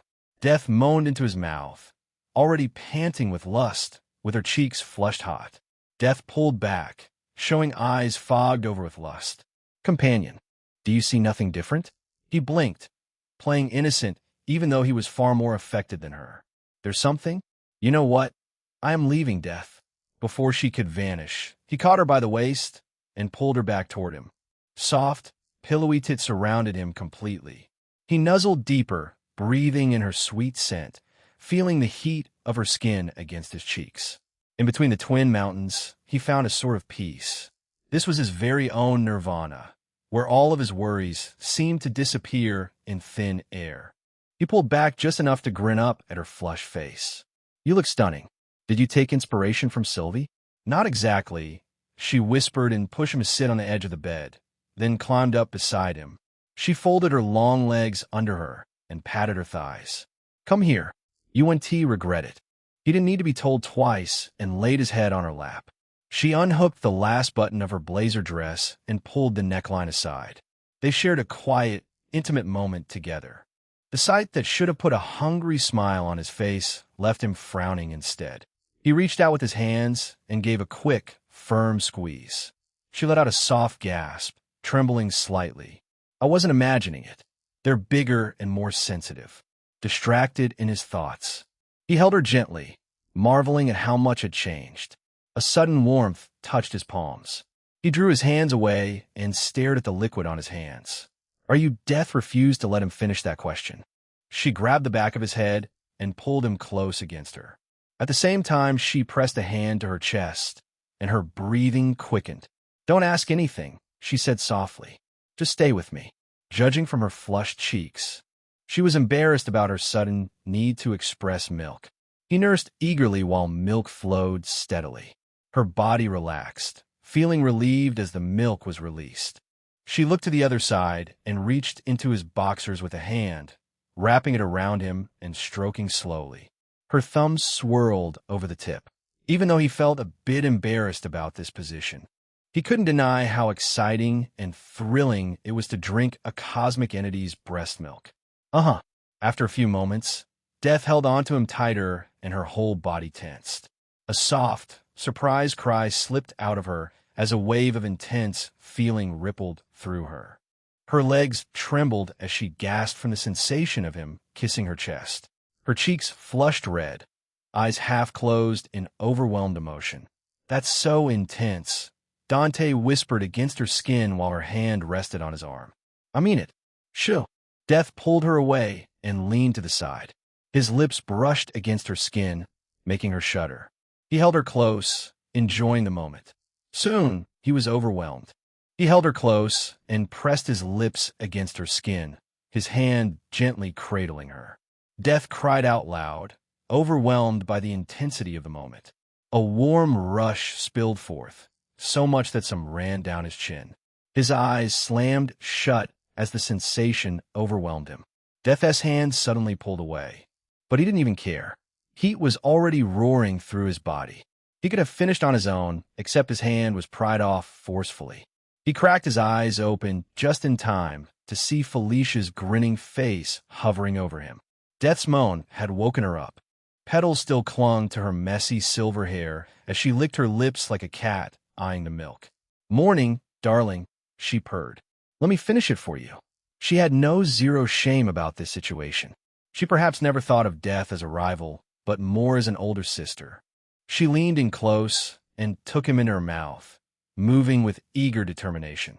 The sight of her cheeks hollowing, green eyes locked on his while moisture still glistened against his skin, sent him over the edge. He groaned and surrendered to the moment. She took him in completely, her eyes crinkling at the corners in pure satisfaction. She held on firmly, savoring every last moment with quiet devotion, then pulled back with a soft sound. "God," she sighed, wiping her bottom lip, "I can't get enough of this taste." Dante had the same feelings regarding the sweet drink he just finished. Felicia glanced at the way he was still half laying in Death's lap and revealed a mischievous smirk. "Look at you cuddling cosmic tenderness while receiving a cosmic show of affection. What a spoiled darling you are. This is what we live for, right? Truly." She grinned, moving a hand through her hair to shake off the petals. "Death, who is your best friend?" "Companion." Dante reluctantly lifted his head from Death's lap. But he couldn't resist one last taste. He leaned in and sucked a big mouthful of warm milk straight from her nipple. Felicia reached out in a hurry and grabbed his jaw, using her thumb to force his mouth open. "Milk? Did you use biokinesis to turn her into a walking dairy bar?" "No," Death said, glaring at her. "I'm more than capable of modifying my own vessel." He sat up between the two and wiped his mouth with the back of his hand. "Before that, why do you think biokinesis is capable of that?" Truth was, he had never even thought about using it for such perversions before tonight. With the knowledge in his mind and his current mastery of biokinesis, it was absolutely possible. Felicia laughed and smacked his thigh playfully. "It's unfair I drink your tasty milk, but you don't get to have mine. I was planning to fix that tonight." "Wait, really?" "I'm a considerate woman." Her gaze drifted to Death's still exposed, glistening breasts. She let out a long, yearning sigh. "I've always found this so fucking hot." "Death, can I have a taste?" Death shook her head firmly. "It's only for my companion and my future child." He brushed a hand down Death's back, letting her feel he had forgotten that promise. She smiled affectionately, which melted the moment he leaned down and sucked another mouthful. Companion, you. Death realized what he was doing the second she saw him holding the milk in his mouth. She let out a sigh and gently pushed his face toward her new bestie. If Death wouldn't let Felicia taste it, he'd be the middleman to give it to Felicia. She was his lover, after all. Felicia's feline eyes sparked up with excitement. She tilted her chin up, lips parted, waiting for him. He leaned in and fed her the warm milk straight from his mouth.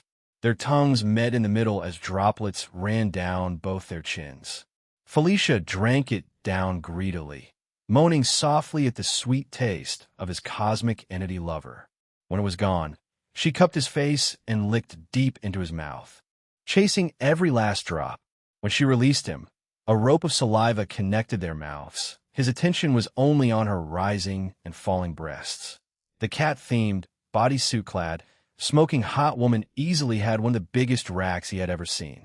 She was stacked, gifted, endowed, blessed with 2 bouncing beach balls attached to her chest capable of driving any healthy man crazy. Just the thought of being close to her had his heart racing again. Felicia caught the hunger in his stare. She wasn't blind, but she pretended not to notice, which made him a little sulky. Not that he didn't understand her perspective. The process might do something irreversible to her body. If he couldn't reverse it, her tits would be constantly full and leak at the worst possible times. A calamity if her mother found it.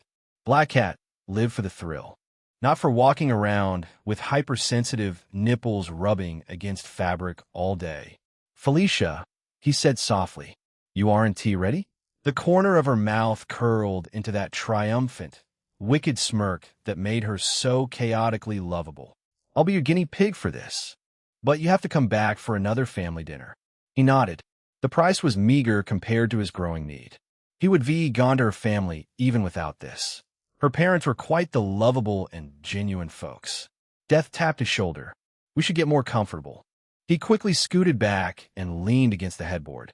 Death settled beside him. Felicia crawled over him on all fours and rested on his lap. He pulled her close, his hands holding her as they embraced. Squeezing greedily. "Shall we start? I have another request before we experiment." Felicia breathed erotically in his ear, not even trying to keep her breast from squishing against him. She rolled her hips, pressing close against him. "Take my first." Chapter 157. The Night in Death's Realm, 2. Death hadn't affected Felicia's spirits at all. She seemed more than happy to be in Death's presence for the first time, which was perhaps why Death hadn't shown any desire to leave the room.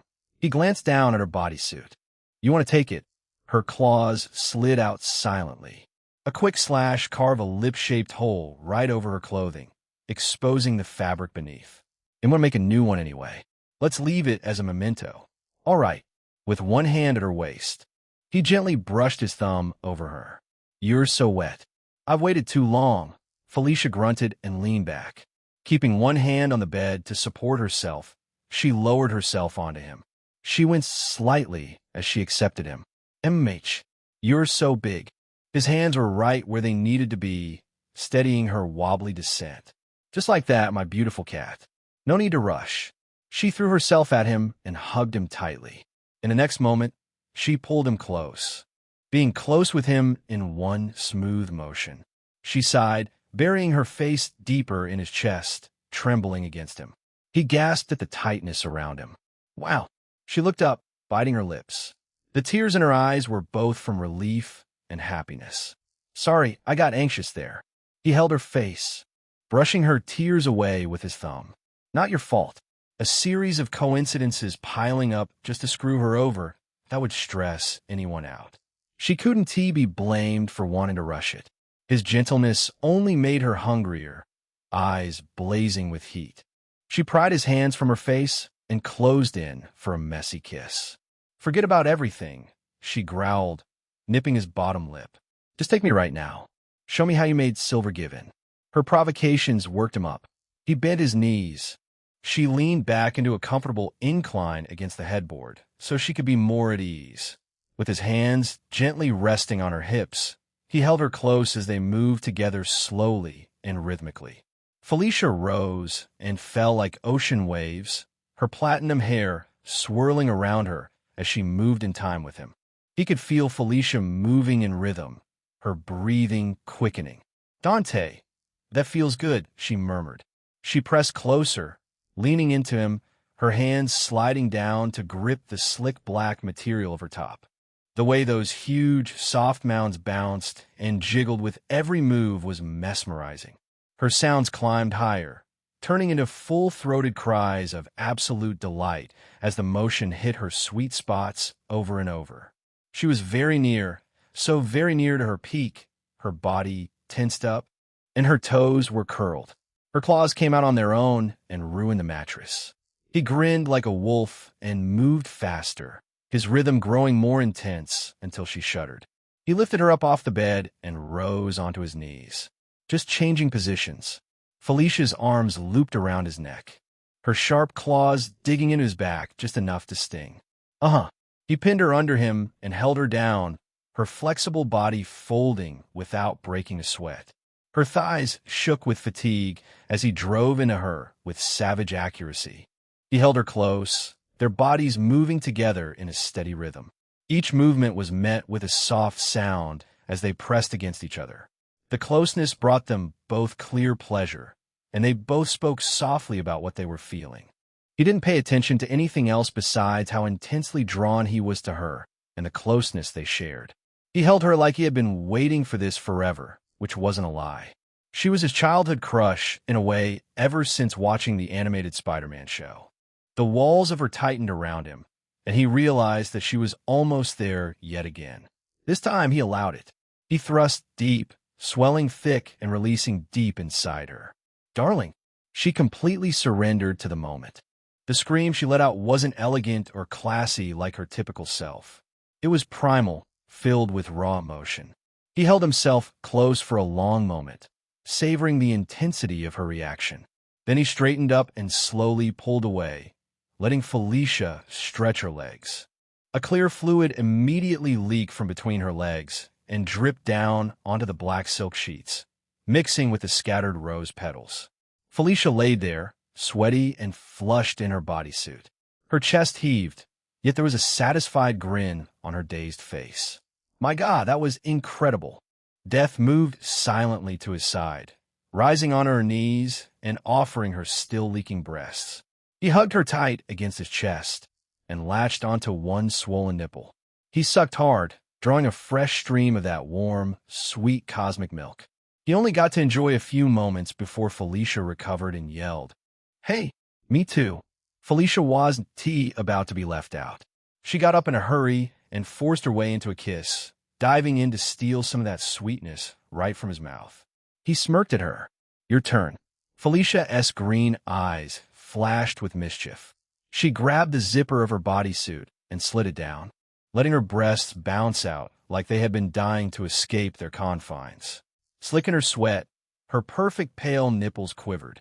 Even though he had to focus on biokinesis, he couldn't resist going in for some groping. She laughed and pushed his hand away. "Do the thing first. I'm ready to graduate from a kitten to a full-on mommy cat. You'll be a worthy rival to death." He held her close and closed his eyes, letting his biokinesis scan every inch of her. "All right, listen up," he murmured against her ear, and not just flipping a switch. "I gotta rewrite some things inside." She placed a finger on his lips. "Don't give me the science pep talk, nerd. Get over with it." The trust in her eyes melted him. He gave her a soft kiss before he touched her belly and made the adjustments needed to her body. First, he boosted the milk-producing glands in her tits, making them way more active. Bigger ducts, more sensitive. Then he cranked up her prolactin levels so her body believed it was already pregnant and ready to feed. Almost done. Just one push against her ass made Felicia stand on her knees, her tits jiggling right in his face. His tongue lapped at her hard, pink peak. Felicia shivered, her eyes opening wide. "It's not usually like that. It will be a little rough. Bear with me here." Felicia nodded. "Do whatever is necessary." He grabbed her massive mounds. Rough, greedy motions were employed, the kind of pressure and grip that might seem excessive to most used now to knead black cat's bare rack. Animalistic was the word one might have to describe the way that he manhandled Felicia's twin mounts. lifting those nice tits up with a claw-like grasp on each and letting them fall soon after, just to scoop those twin pillows back up and do it again. Suddenly, Felicia let out a very sharp and high-pitched sound that was nothing but the expression of overwhelming emotion. Wow, this is incredible. What the heck is happening to me? Death leaned in from the side and gently patted Felicia's back. Don't resist. Accept it. Okay, I don't care anymore, she said. Between breaths, she pushed him down onto the bed and grabbed his hand, pressing it firmly against her. Hold on to me, or I'll lose it.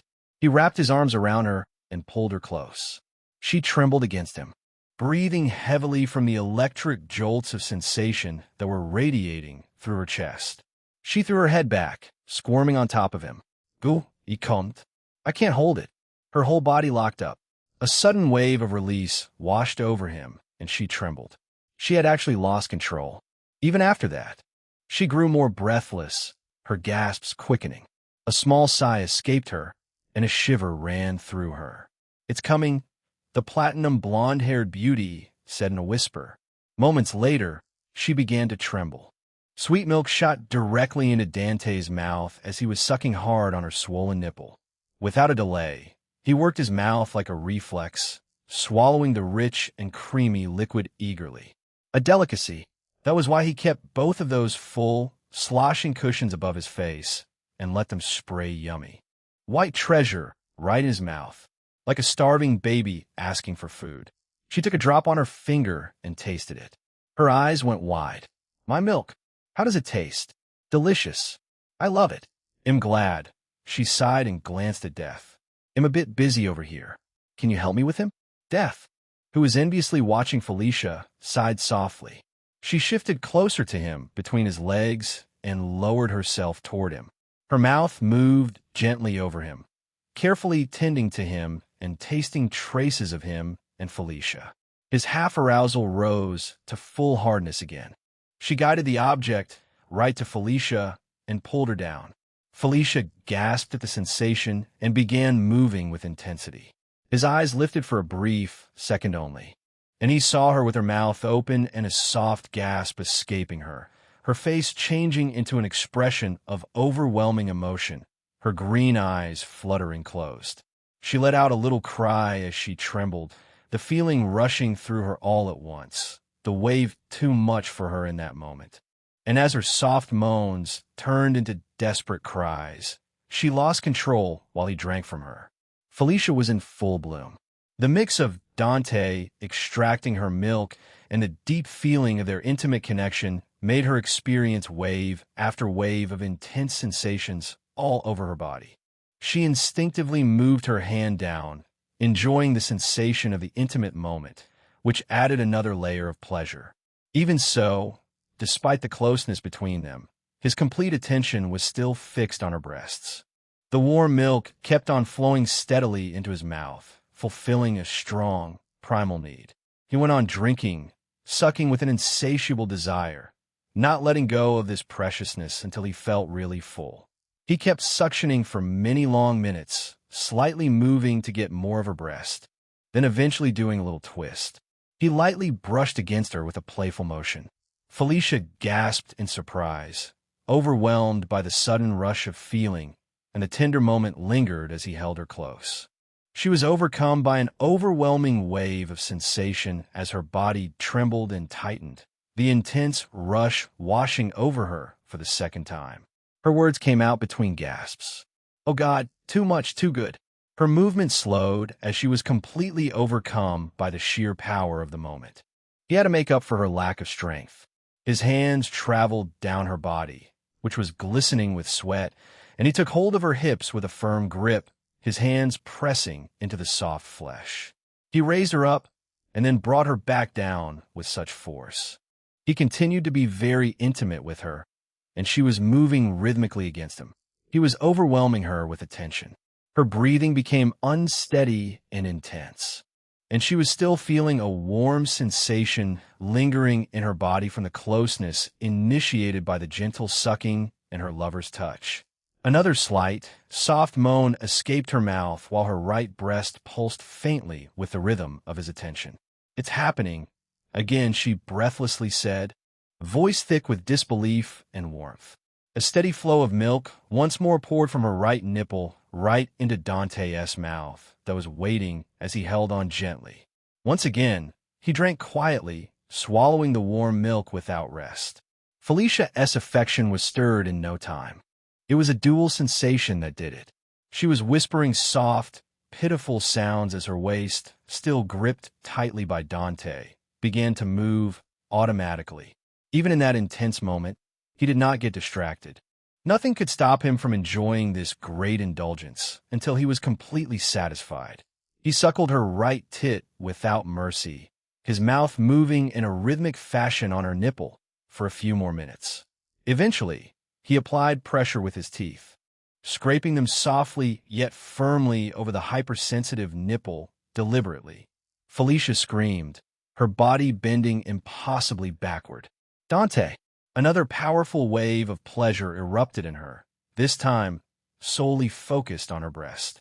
Her body, which had just been through the intense sensation of being filled by him, was now moving in a rhythm that matched the feeding, as droplets of milk spilled into his lap. He finally released her right nipple with a soft sound, swallowing the last of the milk. He looked at his lover, who appeared deeply moved by the moment. Felicia was shaking, her breath loud and uneven, her green eyes not really seeing anything. Sweat was soaked into her platinum blonde hair on her forehead, and her skin glistened across her chest, still gripping the sheets. He picked her up easily and held her above his lap for a second before pulling her back down with a fast pace. "I am about to finish," he said in a growl, his voice rough from the pressure rising inside him. Felicia let out a faint whimper and began to move even quicker to bring him to release.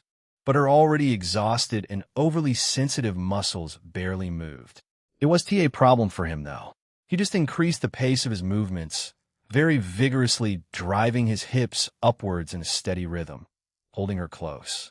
Felicia's moan rose to a long. She let out a passionate cry as she held her lover close, leaning her head back with overwhelming emotion. She fell forward in his arms, completely surrendered to the moment. Breathing heavily, her body trembling, milk dripping unnoticed on his broad muscles. The room was quiet apart from their heavy breathing. She had removed her outer layers at some point and stood to the side, overwhelmed by exhaustion. The sight of her lover and her friend together had been too much for her. Eventually, he relaxed his hold on her. Her sleepy eyes closed, her face resting on his body. He sat up slowly, then let her lie on the bed with a pillow under her head. Just taking a breath, Felicia whispered, reaching out to press a hand against his face. "Satisfy Death. He'll join you soon." He kissed her hand with a smile and beckoned Death, who immediately turned around, reaching back with her right hand. The lovely curves of their bodies were drawn close together in an intimate embrace. Tonight, he would give as much pleasure as he would receive in return. Chapter 158. James Dante stepped out of the shower with a towel slung low around his hips, dragging a second one across his hair. He barely made it 2 steps into the bedroom before he froze. Felicia stood right in the middle of the room, wearing nothing but one of his oversized black shirts that barely covered her ass. She was gently rocking a fluffy black cat plushie in her arms like it was a real baby, cooing in the softest, sweetest voice he'd ever heard from her. The same could be said about her gentle expression. "Who is a good little boy? Yes, you are, cutie. Yes, you are such a strong, handsome boy already. Gonna grow up big and tough, just like your daddy." He blinked as water dripped from his jaw. "What the fuck, Felicia?" "Practice," she said and kissed the plushie. After one more rock, she lowered it gently onto the pillow. Death can't get pregnant, obviously. So someone has to be the one to pop a little one out for her. You'll do it for her? She smoothed the plushie with her thumbs and turned to him with arched brows. "I don't know what I'm going to do after university. I might as well help my bestie with something. It's a big decision. You should think more about it.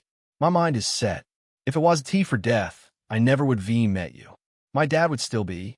She trailed off, then shrugged the thought away. "She's a friend. Statistically speaking, Us Hardys have a pretty damn good record of being great to our friends. He could understand her sentiment to an extent. That day, she had come looking for him earlier because Death had been invisible to everyone else. Still, it was a major decision. Besides, I just like talking to her, Felicia added, a teasing smirk tugging at her lips. It's hard to explain. When I'm with you, I feel like everything is going to be okay no matter how sideways the boat rocks. But with Death, I don't know. I feel relaxed around her. Because of her cat genetics? Probably. Cats had always had a keen natural instinct toward the entity that sat at the end of all things.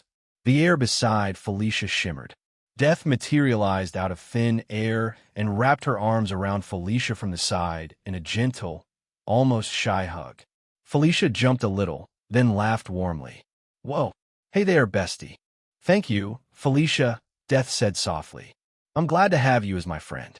A black aura wrapped around Felicia momentarily, then disappeared like it was never there. Dante knew Felicia had just been blessed by Death like Sharon had been. It was still unknown how it would affect Felicia's luck. Would it take a turn for the worse or finally improve? He couldn't care less at the moment. He pulled them both into a hug, pressing his face into the space between their heads, breathing them both in. Before he could enjoy the warmth properly, Felicia playfully shoved him back and hugged Death tighter, pressing her cheek against the cosmic entity's shoulder. Nope, she's mine right now. My best friend.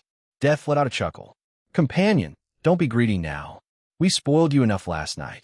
He smirked, rubbing the back of his neck. His stomach still felt weirdly full from all the milk he had guzzled.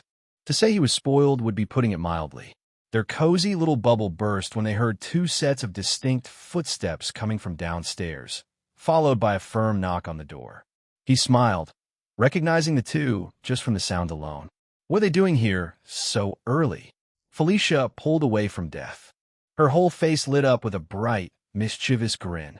Girl couldn't wait to see her man. Death gave him one last soft smile before vanishing into swirling dark shadows. He flicked his wrist, casting a quick illusion that dressed him in simple clothes. He didn't exactly keep spare clothes at Felicia's place. Felicia crossed the room in a blur.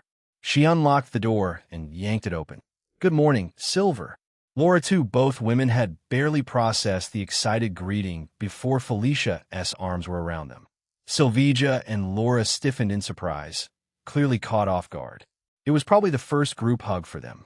Laura was the first to snap. She shoved Felicia with a growl and retreated to Dante's side, scowling at the overly excited cat. This cat is annoying and creepy. And why does she smell like milk? As always, nothing got past her nose. Felicia stepped back in the room, rubbing her nose embarrassedly. Cats drink a lot of milk. It helps with growth. The slight jab at her height made Laura scowl even harder. I'm gonna kill you. He rubbed her shoulders soothingly. Relax, Laura. Felicia's just happy. Laura narrowed her eyes, glancing between him and Felicia. Why? Because you couldn't keep your hands off her last night? Her brutal honesty left him stunned. He might have to dial down her internet access. Laura, from a week ago, wouldn't have used this to describe the night. Felicia blinked and laughed. You bet he did. Silveja had a sharp look for a moment before she quickly composed herself. She accepted this messy relationship, but that didn't mean certain emotions didn't still hit her. It would be impossible not to feel a certain way about this. He could only do his best to make sure these emotions didn't pile up and become a problem later on, and to give her even more happier memories. We can discuss this later, Silveja said. Something strange happened this morning. She quickly explained why she had rushed over first thing in the morning. Their new maid had vanished without a trace. On its own, that was unusual but not alarming. What made it strange was when Silveja asked the receptionist Anna, who had personally recommended the maid, about her.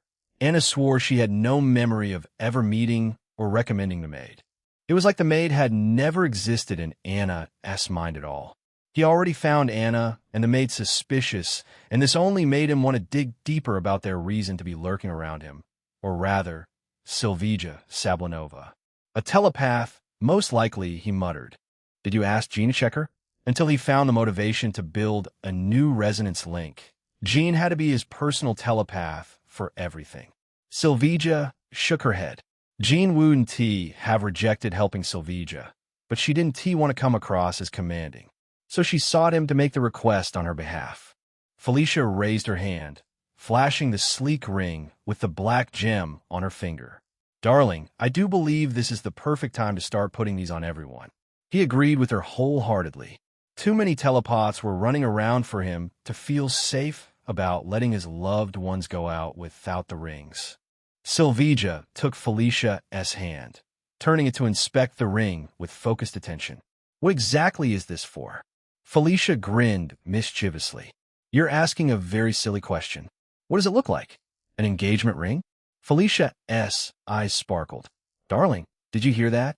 We're engaged now." Sylvija realized she was being played and shot Felicia a blank look before she turned to Dante with a slightly unhappy expression. "Where are mine and Laura's? I can't wear one." Laura popped her claws out and straightened her fingers, showing how little space there was between them when they were extended. "It'll just get in the way." He smiled faintly. "These gems make you completely immune to telepathy. Still think they'll get in your way?" Laura's expression changed like a switch had been flipped. "Give me one." It wasn't a request, but a demand. One weakness she shared with her father was their lack of resistance to telepaths. Even though the weapon program had reinforced their mental defenses, a powerful telepath could still easily slip inside and exploit them. Even Sylvija started showing real interest in possessing a ring. Together, they pestered him until he raised his hands in surrender. All right. Give me some time to make yours." Laura pinched his arm lightly. "Make mine a pendant with black and white gems." When she gazed at his hair while saying that, it wasn't too hard to understand where this preference came from. Sylvija left the specifics for him to decide. She was more for practicality and function than the looks. Felicia looked satisfied with how things had turned out. "Let us get you all something to eat." Sylvija tried to argue that they were in a hurry, but Felicia refused to let them leave without breakfast. In the end, they gave in and sat around the table. Felicia's mom had quite a lot of love for Sylvija. Still, it was strange neither of her parents hadn't brought up why he was in a relationship with multiple women. After breakfast, Felicia escorted them out. "I have to focus on classes," she said with a sigh. "Finals are in a week. I'll be a little busy with that." Sylvija paused at the driver's side door and looked back over her shoulder. "Give me a call if you need a recommendation for internships." "Thanks, Silver." Sylvija shook her head and slid into the driver's seat. "She is so easily embarrassed," Felicia whispered, tugging at Dante's arm with an expectant grin. "Drop by tonight, okay? Someone has to empty these jugs." She had firmly denied it when he had asked to return her body back to normal. She had fallen in love with this just like him. "Jugs?" Laura asked in a confused voice, looking between them. "What jugs?" Felicia reached out and ruffled Laura's hair. "You're too young, girl." Laura growled and swung at her, but Felicia had already retreated with her acceleration ability and closed the door shut. "Later." "20." Laura clicked her tongue and reached for the back seat door. "Get in." Sylvija gave a small, understanding smile. "It's all right." Even though she was leaving tomorrow, she wasn't being selfish. She probably felt a little guilty for putting her duties ahead of spending more time with him. He took Laura's hand off the door and gave her a light knee to her ass at just the right angle. She went tumbling into the back seat with a startled yelp that was very unfitting of a lethal assassin. He closed the door with a solid thud and walked around to sit in the passenger seat beside Sylvija. "Let us go." For the next week, even months, she would be busy making Symkaria better with a share of Shaw Industries. In a way, he had dumped even more responsibility on her shoulders. She wouldn't get to spend much time with him. Laura, who was pouting in the back seat, would get plenty of chances to be with him whenever she wanted. She was his go-to partner for playing games. Sylvija started the car, smiling faintly at the road ahead. Laura returned to her room after reminding him to play games with her later. She had only tagged along with Sylvija as a temporary bodyguard, and now that the errand was done, she was going back to her room to enjoy her trashy romance novels. Back in his room, Dante dropped the illusion and put on real clothes. Once dressed, he sat down on the bed and got to work on Sylvia's ring while she went to fetch Jean and Aurora. The process for enchanting a psychic ward ring was simple but time-consuming. First, the gem had to be purged of residual energies, basically any emotional or psychic imprint left in the material. Afterward, it had to be aligned to a neutral state to prevent interference and ensure the ward wouldn't degrade over time. Fortunately, he had already done the most boring and time-consuming process for all the gemstones beforehand. For the next process, he cast a magic circle, letting the ring drift to its center. The magic circle acted as a binding scaffold, anchoring the gemstone to the astral and physical planes. Layer by layer, he built the sigil matrix, a connection of sigils constituting the core of the psychic ward. The ward only required 3 types of glyphs to function. A detection glyph to recognize incoming telepathic intrusion, a rejection glyph to block those signals, and an absorption glyph connecting them both to the mystical energy dimension so it could function without an energy source. He designed the rings as a closed-loop system rather than a spell that would eventually burn out. The third and final process was attuning the ward to the wearer. Across the astral plane, he linked the gem to Sylvia's astral signature, giving it a baseline authorized pattern of thought. Anything foreign would be flagged as intrusion and repelled. The protection wouldn't last against a powerful telepath, but the moment the ward broke, he would be alerted about it. The magic circle dissolved, and the ring dropped into his palm. He glanced at the clock and smiled. 2.5 minutes, it was his fastest enchantment attempt yet. He pocketed the ring and leaned back, waiting for Sylvia's return. The 3 women arrived a minute later. Jean and Aurora wore proper winter gear that somehow still looked effortlessly stylish. The redhead had a long green coat over a deep burgundy turtleneck, a wide knit muffler wrapped twice around her neck and tucked in at the collar, with dark trousers disappearing into high boots. Aurora's coat was longer, a deep steel gray that reached her calves. Beneath it, a pale silver-blue sweater and a thin scarf in the same color looped loosely at her throat. She even wore simple warm gloves, which she was in the process of pulling off when they walked in. "Are we leaving?" Jean asked right away. "Not yet. I want to check up on our receptionist, Anna. I'm afraid someone has tempered her memories about our maid." He looked at Sylvia. What was the maid's name again? "Marie Anna," Sylvia replied, shifting her attention to her phone. "I'll call Anna here." He sat there with a frown on his face. Marie Anna, a near-perfect switch-up of Anna Marie. Rogue's real name. He would called that a coincidence if he hadn't met Remy LeBeau, a.k.a. Gambit, last night. Jean adjusted her muffler with a thoughtful look. "I'll do my best to find the truth."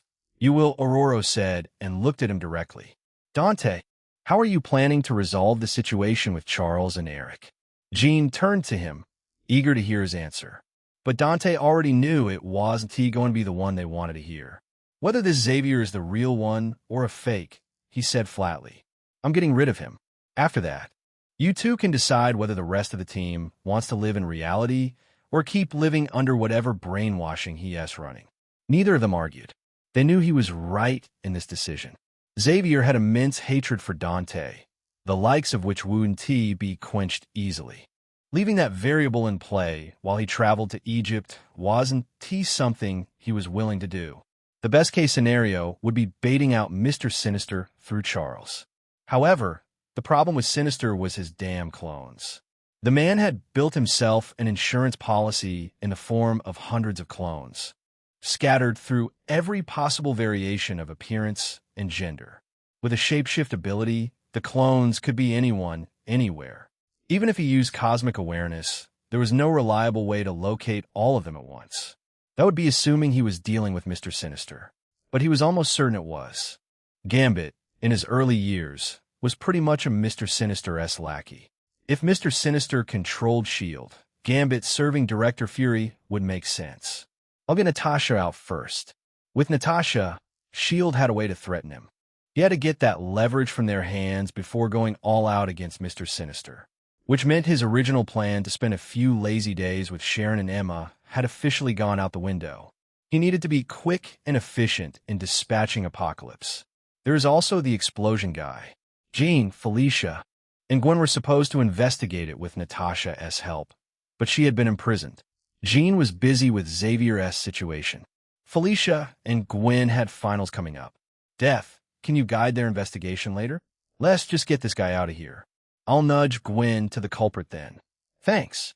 Sylvia came back into the room and looked at Jean and Aurora standing deep in thought. Before she could ask what was wrong, he took her hand and slid the ring on her finger without ceremony. There you go. She turned her hand slowly to examine the ring carefully and gave a satisfied nod. Silver gem and minimal design. Exactly what I would have chosen. He smiled and walked to the nightstand to fetch more gemstone rings. Anna might need some time to free herself from the reception work. Rather than sitting around, he might as well work on more rings. Aurora, he said as he sorted through the rings by hand. What's your favorite color? Aurora looked a little confused by the sudden question, but answered honestly. Sky blue. Sometimes purple or silver, depending on things. He picked out a ring with a beautiful sky blue gem, returned to the bed, and started the whole enchanting process again. All three of them watched it closely, even though they knew nothing about magic and sorcery. In just over 2 minutes, another psychic ward ring was complete. He tossed the ring across to Aurora. She caught it clean and held it between her fingers. Any reason for this?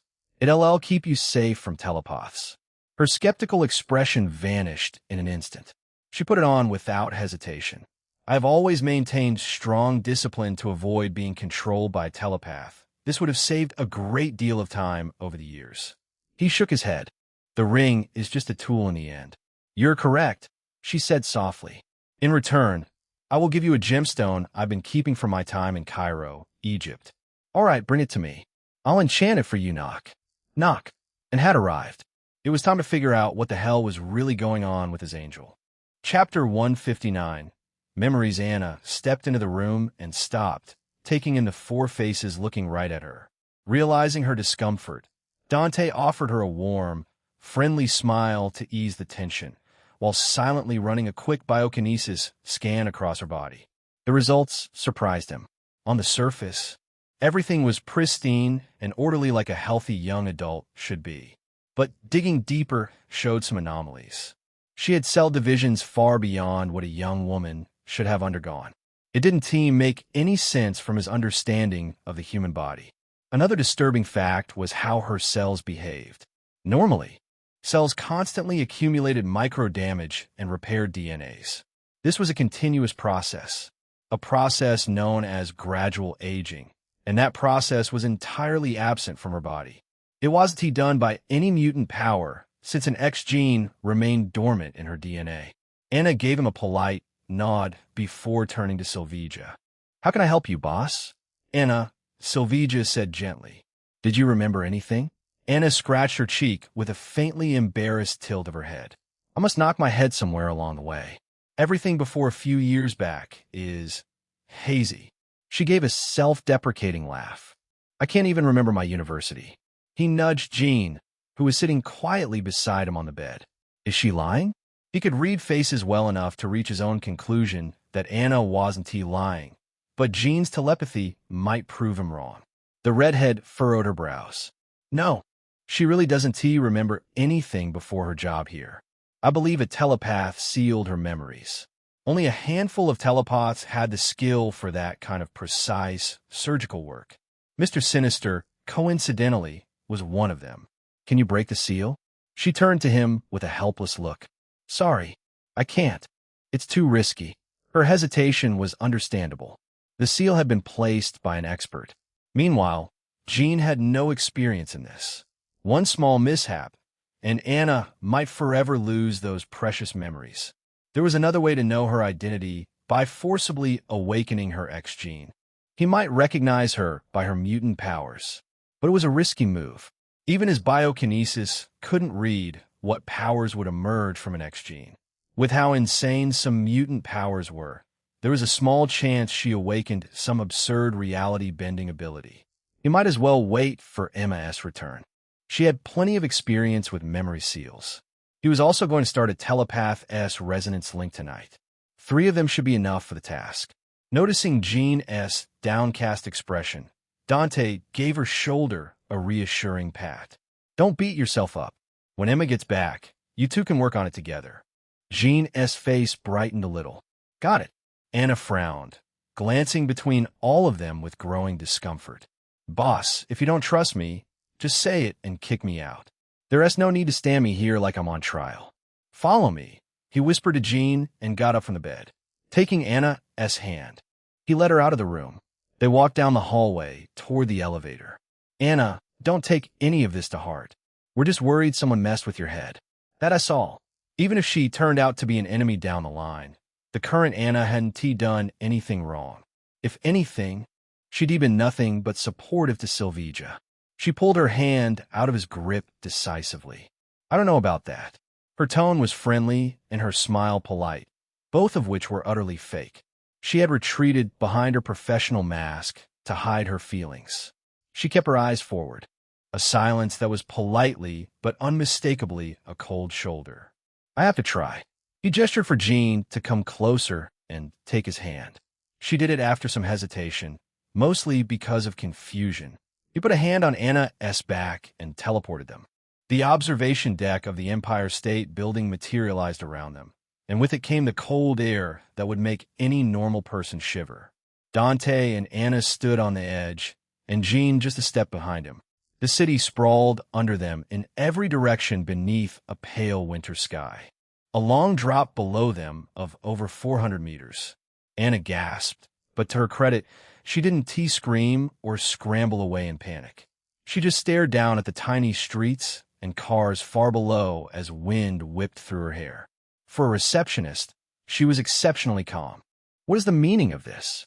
He casually slid an arm around her shoulders. Angel, isn't the scenery wonderful? She stared at him. Did you hit your head or something? He ignored the sarcasm and glanced at Jean, who was giving him a clear "What the hell are you doing?" Look. He smiled and pushed Anna gently off the edge. Dante. Anna's scream grew distant. No time for questions, he said calmly. Keep up with me and don't stop reading Anna's mind. The Skullfire form appeared thanks to Death's intervention.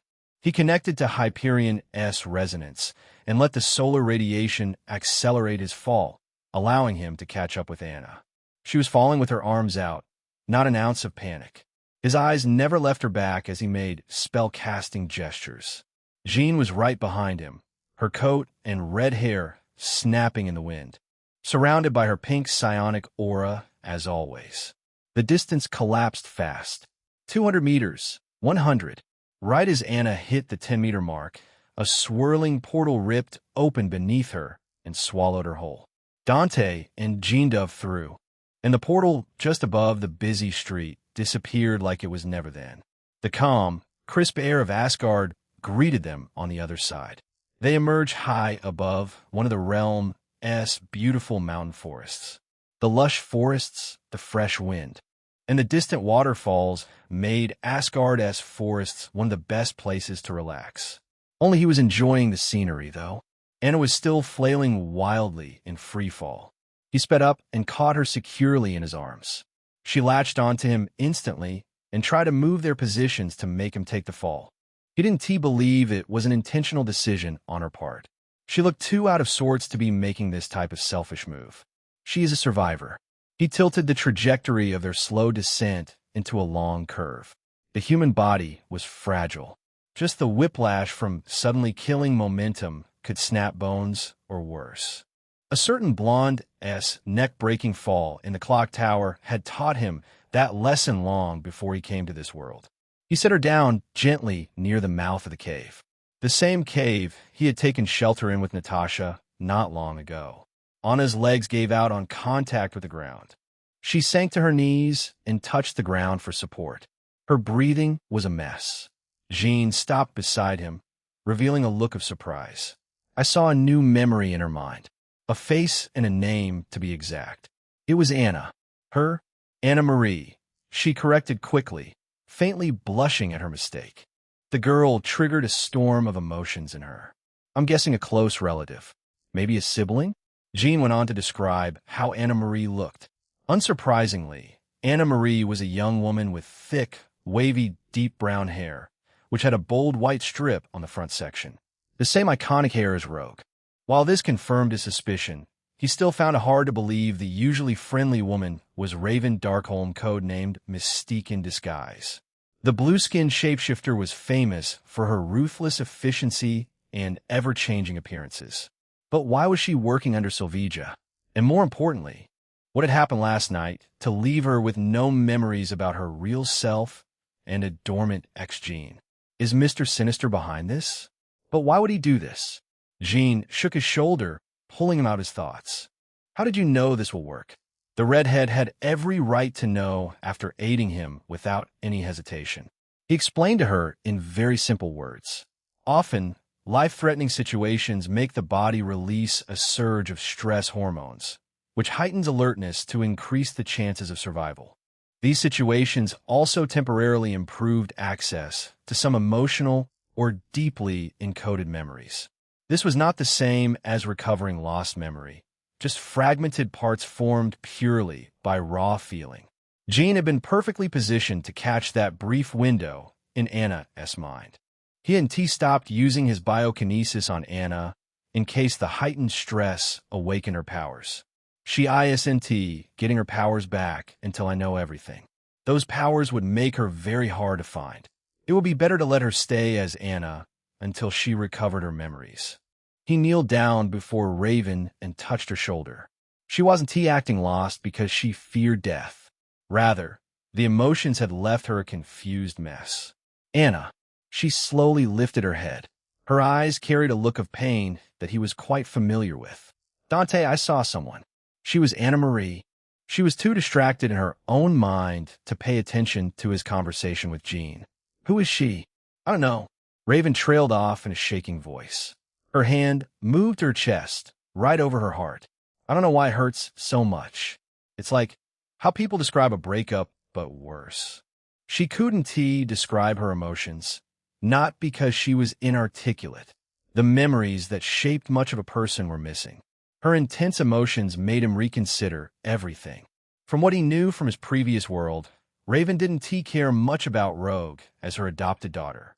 Even if she did, she was incapable of showing it. Maybe things were different here. I think, Raven whispered. I think something terrible happened to her.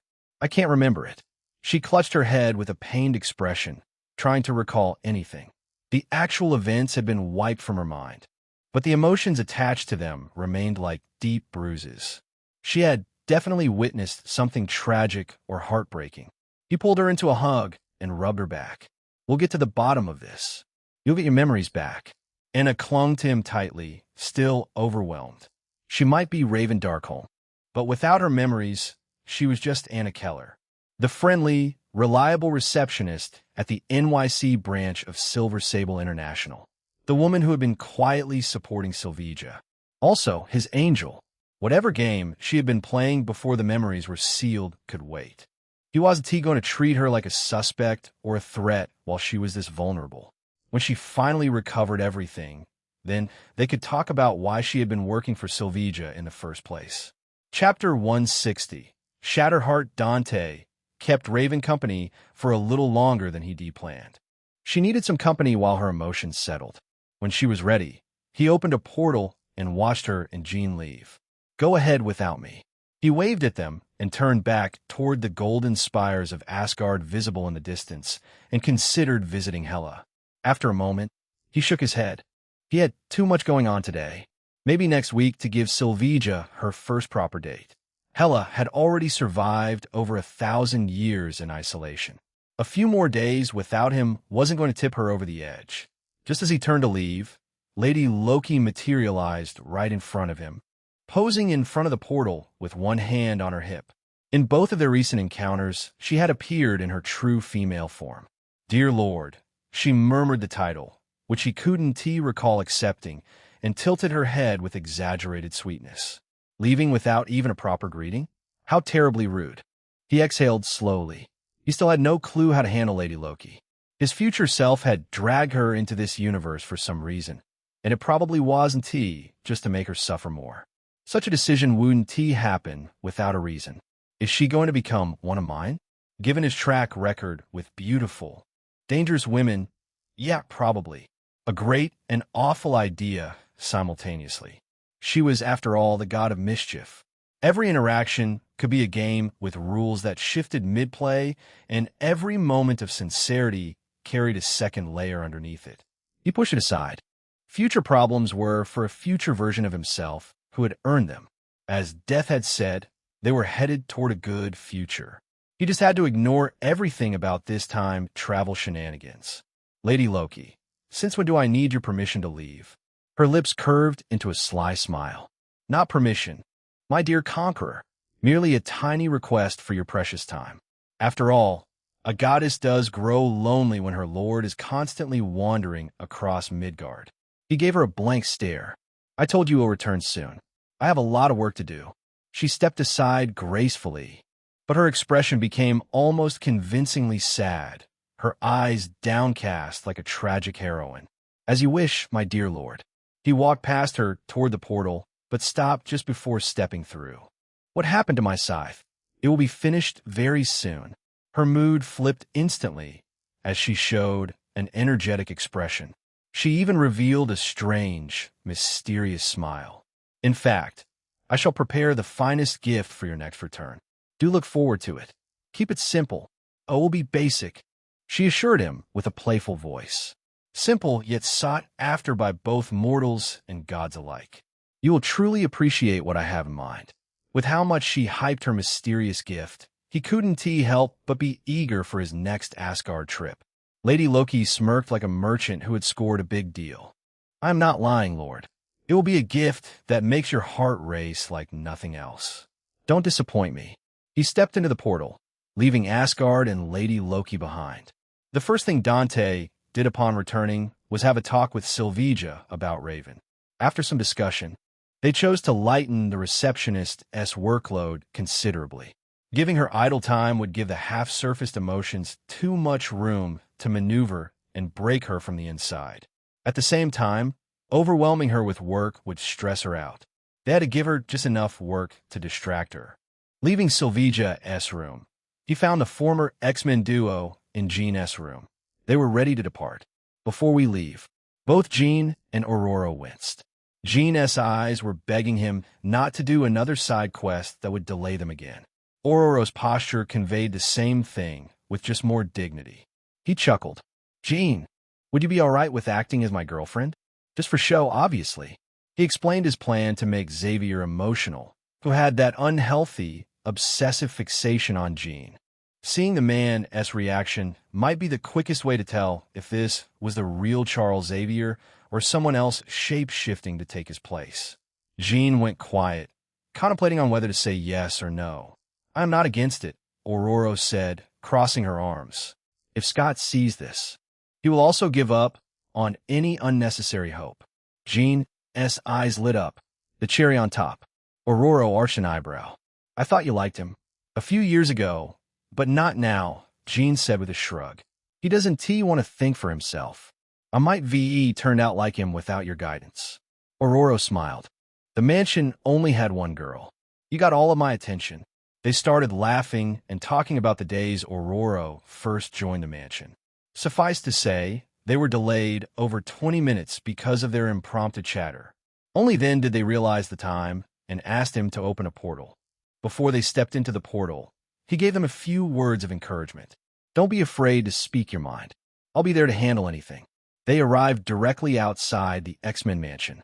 Jean jogged ahead and rang the doorbell like it was any normal visit. I still can't believe it, Aurora muttered. How did Xavier turn out like this? Unlike Aurora, Dante wasn't surprised at all. The very first release of X-Men comics had Xavier outright thinking about his crush on 16 or 17 years old Jean. Later arcs retconned this as Xavier's isolation and burden blurring his feelings. Aurora let out a heavy sigh. I might have a hard time trusting people moving forward. You can always trust me. She turned and gazed at him for a long moment, as though discerning his authenticity through his eyes. A soft smile touched her lips. What if you betray me one day? I don't betray my friends. He thought of the recent incident with Natasha and sighed. Unless they stab me in the back first. I hold the same belief. I know. He walked ahead and arrived by Jean's side. The door opened partway before a surprised voice came through, brimming with unguarded happiness. Jean! Dante pushed the door the rest of the way open. As expected, standing on the other side was the young man obsessed with Jean. The moment Scott saw Dante, color drained from his cheeks. His hope of Jean's return had shattered. Hey, Scott. Hope I didn't injure you that day. His smile was friendly, almost angelic, yet it made Scott grimace like he was staring at his worst enemy. Why are you here? Dante casually put a hand around Jean's shoulders. She knew the assignment and gently leaned into his side, playing the role perfectly. The intimate sight made Scott visibly upset. His mouth opened, but no sound came out first. Jean wanted to visit her friends. Dante kept his voice warm and friendly. As her boyfriend, I figured I'd tag along. There have been a lot of incidents recently, you know? Boyfriend? Scott swallowed hard, moving his gaze to Jean. Since when? Jean, tell me this is some kind of joke. Please. Recently. It's not important, Jean replied as she put her hand around Dante's back. Is Professor home? Jean's indifference hit him like a punch. Scott clenched his fists so tightly his knuckles went white. His chest rose and fell in short, shaky breaths. You said you came to protect her. Jean can defend herself. She is more than capable. His voice trembled as he stared at Dante through the visor. Clearly you don't know her at all. Dante raised his eyebrows. When the direct approach failed, Scott pivoted to use the classic tactic of making the boyfriend look like an idiot. Jean rolled her eyes. Stop it, Scott. No, he is right, Dante said in a warm, sincere voice. Jean, I haven't known you for too long, but everything I've learned so far has been more than worth the time. Jean looked confused, unable to find a proper response. Even Scott was momentarily caught off guard. Dante smiled. That's why we should do a couple-s trip. It'll be a perfect opportunity to know more about each other. That's right. She nodded with a bright smile. I say we go camping. We can go anywhere. I'll be there to protect you. Thanks, Dante boyfriend, Jean said, awkwardly improvising to stay in character. My telepathy is useless against many. Having you with me means a lot. Dante gently stroked her hair, which might be pushing their agreed-upon terms. Don't worry about it, Jeannie. It's a joy to protect a great woman like you. Scott lowered his head, his shoulders slumping dejectedly at the sight of his crush flirting with another man. He reached up and wiped the tears from his face. The Jean I know, the Jean I grew up with, is kind and compassionate. He choked on the words, overwhelmed by emotions. She doesn't take shortcuts or compromise who she is just because someone offers her an easy way out. She wouldn't sell her soul. The dust around Jean began moving, swirling with her rising emotions. Jean, I should VE said it sooner. I've loved you since we were kids. All those years training together, I thought we had something real, Scott continued, lost in his own world. Sorry. I'm so sorry I let it get this far. Don't do this. Please don't throw us away. Dante knew Jean was about to explode, so he gripped her shoulder. He doesn't decide who you are. You do. She closed her eyes and breathed deeply, letting it all go. The simple words had calmed her emotions, because they were the exact words she needed to hear right now. I know. He nodded and looked at Scott with open disgust. Trusting someone the same as selling your soul. Even if she did it to protect everyone and prove S.H.I.E.L.D. wrong. But what do you know about that, Scott? He really didn't want to get dragged into this argument. But Scott was clearly trying to paint Jean's choices in the worst possible light. Dante wasn't about to let that slide. Scott had no response. He just stood there, tears slowly trickling down his visor. All you've done is follow Xavier like a pup, Dante chuckled. But Jean thought for herself and made a choice. Who the fuck are you to criticize her for that? Jean took another deep breath. I thought we could still be friends, Scott, but you don't have a single ounce of respect left for me or my decision. Dante's words had softened Scott's heart, and Jean plunged the dagger through to deliver the final blow. Scott lunged forward instinctively and tried to reach out to Jean, but she kept him away with her telekinesis. Jean, wait, listen to me for a second. His voice cracked with raw emotions. Please. I'm sorry. Okay. I didn't mean any of it like that. We can fix this. I'll change. I'll do anything. Just don't leave me. Jean trembled, feeling guilty about the desperate young man. Jean's strongest point and her greatest weakness had always been her empathy. Mr. Summers, this is it for us. She dropped a bomb out of nowhere. Scott staggered back a step, his face going deathly pale. The argument he had prepared in his mind evaporated into thin air, leaving only a young man who looked utterly defeated that only came from watching his love slip through his fingers. The redhead took Dante's hand and brushed past Scott, stepping into the mansion. Aurora, who hadn't spoken a word, jogged a few steps to catch up to them. It's over, Jean whispered, wiping her tears with a cloth. Over 10 years I've known him. He squeezed her hand, quietly telling her that he and Aurora were still here. Don't bottle it up. You can talk to us when you're ready. Aurora, Gwen, Felicia, Sylvia, Laura, and Himini would willingly listen to her. Jean nodded slowly. I have to move forward. They began walking through the mansion. To anyone watching, it probably looked like Jean was giving her boyfriend a casual tour of the mansion. In reality, they hadn't taken a single detour from the path to Xavier's room. The mansion was just that big. After about 15 minutes, they reached their destination. Aurora went ahead and opened the door without knocking. Xavier sat in his wheelchair, gazing at the painting of a serene landscape. He pressed the control on his chair's armrest, and the chair rotated smoothly with a soft whir.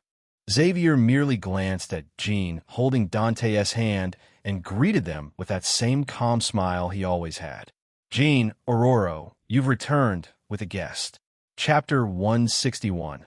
A peace treaty. Dante had a hunch the second he laid eyes on the man in the wheelchair. This was the same Charles Xavier who had harbored those creepy, perverted thoughts about Jean. He ran a thorough sweep of biokinesis just to be sure. Xavier's cellular structure opened, layer by layer, showing results that left no room for interpretation. The cells didn't seem right. A man in his early 40s accumulated records of sun exposure across skin, stress hormones written into tissues, microscopic wear and tear in the bones, and just the slow grind of age. This body's cells implied it to be 20 or 21 months old at most. Clone. Definitely a clone. Jean noticed the shift in Dante's expression and frowned. You aren't Professor. Who are you? Xavier tilted his head, looking genuinely puzzled. What type of question is that, young lady? The young lady made Jean visibly shudder like she had goosebumps all over her skin. She leaned toward Dante, clinging to him without any shame. Sorry, I'm not dealing with this creep. After hearing the real Xavier's twisted feelings toward her, the reaction was completely justified. Xavier showed a hurt look. Jean, why would you use such vile words for me? What have I possibly done to earn that? Aurora took a cautious step forward. Charles, the truth is, Eric killed you last night. Dante is a witness. And yet here I sit, alive and well. Xavier tilted his head, folding his fingers together in front of his mouth, like he always did. His gaze moved to Dante. Young man, is it possible you saw someone impersonating me? Aurora touched Dante's arm instinctively. Please, have a little more patience. Even without her powers, she had sensed the rage building in him and tried to calm him down. She knew exactly how destructive his anger could get. Jean glanced between them with narrowed eyes. Guys, can you not talk through your eyes? I can't keep up. Dante looked at Xavier for another moment and shook his head. He is just a clone with Xavier's memories and personality template. Talking to him is just a waste of time. Aurora and Jean exchanged a glance, doing what Jean had just asked them not to. Xavier pointed an accusing finger at Dante. How cruel and manipulative you are to degrade me into nothing but a clone of myself. Do you know what happened yesterday? Aurora asked quickly to steer the topic. If you do, tell us. How could I forget? Xavier replied with a sigh. Scott has been depressed ever since Jean's departure. The mansion, it has lost its soul. Then do you know Teresia is dead? Xavier closed his eyes. On his face was the sorrow of a man who had dealt with grief before. No matter how much it hurts, one must let go to move forward. It's the only way to honor what was lost. What about Eric battling Dante? Xavier shook his head. Sorry, I have no recollection of that. Because, Dante said, you're a fucking clone. He closed the distance in an instant and took Xavier by his collar, lifting him from the wheelchair. Xavier's feet swung in the air. His hands came up and grabbed Dante's wrist in an attempt to free himself. What are you doing? Was killing Teresia not enough for you? Now you want to kill me as well? He looked over his shoulder. Leave. You don't want to be here for what comes next. Aurora and Jean exchanged another long glance. Neither of them argued. They knew Xavier was a clone. The real Xavier had been present when Eric went to fight Dante, which Aurora had personally witnessed. Their battle was all over the news, yet the man currently kicking his feet in midair had no memory of it whatsoever. Xavier reached out with a hand toward Jean and Aurora. She closed her eyes and turned away. Aurora put a hand briefly on Jean's arm and guided her toward the door. Jean, the second the door closed. Dante tightened his grip. Xavier's act dissolved completely, and he began thrashing and clawing at Dante's wrists. Stop! The closet door swung open on the side, and a pale, familiar face stepped out, his red eyes glowing like a demon's. Dante immediately recognized him from the red diamond embedded in his forehead. It was surprising that the man had been waiting in Xavier's closet, as though he knew someone would come to harm the professor. Dante didn't T-stop as the man had commanded. He reached with left hand and twisted Xavier's neck. Xavier went limp, his eyes still wide. The clone died nearly the same way the original did, except at Dante's hands this time. He threw the corpse on the bed. You finally showed yourself. Oh, damn you. Mr. Sinister rolled his eyes dramatically. Do you have any idea how many variables that disrupts? I'll have to perform the mind wipes again. The new clone will need time to acclimate to the template before he is stable enough to interact with Scott without raising suspicion. I hope you're pleased with my extra work. Dante wasn't listening to any of that rant. He was busy looking through the pale man's body with biokinesis. As expected, it turned out to be a clone, not the real man. He used death's resonance to see if he could find anything with his cosmic awareness. Again, another disappointment. The clone had an independent soul, like a normal being. Both his soul and consciousness had no connection with anyone else. The clone operated on its own with no direct control from the main Sinister body, Sinister Prime. He shook his head. Where's the main body? The clone of Mr. Sinister smirked, brushing imaginary dust from his dress. Oh, come now, Skullfire. You didn't really think I'd make it that easy, did you? Dante charged atomic vision, his eyes glowing red with highly concentrated heat. Just one moment of exposure would annihilate those with superhuman-level durability. The clone's smirk vanished instantly, and he raised both hands in panic. Wait, hear me out for a moment. This will benefit both of us. Someone as thorough and curious as him would captured every second of Dante's fight with Magneto. He knew how destructive the beam could be. The pale man raised both hands in panic. Dante's eyes returned to normal. What is that? A simple proposition. You continue doing whatever it is you do so dramatically. I continue my research, my grand experiment, as you might call it, with Charles and his students. We stay out of each other's way entirely. He turned, spreading his hands in a small, reasonable gesture. Tell me honestly, doesn't that strike you as elegant? Even though the clone said students. He only really wanted Scott and Jean. Unfortunately for him, Dante wouldn't be letting Jean return. Why would you offer that kind of grace? Your powers, he said, voice filled with fascination and slight obsession. He was like a scientist eyeing a variable that has broken his existing knowledge. It would be comprehensible if you were simply powered by solar radiation. But you demonstrate remarkable mastery over sorcery and mystic arts, and also have an unknown entity protecting you. Its capabilities exist outside the boundaries of my current knowledge. Sinister let out a sigh. I'm not fully confident I could stop you. Yet. Hence, the peace treaty. It was incredible how he had figured out Death's existence without even seeing her once. Show me you're sincere, Dante said. Release Natasha and stop S.H.I.E.L.D. from targeting widows in the future. Sinister raised an eyebrow comically, then rubbed his chin. This kind of favor requires payment. A new deal. I do as you ask, and you let me run a few tests on your body. So you can clone me too? Fuck no. To study you, Sinister corrected. There is an important difference here. The answer is no. Sinister let out a small sigh and clasped his hands behind his back. Then the arrangement is off the table. You'll have to manage Natasha's situation through your own resources.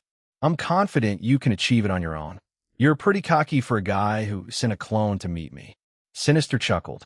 I'm still confident you 1T locate my main body for at least a few months. The infrastructure I've built to protect myself is thorough. Are you sure about that? It would just take one moment to have Death teleport him to Mr. Sinister and another moment to squeeze the life out of him. And even in the event you did manage to reach me, which I consider unlikely in the current time frame, you'll have hundreds of my clones plotting for your demise. I'm certain you 1T die, but you'll have a very unpleasant time, Sinister said with an amused smile. You 1T catch a moment of break for reproduction activities. It'll sabotage all those lovely relationships you seem so fond of. Sinister wasn't lying about the army of clones. In the comics, this twisted geneticist had created his own version of 19th century London named Sinister London.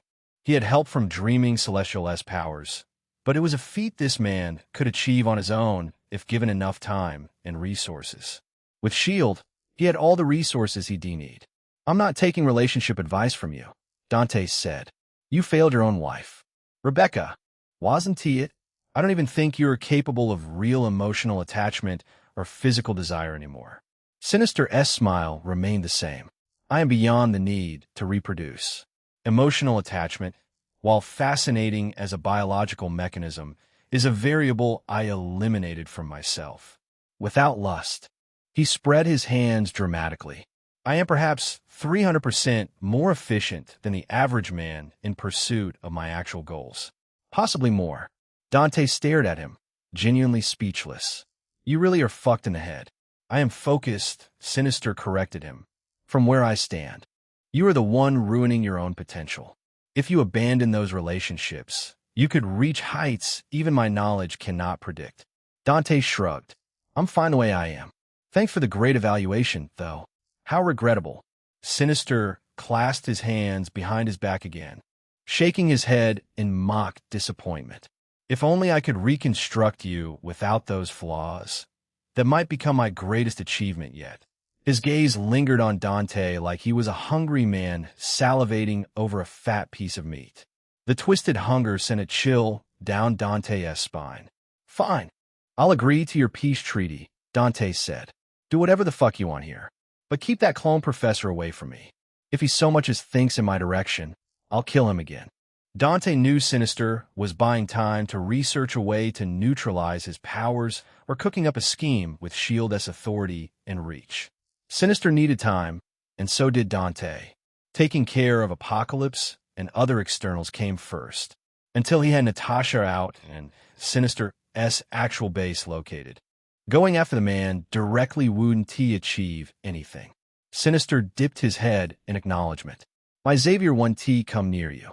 You have my word on that, if my words carry any weight in your eyes.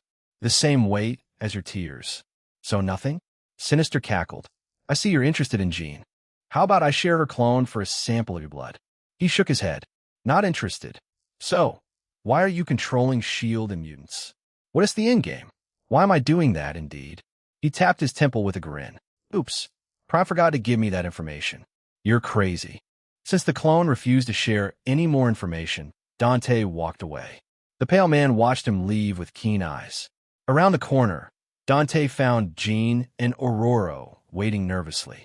Don't make that face, he said. The clone isn't dead. Technically not a lie. Sinister would replace the dead clone with another clone soon. You have my gratitude for restraining yourself, Aurora whispered. What Charles became is unforgivable. But Bobby and the rest still need this mansion to survive. Jean stretched her arms over her head. I can finally sleep. Don't neglect your sleep. Aurora scolded gently. Is what I would say had I slept at all myself. Jean dropped her arms and glanced at Aurora. After some hesitation, she asked, Are you coming with us? Aurora didn't answer. Instead, she put her hands on the railing and gazed down at the sprawling mansion grounds. I've been thinking all night about my powers, about what comes next. The whole inner conflict about whether to stay a human or a mutant gave her a sleepless night. Xavier's situation contributed some, but the bigger stress had to be about her powers. If your offer still stands. She turned to him and revealed a soft smile. I'll be in your care. He smiled back. Happy to have you. Regaining her powers was the right choice for both of them. Without S.H.I.E.L.D. breathing down her neck, she would become one of the strongest people in the world. Another superhero to take down supervillains would give him more breathing room. Jean looked between them with wide, excited eyes. Wait, Aurora, are you actually? Aurora nodded once. Jean squealed with pure happiness and threw herself into the other woman's arms, burying her face happily against Aurora's chest. He watched Jean with open envy until Aurora caught him staring and raised an eyebrow, as though asking what he was doing. He quickly looked away, showing a very innocent look. After their celebration died down, he took them through a portal. Rest up. I'll be back soon. He activated Death's cloak to go invisible right away, then returned to the mansion. He went through every room, searching for any clue that might lead to Sinister's real base. Bobby and Warren were training their powers in the danger room. In the lab, Beast was working furiously on his experiments. The man wasn't beyond experimenting on himself to suppress or control mutant powers. Maybe I should recruit him later. Having a brilliant scientist on his side could be useful. After all, he was going to open his own science and magic facility once Emma returned from her Europe trip. He spent a few more minutes searching, but found nothing. Wait, where did Scott go? His concern was unnecessary because Scott was outside, leaning against a SUV outside with a beer bottle in his hand. His cheeks were flushed red. The pain had pushed him toward alcohol. Dante glanced up at Xavier's room. As expected, Mr. Sinister was stalking his favorite test subject from the window. The clone showed a sinister smile on his pale face before he disappeared back into the room. Sinister's clone was up to no good. Dante decided to stay a little longer and follow Sinister around. High above Manhattan, on the balcony of a lavish penthouse, two women stood overlooking the glittering city lights. Both were blonde, but that was where the similarities ended. One had impressively thick and dense blonde hair, falling in waves on her red cape. Kendra, the benefactress of Thieves and Assassins Guild, was dressed seductively as always. The other woman had her hair cut even shorter, which paired with her sleek green leather jacket gave her a cool, dangerous edge. Bella Donna Boudreaux, guild mistress, stared down at her phone with a cold, almost pissed expression. The ball's on this kid, Bella muttered. To fight Magneto of all mutants. Not just fight. He demolished Eric. Kendra was practically oozing with excitement, even though she had rewatched this footage over a dozen times. Goddess, this kid won TB easy, Bella said, looking up from her phone. Just look at the allies he has already gathered. I know, Bella, Kendra replied, resting her hands on the railing and watching the city below her. Which is exactly why we aren't approaching him right away. We'll see Selene first and get whatever information she has on him. That which probably already has her eyes glued to the boy. Kendra's lips curved up into a smirk. She's going to be disappointed. Which is, honestly, nothing new for Selene. I am not exaggerating when I say her whole life 17,000 years has been one long cycle of loss and disappointment. Bella quietly pocketed her phone. She had no words for this ancient goddess. I can't wait. Kendra purred, licking her lips. The smile that followed was downright twisted. When I finally have him, I'll shower him with 25 years of love. He'll forget everyone and only look at me. Bella felt her skin crawl. Now I wish he hadn't fought that battle. You'll ruin his happy little life. Liar, Kendra laughed softly. I'm going to make him the happiest son in the world. You mean the happiest puppet? Isn't that the same thing? For all the pain they give to their mother, shouldn't they repay her by being an obedient little pup? Bella shook her head. You're beyond salvageable. Chapter 162. A self-discussion. Dante walked on the bustling New York sidewalk while sipping from a bright red soft drink canned through a straw. Death had conjured the perfectly chilled drink for him as a small but thoughtful gesture while he stalked Sinister S. Clone. He was still invisible, so the clone had no clue his biggest obstacle was stalking him. The clone moved with dramatic gestures, prancing down the street, as if performing in some private one-man drama. To the passerby, he was one silly, flamboyant man. At the curb, Sinister raised one hand to stop a cab. The vehicle screeched to a halt. The clone got into the back seat without a word. The driver was a cheerful Indian man. He grinned widely in the rearview mirror. You look like a very important person, sir. Dopinder will take you anywhere you need to go. Cadna, be quick. Of course. Dopinder pulled into traffic just as Dante dropped on the cab's roof. As the cab merged into traffic, the driver couldn't resist striking up conversation with the unusual man in the back seat. You know, sir, I've been having quite an emotional week. My cousin Bunna, he has been a problem in my life for many years. Last week, he won the heart of Gita. My Gita, the woman I have loved since we were children. Pathetic, Sinister muttered. Abandon such distractions. Lust and emotional attachment are nothing but chains that bind the mind and weaken our focus. A truly superior man dedicates himself entirely to his goals. Only then can he achieve true clarity and greatness. Dopinder suddenly slammed on the brakes, pulling the cab over to the curb with a loud screech. Sir, what? You words, they have enlightened me. Dopinder's voice trembled like he had just reached a sudden spiritual awakening. Just as Lord Krishna taught in the Bhagavad Gita, one must renounce all desires and attachments to attain moksha. The path of detachment is the path of true liberation. No more chasing after women or fleeting pleasures. Only duty and disciplined focus from this day forward. Just drive. Sinister's patience snapped. Idiot. Cadna, yes, very good. Dopinder quickly pulled the cab back into traffic. Sinister's clone hadn't batted an eye when mind-controlling a normal person. On the roof, Dante raised an eyebrow and took another sip of his drink. Isn't this Dopinder in Deadpool? Is Wade also in this universe? It would honestly make sense.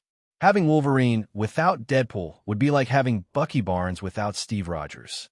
The ride afterward was mercifully short. They arrived at a modest, unassuming house in the quiet suburban town of Cadna.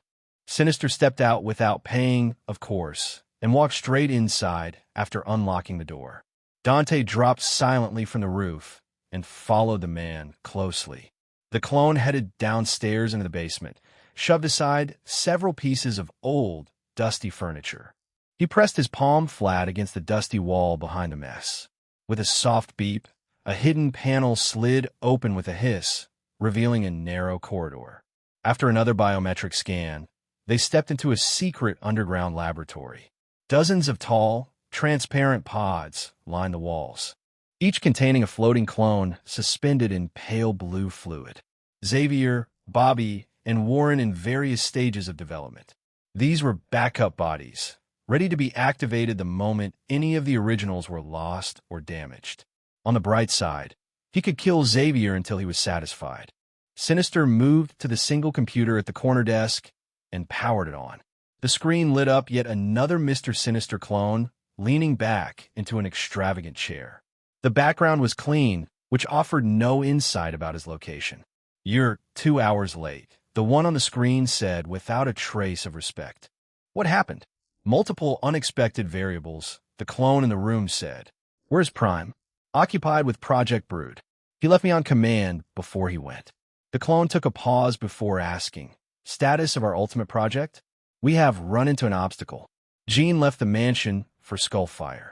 The probability of her returning on her own is below 5%. Should I pivot to the backup approach? No. The screen Sinister shook his head firmly. The child must be born naturally, the only way to guarantee it reaches its full genetic potential. The moment we introduce artificial methods, we compromise the outcome we've been working toward. Nothing changes at that point. This was why Sinister hadn't involved telepathy or any other force. Otherwise, Sinister already would succeeded in his plan with all the power he had in his hands right now. The problem now was that Jean was so thoroughly finished with Scott that she couldn't even stand the sight of his face. The original plan had no remaining foundation to stand on. Both Sinister clones went quiet, lost in their schemes. Will he pivot to using Madeline now? Jean's most well-known clone, Madeline Pryor.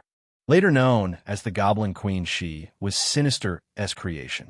Skullfire has to be removed. Their united voice nearly made him jump in surprise. The clone in the room crossed his arms. How do we make a reliable elimination plan under these unexpected variables around him? On top of that, I've just entered a peace treaty with him specifically to stop him from interfering with our operations. Then, use the treaty. While he believes the agreement is holding, we go after the people around him, Sinister said, a cold, calculated smile spreading across his pale face. Once Jean sees everyone around Skullfire being hunted down like dogs, she will return to the safety of those she grew up with, like a frightened little bird flying back to its cage.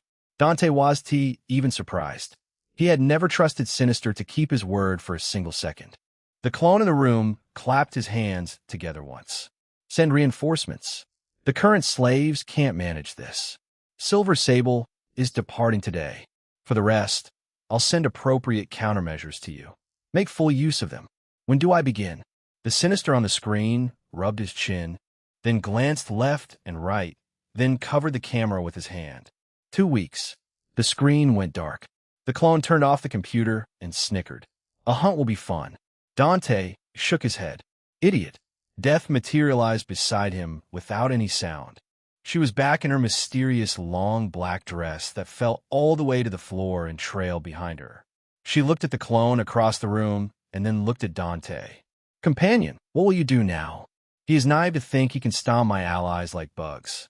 None of them were weak even when compared to the current X-Men. Not to mention they had magic, who could be a real menace in a fight. He would train all of them hard before leaving for Egypt, preparing them for any situations. Sinister's countermeasures might be the best chance to make them even stronger. After all, real combat was the best teacher, especially for people who didn't have his cheat-like ability to learn through others' experiences. Not a terrible idea to enhance their capabilities, Death said, nodding approvingly as she fully materialized beside him in her flowing black dress. Emma Frost, Jean, Laura, Felicia, Ileana. These girls have barely touched their true potential. Why did you sneak your bestie in there? He asked with a smirk. Because of the gift today? She nodded gently. I might have gone a little overboard. Thanks. No. Thank you, she whispered and vanished in a puff of dark smoke, suddenly feeling shy to elaborate on her feelings. She was grateful to have another person caring deeply for her despite knowing her nature. Even though it might stem from Felicia's genetics, she had nothing but love for Death. He waited for a few more minutes. But Sinister was just busy with the boring task of running diagnostic checks on Xavier's clone. Several copies acted out of character, forcing the mad scientist to mind-wipe and reprogram them repeatedly until their thought patterns matched the original almost perfectly. Even Dante felt bad for Xavier watching this cruelty. Kinda deserved for being a predator. Are you going to watch this madness for the rest of the day? He shook his head at Death's question. I'll spend some quality time with Sylvia. She'll eat me alive if I get Felicia pregnant before her. He didn't leave right away. He spent the next 30 minutes setting up a thorough surveillance system using sorcery. All 4 corners of the lab were set up with invisible glyphs, creating a connected field, each rune having its own tasks to make them energy-efficient, self-sufficient, and undetectable by ordinary means. 1 glyph for motion detection, 1 for energy signatures, 1 to act as ears, and the last to act as eyes. He linked the glyphs to his own mystic energy, allowing him to tap into these runes at any time. Whenever someone crossed the threshold of this chamber or the place showed any activity, the detection rune would notify him right away. After returning home, he took Laura and Sylvija in the room and played games with them. Sylvija was new to this, but she adapted quickly. "Take that, brat. I'll show you who is the leader around here. I love a challenging fight. Come at me." The rivalry between the two grew heated as they gave their best to beat each other in Street Fighter III. He was having a blast watching them, but his fun time came to an end with the ringing of his phone. "Felicia?" He waved at the two, who had paused the game, looking at him with a worried look. "Carry on." He swiped up and pressed the phone against his ear. "Hey, get over here, darling. We're under attack. Some green freak in a goblin costume is throwing explosives everywhere. We need your healing powers ASAP." Chapter 163. Green Goblin Gwen. SPOV. Gwen leaned back in her chair at the crowded Starbucks, enjoying a rare moment of peace after a hectic morning. Between university lectures and helping MJ and Felicia with their shopping urges, she was grateful for the break. Both of her friends shared the table with her. Felicia sat beside her, sipping from a cup, looking effortlessly stylish as always. While MJ and Gwen went for coffee, Felicia chose flavored milk. It was a strange yet fitting choice for a cat lover. MJ lounged across the table, texting someone with a frown on her face. With Harry still keeping his distance lately, MJ had been hanging out quite often with Gwen and Felicia. Today was no exception. The redhead put down her phone. "Next week is going to kill me." "How so?" "I have tests, theory papers, a massive research assignment, and a live performance piece. All in the same week." MJ let out a dramatic groan, holding her head like it was aching. "I'm going to die for real." Felicia barely held herself back from laughing. "Sucks to be you. Why did you even take theater as an elective if you hate it?" "I want to be an actor. That's why." MJ shot back, sitting up straight again. Her gaze went to Gwen. "She has it easy." Felicia looked at Gwen. That is one calm, confident, zero-stress face. "Are you Buddha by any chance?" Gwen took a slow sip from her caramel latte. "Huh, I don't even have to study that much. Lab practicals are nothing compared to the stuff I've already dealt with in the field." "Aren't you in the same boat as me?" Felicia shrugged. "Art history, criminology, and the psychology of crime are basically a joke. The research projects are going to be annoying, though. I'd help if I could," Gwen offered, "but I'd probably just hinder you, especially with the art stuff." "It's all right," Felicia said with a dismissive wave. "Honestly, for the biology side of things, you can always get help from Dante. That guy's a nerd about that stuff." Gwen felt a smile creep up on her face at the mention of his name. She would much rather spend their limited time together doing something far more meaningful. Maybe continue exactly where they had left off the other night because of Miles. The thought made her stomach flutter, but she was way too embarrassed to say any of that out loud. "Dante?" MJ perked up, curiosity sparking in her eyes. "You mean that merc from Silver Sable International?" Gwen immediately pinched Felicia's thigh hard under the table. Until now, Gwen had been carefully giving MJ vague excuses. "That definitely wasn't he going to work today." Felicia pressed her lips together in an apologetic smile, then looked at MJ. "Why are you looking at me like that? What is your relationship with him?" Felicia set her cup down. "He is a friend. He is also Gwen's boyfriend." MJ turned sharply to Gwen, quietly staring at her until Gwen became uncomfortable. Gwen stomped on Felicia's foot for speaking unnecessary things again. "What do you want? Why did you keep it from me?" I thought you wouldn't approve. He is a bit older than me." MJ frowned. "How old are we talking? 30? 25? Yet interacting with him felt different, like someone who had been through 2 or 3 times that. MJ hesitated, then leaned closer to speak in a low voice. "Did he kill Norman Osborn?" Felicia shook her head. "Nope. If he had, he'd be behind bars right now." "That is true," Gwen added quickly in support. "They must VE found the real killer. The case is still open, actually," MJ pointed out, clearly not ready to let it go. Harry was going to give Dante's name to the detectives, but nothing happened after that. He doesn't even talk about why they never marked Dante as a suspect. During her recent visit to the NYPD, Gwen had learned the real reason the case had been swept under the rug. Harry had been informed about his father's crimes and given two choices: pursue Dante at the cost of permanently tainting the Osborne family name, or stay quiet. Harry had obviously chosen silence. Of course, Yuri had been behind, making sure it stayed that way. Yuri Watanabe knew both Ghost Spider and Skullfire's real identities, which she thankfully kept to herself. MJ narrowed her eyes on Gwen. This whole thing smells fishy. You and Harry are hiding something from me. Gwen racked her brain for another believable lie. As sad and cruel as it felt, she had no other choice right now. Fortunately, a familiar face entered the cafe at that exact moment to save her from this.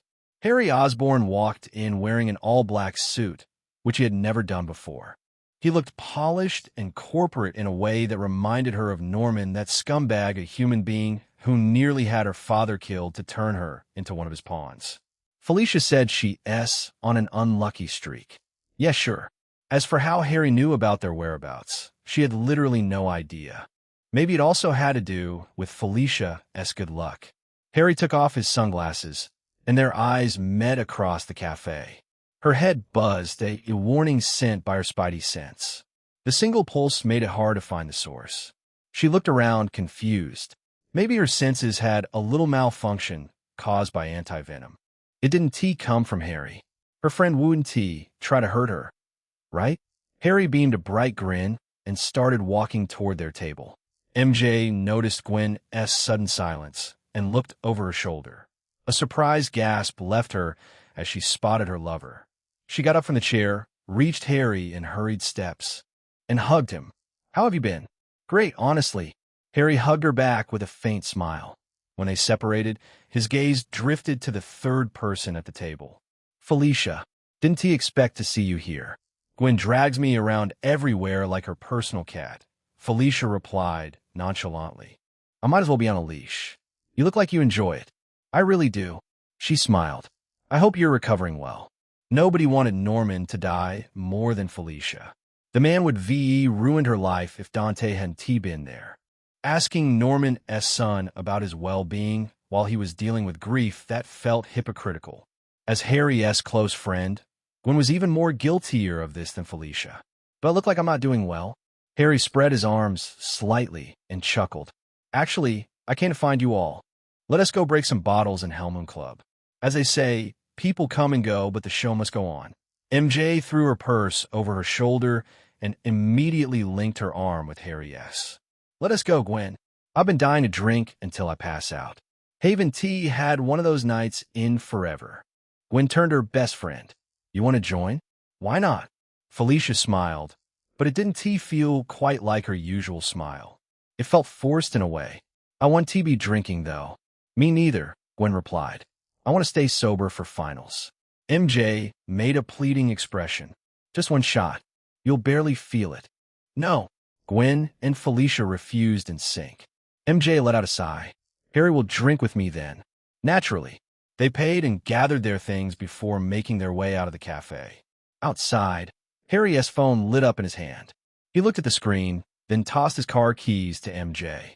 Important call. Be back real quick. Wait for me in the lot. Gwen didn't find it suspicious, but Felicia clearly did. Her expression said everything. Even as they stepped onto the escalator, heading down to the first floor, Felicia kept that uneasy look. She nudged Felicia's shoulder. What's wrong? Harry is making me uneasy. How? Felicia shook her head. I don't know. Just a feeling in my gut. Gwen frowned. She couldn't figure out what there was to be suspicious of. Harry was her friend. He had just offered to take them out for the night. What about that raised alarms in Felicia's mind?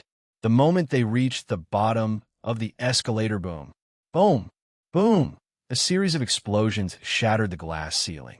Chunks of glass rained down on the ground floor below. The mall immediately became noisy as chaos ensued. People screamed and scattered in different directions. A figure descended through the shattered ceiling on a flat, hovering board. He was muscular, green-skinned, and wore a hideous goblin mask. He hovered there, looking down at the panicking crowd below with visible delight. Ha ha ha ha ha. Happy Halloween. The goblin-masked man cackled wildly as he hurled pumpkin-shaped orbs. A few of them rolled toward Gwen's group. Acting quickly, Gwen grabbed MJ's hand and sprinted in the other direction. Her senses buzzed the moment the warning became loudest. She shoved MJ through the nearest open doorway, which happened to be a cafe. The pumpkin grenade exploded behind Gwen and blew Gwen off her feet.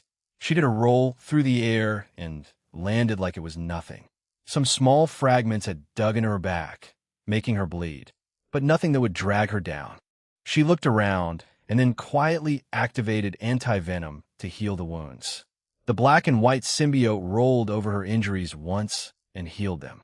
This was the perfect time to suit up as Ghost Spider and stop this lunatic before he caused more damage, but MJ was here. The redhead stumbled out of the cafe and helped Gwen. "Gwen, I'm all right." She pushed MJ away. "I'll go find Felicia and Harry. You get out of here." "No." MJ suddenly paused and looked up. "Is that Black Cat?" Gwen looked up just in time to see Black Cat swinging through the air toward the goblin-masked man. The man saw Felicia coming and tapped his feet on the board. Flames burst from the back of the hovering board as it did a quick dash out of Felicia's path. He threw a cluster of pumpkin bombs in a wide arc. Even with her symbiote, Felicia had to retreat from the dozen incoming explosives. Taking extreme damage to the symbiote suit would reveal her face. The goblin tilted his head back and snickered at the sky. That's it for today. Green Goblin will return tomorrow to spread the love and joy of Halloween. He flung one last bomb behind him as a parting gift. Felicia kicked the bomb back at him, but he was too quick to be caught in the explosion.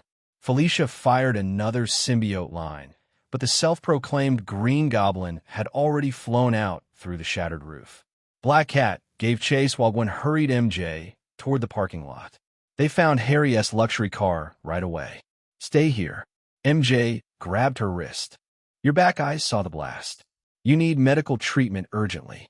Fine. She pulled her hand free gently but firmly. "I promise."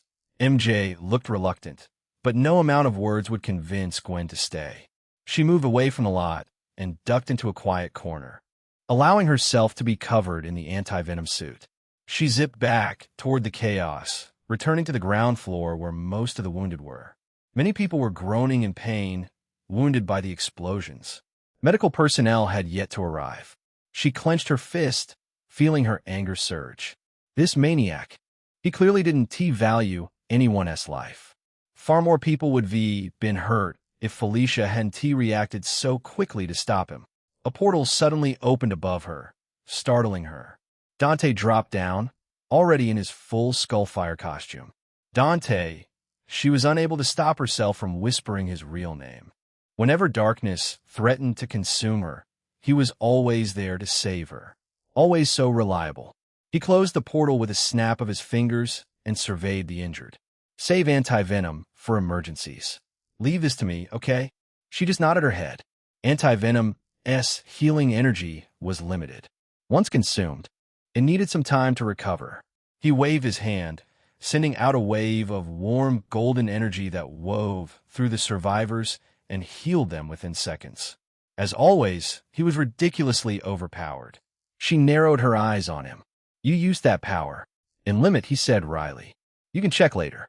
"Oh, I will inspect thoroughly." "Don't think you can fool me, Mr. Skullfire." If he had to pay for using his healing power, she would rather use her own anti-venom's healing. The worst outcome would be having to wait a few weeks for it to recover its strength back. He moved to her side and slipped an arm around her waist. "Not the best place to talk." Let us leave." In the next moment, they both flew up through the hole in the roof, heading somewhere nobody would disturb their conversation. He brought them to the roof of a nearby building. Gwen immediately rushed to the ledge and scanned the area. No sign of Felicia or the Green Goblin. "Some guy named Green Goblin attacked us," she said, filling in Dante about the incident. "He crashed through the roof and threw grenades in the crowd. Felicia is currently hot in pursuit." She glanced over her shoulder. Even though his expression was always hidden in this form, the silence alone was enough proof of his surprise. He stepped behind her and put both arms around her waist. This guy is a lunatic. I'll make him disappear. So don't worry your pretty head about it. She had a hunch that he knew something about Green Goblin, and he was protecting her in his own way. It was too clear in his approach. She unwrapped his arms from her waist and turned around. Are you hiding something from me? Not all. He reached behind her and gave her ass a playful pinch. This suit makes your ass look so juicy. I love it. She moved his hand. Don't. He came even closer and pulled her into a hug. She felt his hands squeezing her in an unwelcome way. She glared at him. Stop messing around or he'll get mad. This really wasn't the time or place to be teasing her body. Even though she protested, he kept her in his arms. She pushed him away and crossed her arms, refusing to talk to him anymore. Gwenny. She opened one eye to look at his cheeky smile and turned her head away. Don't talk to me. He poked her cheek. Where is MJ? Oh shit. Dante's arrival had shifted her attention away from Harry. She might not be able to forgive herself if anything happened to Harry. Gwen fired double web lines at 2 adjacent buildings. I'll see you later. She pulled hard, using the combined tension to slingshot herself back toward the mall. On the mall's rooftop, she spotted a flash of white and black moving fast. Felicia had returned after Green Goblin had gotten away. Green Goblin's equipment had been faster than Felicia. Felicia noticed her too and dashed through the air without symbiote assistance, giving Gwen a high five as they passed each other midair. Gwen!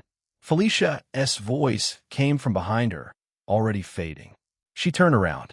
There was nothing there, just the open sky above the rooftop and the sound of the city below. Felicia had disappeared. She is still messing around. Silicat. Gwen dropped down and began searching for Harry, only for him to be waiting in the parking lot with MJ. She should VE check the text earlier. Gwenny. MJ yelled as soon as she spotted Gwen. Let us get you to a hospital. Harry looked confused. What happened to her? She was caught in a blast earlier. Harry's eyes widened. He touched her shoulder and made her turn, showing impressive strength. I see nothing. Gwen removed his hand away. Skullfire healed me when I was in the mall. She had become a sort of genius at lying, which she wasn't very proud to admit. At least Dante didn't hate her for it. MJ nodded, but Harry's expression became colder at the mention of Skullfire. Harry had a strange reaction considering he shouldn't know Dante was Skullfire. Heck, the last time they met, Harry was all over Dante. Harry's going through it. Chapter 164. Felicia's suggestion random art. The moment Felicia called out to Gwen from the rooftop, Dante pulled her under the effect of Death's cloak, rendering both of them completely invisible and inaudible to the outside world. The rule applied to Gwen as well. Gwen, wait, Felicia yelled, but the blonde didn't even glance back and jumped down into the mall. When shouting didn't work, Felicia tried to fire a symbiote line to swing after her, only for Dante to catch her from behind. He locked his arms firmly around her waist. She struggled in his hold. Let me go. I gotta warn Gwenny. You're staying here with me. Felicia knew Green Goblin's identity. Her senses were far too sharp to miss it. He couldn't let her reveal Harry's secret right now. Torturing spider totems, physically and emotionally, seemed to be how this universe operated. But Gwen had already been through enough trauma this month. Besides, as her boyfriend, it was his job to keep her from suffering as little as possible. Fighting random criminals and supervillains was one thing. Forcing her to fight her own childhood friend, someone who now clearly wanted both her and Dante dead, was something else entirely. He might let her fight Miles one day if the kid ever turned into a supervillain, but not Harry. One might still listen to reason. The other clearly wouldn't. Felicia wriggled out of his arms the moment he loosened his grip and spun around to face him. The new sleek costume, which was very inspired from Catwoman, looked incredible on her. Darling, she whispered, cupping her heavy breasts and lifting them slightly. I know you're eager for some milk. I'm hungry too, but this really isn't the time. Be a good boy and wait for me, okay? His face twitched under the mask. What did she think he was? Some sort of milk fiend. Maybe he was, but she didn't have to say it to his face like this. Felicia saw the opening and used her acceleration ability to get away. She bumped into his chest on her fourth dash. He held her waist, stopping her from falling.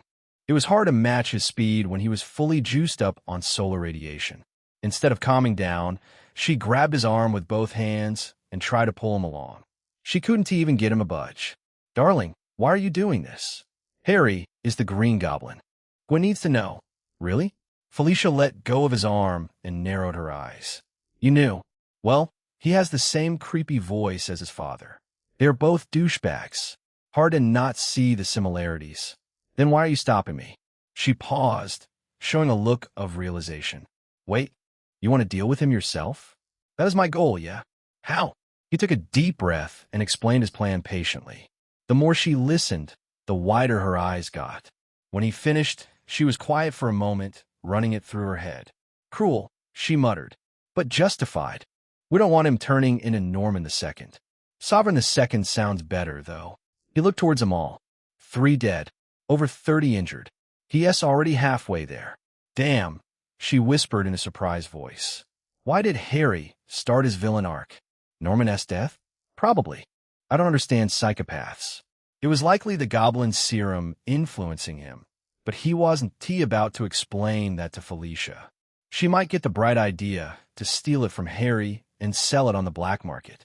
The Hardys could hardly resist their urge to steal a valuable item. "I study psychology," she said with a grin. "Want me to teach you why villains do what they do?" Later, he tapped her ass. "Go back to Gwen. Remember, don't mention anything about Harry. Relax, I know how to be a good mama cat." She reached out and brushed her hand against his collar. "I want compensation for making me look like a fool." "Oh, what do you want then?" "If you're ignorant of body language," she whispered, pushing his chin down to look into her eyes. "I consent to being intimate with you right here, where anyone could potentially see us." He remained calm despite her blatant seduction. "Didn't you say it, ISN, the time? You know what they say about cats being moody?" Taking her hand, he pulled her deeper onto the rooftop, away from the edge and the noise below. If she was offering, he wasn't going to refuse. Especially not when she was dressed like Catwoman. Felicia pushed him against the wall with one hand and dropped low, bracing herself. Just as she steadied herself, she paused. The symbiote matter shifted across her hip and presented her phone like a gift. She glanced at the screen and looked up at him. "It's Natasha." He frowned. How had Natasha gotten access to a phone while locked up in S.H.I.E.L.D. containment? Either S.H.I.E.L.D. Agent S privilege, or she manipulated someone like she always did. The phone kept vibrating as new messages poured in. "Let me see it." Felicia handed it over without hesitation. "Natasha, here's the information you requested." Attachment, it was the image of a map with a pin dropped on a large property in Upper Manhattan. Whoever had orchestrated the arcade explosion had done so from a mansion. The location could be a misdirection, but most likely not. BZZZ. 2 more messages followed quickly.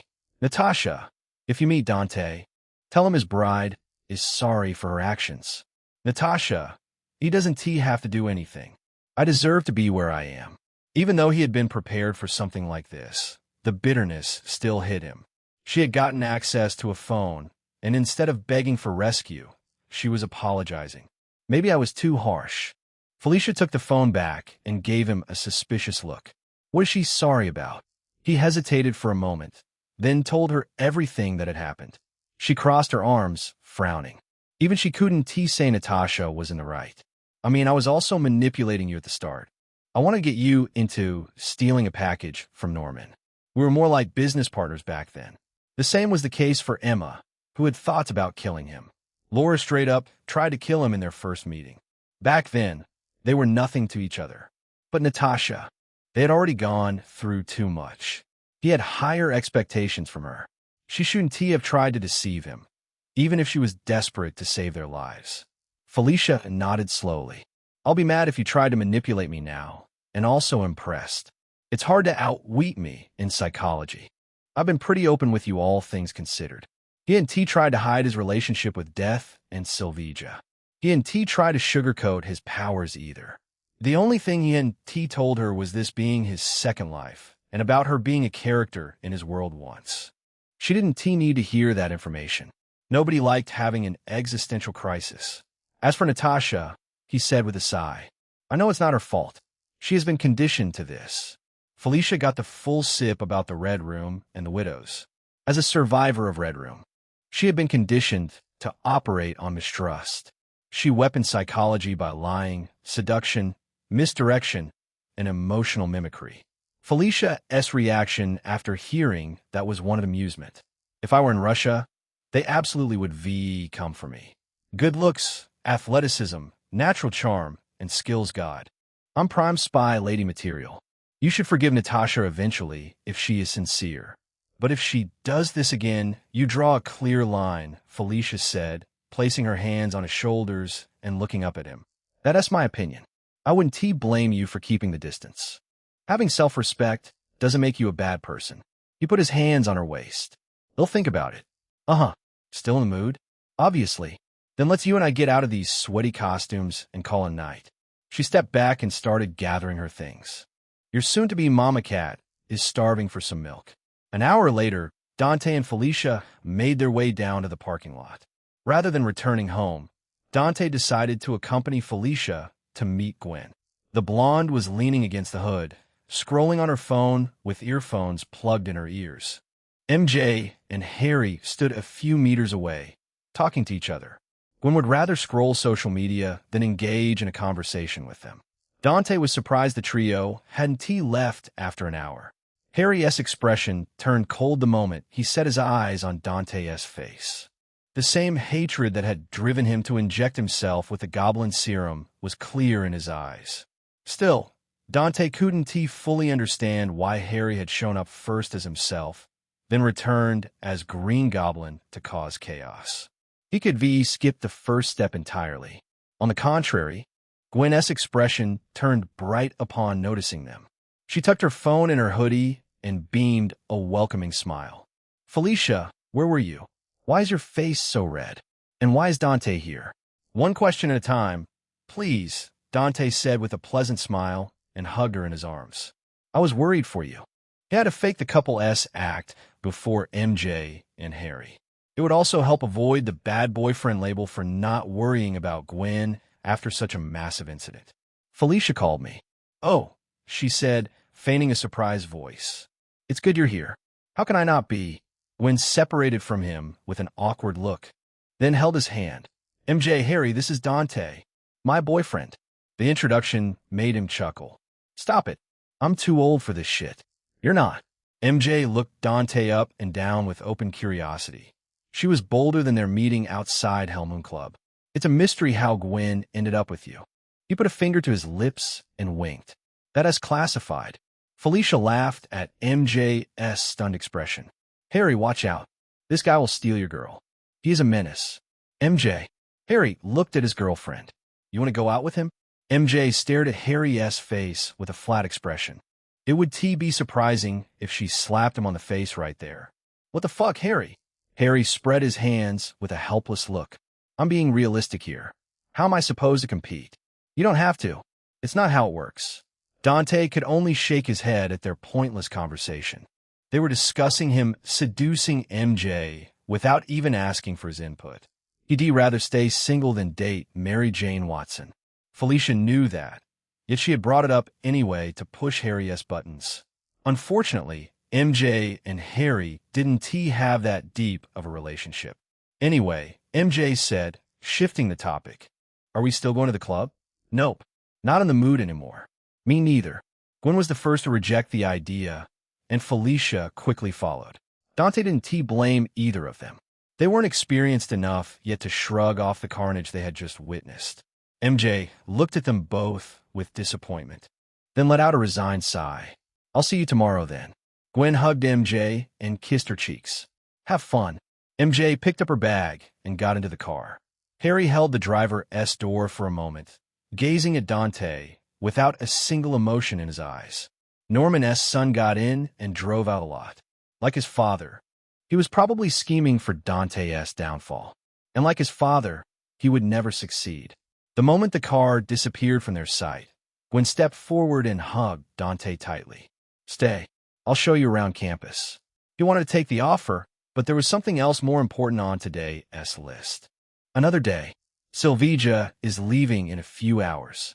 Gwen stepped away and gestured to him. Go take care of her. Connect her room in Symkaria to ours with a portal, Felicia advised. Then the distance 1T matter. Gwen pointed at herself and Felicia. Ours too. That was exactly what Dante had in mind, only with a few extra layers of security.